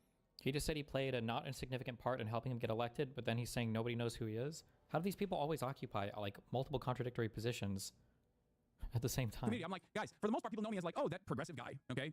That's it. If they know who I am, especially amongst like the normie crowd, they just kind of know me as the progressive guy, okay? And they have a rather positive association with me. Now, of course, there are a lot of negative associations with someone like myself. Negative associations coming from incredibly Zionist groups. You know, if you are super, super invested in Israel, then yeah, you're gonna know who I am and you're gonna have a negative opinion of me. If you are a dedicated Fox News watcher, you might have maybe seen who I am and you might not like who I am, but even then, it's not super relevant overall. And then, of course, last but not least, it's like the extremely online people, but they never go outside and they never vote, so it doesn't really matter. So now you think the 9/11 guy is New Yorkers? No.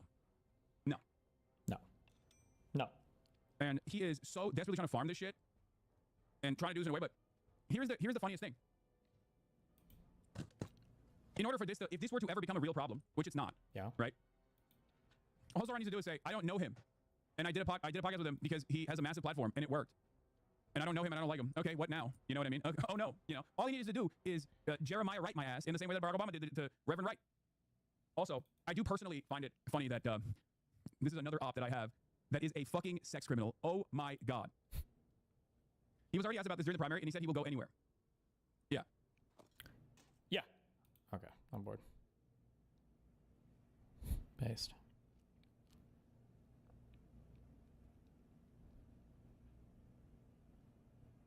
Wait, what? Oh, I saw this. This is true as fuck. You fucking idiots took emails of Hillary Clinton ordering pizza and turned them into a child trafficking scheme. Not even just a scheme, but a whole ass fucking conspiracy theory involving secret orders of children around to different places for Democratic, like, billionaire influencer donors, politicians to fuck, like a whole ass thing. But you're perfectly fine with Donald Trump being best friends with the most notorious sex trafficker of all time. It's just wild. It's just so, it's deeply unserious.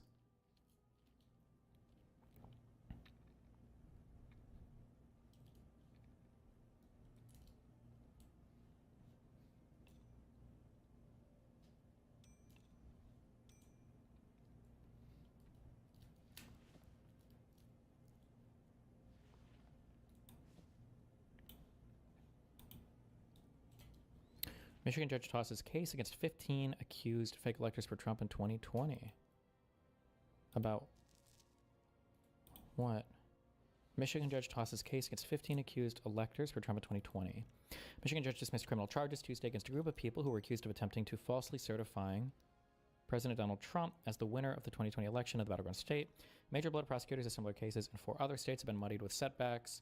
District Court Judge Kristen D. Simmons said in a court hearing that the 15 Republicans accused will not face trial. The case has dragged through the court since Michigan Attorney General Dana Nessel, a Democrat, announced the charges over 2 years ago. Each member of the group, which included a few high-profile members of the Republican Party in Michigan, faced 8 charges of forgery and conspiracy to commit election forgery. The top felony charges carried a maximum penalty of 14 years in prison. Investigators said the group met at the Michigan GOP headquarters in December 2020 and signed a document falsely stating that they were the state's duly elected and qualified electors. President Joe Biden won Michigan by nearly 155,000 votes, a result confirmed by a GOP-led state Senate investigation in 2021. Electors are part of the 538-member Electoral College that officially elects the President of the United States. In 48 states, electors vote for the candidates who win the popular vote. In Nebraska and Maine, elector votes are awarded based on congressional districts and statewide results. One man accused in the Michigan case had the charges against him dropped after he agreed to cooperate with the state attorney general's office in October 2023. The other 15 defendants pleaded not guilty and have maintained that their actions were not illegal. I wonder what they were being charged with. It says forgery. I wonder what like state of mind and everything you need to prove for that. Judge Simmons took nearly a year to say whether there was sufficient evidence to bring the cases to trial, following a series of lengthy preliminary hearings. Prosecutors in Nevada, Georgia, Wisconsin, and Arizona have also filed criminal charges related to the fake elector scheme. None of the cases have neared the trial stage, and many have been bogged down by procedural and appellate delays. Nevada, the state attorney general, Georgia Prosecutor Center. Is there like, there's no link to like the actual documents? We just don't do that ever. We can never ever ever link ever to the actual court documents. Okay.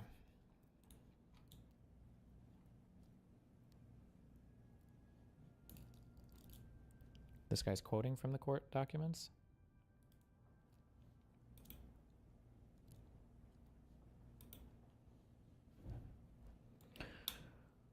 Destiny, I love you, brother, and honestly have no idea how you raw dog the internet, full of ads on every site. Check out getting a pie hole. What the fuck does that mean?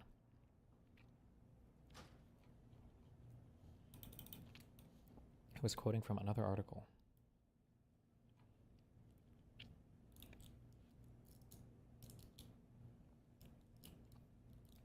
The prosecution would like the court to believe that these named defendants were savvy or sophisticated enough to understand fully the electoral process, which the court does disagree because the document that was presented doesn't even align with the level of sophistication that they want me to believe, she said before she announced her decision. The electors didn't understand the electoral process?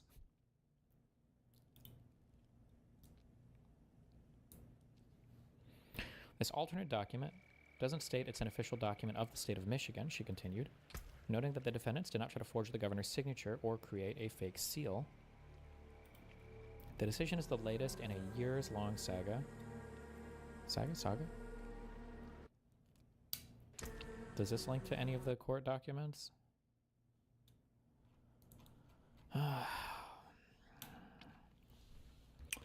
State of Michigan, court reporter, electoral fraud. I'm not going to be able to.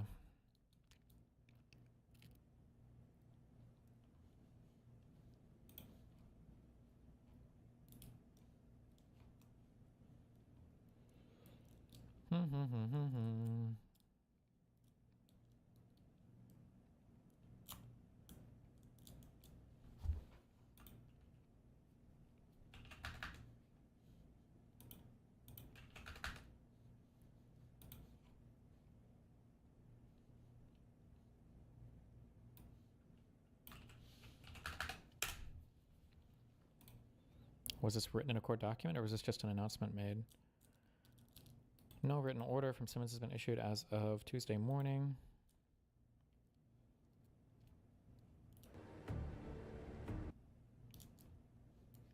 Okay, whatever.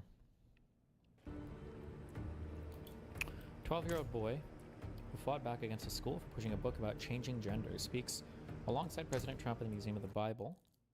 I've been a Christian my whole life, and Jesus means everything to me. I knew this was not right, but I was afraid of getting in trouble. After my family spoke up, the school treated us badly, and kids started bullying me and my brother because of our faith.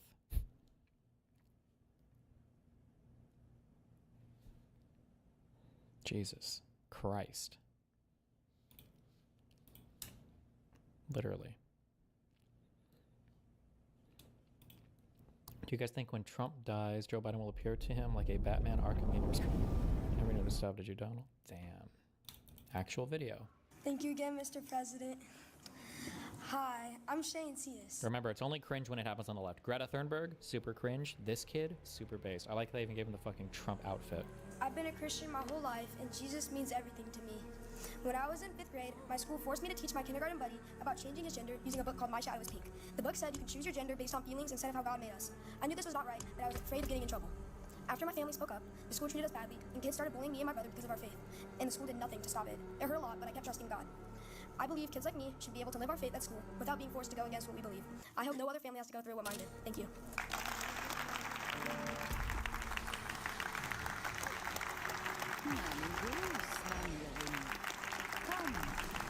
Thank you, Shay. Great job. That was delivered well, wasn't it? What did Fox News say about that Ahmed kid?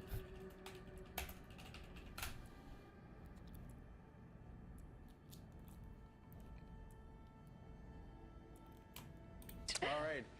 Meanwhile, in other news, you know that Texas teenager we've been telling you about, detained in school after officials looked at his homemade clock, thought it might be a bomb, reportedly has a history of trouble. A former teacher of his shedding some light on his past. Fox. Oh my God. Oh boy. What are we about to get into? Even the... I mean, he is black, I guess, so fair game, right? And Friends Weekend co-host Anna Koyman is here with the details. Anna? Good morning, Steve, Elizabeth, and Brian. Good morning to all of you at home. 14-year-old Ahmed Mohammed was personally invited to the White House by the president because of his, quote, cool clock. But now we are learning the techie teenager may not be as innocent as he seems. The nation did take notice when the Muslim boy was taken out of school when a teacher mistook his invention for a hoax bomb, claiming Islamophobia. But now Ahmed's 7th grade history teacher, Ralph Kubiak, tells the Dallas Morning Sun this isn't the first time he's been in trouble. Kubiak claims Mohammed was suspended for several weeks during the 6th grade. A family friend says it came from blowing soap bubbles in the bathroom, but Kubiak also claims Mohammed spent time in a reassignment center the following year to complete a punishment. He also says the, quote, weird little kid would often bring inventions into school, like a homemade remote he used to prank a teenager by shutting off a projector in class. Ahmed Kubiak says he's, quote, one of those kids that could either be CEO of a company or head of a gang. Not even like head of like a larger criminal enterprise? Why gang? Kubiak claims he called Ahmed after the clock incident, with Ahmed bragging on the phone saying this: I'm going to be really big on the internet one day. And Ahmed was right about that. After the clock incident, Ahmed received invitations to Facebook, Google, the UN, and previously stated the White House. It is unknown if President Obama is aware of Ahmed's past disciplinary problems in school, but right after the clock incident, the president suggested the visit could, quote, inspire more kids to like science. Elizabeth, Brian, and Steve? That's right, and some Texans feel it might have been a publicity stunt. Anna, welcome back from your honeymoon. Thank you. Great to have you. Fantastic. We want to see pictures later on. We sure do. Congratulations again. Now, the family of the 14-year-old Irving boy arrested for taking a suspicious clock device to school wants millions of dollars from the city of Irving and the school district. Ahmed Mohammed's family lawyer sent demand letters today threatening a lawsuit. Those letters say they want $10 million from the city of Irving, $5 million from the Irving School District. Both letters also ask for an apology. The boy and his family left their home in Irving and went to Qatar after his arrest for a hoaxed bomb. Turned out it was some type of homemade clock he took to school to show off to his teacher.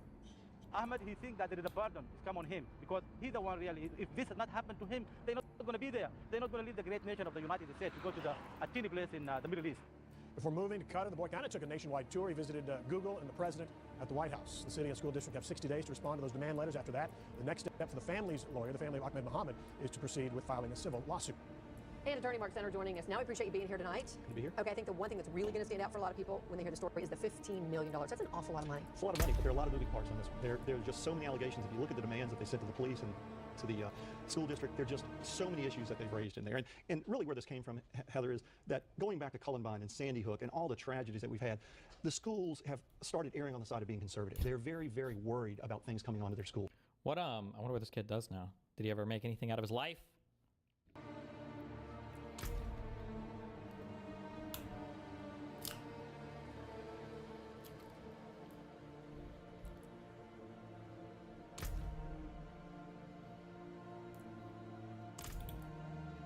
Oh God, this guy. Saying that transgenders can't buy guns. Yeah, I think that's ridiculous, right? Why? Because the Second Amendment protects people's individual right to own guns. Right? Yeah, but what if they're a biochemical engineered ticking time bomb to kill Christian children? He just like, man, he just started stacking them up, dude. Destiny needs to stop playing Expedition 33. I can't take it anymore. His inability to experience any kind of joy or emotion outside of yelling at arslers or listening to some insane take from a talking head is destroying my view of this man. He experienced Gustav yelling the password, and there was the barest expression of a chuckle, and then a soulless "that's it." I haven't been able to look at him since, because all I can think of is he's some kind of alien wearing a human skin. Oh my God. Do you know what this guy is? Hold on. Hold on. Hold on. You know what this guy is? Hold on. This might take a second. I will be looking.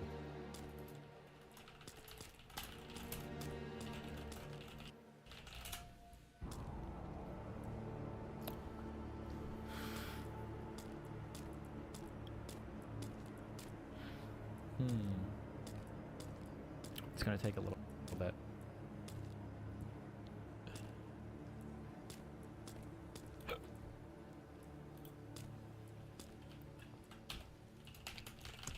It's going to take a little bit.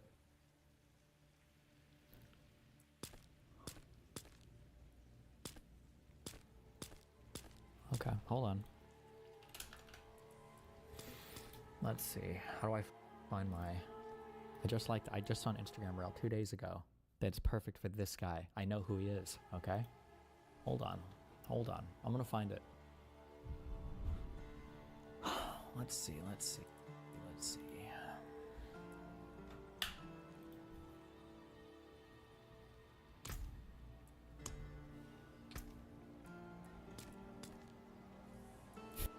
This is stupid. Wait, no, sorry, hold on. I'm looking for it. But, hold on. Proportion of victims matches the proportion of the population. It makes sense, right? Right, exactly. In that case, I guess Kira isn't gay. But he is racist. What? Well, if you look at the race of Kira's victims, it certainly doesn't match the population at all. Otherwise, how do you explain that? Easy. That's because they commit more... This is probably gonna die.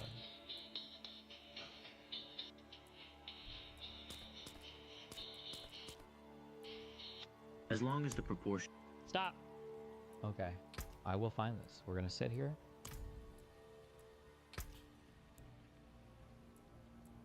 We're waiting. Hold on.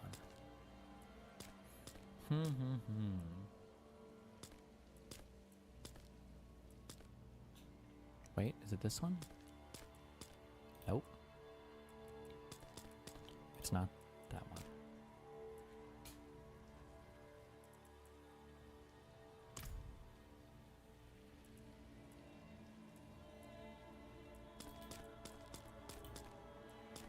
Did you see the White House official saying 1350?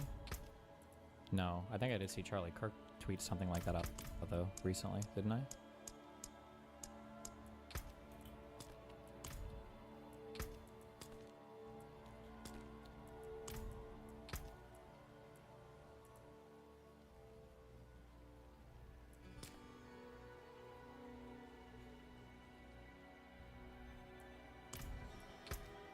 I'm not gonna be able to find it.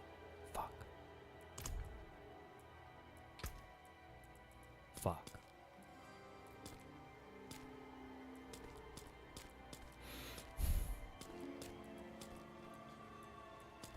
Wait. No.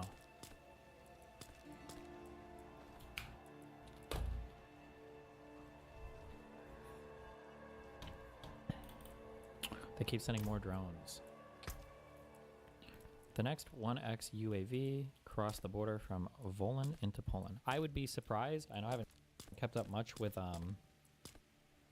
the war recently, but I would be surprised if Russia started to intentionally attack Poland. I don't know what the strategy would be there.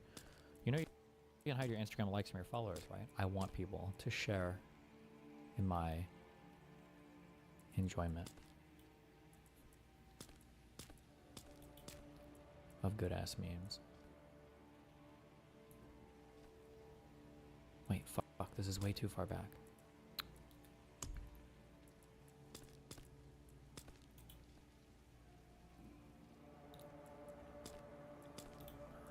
I'm not gonna be able to find it. God damn it!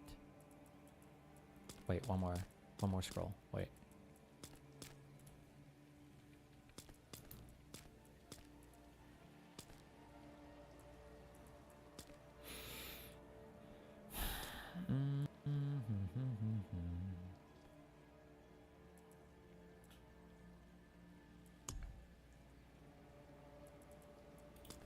What is it? Wait.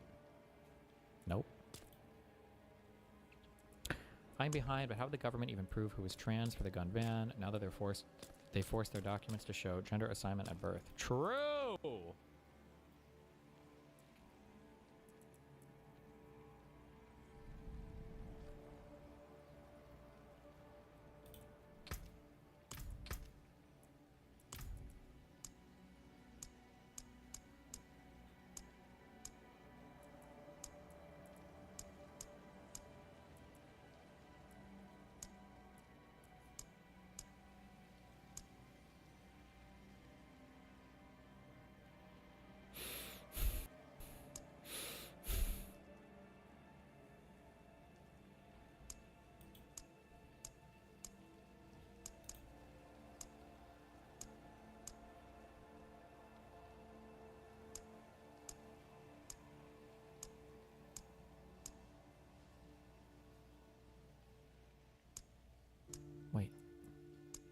No.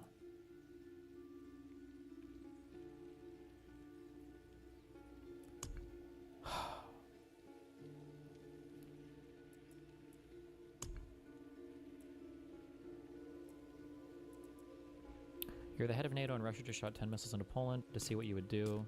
What move do you make to get them to back off?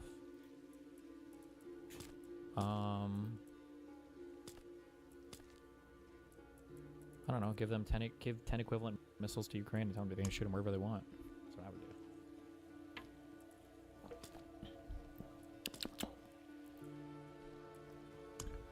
Did I talk about AE today? Well, that we had the whole Patreon still, and I think Mooten and Dan are chatting now, so we just transferred the Patreon to them for them to do their thing.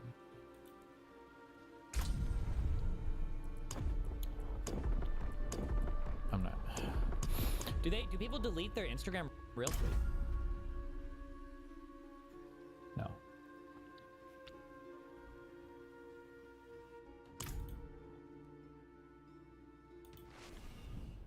Es war klar. Die Dämonen sind einfach aus dem Nichts erschienen. Und jetzt ist meine Familie fort.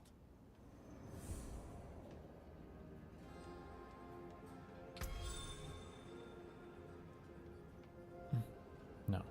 No. No. No.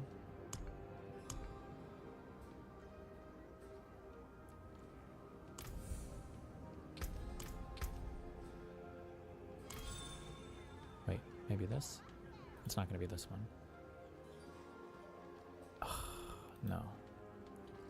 God damn it. There was some fucking reel. I swear to God, I saw this like 2 days ago. And it's like how your friend stares at you when the big twist is coming up in an anime. It's just some guy sitting next to the dude, like with his eyes fucking massively open. That's what you retards are like. And now I'm not gonna be able to fucking find it, and I hate all of you. Ugh.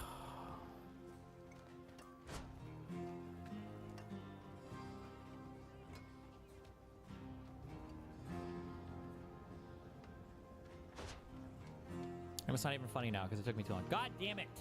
Why can't I sort these by title? Newest to oldest, sort and filter.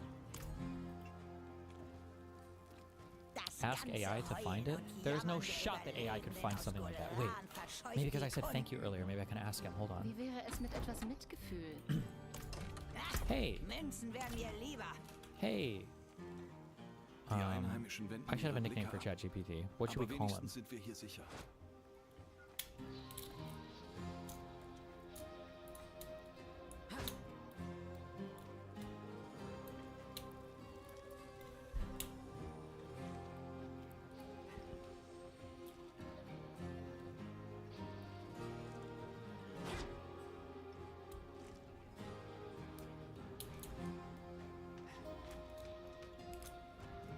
You guys suck at nicknames. Oh my god. Ich dachte, die Reise entlang der Küste sei sicherer. Can I call you Jim from now on? Wait. I am going to address you as that. I'm going to say it like a command, right? As Jim from now on. Comma, if that's okay. All right. Hey, Jim. Can you help me find an Instagram reel that was posted recently? Parenthesis, I believe, and parenthesis, where the joke was about a friend staring at his friend on the couch while he watched a big plot reveal coming up in an anime. Question mark? Okay. Searching the web. About the Instagram reel, unfortunately, I couldn't pinpoint it. Oh, he said, hey, no promo for the name Jimmy. Okay. About the Instagram reel you're thinking of, unfortunately, I couldn't pinpoint it exactly with the info available. I wasn't able to find any real matching the scenario. I was trying to find out watch a big anime plot reveal. Researchers come up with no worries, I'm still tracking down the photo. Could you narrow it down in more context? For example, was the anime scene itself from a specific show? The anime scene was from Attack on Titan, but it was a minor part of the video. The video included text overlays like, when you realize the plot twist, it did include a caption like something like, friend is staring at you during the big reveal, maybe? Maybe? I don't remember exactly. Were the friends cosplaying or just chill on a couch? They were just chill on the couch. No other big visual cues. I believe it was posted on Instagram within the last week. Wait, you guys are looking this up. Oh, you found it. Well, why couldn't the... Do you think he could... Why can't he find it? Also, this is on TikTok. This wasn't Instagram.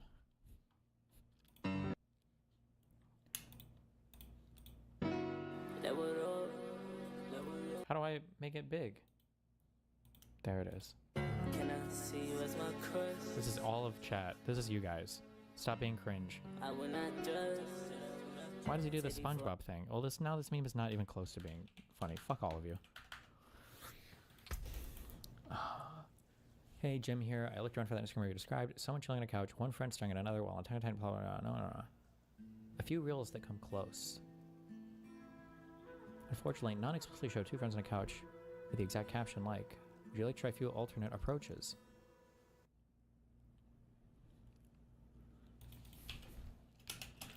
Can you try searching on TikTok? Why didn't he find it on Instagram? Let's see if he finds it on TikTok. Hold on.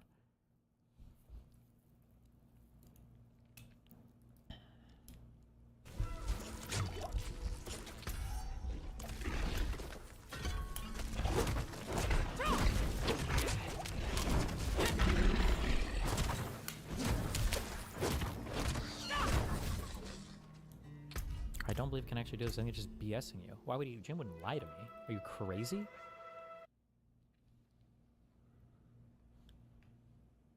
Memory and ChatGPT has changed. What? I don't care. Wait. Hey, Jim reporting for duty. Smiley face. Oh my god, he put a smiley face! Quick heads up, I can't open TikTok directly from here. Their site blocks automated browsing. So I can't pull the exact link myself, but you can still find it fast with a couple of targeted moves you can run in the TikTok app. Oh my god. No problem, thanks. Another friend, did I say Gemini found it? Another friend was able to find it for me. Here's the link in case anyone else asks you. There you go. I'll give them a link. Gemini. Now I've got the exact source. That way, if anyone asks again about the friend staring at you on the couch during an anime pop reveal that Attack on Titan meme, I'll know it's real. Glad your friend found it. Want me to also keep a couple quick keyword variations handy so you or anyone else can re-find it easily in the future, even if the link goes down? No, but thank you, Jim. Oh my god, I can prefer a response? Hold on.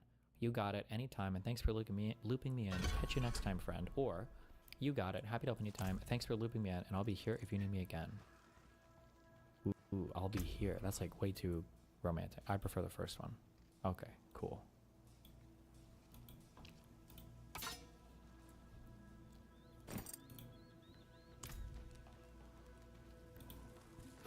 Okay. What is this? Blaze. It's crazy. Crazy.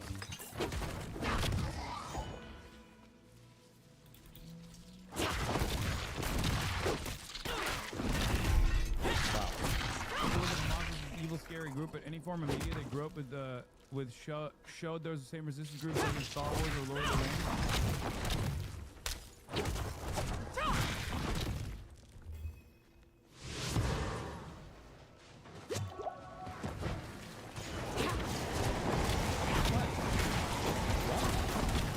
What was the scene in Star Wars where they're raiding the Empire people with lightsabers? I can't remember that.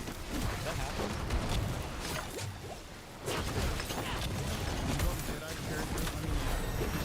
Explain it to Americans, you're gonna be like, imagine a Jedi. Like, imagine a Jedi raping a member of the Empire and then breaking their knees so they can escape, and then taking videos and just laugh about it on TV. No, man. The reason why they see them as like scary evil people is because of racism. They just think like Arabs. Oh, racism. Oh, that's it. Oh, racism. racism. Okay, thank you. Are not human. They're like a parasitic force that's just like responding to stimuli. Okay?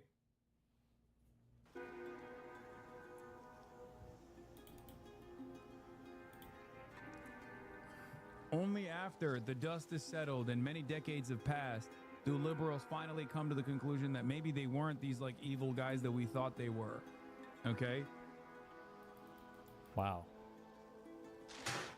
The example that obviously comes to mind is literally Star Wars. George Lucas presented the Viet Cong as the good guys in Star Wars. America was the Empire, the bad guys in Star Wars.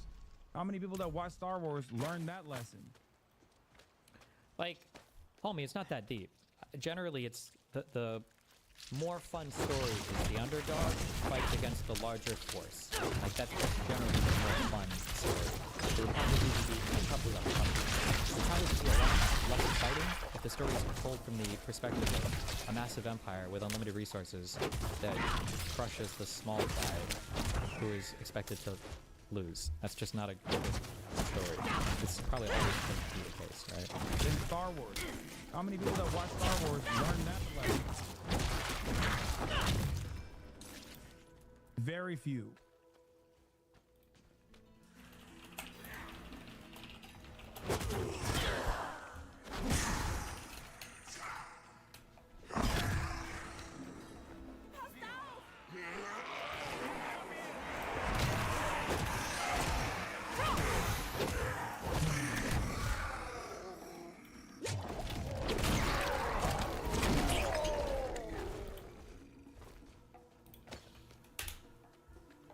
Is this guy? Oh, is this the guy? Is it? It looks like it. He's got credentials. Hi, are What's you the good? guy? Mackie, good to meet you guys. Nice to meet What's you. going on? Yeah. Okay. Do you happen to have? Oh shit. Do you happen to have a tote bag or something? Yeah. I would love to. Oh, you don't want to carry all that around? Well, because our bag is. Also do a ham sandwich. About the city so far? Amazing. Here's my sign. We were talking about the big sign. There's a whole thing about you on AI.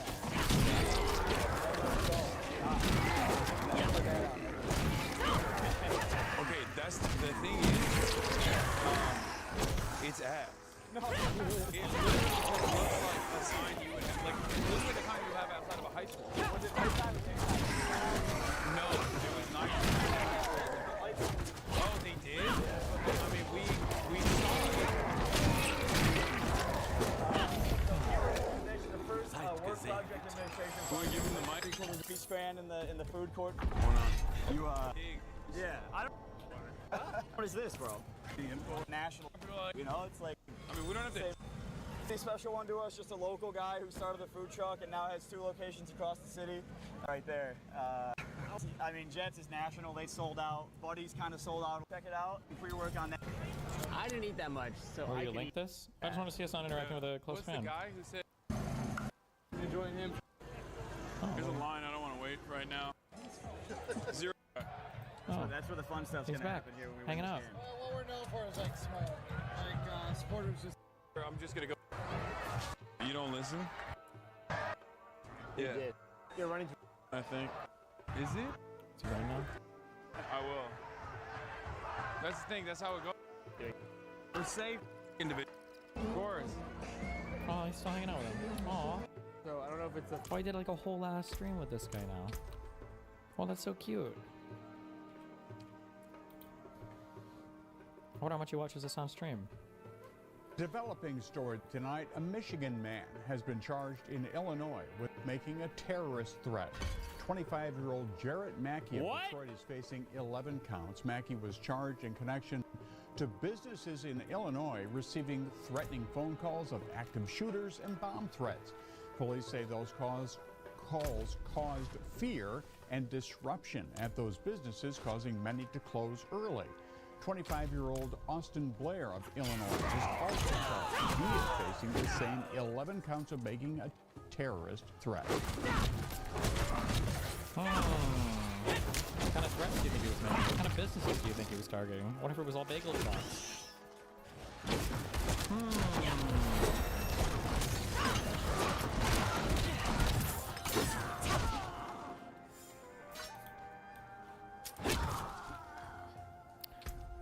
Michigan man has been charged with making terrorist threats in Illinois, making bomb and active shooter threats to businesses in East Alton, Illinois.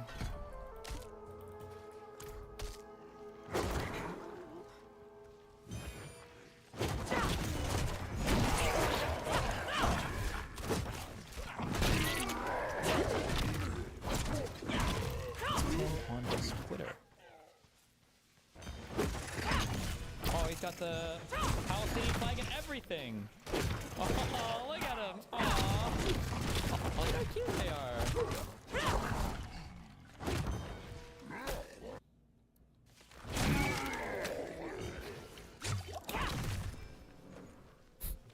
Uh-oh.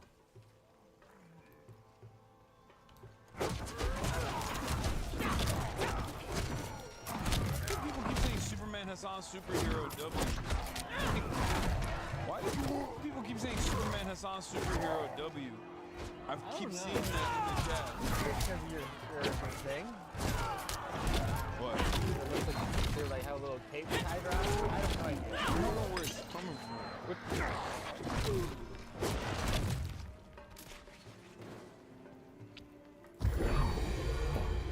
Is there any more information about the calls that this guy made? Do you know what he made threats to? Just for some of the stuff.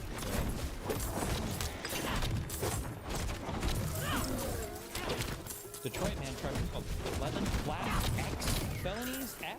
Oh shit! We're arresting people for their Twitter posts now?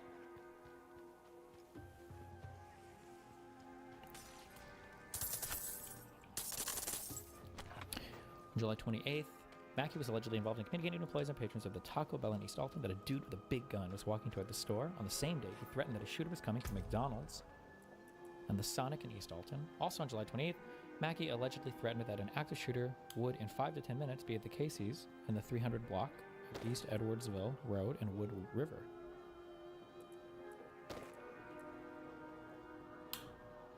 On July 29th, he was allegedly involved in threatening to shoot up a store, referring to the Domino's Pizza at the 300 block.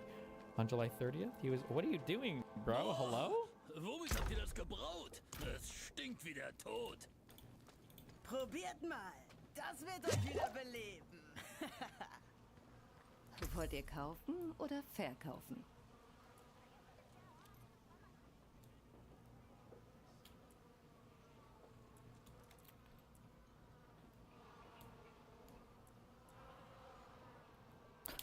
Hold on. Hold on.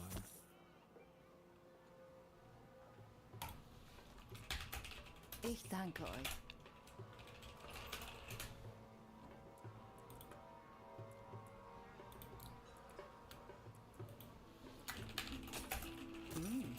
Recht wertvoll.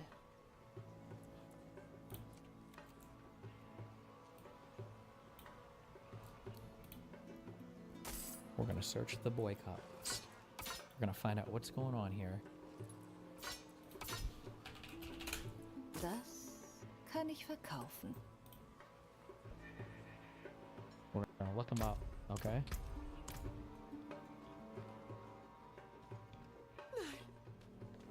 Nicht mehr, bitte. Ihr seid... Der Geruch. Der Geschmack.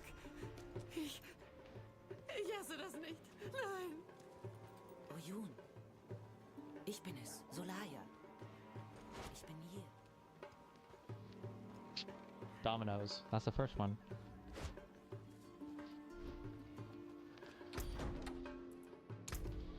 Wait, Domino's isn't on the list? We've lost in the first one. Oh, okay. I don't care anymore.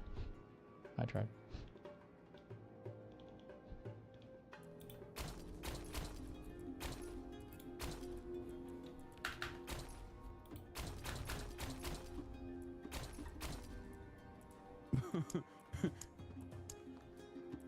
When you search for the song, do you just search for Jew song? Yes. Somebody sent me this email. I thought it was interesting. And then he posted on the subreddit too. So I don't know how, if I necessarily agree with this whole thing, but I think there's an element of truth to this. Or at the very least, it's a byproduct of how some people argue. On stream yesterday, Destiny was pretty good at recognizing and pointing out word games being played by Aaron.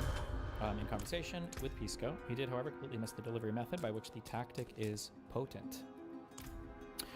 The flow of conversation in this style can be summarized as a series of back and forth responses in a certain argument chain. Each following response carries heavier and heavier weight, refuting previous one, and builds up validity of one side's argument.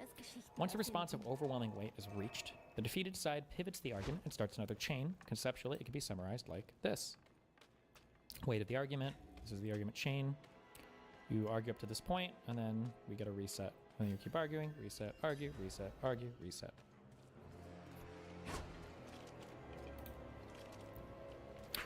Pisco here, green, wins every chain for Aaron red, pivots away to another bullshit argument. Unless he correctly identifies it, Aaron's arguments are non-existent, and her pivots will fall apart in a few responses from Pisco. Pretty dumb of her, huh? I'm sure that there is another layer to this one that explains the exact format of this exchange, and specifically the way it's consumed. Most viewers consume content on the side. They zone in and out of conversations as tasks in front of them leave them more or less capable of following along. With this, frequent back and forth with pivoting stops being so one-sided.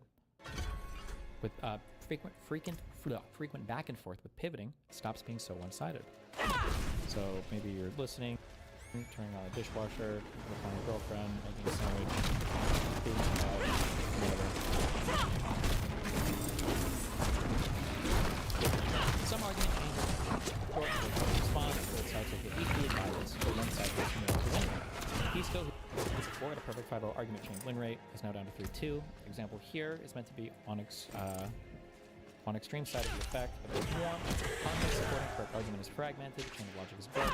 All viewer with context already learned this capable chain gas won't accept that much. Anyone for whom response is novel will be lost. All while bullshit pivots with bullshit responses can be communicated in just one sentence. Let's further bump down the weight of Pisco's arguments after at least one of his responses in the chain was cut out. Let's call this tactic argument shit slinging. I don't know, like, if this is necessarily a deliberate thing. I just think it's a consequence of, like, having somebody continually barrel down on an argument and not concede anything ever, and then just keep going and going and going.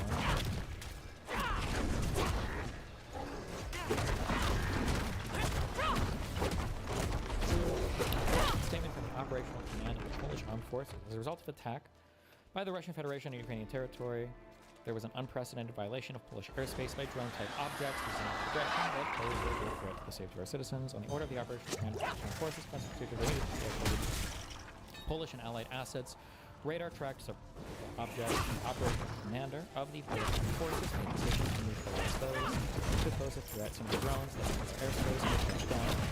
Let's go away, search for and locate the sites of these objects that were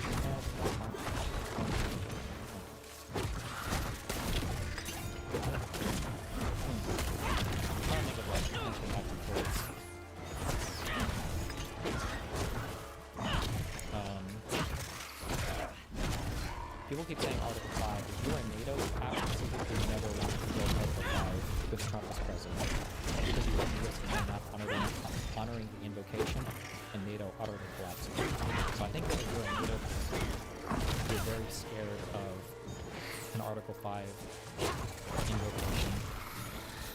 But on the other side, I think Putin might be afraid of attacking and getting on the wrong side of Trump politically. There is a Trump that exists, that the Republican colonists existed, 10 years ago. That doesn't really, he's a bad guy, right? That if Putin were to do something that would upset Trump enough, like, I don't think it's beyond Trump orders on fucking 52 like, St. Petersburg or fucking Moscow. I think, like, Trump is fucking retarded enough to do it. Like, it feels like he's actually getting smacked around enough. I'd be like, fuck this guy. I have no idea, though. I don't know on either end.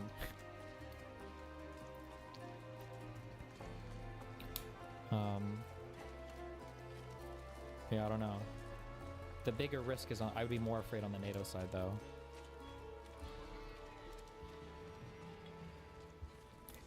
Because I feel like with as much as Trump undermines NATO, that there's a huge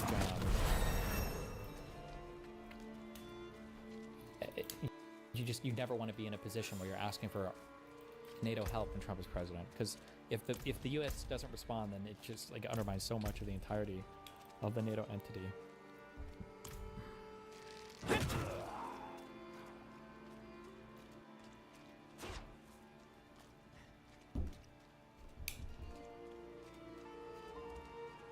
Funny, sneaky Aaron moment after the great socialism debates. Aaron pulls up a commie meme clip she likes to show Pisco. Pisco must pretends to be a libertarian and she doesn't correct him. Wait, what? Streamed 1 month ago. Here's the thing. I don't know what you kids are up to, but I do know one thing. Laws are threats made by the dominant socioeconomic ethnic group in a given nation. It's just the promise of violence that's enacted, and police are basically an occupying army. You know what I mean? You guys want to make some bacon? Mask over his face, pulls a lit Molotov cocktail, boom, hits the lock, opens the jail cell. Okay, I don't have this cover I'm using. This is not the original one or whatever, but that's the clip. You never seen that? Nice. No, I like it. He's like pretending to be a libertarian type guy. They're playing. It's like they're doing a tabletop game. Yeah. Okay.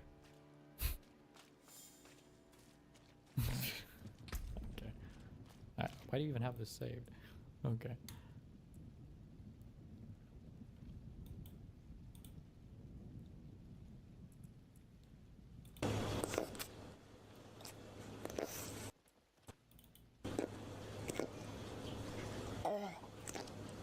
That's what your mom sounds like.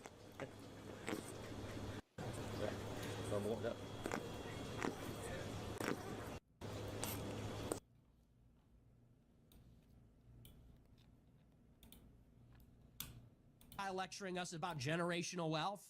Why don't we redistribute the Young Turks media opportunities? How about Okay, fine. You know, we redistribute? doesn't seem like that would put a dent in the system, but once again, normally he has better arguments. Like when he's duking it out with Charlie Kirk, he can present a better argument because he can showcase that Charlie Kirk is actually, because he is the logical extension of like the advocacy that Charlie Kirk engages in. The reason why the likes of Charlie Kirk fear someone like Nick Fuentes is because it shows that Charlie Kirk is fraudulent, right? He is seen as more real. But when he comes after someone like myself, he has to desperately fling shit in the same way that like fucking Destiny criticizes me over. You know. Hassan is like, it's so funny. He's almost exactly right, but for the exact wrong reason. That is correct that both of you are able to attack more establishment types, even though Charlie Kirk is not necessary, but I mean, MAGA kind of is. You're both able to attack establishment types. That's the extent of your use.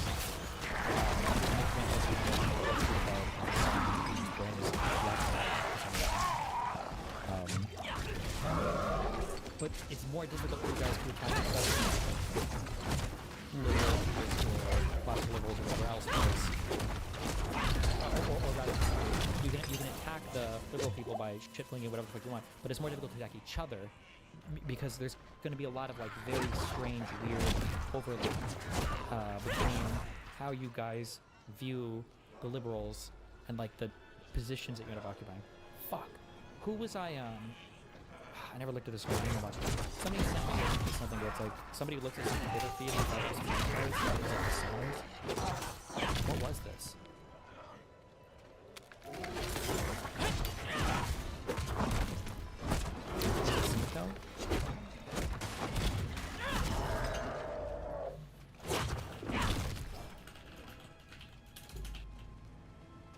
Somebody link me this.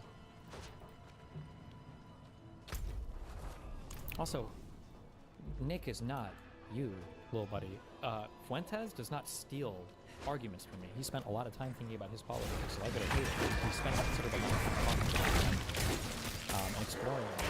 Like, Nick doesn't rip and lift every fucking argument that I give onto his own screen while he's doing it constantly. I don't know how to do that. It's a substitution for this guy's thought process. Simultaneously being the object of his ire. That's how it real sounds.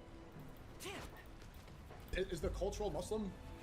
Is the cultural Muslim talking about my deen? Is the cultural Muslim talking about my faith? I thought this is the guy that like leans on Islam, but it's profitable, so he can, talk about Palestine nonstop.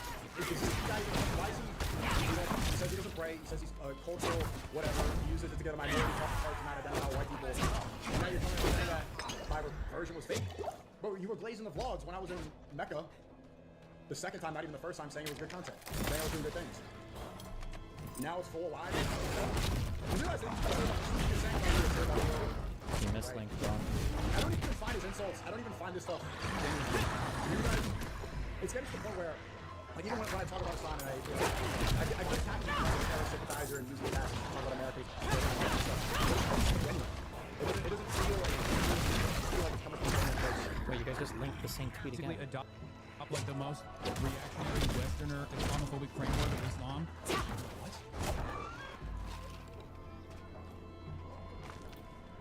Wait, where's like overall bad vibes? I think to be associated with a candidacy that currently is under. Like the street, even though the horseshoe theory is coming true, the street is just so boring. I'll just stick to this as a direct take. Every time I listen to this guy, there's not energy. It's never funny. It's never just like whiny, moral grandstanding every time. I like what you're saying about Palestine. I think this is a positive thing. Otherwise. Listening to, I don't know when Hassan got this talking point, but like, I want to do this. Like, why aren't any other creators talking about Palestine? Like, why are you guys coming to me to ask me questions about Palestine? Why aren't you guys coming? Why no one else is? Mr. Beast isn't talking about Palestine. Ah, it's actually like gross.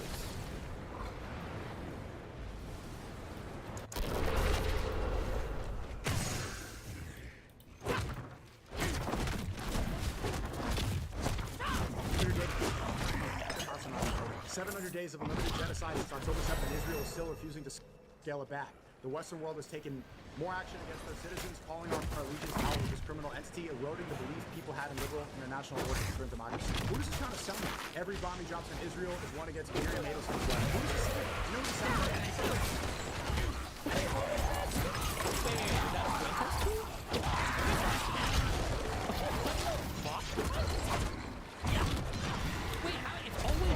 It's always like even more insane than I think it is. What the fuck is this feeling? Is this like a cat donor or whatever? Generally, I would say if you hear that name come up, you'll almost always. This is like the USS Liberty equivalent of talking about impact in the United States, or like a softer version. What the fuck?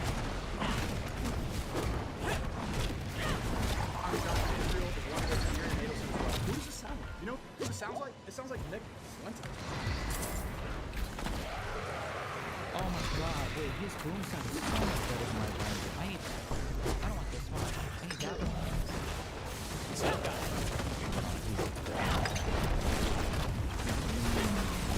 It feels like it's do one of those games where you either keep back and forth. A lot of Nick and it sounds like me. If Hasanabi tweeted this, well, almost. If Hasanabi tweeted this, like, you wouldn't blink an eye. MAGA influencers got busted for shilling for Indian today after months of defending the Epstein cover-up. What happened to this movement? If Joe Biden disappeared for an entire week like this, you know that every Trump supporter will be crashing out about it. Where is the consistency? Trump 2.0 has been a disappointment in literally every way, but nobody wants to admit it.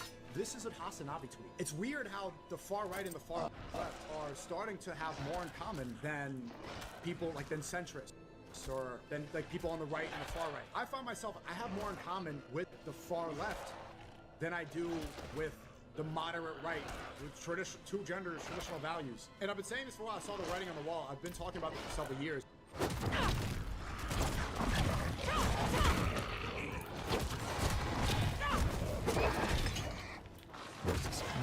Hinge did 6 cocktails. Happy hour. I'm declaring war on fat gay kids. Not the kids themselves, but on whatever's making them so fat, gay, and pathetic. Okay. Hier ist das prophezeite Ende. Vertreibt eure Dunkelheit, denn nur das Oh Licht no. darf DGG, what did you guys do now? Oh no.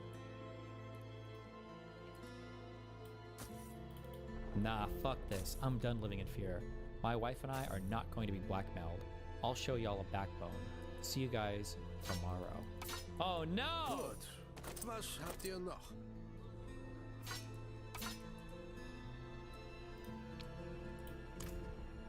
to tell you No, okay, my mom also says that you...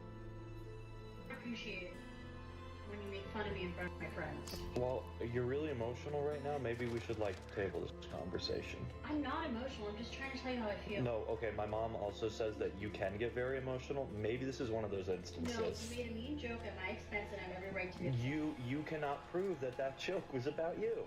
Well, who else is it about? You literally said my girl. It could be any girl. Like, if you love me, you would give me the benefit of the doubt that not everything is about you. Well, then if everyone was laughing, what was the problem? No, oh my god, it's a joke. By definition, a joke can't be serious. And why would you insult me? That's so mean. Okay, well, if I'm so mean, then why did I pay for lunch after? That's so mean. Okay, well, no, I can't trust someone, or maybe he's not ready for it. Being an adult. Yeah, being an adult. So maybe you're the one raising your voice, or maybe you're not the one ready for a serious conversation. I'm not raising you. I'm trying to tell you how I feel, and you're doing everything to ignore me. I'm not ignoring you, but we do have the dinner reservation, and I don't know why we're not focusing on that. Oh my gosh, I'm canceling the reservation. Okay, well, fine. We cancel the reservation, then I guess we'll just cancel the whole relationship. Yeah, you know what? Maybe I should. Okay. Yeah, whatever. Yeah, I guess I'm just the worst boyfriend ever because I made a joke. I literally can't even do this anymore. I'm just gonna leave. Please don't call me. It's gotta be a record. King.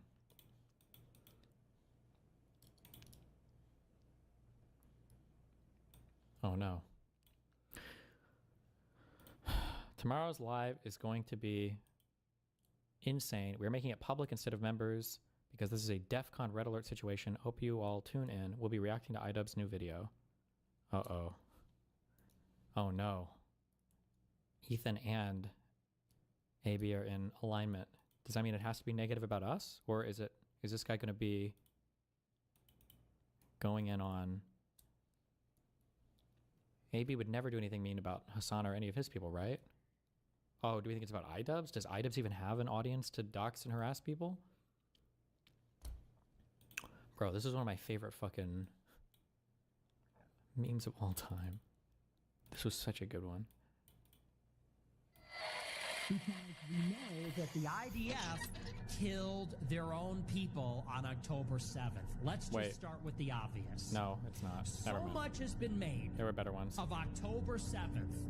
They call it the worst day for the Jews since the Holocaust. They say out of all the wars.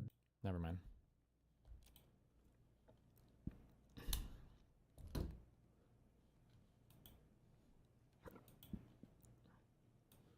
Wait, what happened to Adam?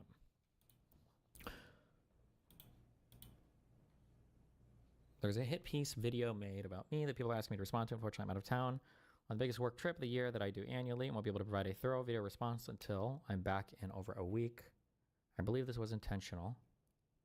I've already left a lengthy and detailed comment section or comment response with timestamps in the video's comment section debunking the claims. I reached out to the original video creator on multiple platforms, requesting them to pin my comment for visibility and transparency. He's ignored me, refused to do so.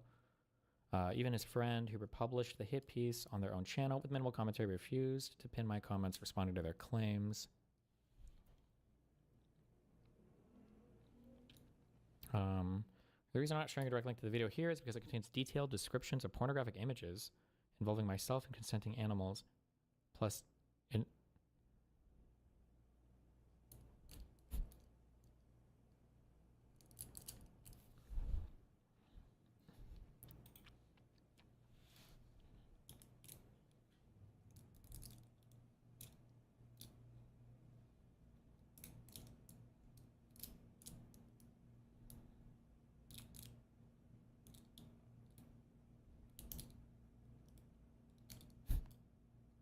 Wait, reread?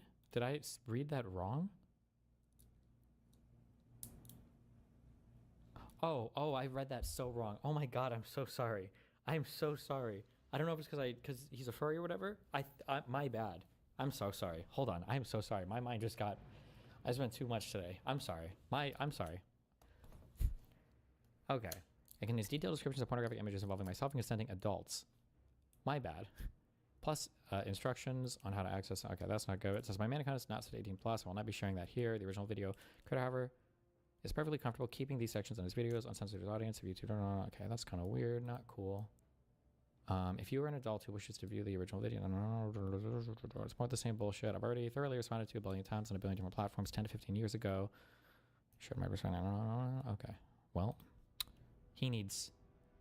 I need Adam to have some accountability. And I need him to keep having accountability forever. And the only way to have accountability is to constantly make reply videos over and over and over again to the same stuff. You think animals can consent? Not sure how you were born otherwise. I mean, this is a fallacy, no? Because the animal could be raped or rape somebody.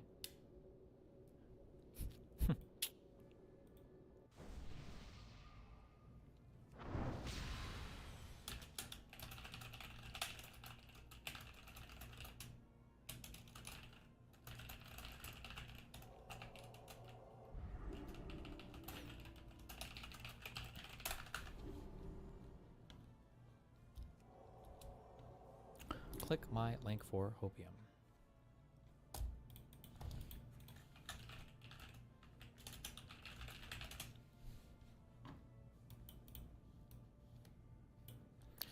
Overperformance in special elections. Okay. Why is this hopiuming us? Oh, plus 13 so far.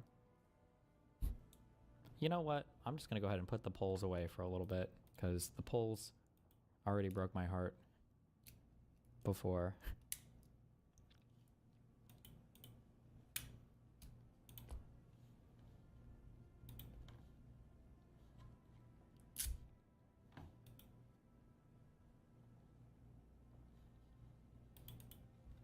Those are results, not polls. No, I know, but I'm just saying fucking projecting anything off of anything. Fuck all that. Okay. Listen, I am going to try to sleep. That's the goal. I think I can sleep. Otherwise, I'm going to go live in 2 hours and we're gaming for 20 hours. But I'm not doing that. I'll go to, if I stay up now, I'm going to go to sleep at 9 a.m. I can tell, okay? What does the needle say? Fuck the needle, okay? Wait, what the fuck is that emote? Fell for it again. Fuck you.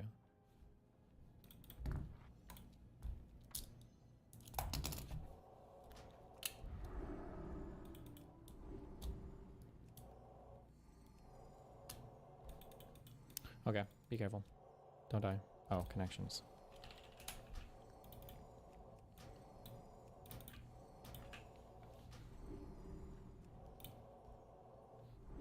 Donkey Kong Bad. Cobra. Barrel. Race. Tut. Oh, Kings. King Cobra. Tisk. Fly. Folly. Tut Tut. Cake. Doolittle. Shame. Zip. Akeem? Is that a king?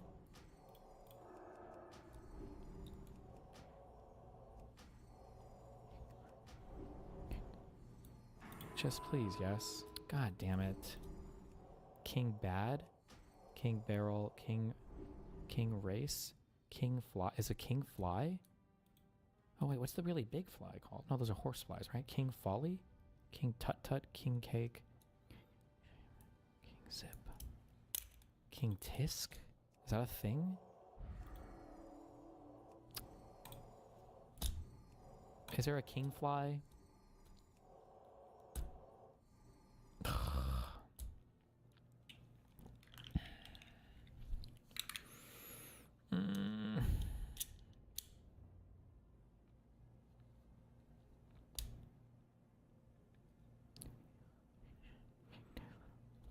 King Zip? King...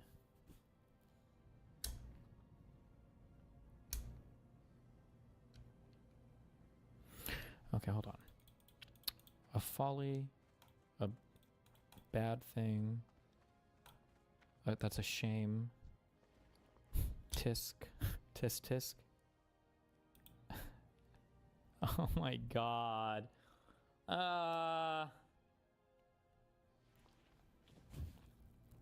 Tut tut.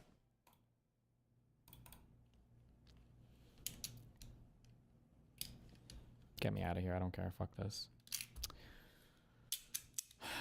You should know better. Bad, shame, tisk, tut tut. Oh my god.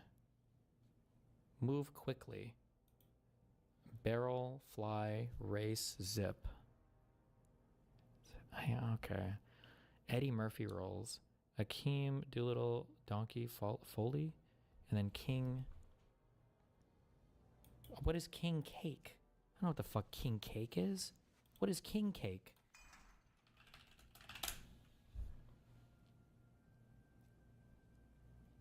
It's a sweet oval-shaped brioche. I don't know. Okay.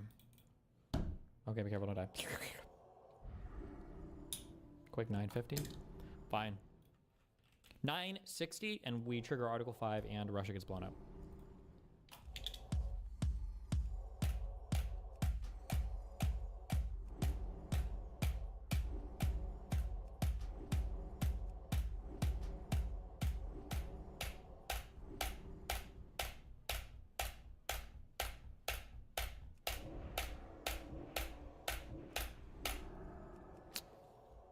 Glitch.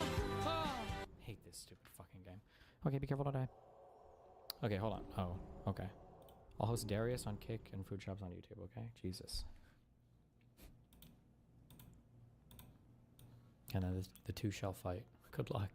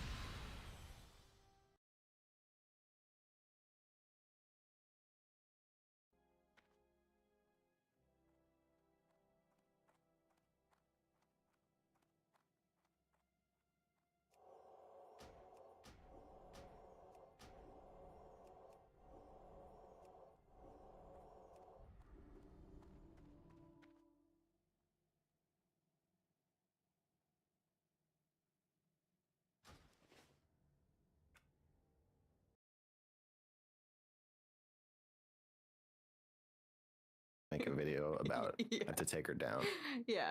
for raping me. Yeah. Yeah. No, but I think that is anyone who watched that movie is like uncomfortable.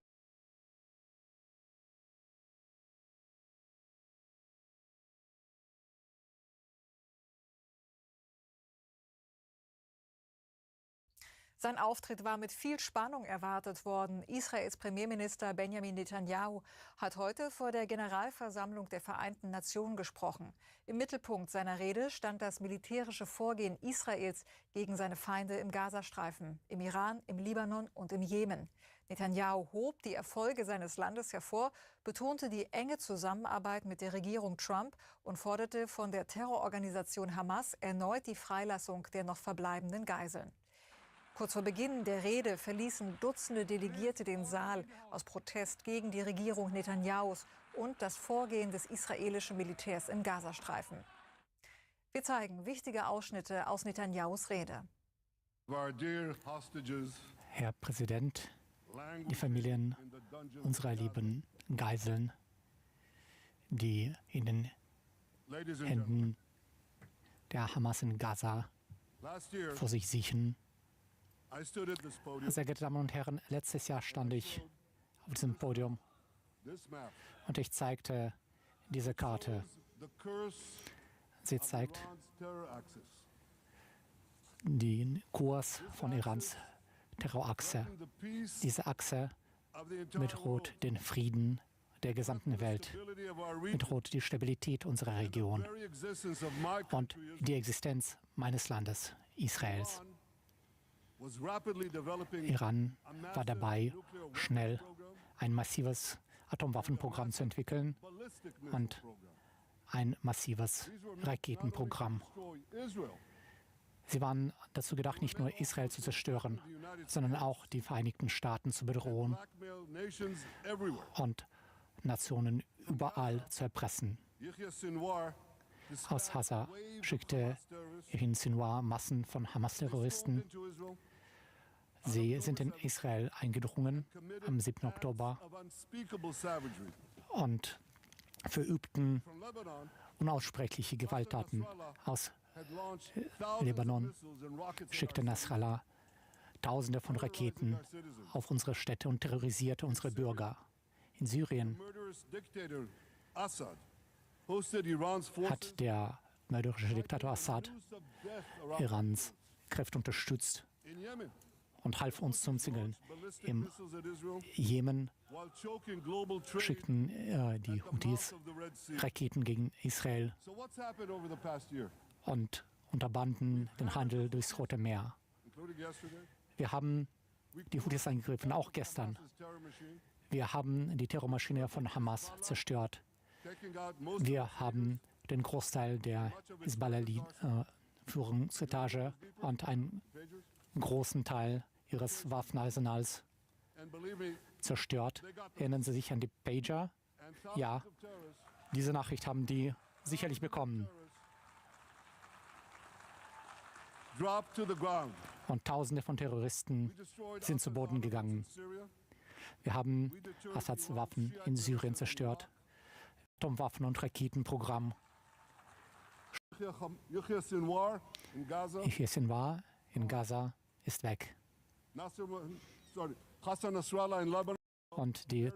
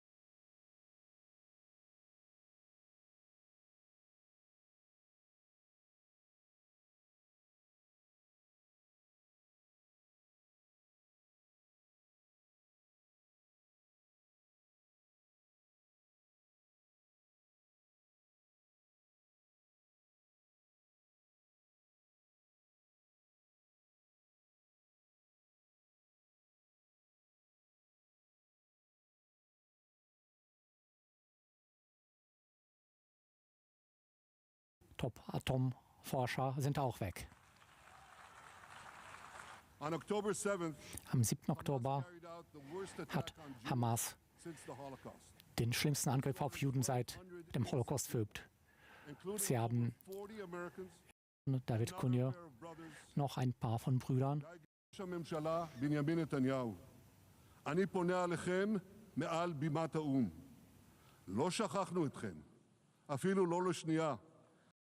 Sind ihre Feinde.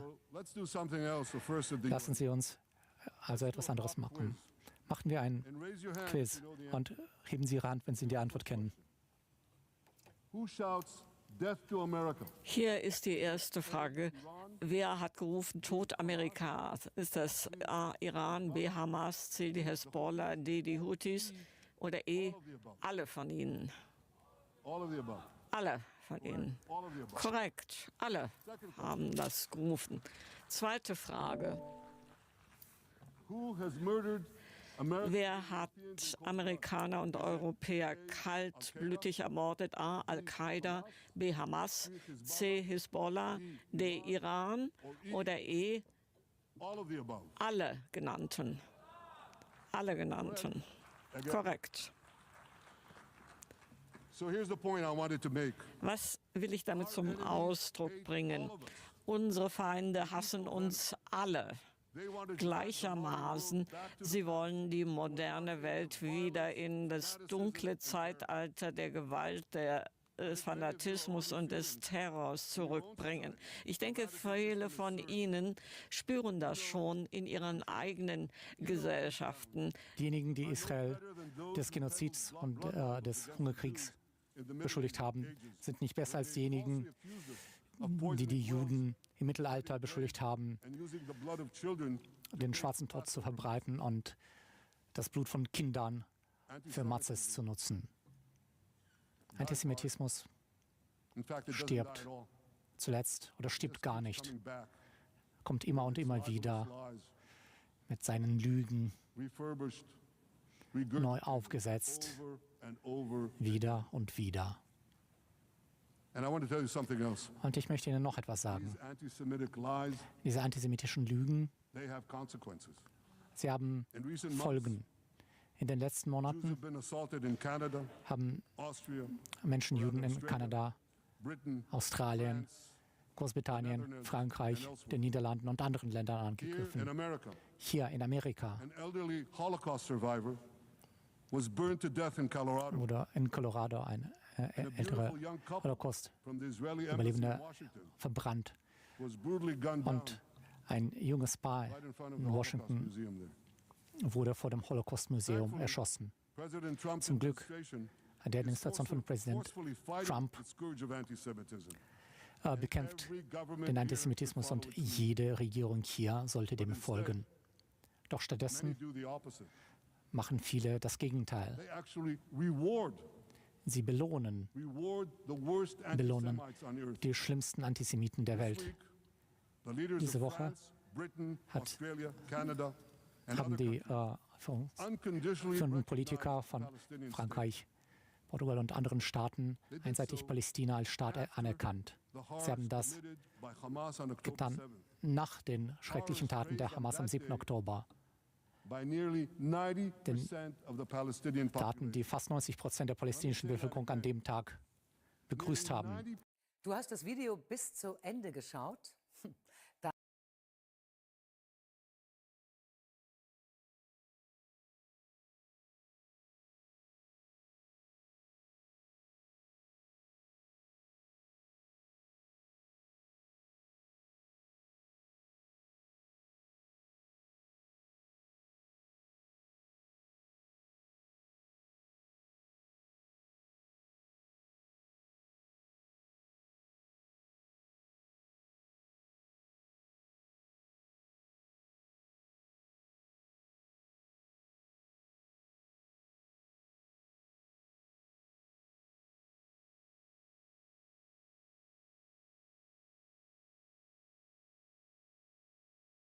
The Republican Party has been trending in this direction, and there's, who's to say that what comes after Trump isn't worse than Trump? I don't think it's enough to just say, oh, look, like Trump's popularity is the lowest it's ever been. That's true. But who's to say that who comes after without like a forced reset isn't worse? Like that's a big issue, I think. We still have to be here for 3 more years with Donald Trump as the president, which is also scary. Because who's to say what he could or couldn't do that we can't undo by the time he's gone, That rib with $5, we just need enough. MAGA seems too afraid to disavow Trump's rhetoric. Acts like this will expose that to their base. IMO, time will tell. That's the other thing too, guys. I don't know, you gotta stop looking at this like Trump is winning right now. He's not.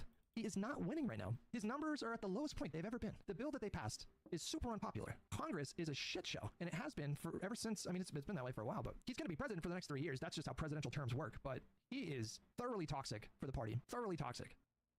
All this shit does not make him stronger. It makes him weaker. Don't you guys get that? Unless you're just totally black-pilled on America. But he is so politically vulnerable right now. He's so weak. He's so weak.